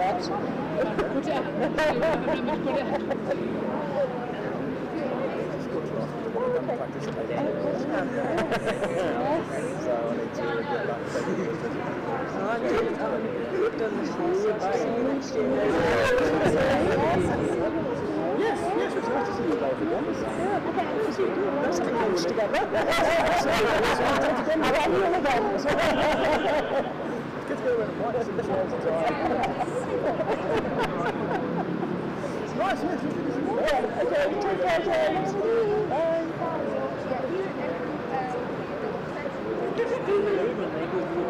Being like, are you getting like, are you getting free? No.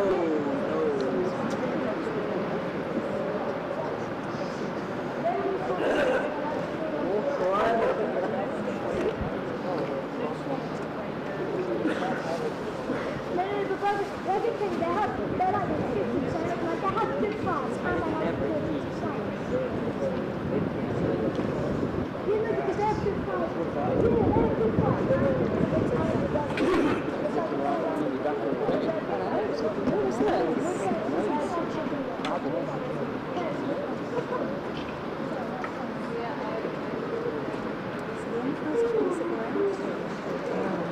They did take some ideas, but they used to be from somewhere else. The ones get from the kids and have got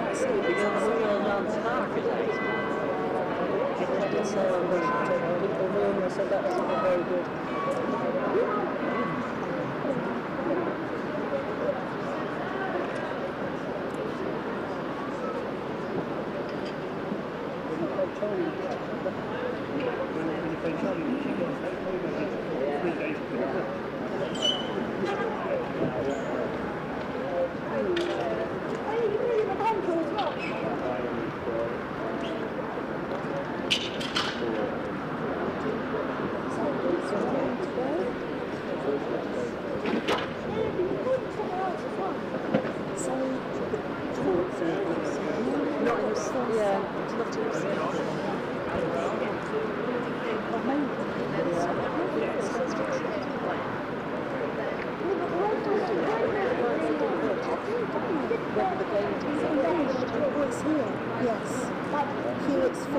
last year.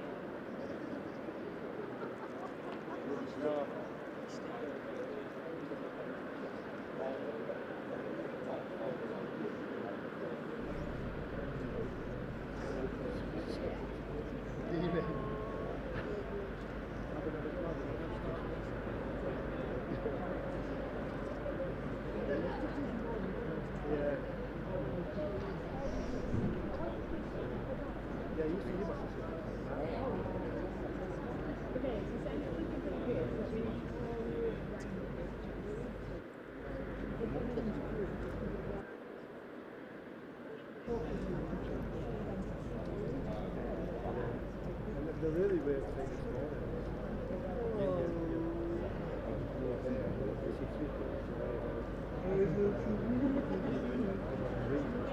is 3 courts on. It's just such a yeah, they're it's the same score as I think it's the actual side. I think they really want to do it. One of the closing, and the other 3 yeah.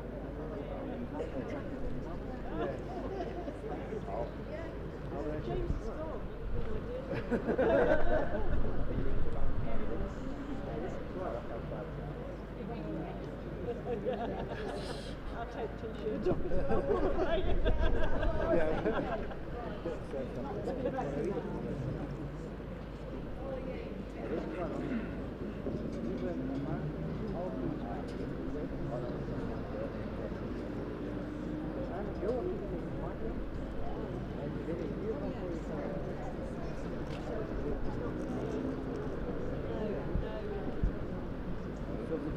What's that?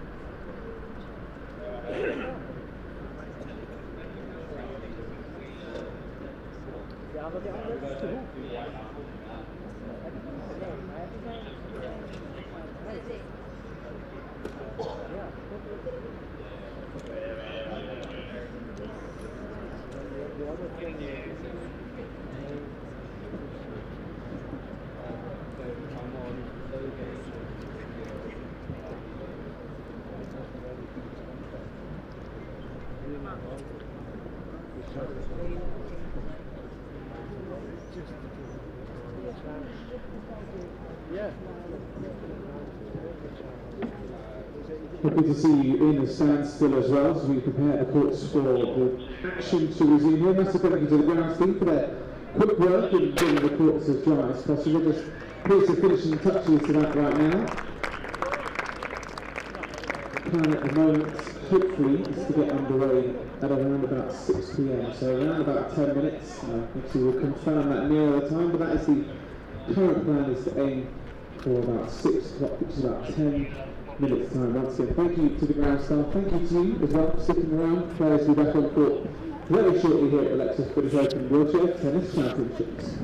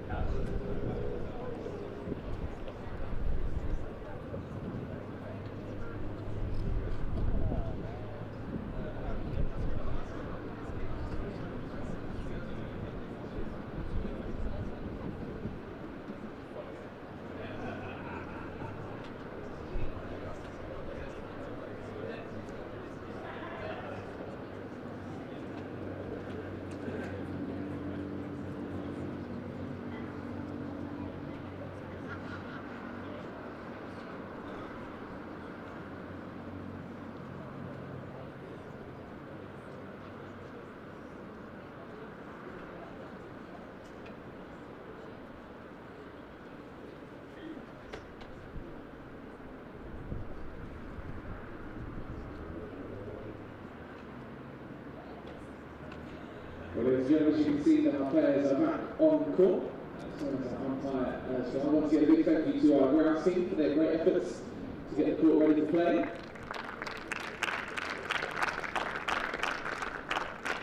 So please show your appreciation for our two players here on centre court at the Lexus British Open Wheelchair Tennis Championships, Alfie Kurtz and Stefan Houdet.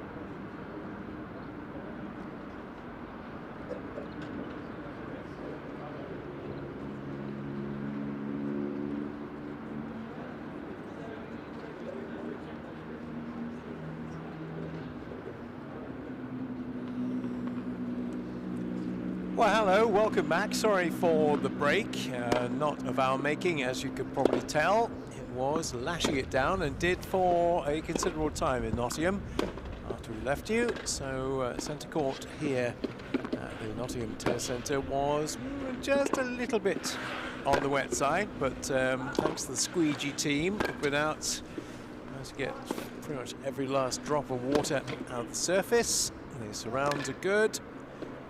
Referee's made sure that everything's fine, and the umpire is in place. And our two players, more importantly, are also knocking up. So let's remind you where we were when we left you about an hour and 15 minutes ago.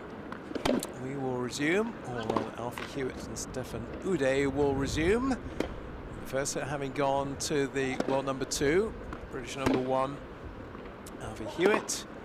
It was love all, and 40-30 to Hewitt on the conclusion of the first game, or coming towards the conclusion of the first game. So we're back here, Anna Smith and myself, Bob Ballard, ready to bring you the conclusion of this. I'm going to try to have a quick chat with Alfie in the break, who admitted that he hadn't really woken up in the first 3 games, and I think we probably could have told him that ourselves. Yeah, I think so. I think he's going to look to try and get a little bit of a quicker start than he did in that opening set. I'm sure he spent a bit of time in the gym making sure he's nice and warm. He really wants to come out of the blocks flying. It really has been an odd day weather-wise, because it's been blisteringly hot at times, and we went through a really cold spell just before that rain arrived, and we were enveloped by dark clouds. I'm happy to say, looking skywards at the moment, that those dark clouds have very much disappeared. There's quite a bank of blue sky above us. I think we are set fair. Now, Alfie Hewitt and Gordon Reid should be having a doubles match tonight. I think a lot is going to depend on how quick this match is as to whether that takes place or not. Should it go 3, I think it's unlikely we'll see it. If it's a quick 2, potentially that will come up later on, but obviously this has got to be concluded first. If you missed out earlier in the day, Gordon Reid involved in quite a slugfest with the world number 5, Gerard of Belgium, which went 3 sets, went to a tie-break in the 3rd, which was won by the Belgian. So Gordon more interest in the wheelchair tennis singles, very much an interest in the doubles with his partner. Obviously we have to wait and see whether he can make it through this to get through to the semi-final stage. So saw a relatively straightforward, though slightly we think under par Didier de Groot, who was not here last year. The Lexus British Open Wheelchair Tennis Championships. Alfie Hewitt to the left of the chair, leads by 1 set to love, and is serving in the first game of the second set. The score is currently 40-30. So our umpire just giving you the details of that. Jack Askew is our umpire. It's his second match of the day. He was involved in the first. That was the one involving Gordon Reid and Gerard. It went 3.5 hours. So I'm very much hoping that he's hoping it's not going to go 3.5 hours this time. First set was relatively quickly compared to the first set of the opening match today. Of course, we are now into the minutiae of the competition. Semi-finals not too far away. Final on Sunday, and we are hoping for a bright and sunny outlook for the next 3 days. Louise Hunt's just gone past me, waving her hands and smiling, so she's happy because it's all sunny again, all sunny and bright here. So I wasn't here last year, but I know from reports it was blisteringly hot for the whole week. I was here last year, and I was sat in exactly the same place, 30 absolutely seconds. Melting. Well, it's been quite warm for most of today, but a breeze pretty much all of the day, which has kept the temperature down a little bit. Has also made serving conditions not ideal at times. But I think we've actually probably got about the best weather we've had today. Hopefully it's set fair until the conclusion. So it's still quite bright at night at the moment, so we might be able to play till ball change, please. Could be playing till about 8:30, 9 o'clock potentially. Which is obviously lots going to be dependent on how quickly this match goes as to whether we'll get doubles in, or else there'll be a very packed program for the Friday schedule. Bear in mind the forecast for Saturday at the moment is not particularly pleasant. So I want to try and get as much in on Friday as I can. And obviously you have to get the residuals from today resolved as well. And we'll resume at Alfie Hewitt at game point.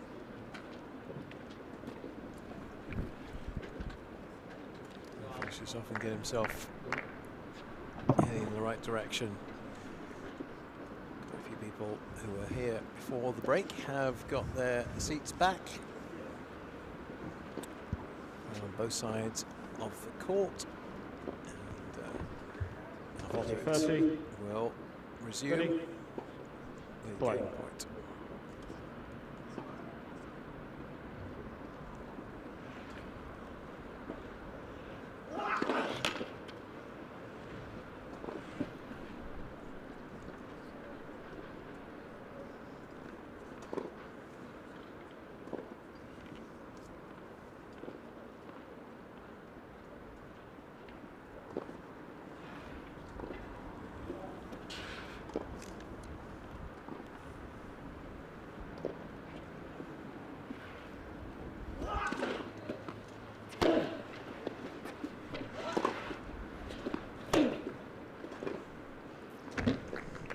Brings it back to Juice. Juice. I think we're looking for a slightly more sprightly start than we saw from him when the match commenced.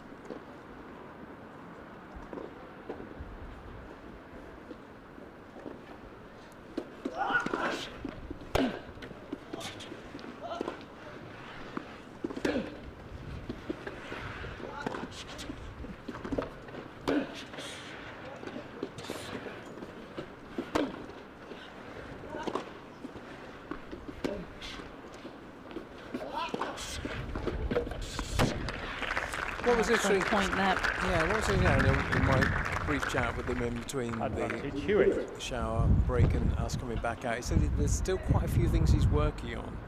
You know, saying that some things are working really well. He said, yeah, there's still. He's doing a bit of tinkering right now in preparation for the US Open. He says the only time I really get to do it is right here.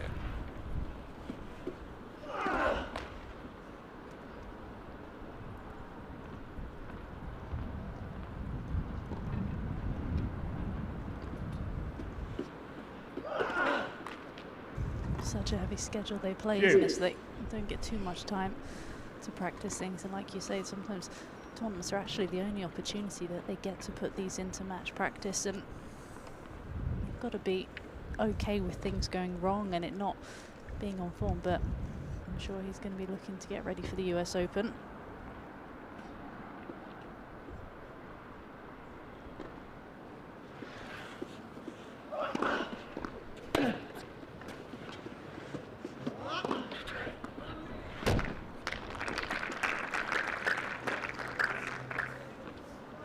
Advantage, Hewitt.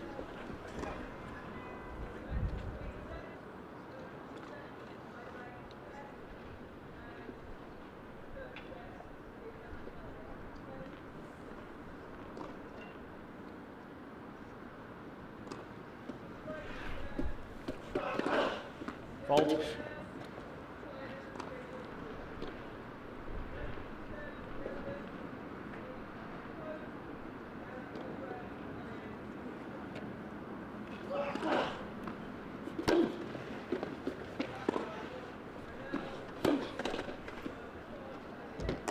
Too good. Too good. Just didn't do enough with that forehand. Juice. Just put it back in the middle of the court. And this one right here, just let Uday in the point and made no mistake with the forehand.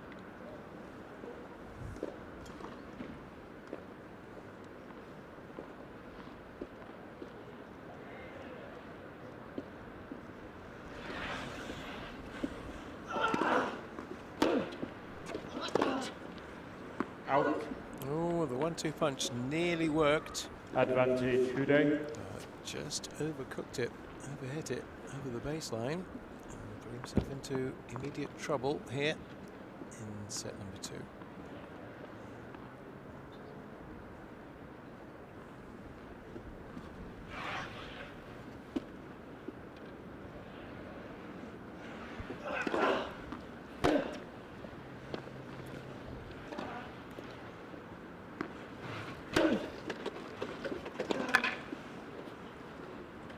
Out.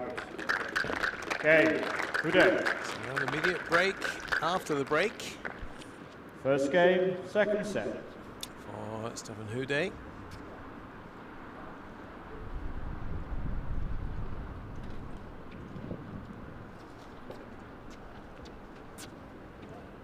Hanging around.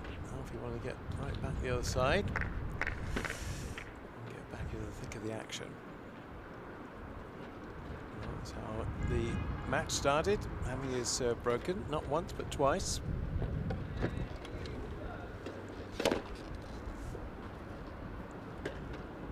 Observe down at how aggressive and how positive Houdet was when he started, allowing Alfie to dictate, and that's how Wei went 3-love up.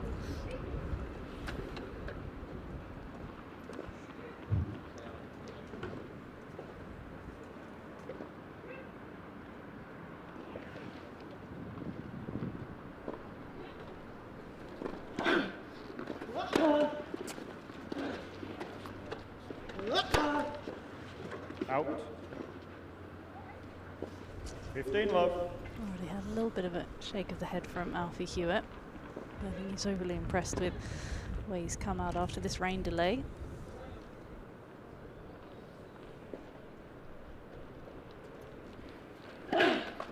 Net for serve.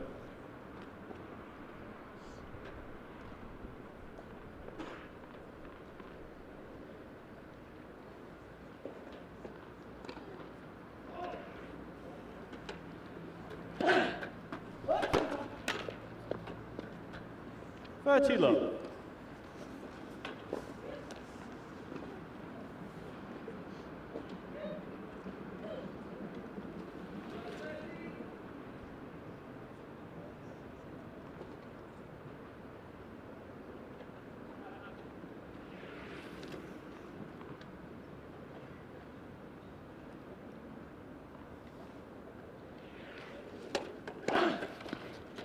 Multi-low. Second ace for the Frenchman.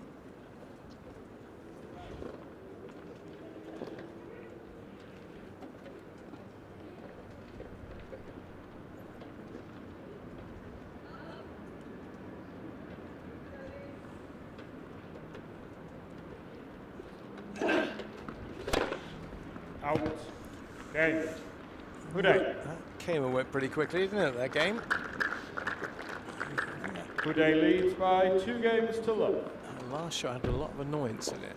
You took the words right out of my mouth, I think. There was a lot of frustration in that forehand, and maybe that's just an outlet. He needed to try and get it out, and he needs to just refocus, reset.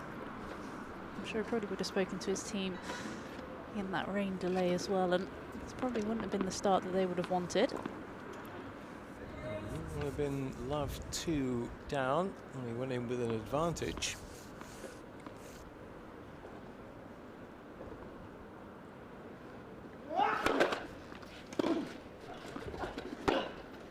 Love 15. Interesting, he also, in the chat we had earlier, talked to me about not being that happy with his serve. Certainly at Wimbledon, he was very unhappy with his serve. It basically let him down in the final, isn't it? And he said that serve is one of the things he's definitely working on between now and the Open. And I've got to say that it hasn't looked that brilliant today.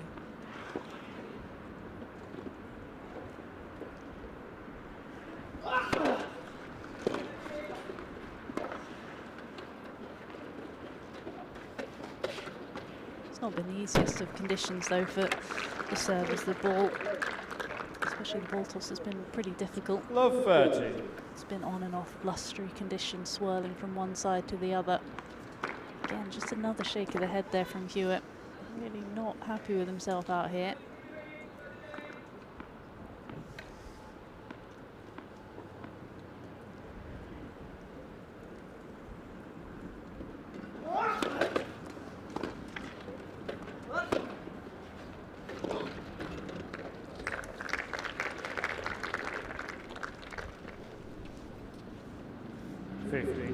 Just a devil's advocate thing, though.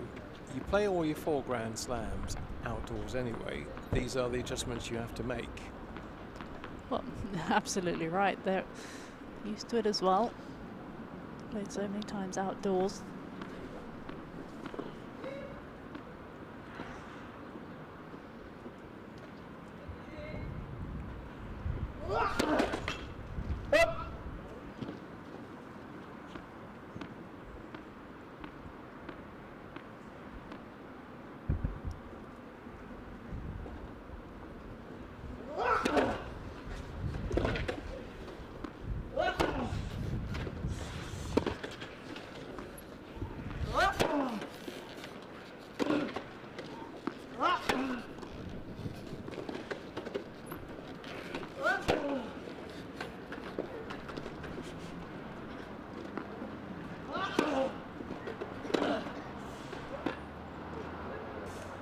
Dare I say, Uday has started like he started when the match got underway. 15-40. It's a very similar pattern to what we saw a couple of hours ago, maybe almost 3 hours ago now. Getting deja vu here.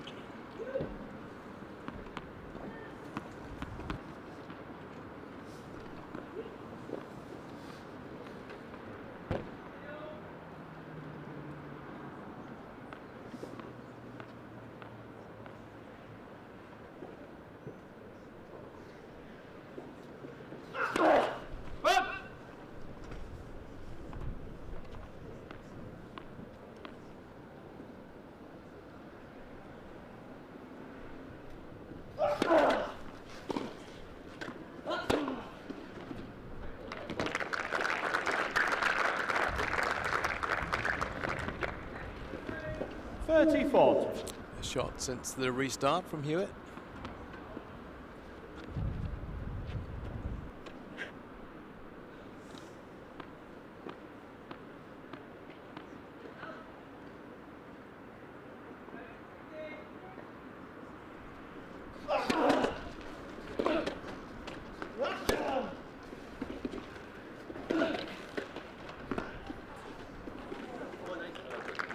And sometimes it just takes one shot to click back into gear.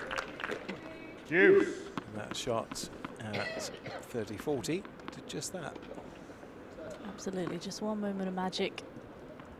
Just one tricky situation that you can get through.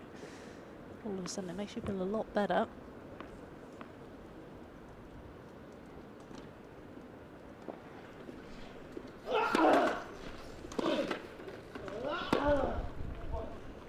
Advantage, Hewitt. There you go. String of 3 in a row. Back in the groove. Back showing us why he's been a top 5 player for a long time. So remains in the world top 3.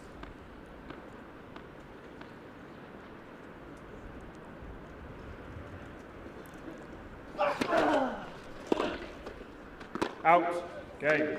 Hewitt. Immediately turns that game on its head when it looked like it was going to be a repeat of earlier. Uday leads by 2 games to 1. If you weren't with us earlier, Uday went into a 3-love lead, double break at the beginning of the match. And Hewitt turned it around to go on to win that first set 7-5. Well, he's back in some sort of rhythm now on the basis of those last 3 points. And we'll be hoping, I'm sure, to break the Frenchman's serve now. Needs to be more aggressive on the return there, doesn't he? We saw that as the opening set progressed, just gained the confidence and really started putting Uday under pressure.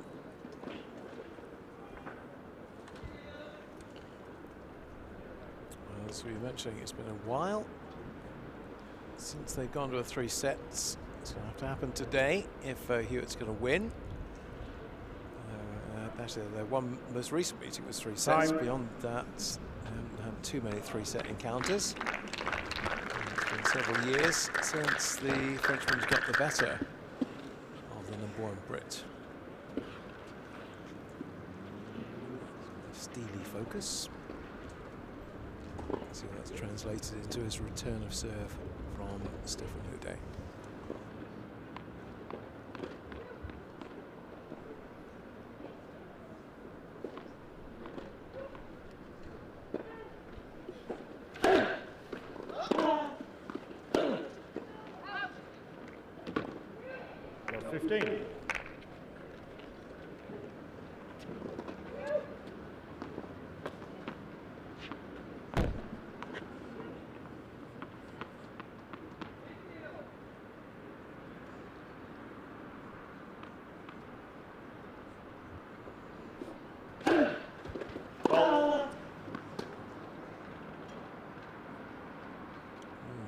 They gave a bit of a withering look back at the chair after that.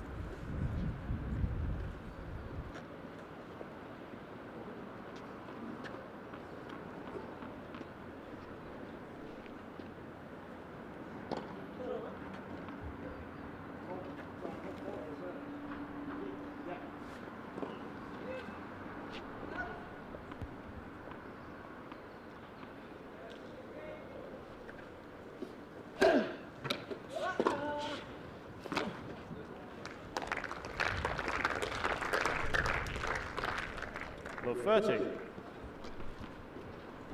Finding the returns a little bit quicker than he did in the first set. A little bit of an opening here to break the Houdet serve.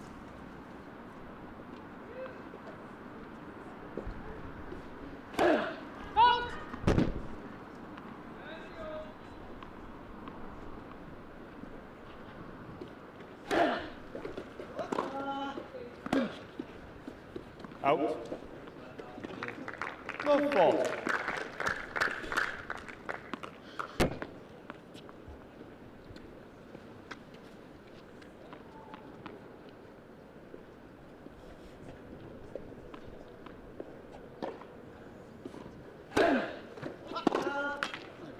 $15.40.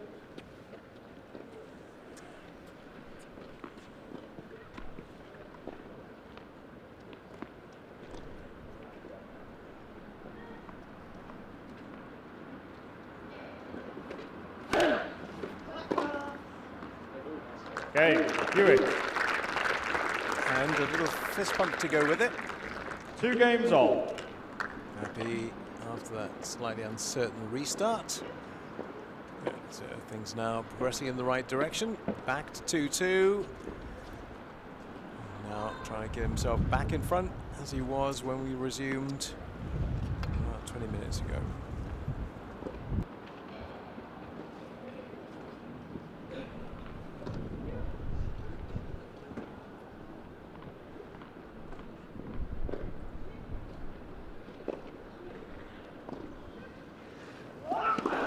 Ball.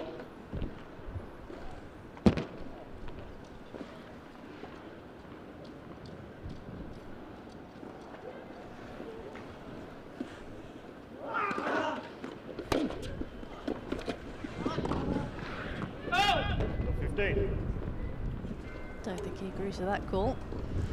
It was a question of not agreeing with the call or the fact that he should have executed that shot better. I'm not quite sure what his reaction was to that. I think I just saw him look at the umpire.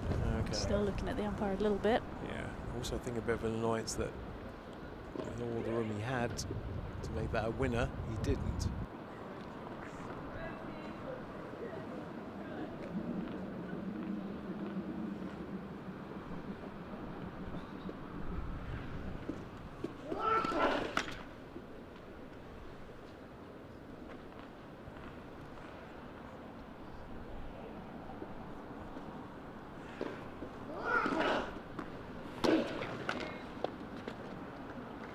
All.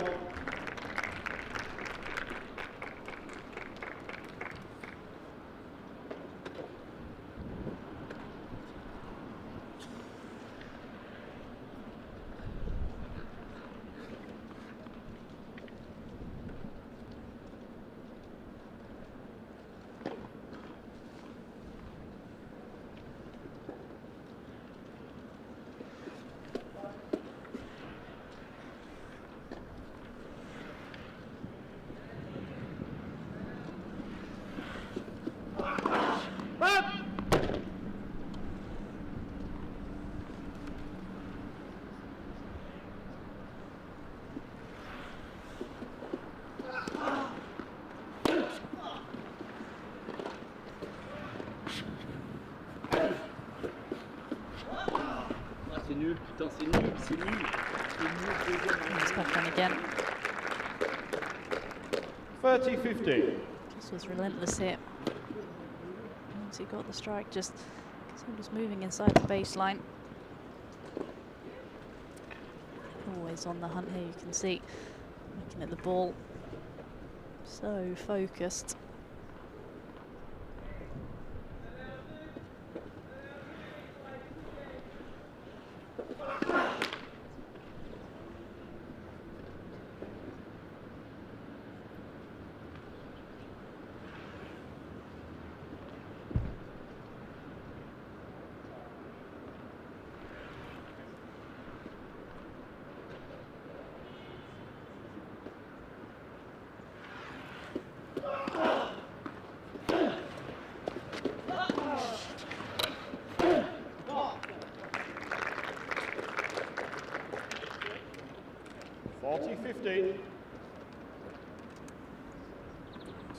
Turn this second set around already. 2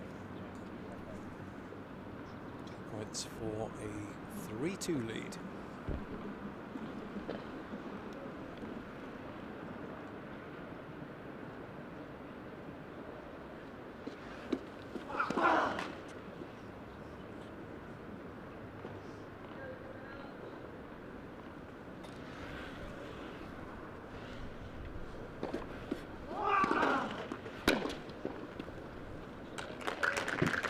There's a return again on the backhand.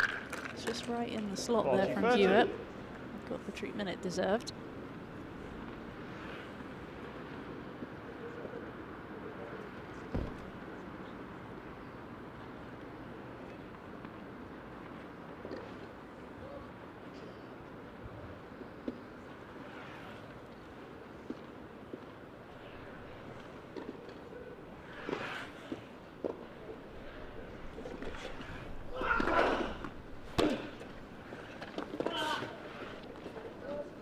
Juice.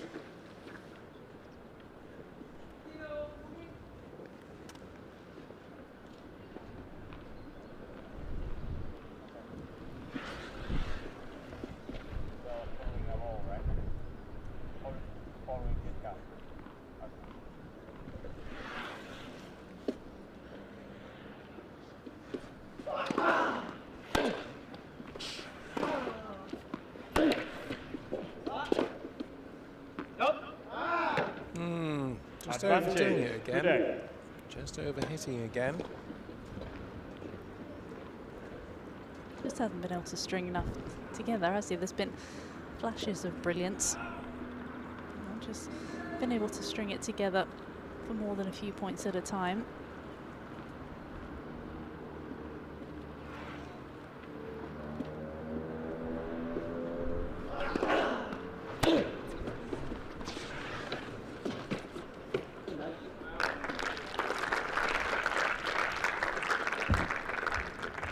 Juice.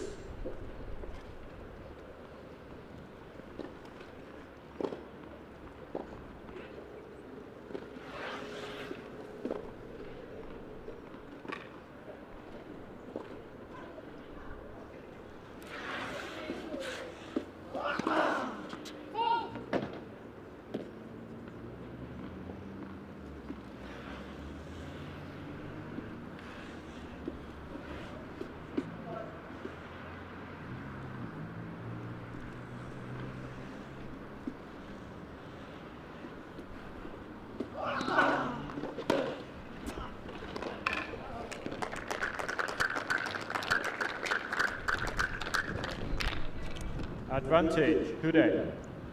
He's got some decent returns in today, hasn't he? Which have pushed him right back and at full stretch. Just could do nothing about that.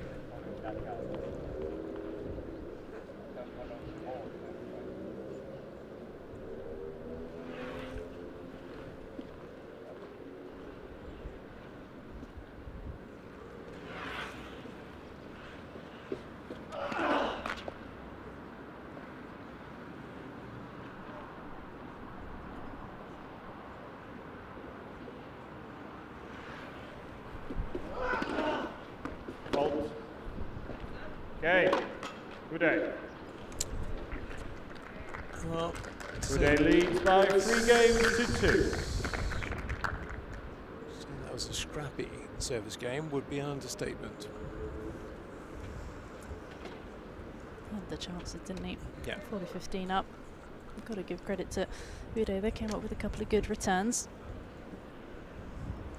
Well, first serve's not quite finding its target at the moment.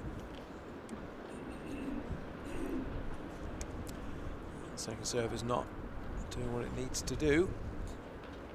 So just again finding himself behind. Another break from the Frenchman without actually having to do that much. No, he hasn't. He's been given a few too many second serves to look at. I'm not quite sure what it is that Hewitt's working on the first serve. I'd love to know. Don't know whether it's maybe trying to get a little bit more pace on it, trying to get a few more free points. Whether he's trying to be a little bit more consistent, but yeah, like you said, he's just struggling a little bit, just giving Hude a few too many looks.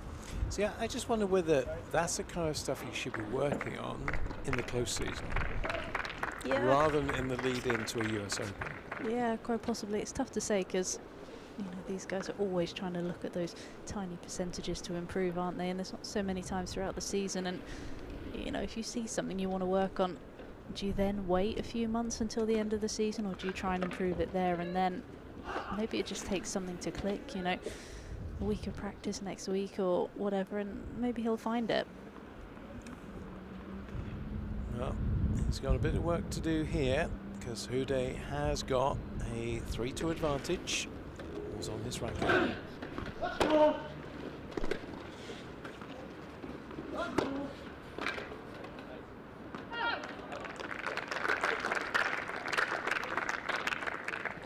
Love 15.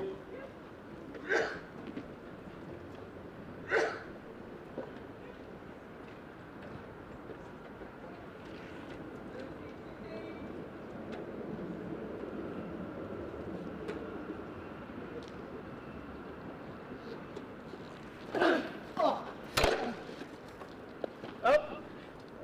15 all. A bit of chuntering going on now. Look at Alfie just chastising himself, saying, come on, up your game. Ball.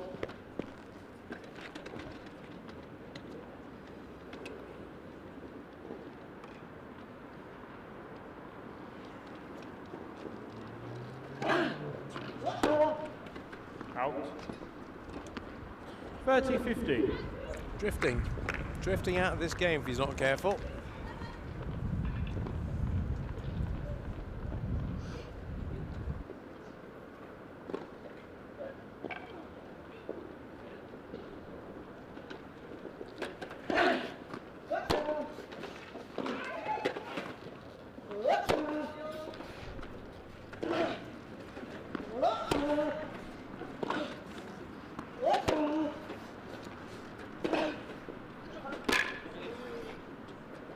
Choice there. 40-50.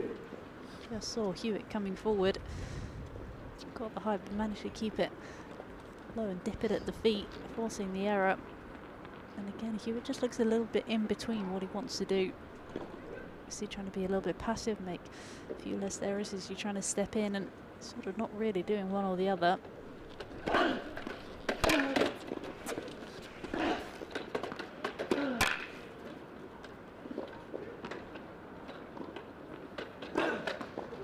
Game. Good day.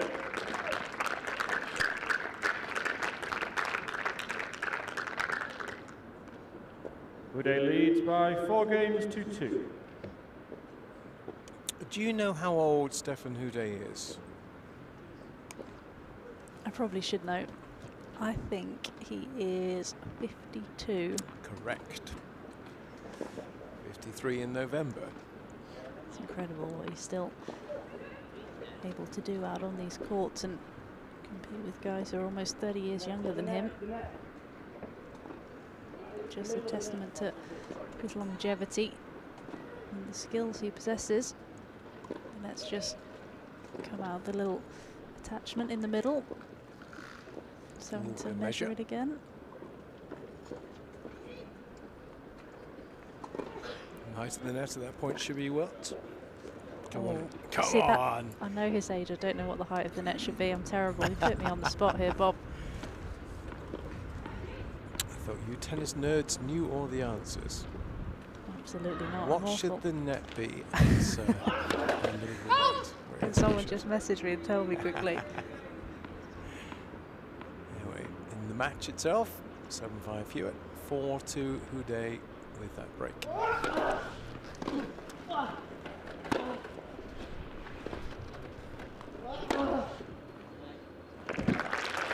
Well, we can nip up and ask the umpire if you want. No, sure, he'll tell me. To be fair, there's an umpire on the left. I might just quickly go and ask. Okay.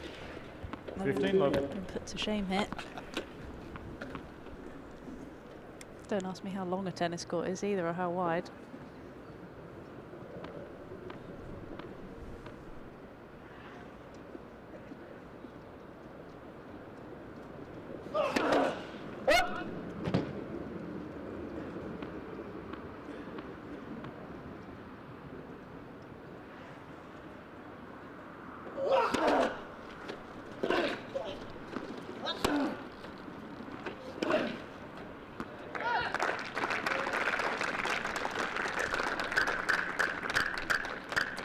30 love.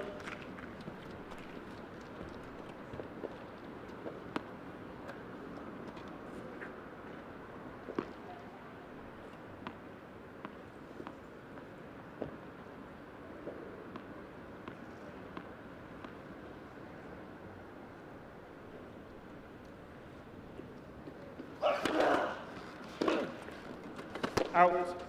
40 love.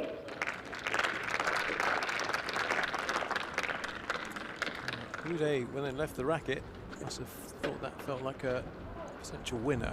The umpire disagrees.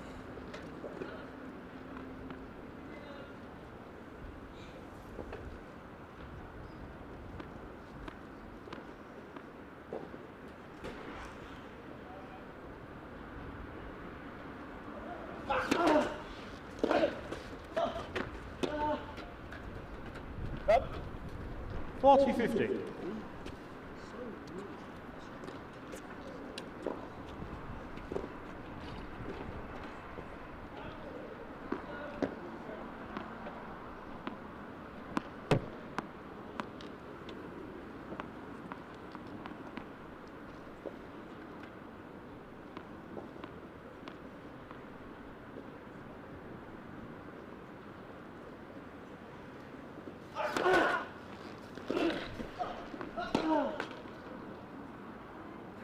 $40-30.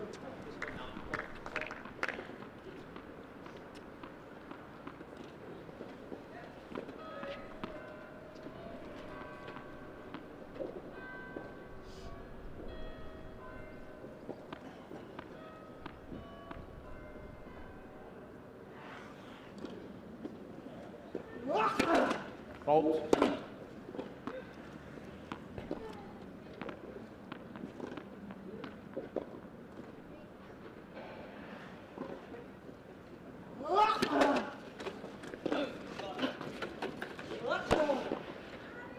Out.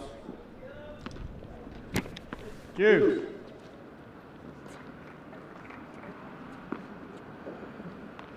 He's had opportunities in the set, hasn't he? Been a couple of times now where he's had game points and hasn't been able to hold on to the game.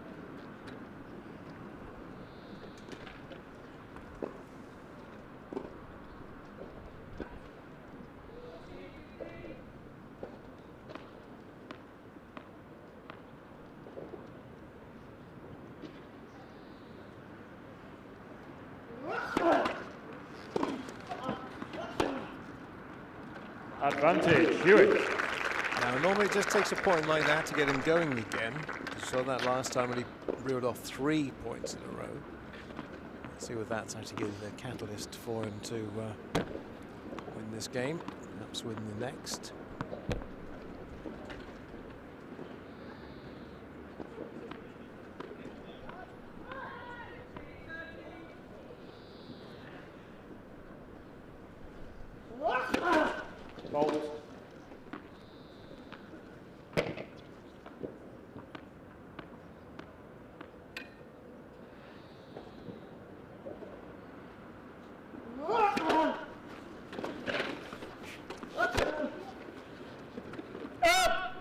Deuce. Answer to that question, Bob, is no. Pretty incredulous look there on Hewitt's face, wasn't it, that he missed that. Was convinced that it clipped some of the line, but to say from the screens we're looking at, it did look like it had just come wide.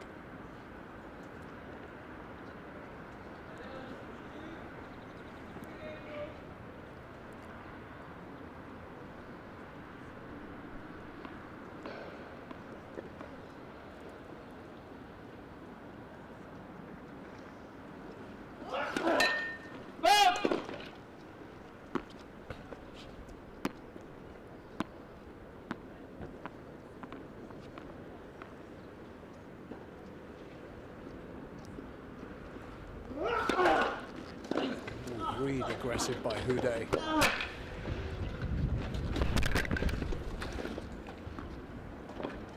think it's a bad second serve either by Hewitt. Got it kicking down the tee, but Advantage, Houdet really a man on a mission there. Took that backhand on really early. control of the point and did not let up. I don't think I've ever seen Uday race in like that. He absolutely steamed forward for that second serve. Putting Hewitt under pressure again. Potential for 5-2 here.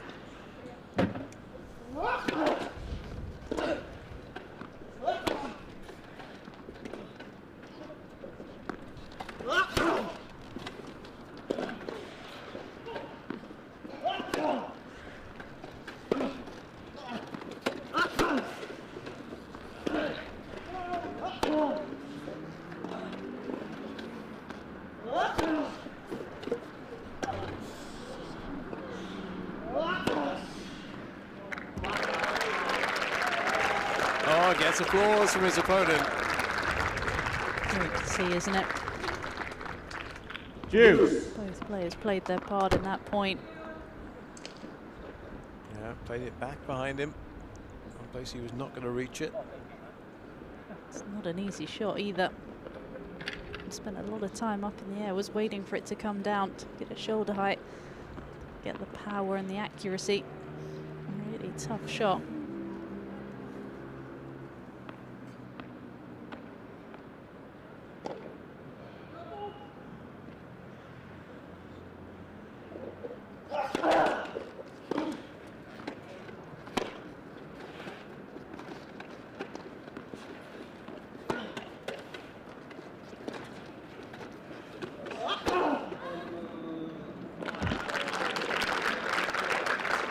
Maybe that was the point before. Advantage. Starts Hewitt. to put him back in gear where he needs to be.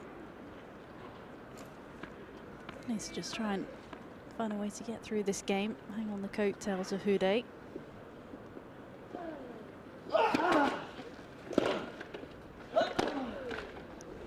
Juice. Still too many unforced errors.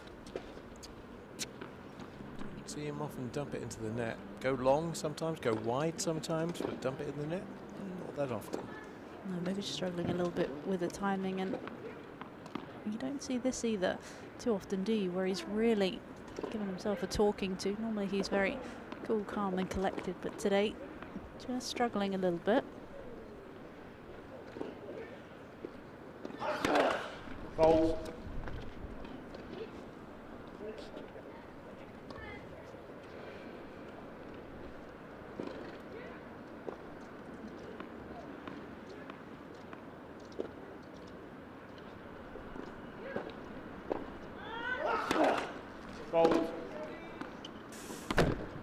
Do you know, I almost predicted Advantage, that. Because he was thinking about the point before, the serve before. Was he questioning the umpire and just think, well, just let it go. He's not going to overrule it. There's no method to overrule it, so. But I also think they were the right call as well. Yeah, it's weighing on his mind. So it's given Uday an advantage point for 5-2 again.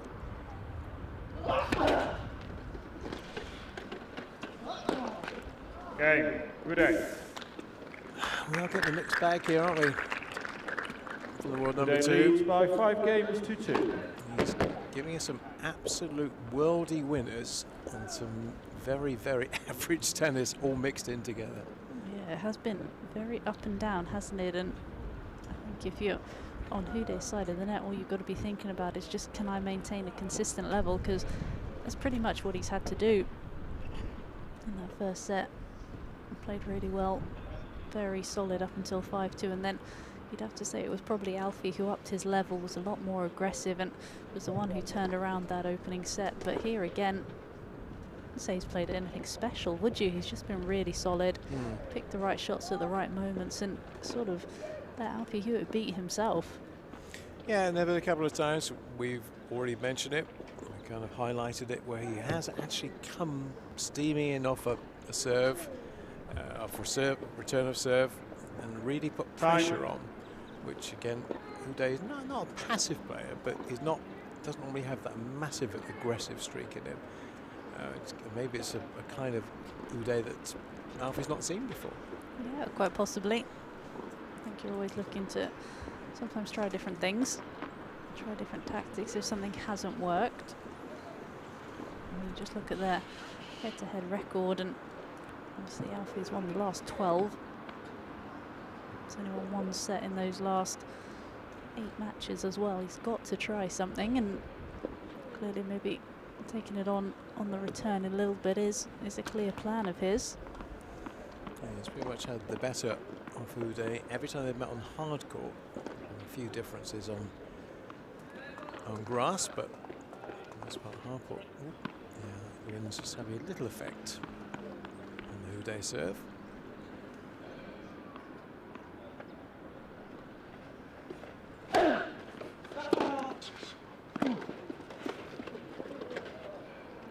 Love.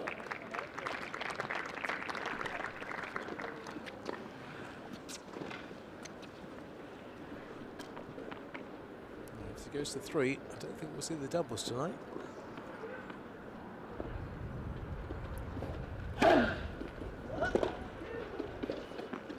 That's your love.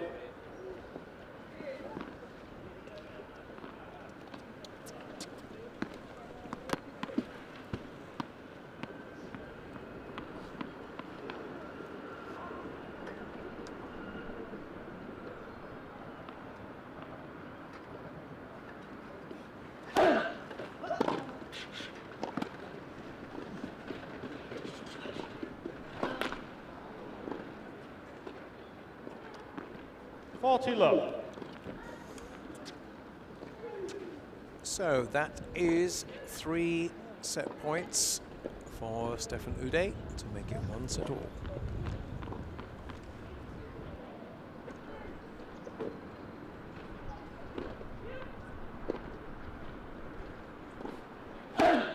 Net for serve.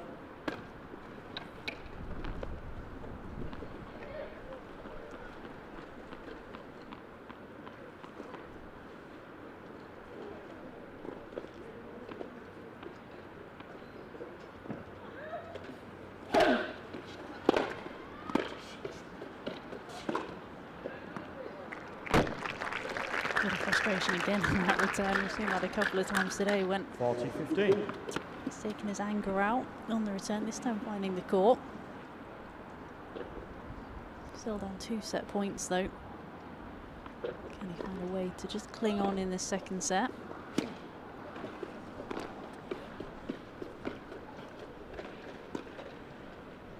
What a very clever serve. 6 games to 2. Uday took all 1 set on. the pace off that first serve, kind of floated it in, caught Alfie right at the back of the court. Alfie managed to get it back, but he couldn't get any purchase on it. And that was an easy tame put away for Uday in the second set. Well, using all of his experience there, wasn't he? Just saw that Hewitt was a little bit deeper in the court, like you say, just took all the pace off, landed it short, and Hewitt could only get a frame to it, and all of a sudden I thought maybe Hewitt was going to pull away, and I don't know how many of us saw a comfortable second set for the Frenchman. Well, certainly I didn't, and kept thinking that at any point the real Alfie's going to again show us, but those figures tell us a lot. No, he didn't. Look at the first serve percentage there for Uday, really upped it from the second set up to 80%, and even though he wasn't winning quite as many points behind the serve, just seemed to be in the rallies a lot more. There's a lot more mistakes from Hewitt, a lot more dominant, and look at the break points for Hewitt. Had 7 opportunities. His set could have been completely different, but Uday just managed to turn it around, and like I mentioned earlier, I just think he was solid. He just sort of let Alfie Hewitt implode, didn't he? And he really did, and onus is on Hewitt to find a way. Can he just try and forget that second set and regroup? And he was getting pretty frustrated with himself, and just looked over now, and there's another big puff of the cheeks, and the body language. He just needs to find something to get him going. We all know that when Alfie plays his best tennis, he's intense and got the adrenaline going, and you know, grunting like you said before, and we just didn't hear any of that in the second set. Well, I think Uday was the master on the big points, as he showed on that set point there. You know, try something different. Alfie's right at the back of the court, put a short serve in. He can't do much with it. Here we go then, the clincher. Crunch time for Hewitt. 1 set all into a third we go.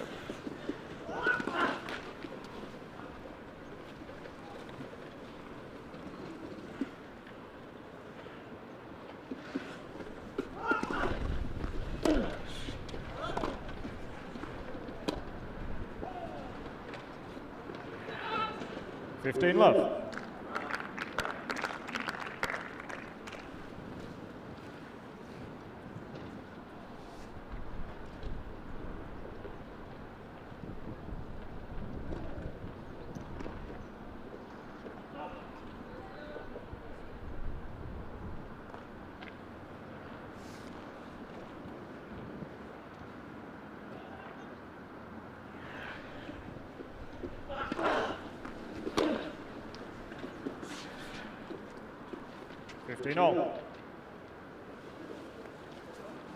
Going to be important how Hewitt starts this final set.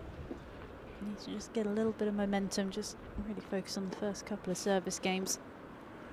Needs to just get a little bit of traction going and find his timing, find his rhythm.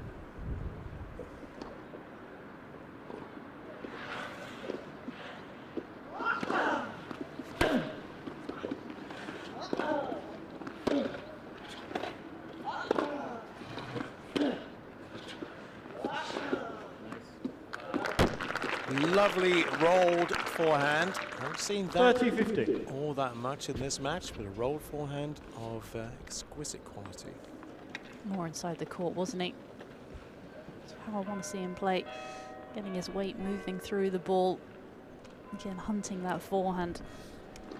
It's always so dominant. It's really a fundamental part of his game.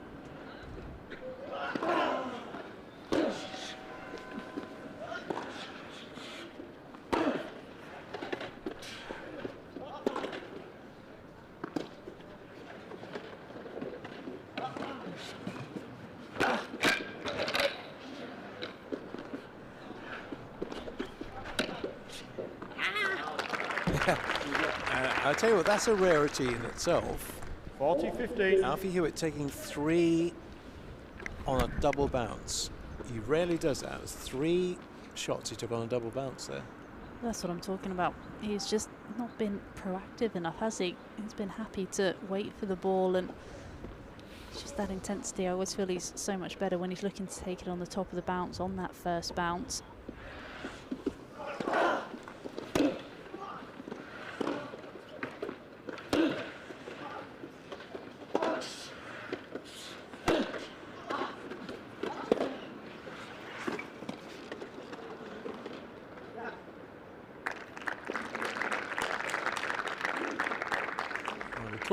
Yeah, 40-30. very early as that ball arrived on his side of the net.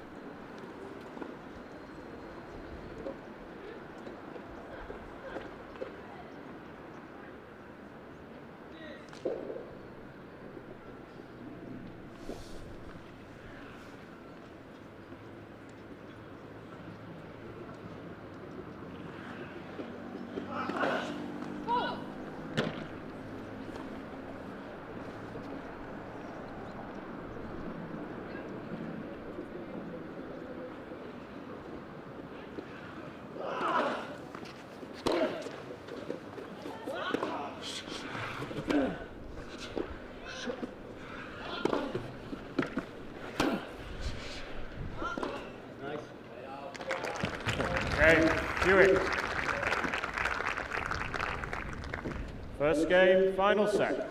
Sometimes I think we should have Stefan Ude in the commentary box, because he does give us commentary on some of his, sometimes his winners, but very often his opponent's winners.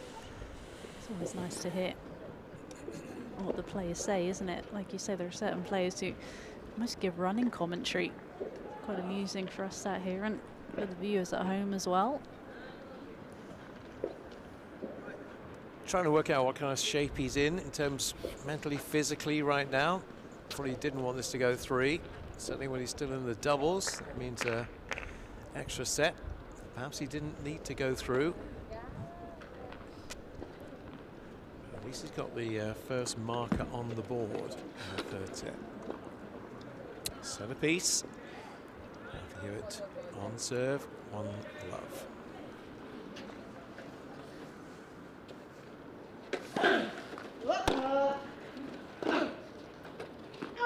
Love 15.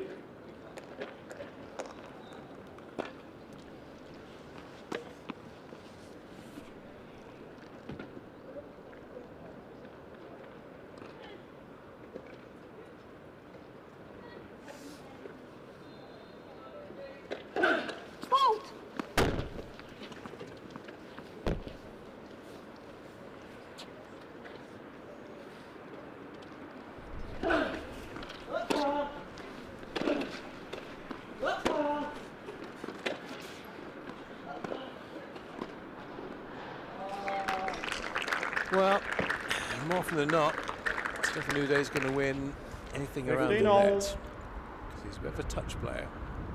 A little bit of a get out of jail free card though, wasn't it, there? They gave him a short ball on the forehand, decided to slice it. Probably would have been better trying to hit over it. Gave Uday a second chance and he didn't need asking twice.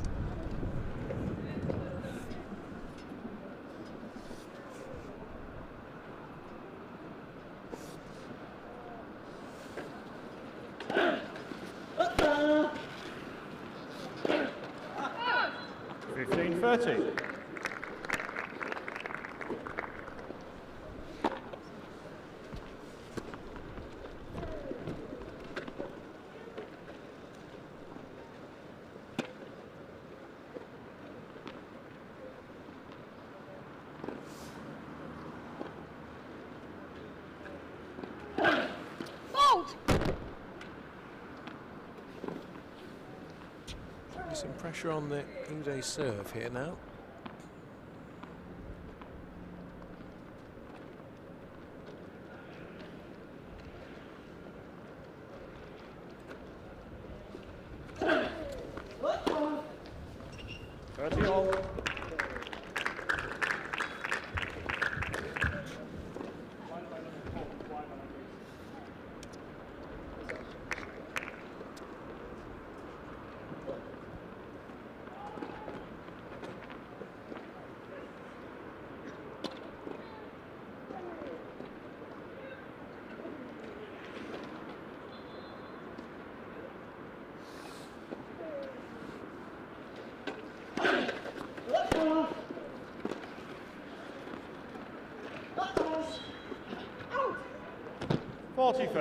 Not often misses those forehands. So many errors in this game so far. So many errors as well that he wouldn't normally make. Can't remember too often where he's missed quite as many short forehands as he has. Those are normally his bread and butter.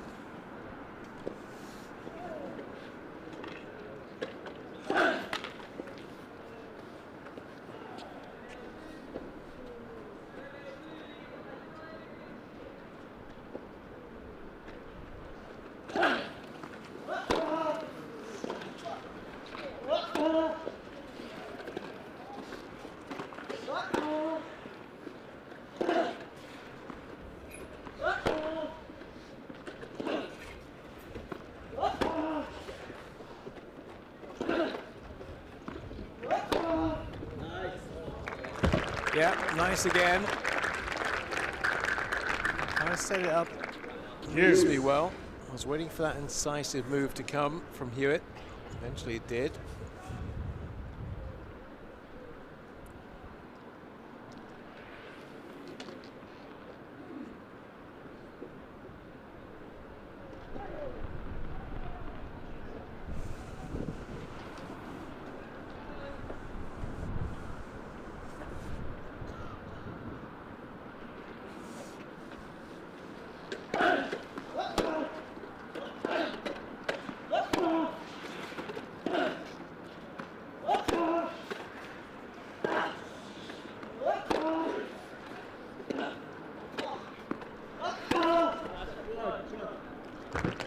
Well, that's 2 winners, and 2 winners from well behind the baseline as well. Here's the noise as well from the Hewitt side of the court. And all of a sudden he's just turned it up a notch. Yeah, but normally his winners come from inside the baseline. is actually still quite deep by his standards. I know that Peter Norfolk may be watching it on this broadcast. He and I have talked about this many times.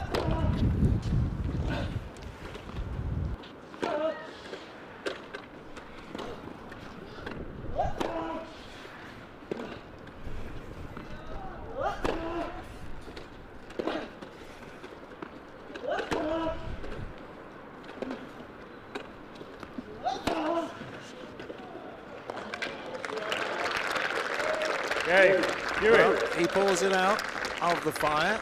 Hewitt leads by 2 games to 0. So maybe he's belying my normal mantra about this, that I prefer to see, and I know many other admirers of Alfie's game like to see him on the baseline and inside the baseline, not right up against the backstop. But he was right up against the backstop for most of that point. Right, he won it, so the end justifies the means, but I just think he could shorten the points and actually win them more easily. Yeah, I definitely agree with you there a little bit.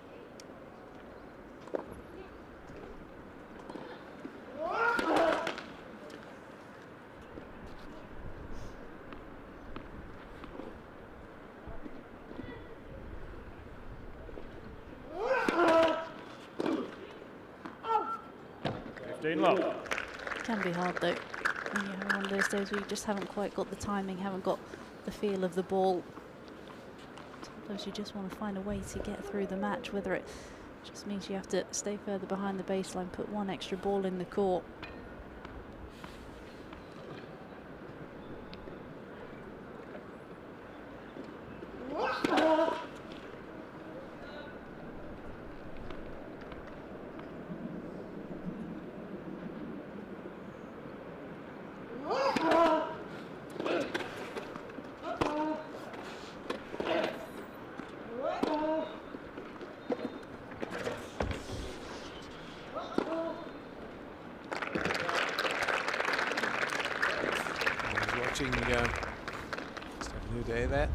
Trying to avoid the lines judge.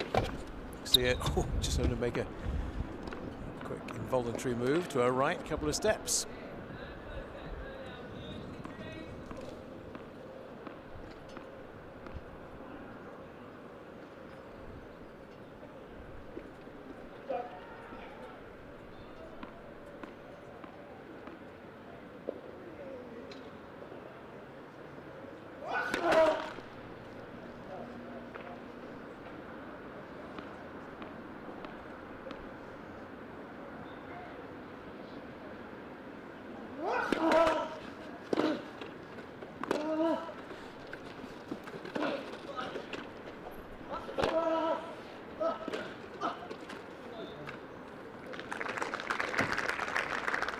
Rest my case, my lad.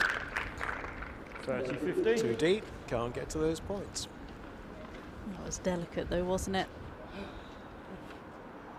Picked it up off his toes. You just look here at the racket control, just cut under the inside of the ball. Always was drifting away. Fantastic shot there from the Frenchman.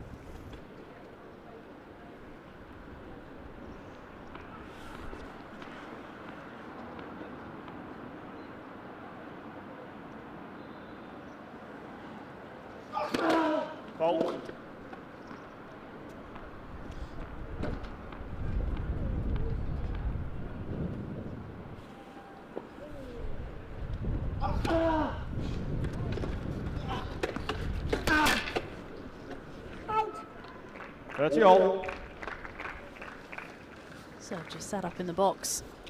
He was waiting to be hit by Houdet. He was on the back foot straight away in that point. Can he find a first serve hit? I'd love if he could get a free point. He hasn't had too many of those today.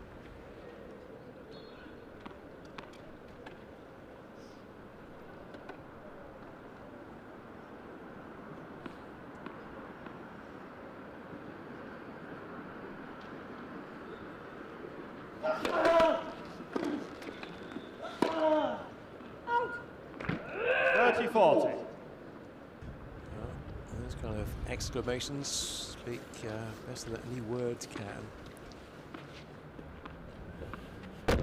Raw, not delight, and of displeasure from Alfie Hewitt is making this game much more difficult than it needs to be. 30-40, could be handing Uday the break back here.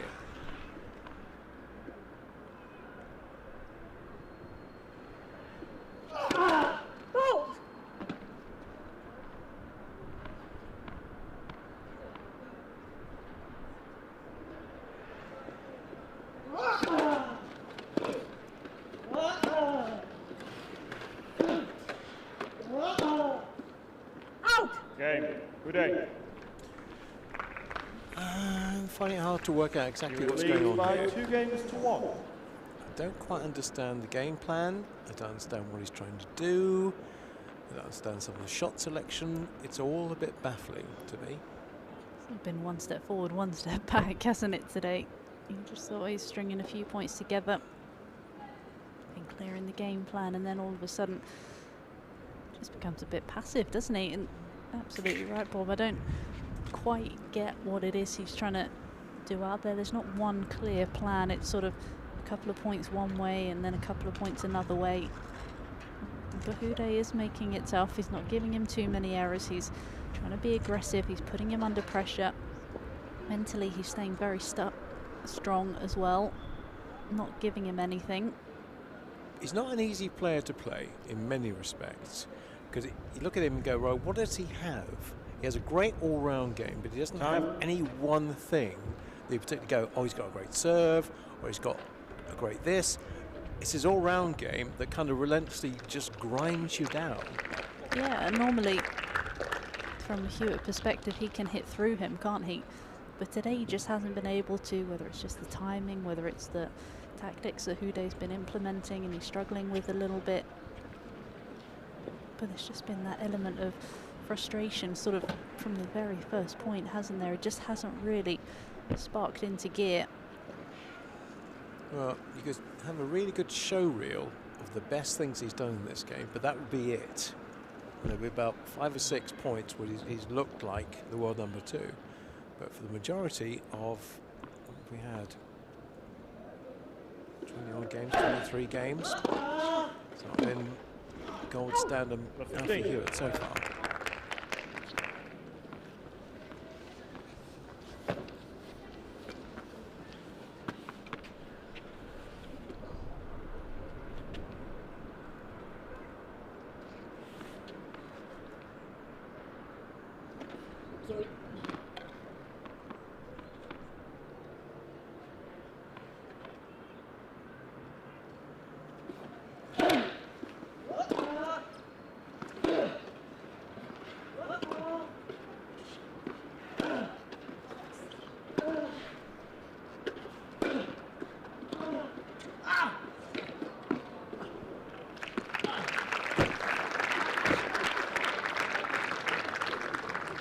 Love 30.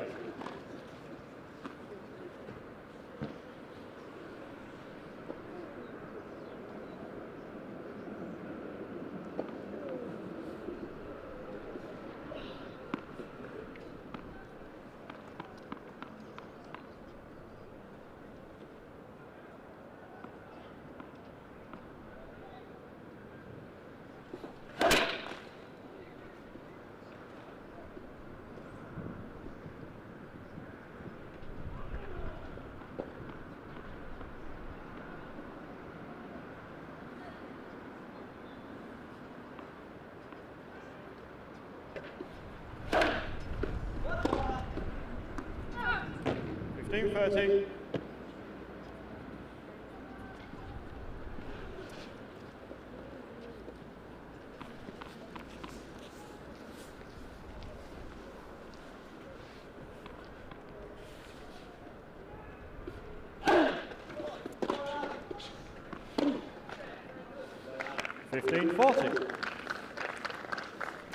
Well, quality of the match is kind of ebbing a bit at the moment, isn't it? Mistakes on both sides of the net, mostly losers rather than winners. Both players are a little bit flat as well. Tough to maintain the energy throughout.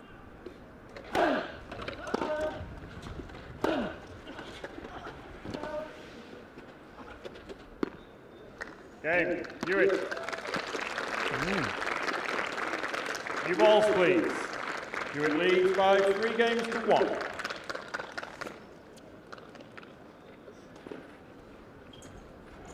got new balls coming on the back in Alfie Hewitt's hands and on his racket. Now, Alfie Hewitt fans, of whom there are many watching in on this broadcast and many in the crowd, would like to see him power on from here. And I've seen him do it before, but I'm not sure today's going to be one of those days. Maybe the new balls will help. A few more first serves as well. New ball. 3-1. 1 set all. Alfie Hewitt to serve.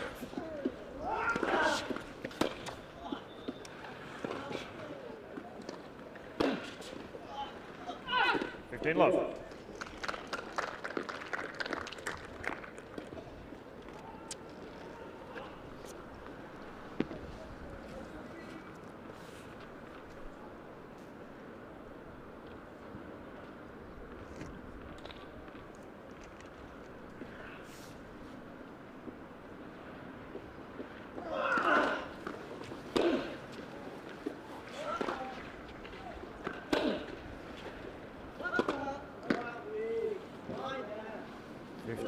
Good question. Right there, indeed.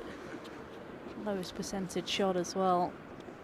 Normally smart with the shot selection. Looks to go back big cross court with the shape, but probably been a bit of a testament to how he's been today. A bit muddled in the shot selection, like he was there. Supposed to tour rain. It's going to distract him a bit more.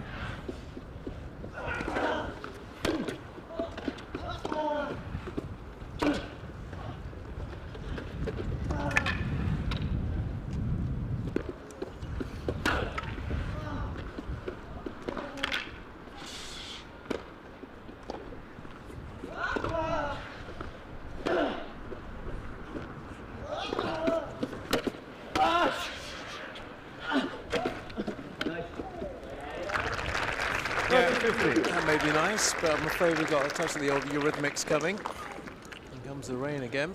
I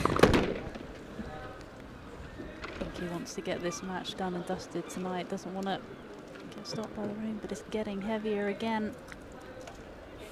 Absolutely cheesed off. Clean that one up for broadcast.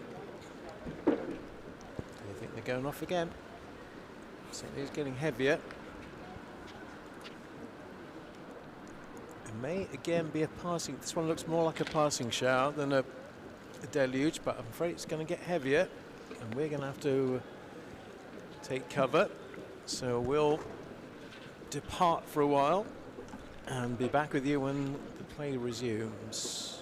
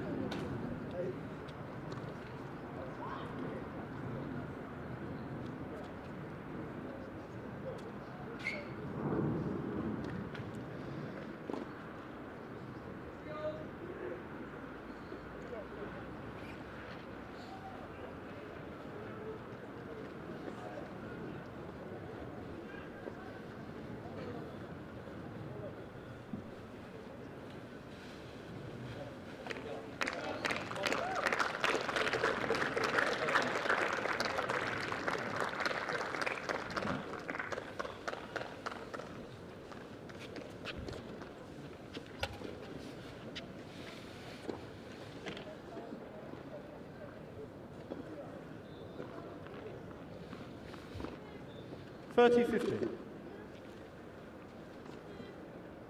Okay, we're back. Brief break before we resume. Over here at 30-15.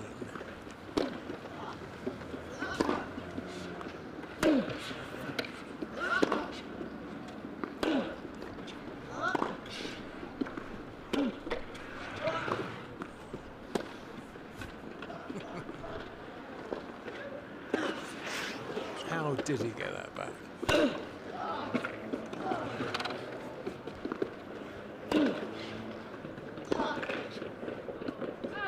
Oh, 30 all. do you know, I thought he was going to pull off an absolutely spectacular point, get a return he shouldn't have got back in, and then go and win the point. Sadly, the part at the end of the story didn't quite work.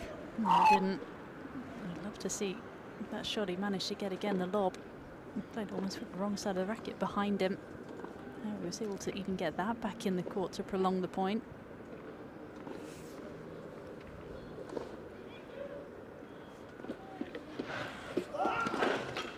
Net, that's up. I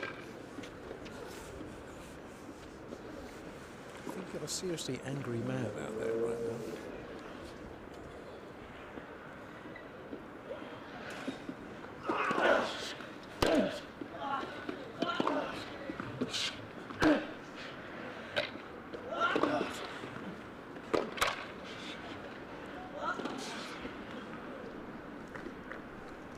I think he's just trying to suppress the emotions, isn't he?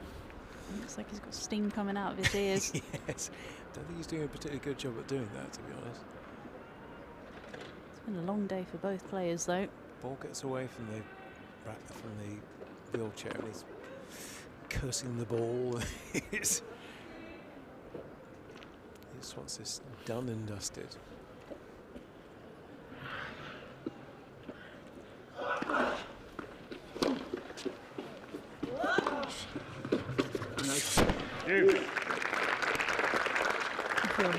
Seeing this at the other end of the court, you're licking your lips, aren't you? You're just thinking, how long can I keep him out here before the whole game sort of erupts? Yeah, because Houdet is very even-tempered. You don't see him, his demeanour change a great deal, to be honest. Right throughout. You've seen it all, done it all, been world number one. Advantage Hewitt.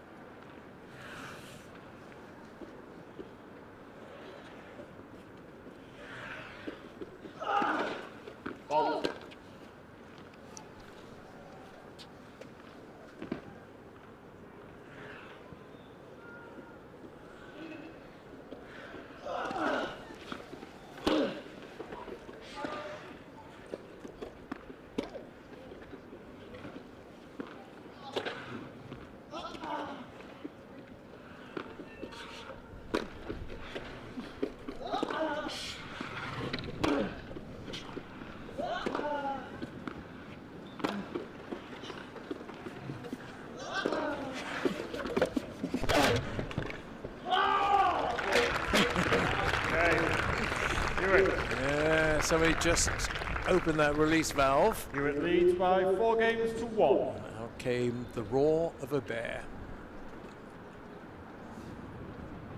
So there's a bit of daylight now. As daylight starts to fade in terms of this match. 4-1 after Hewitt. 2 more games. And you can start thinking about Norwich City's opening game in the championship this weekend. I'm sure he'll be looking forward to that. I've no idea what they're playing, actually. No, I don't know either. I'm sure he does make it through to the weekend. He's hoping that he will get to watch. If not, he'll have to watch the highlights.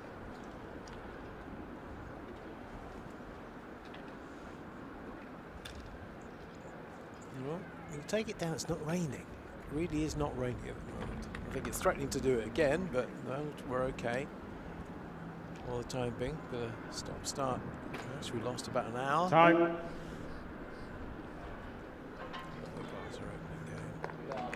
Hull City. There we go.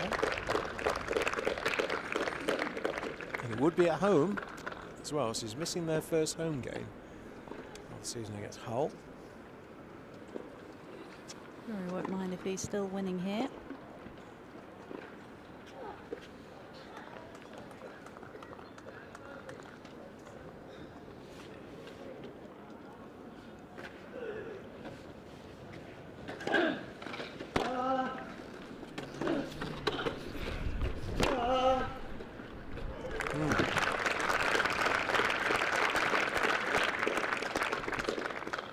I'd love to get the comfort of a second break. Yeah, go 5-1 up and then serve for the match and have it all done and dusted and back at the hotel.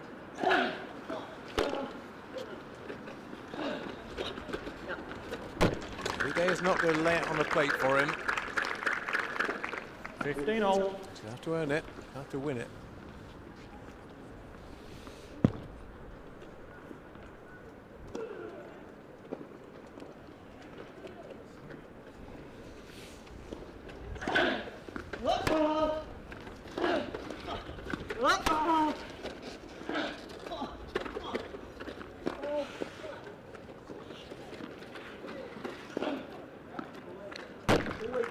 Sitting right in front of watching the Stefan Uday serve, he almost defies gravity in the way he moves back in his chair for his serve.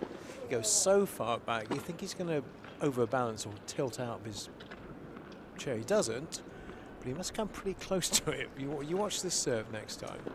Just see how far he arches back on this.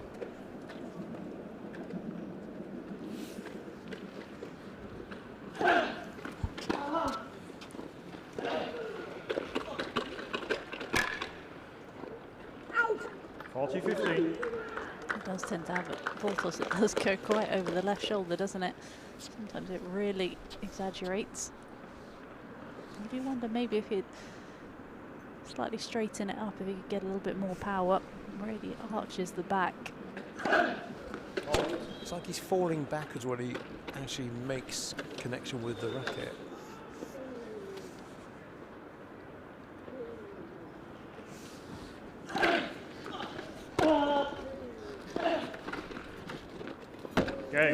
And that's how he's been serving for 30 years or more. Hewitt leads by 4 games to 2. So it was better than the likes of us, I'm sure. Absolutely.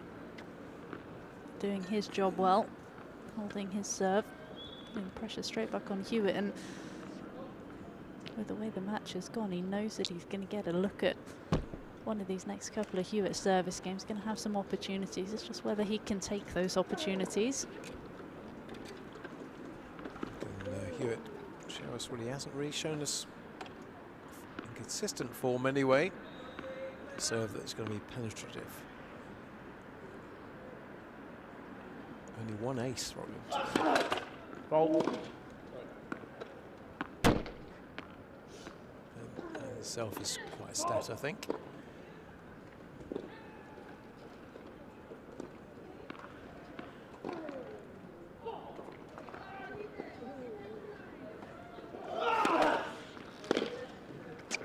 Love.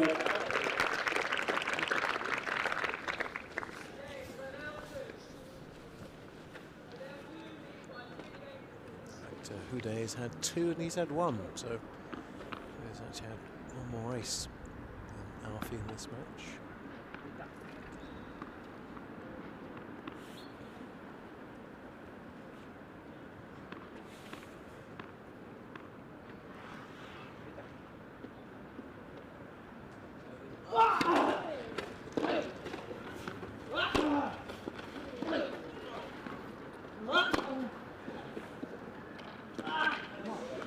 Catch. Over the top. That's a love. Going for a 6. Yeah, went for a 6.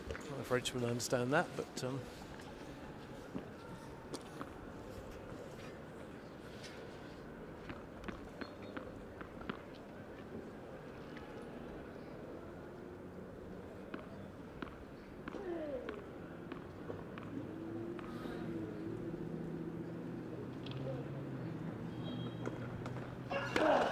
Net first serve.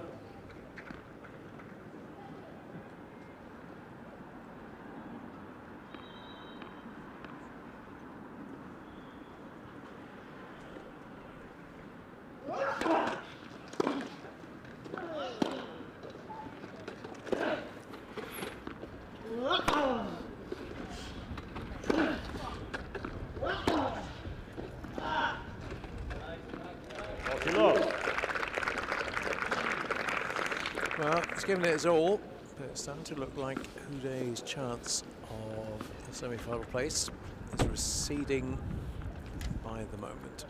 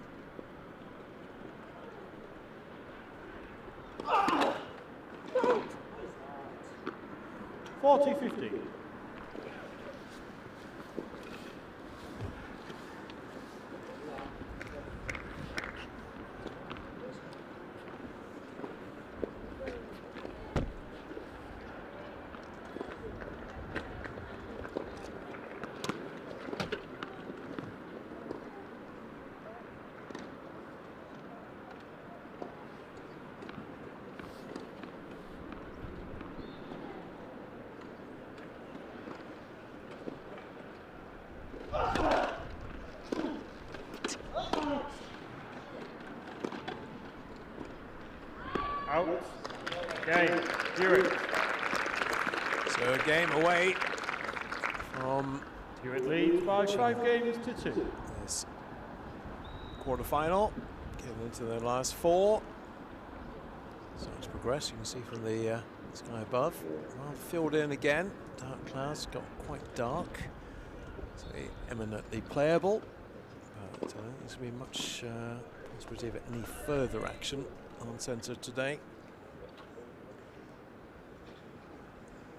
Interrupted in case you missed the day. We got through the first 2 matches with no interruption, and then the rains came just the early part of the second set between Alfie Hewitt, Stefan Houde, and Alfie had already won the first set 7-5. Actually, were coming to the conclusion of the first game in the second set, and the rains came. We're off for about an hour or so, and then the game transformed, the match transformed again. Time. 6-2 to the Frenchman in second. We're thinking, well, it is going the distance. Will we have a upset on our hands? Well, the player was #1 in the world in 2012, so it's put some pressure on the British #1 here, but it's beginning to look, even though he's got the ball on his racket, Alfie Hewitt is closing in on what won't be the most memorable victory he's ever had, but they all count.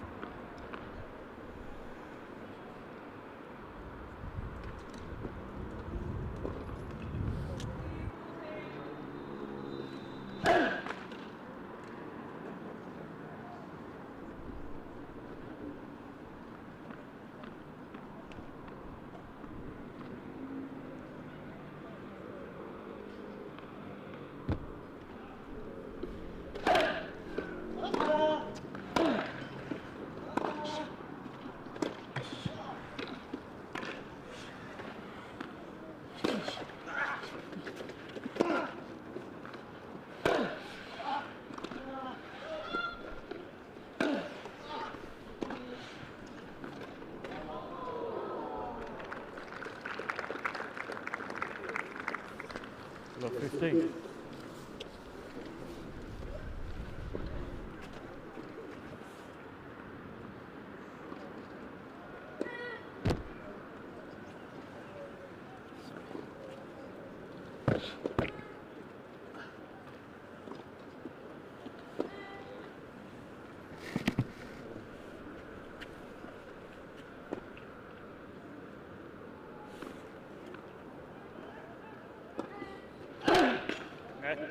First serve.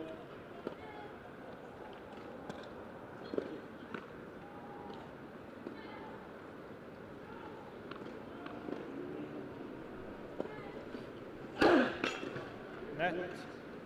First serve.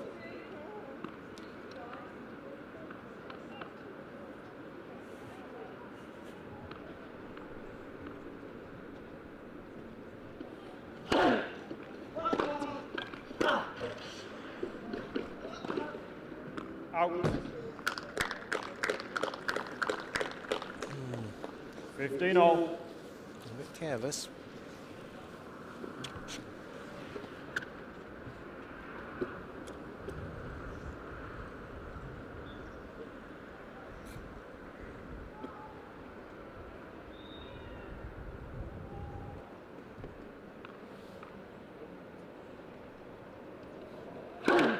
Ball.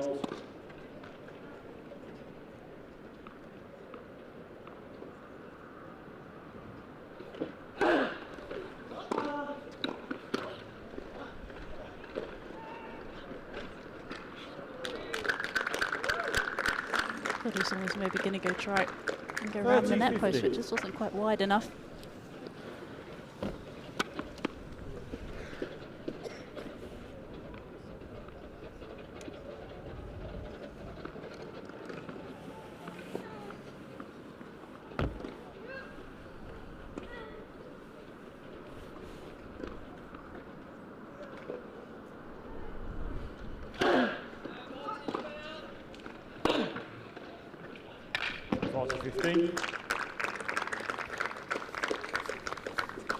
Sticking in there and handing it back to him. Another fight. Getting just a little bit chilly as well now.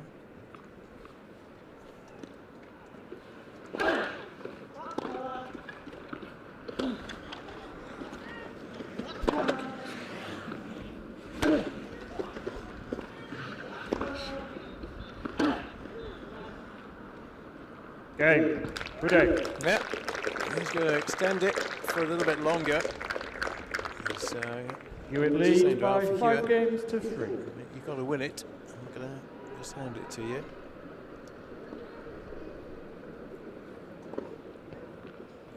(5-3). Moment has arrived for the number 1 seed here. Finish this off. Very interested to see once he's done it, if he does it, what he says in his post-match interview.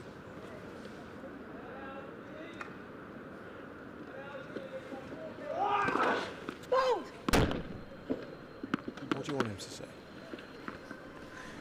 Probably won't be allowed to be said on a microphone, would it?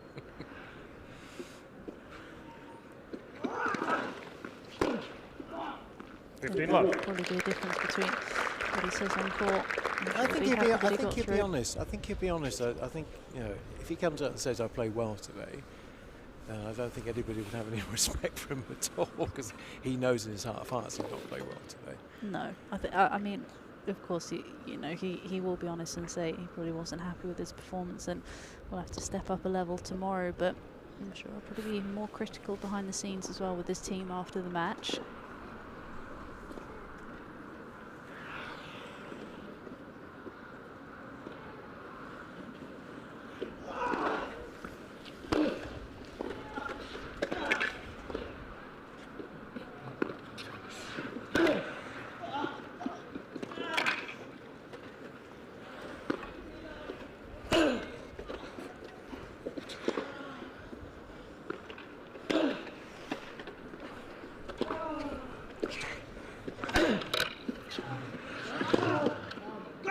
What you do know about Stefan Houdet on this player will make you play for every single point. 15 all. I think he knows as well, with the mentality maybe that Hewitt's in and the frustration boiling over, that he's just got to put the ball back in the court. And there again, another forehand error that you wouldn't say that Hewitt misses too often.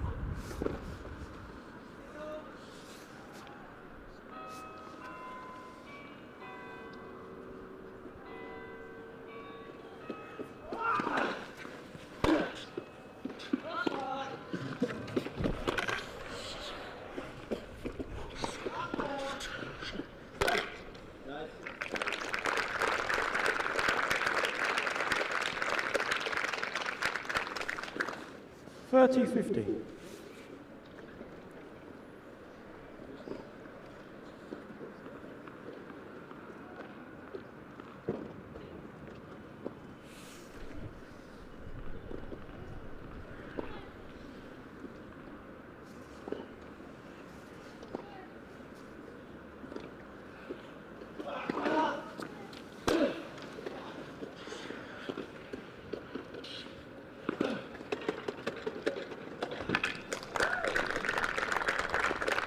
They took that so early.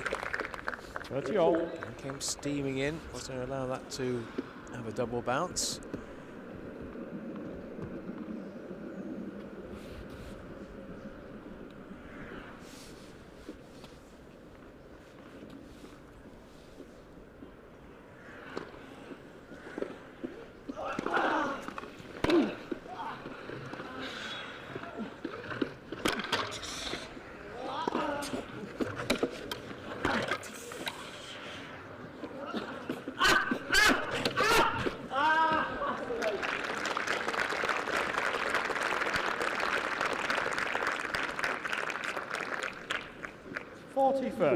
Worried he himself there or something. There's so much noise trying to get to the ball. He's Just okay. using all his energy, isn't he? So, match point. It's been a long time coming, but it has finally arrived. Can he take advantage of it? Ball.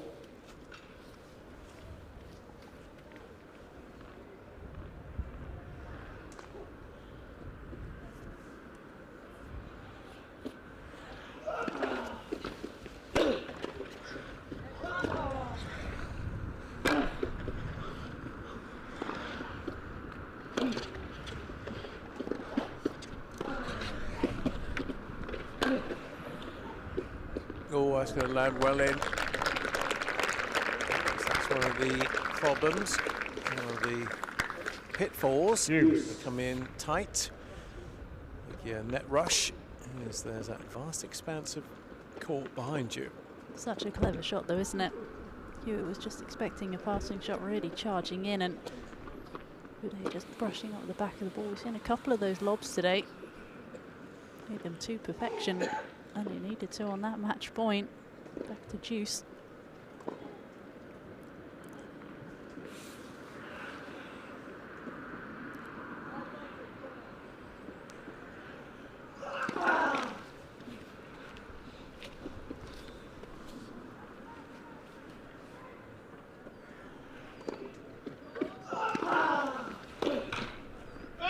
Advantage, Hewitt. A bit fortunate there. Kind of given to him. That's the right idea though from Houdet. Such fine margins. Just came out on the wrong side for him that time.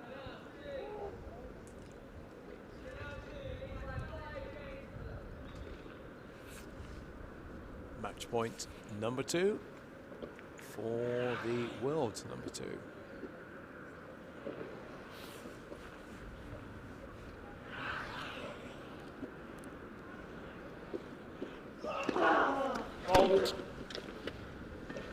Look on eBay for him to put. Let's see if there's some that sells first serves.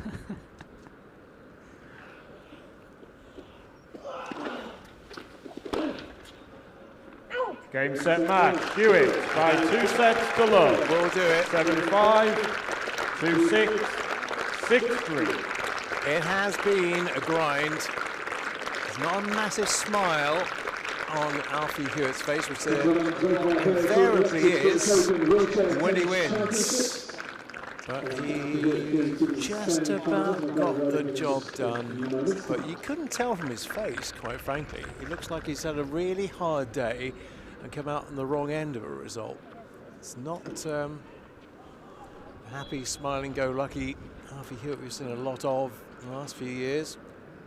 It looks like it's a job he's very happy is finally out of the way. But he has done it. 7-5, 2-6, 6-3.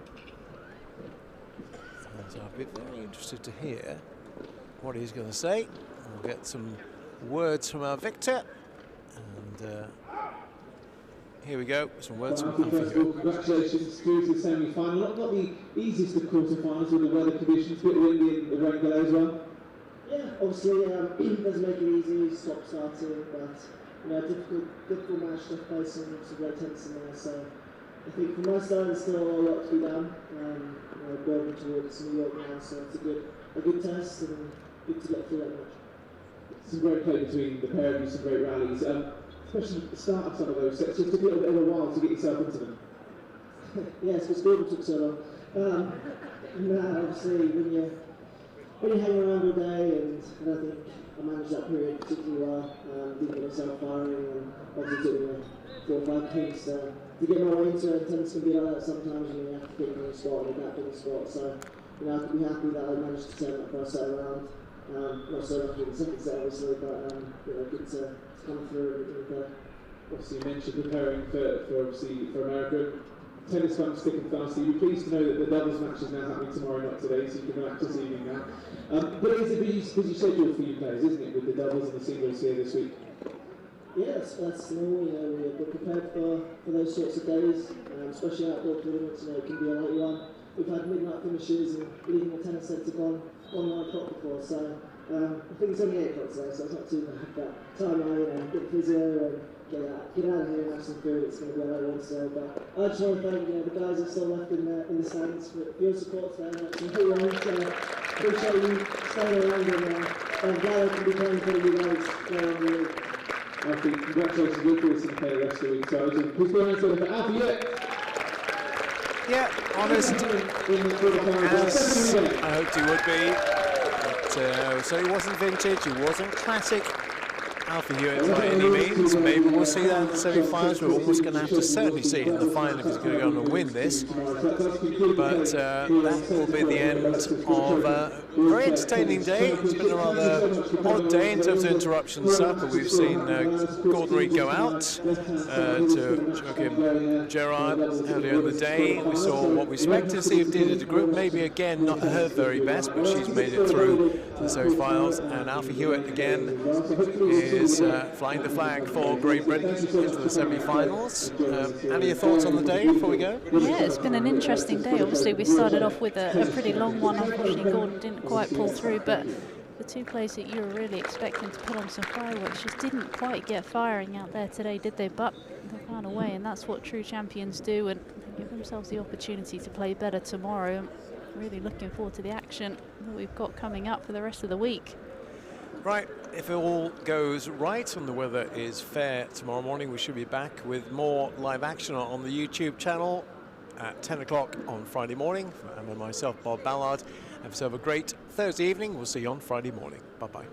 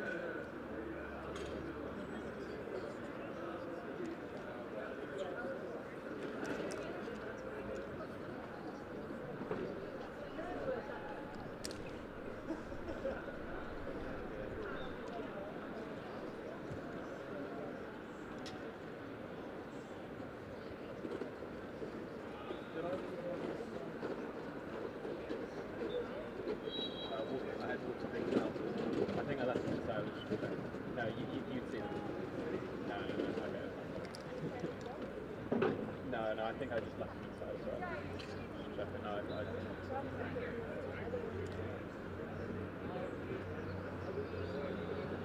I think we're just waiting. Yeah. So why don't we have oh, we can't go on the double. Because it's too late, 8 p.m. It's 10 to 8 right now. So does that mean we do the more tomorrow? I don't know. Because the winner of this match is supposed to have a double today. Yeah. So he's supposed to have the final match on the 5th.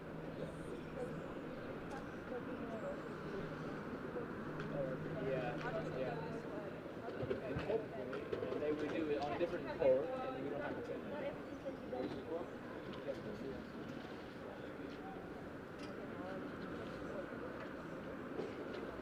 How are you? Okay? It was a long day. Well done, everyone. Whoa! Good thing. Yeah, I mean, it's not cracked. Yeah, that's why I've been putting my phone in my cargo one every time, because it was, yeah. I did that on the last job, but luckily it's the second round.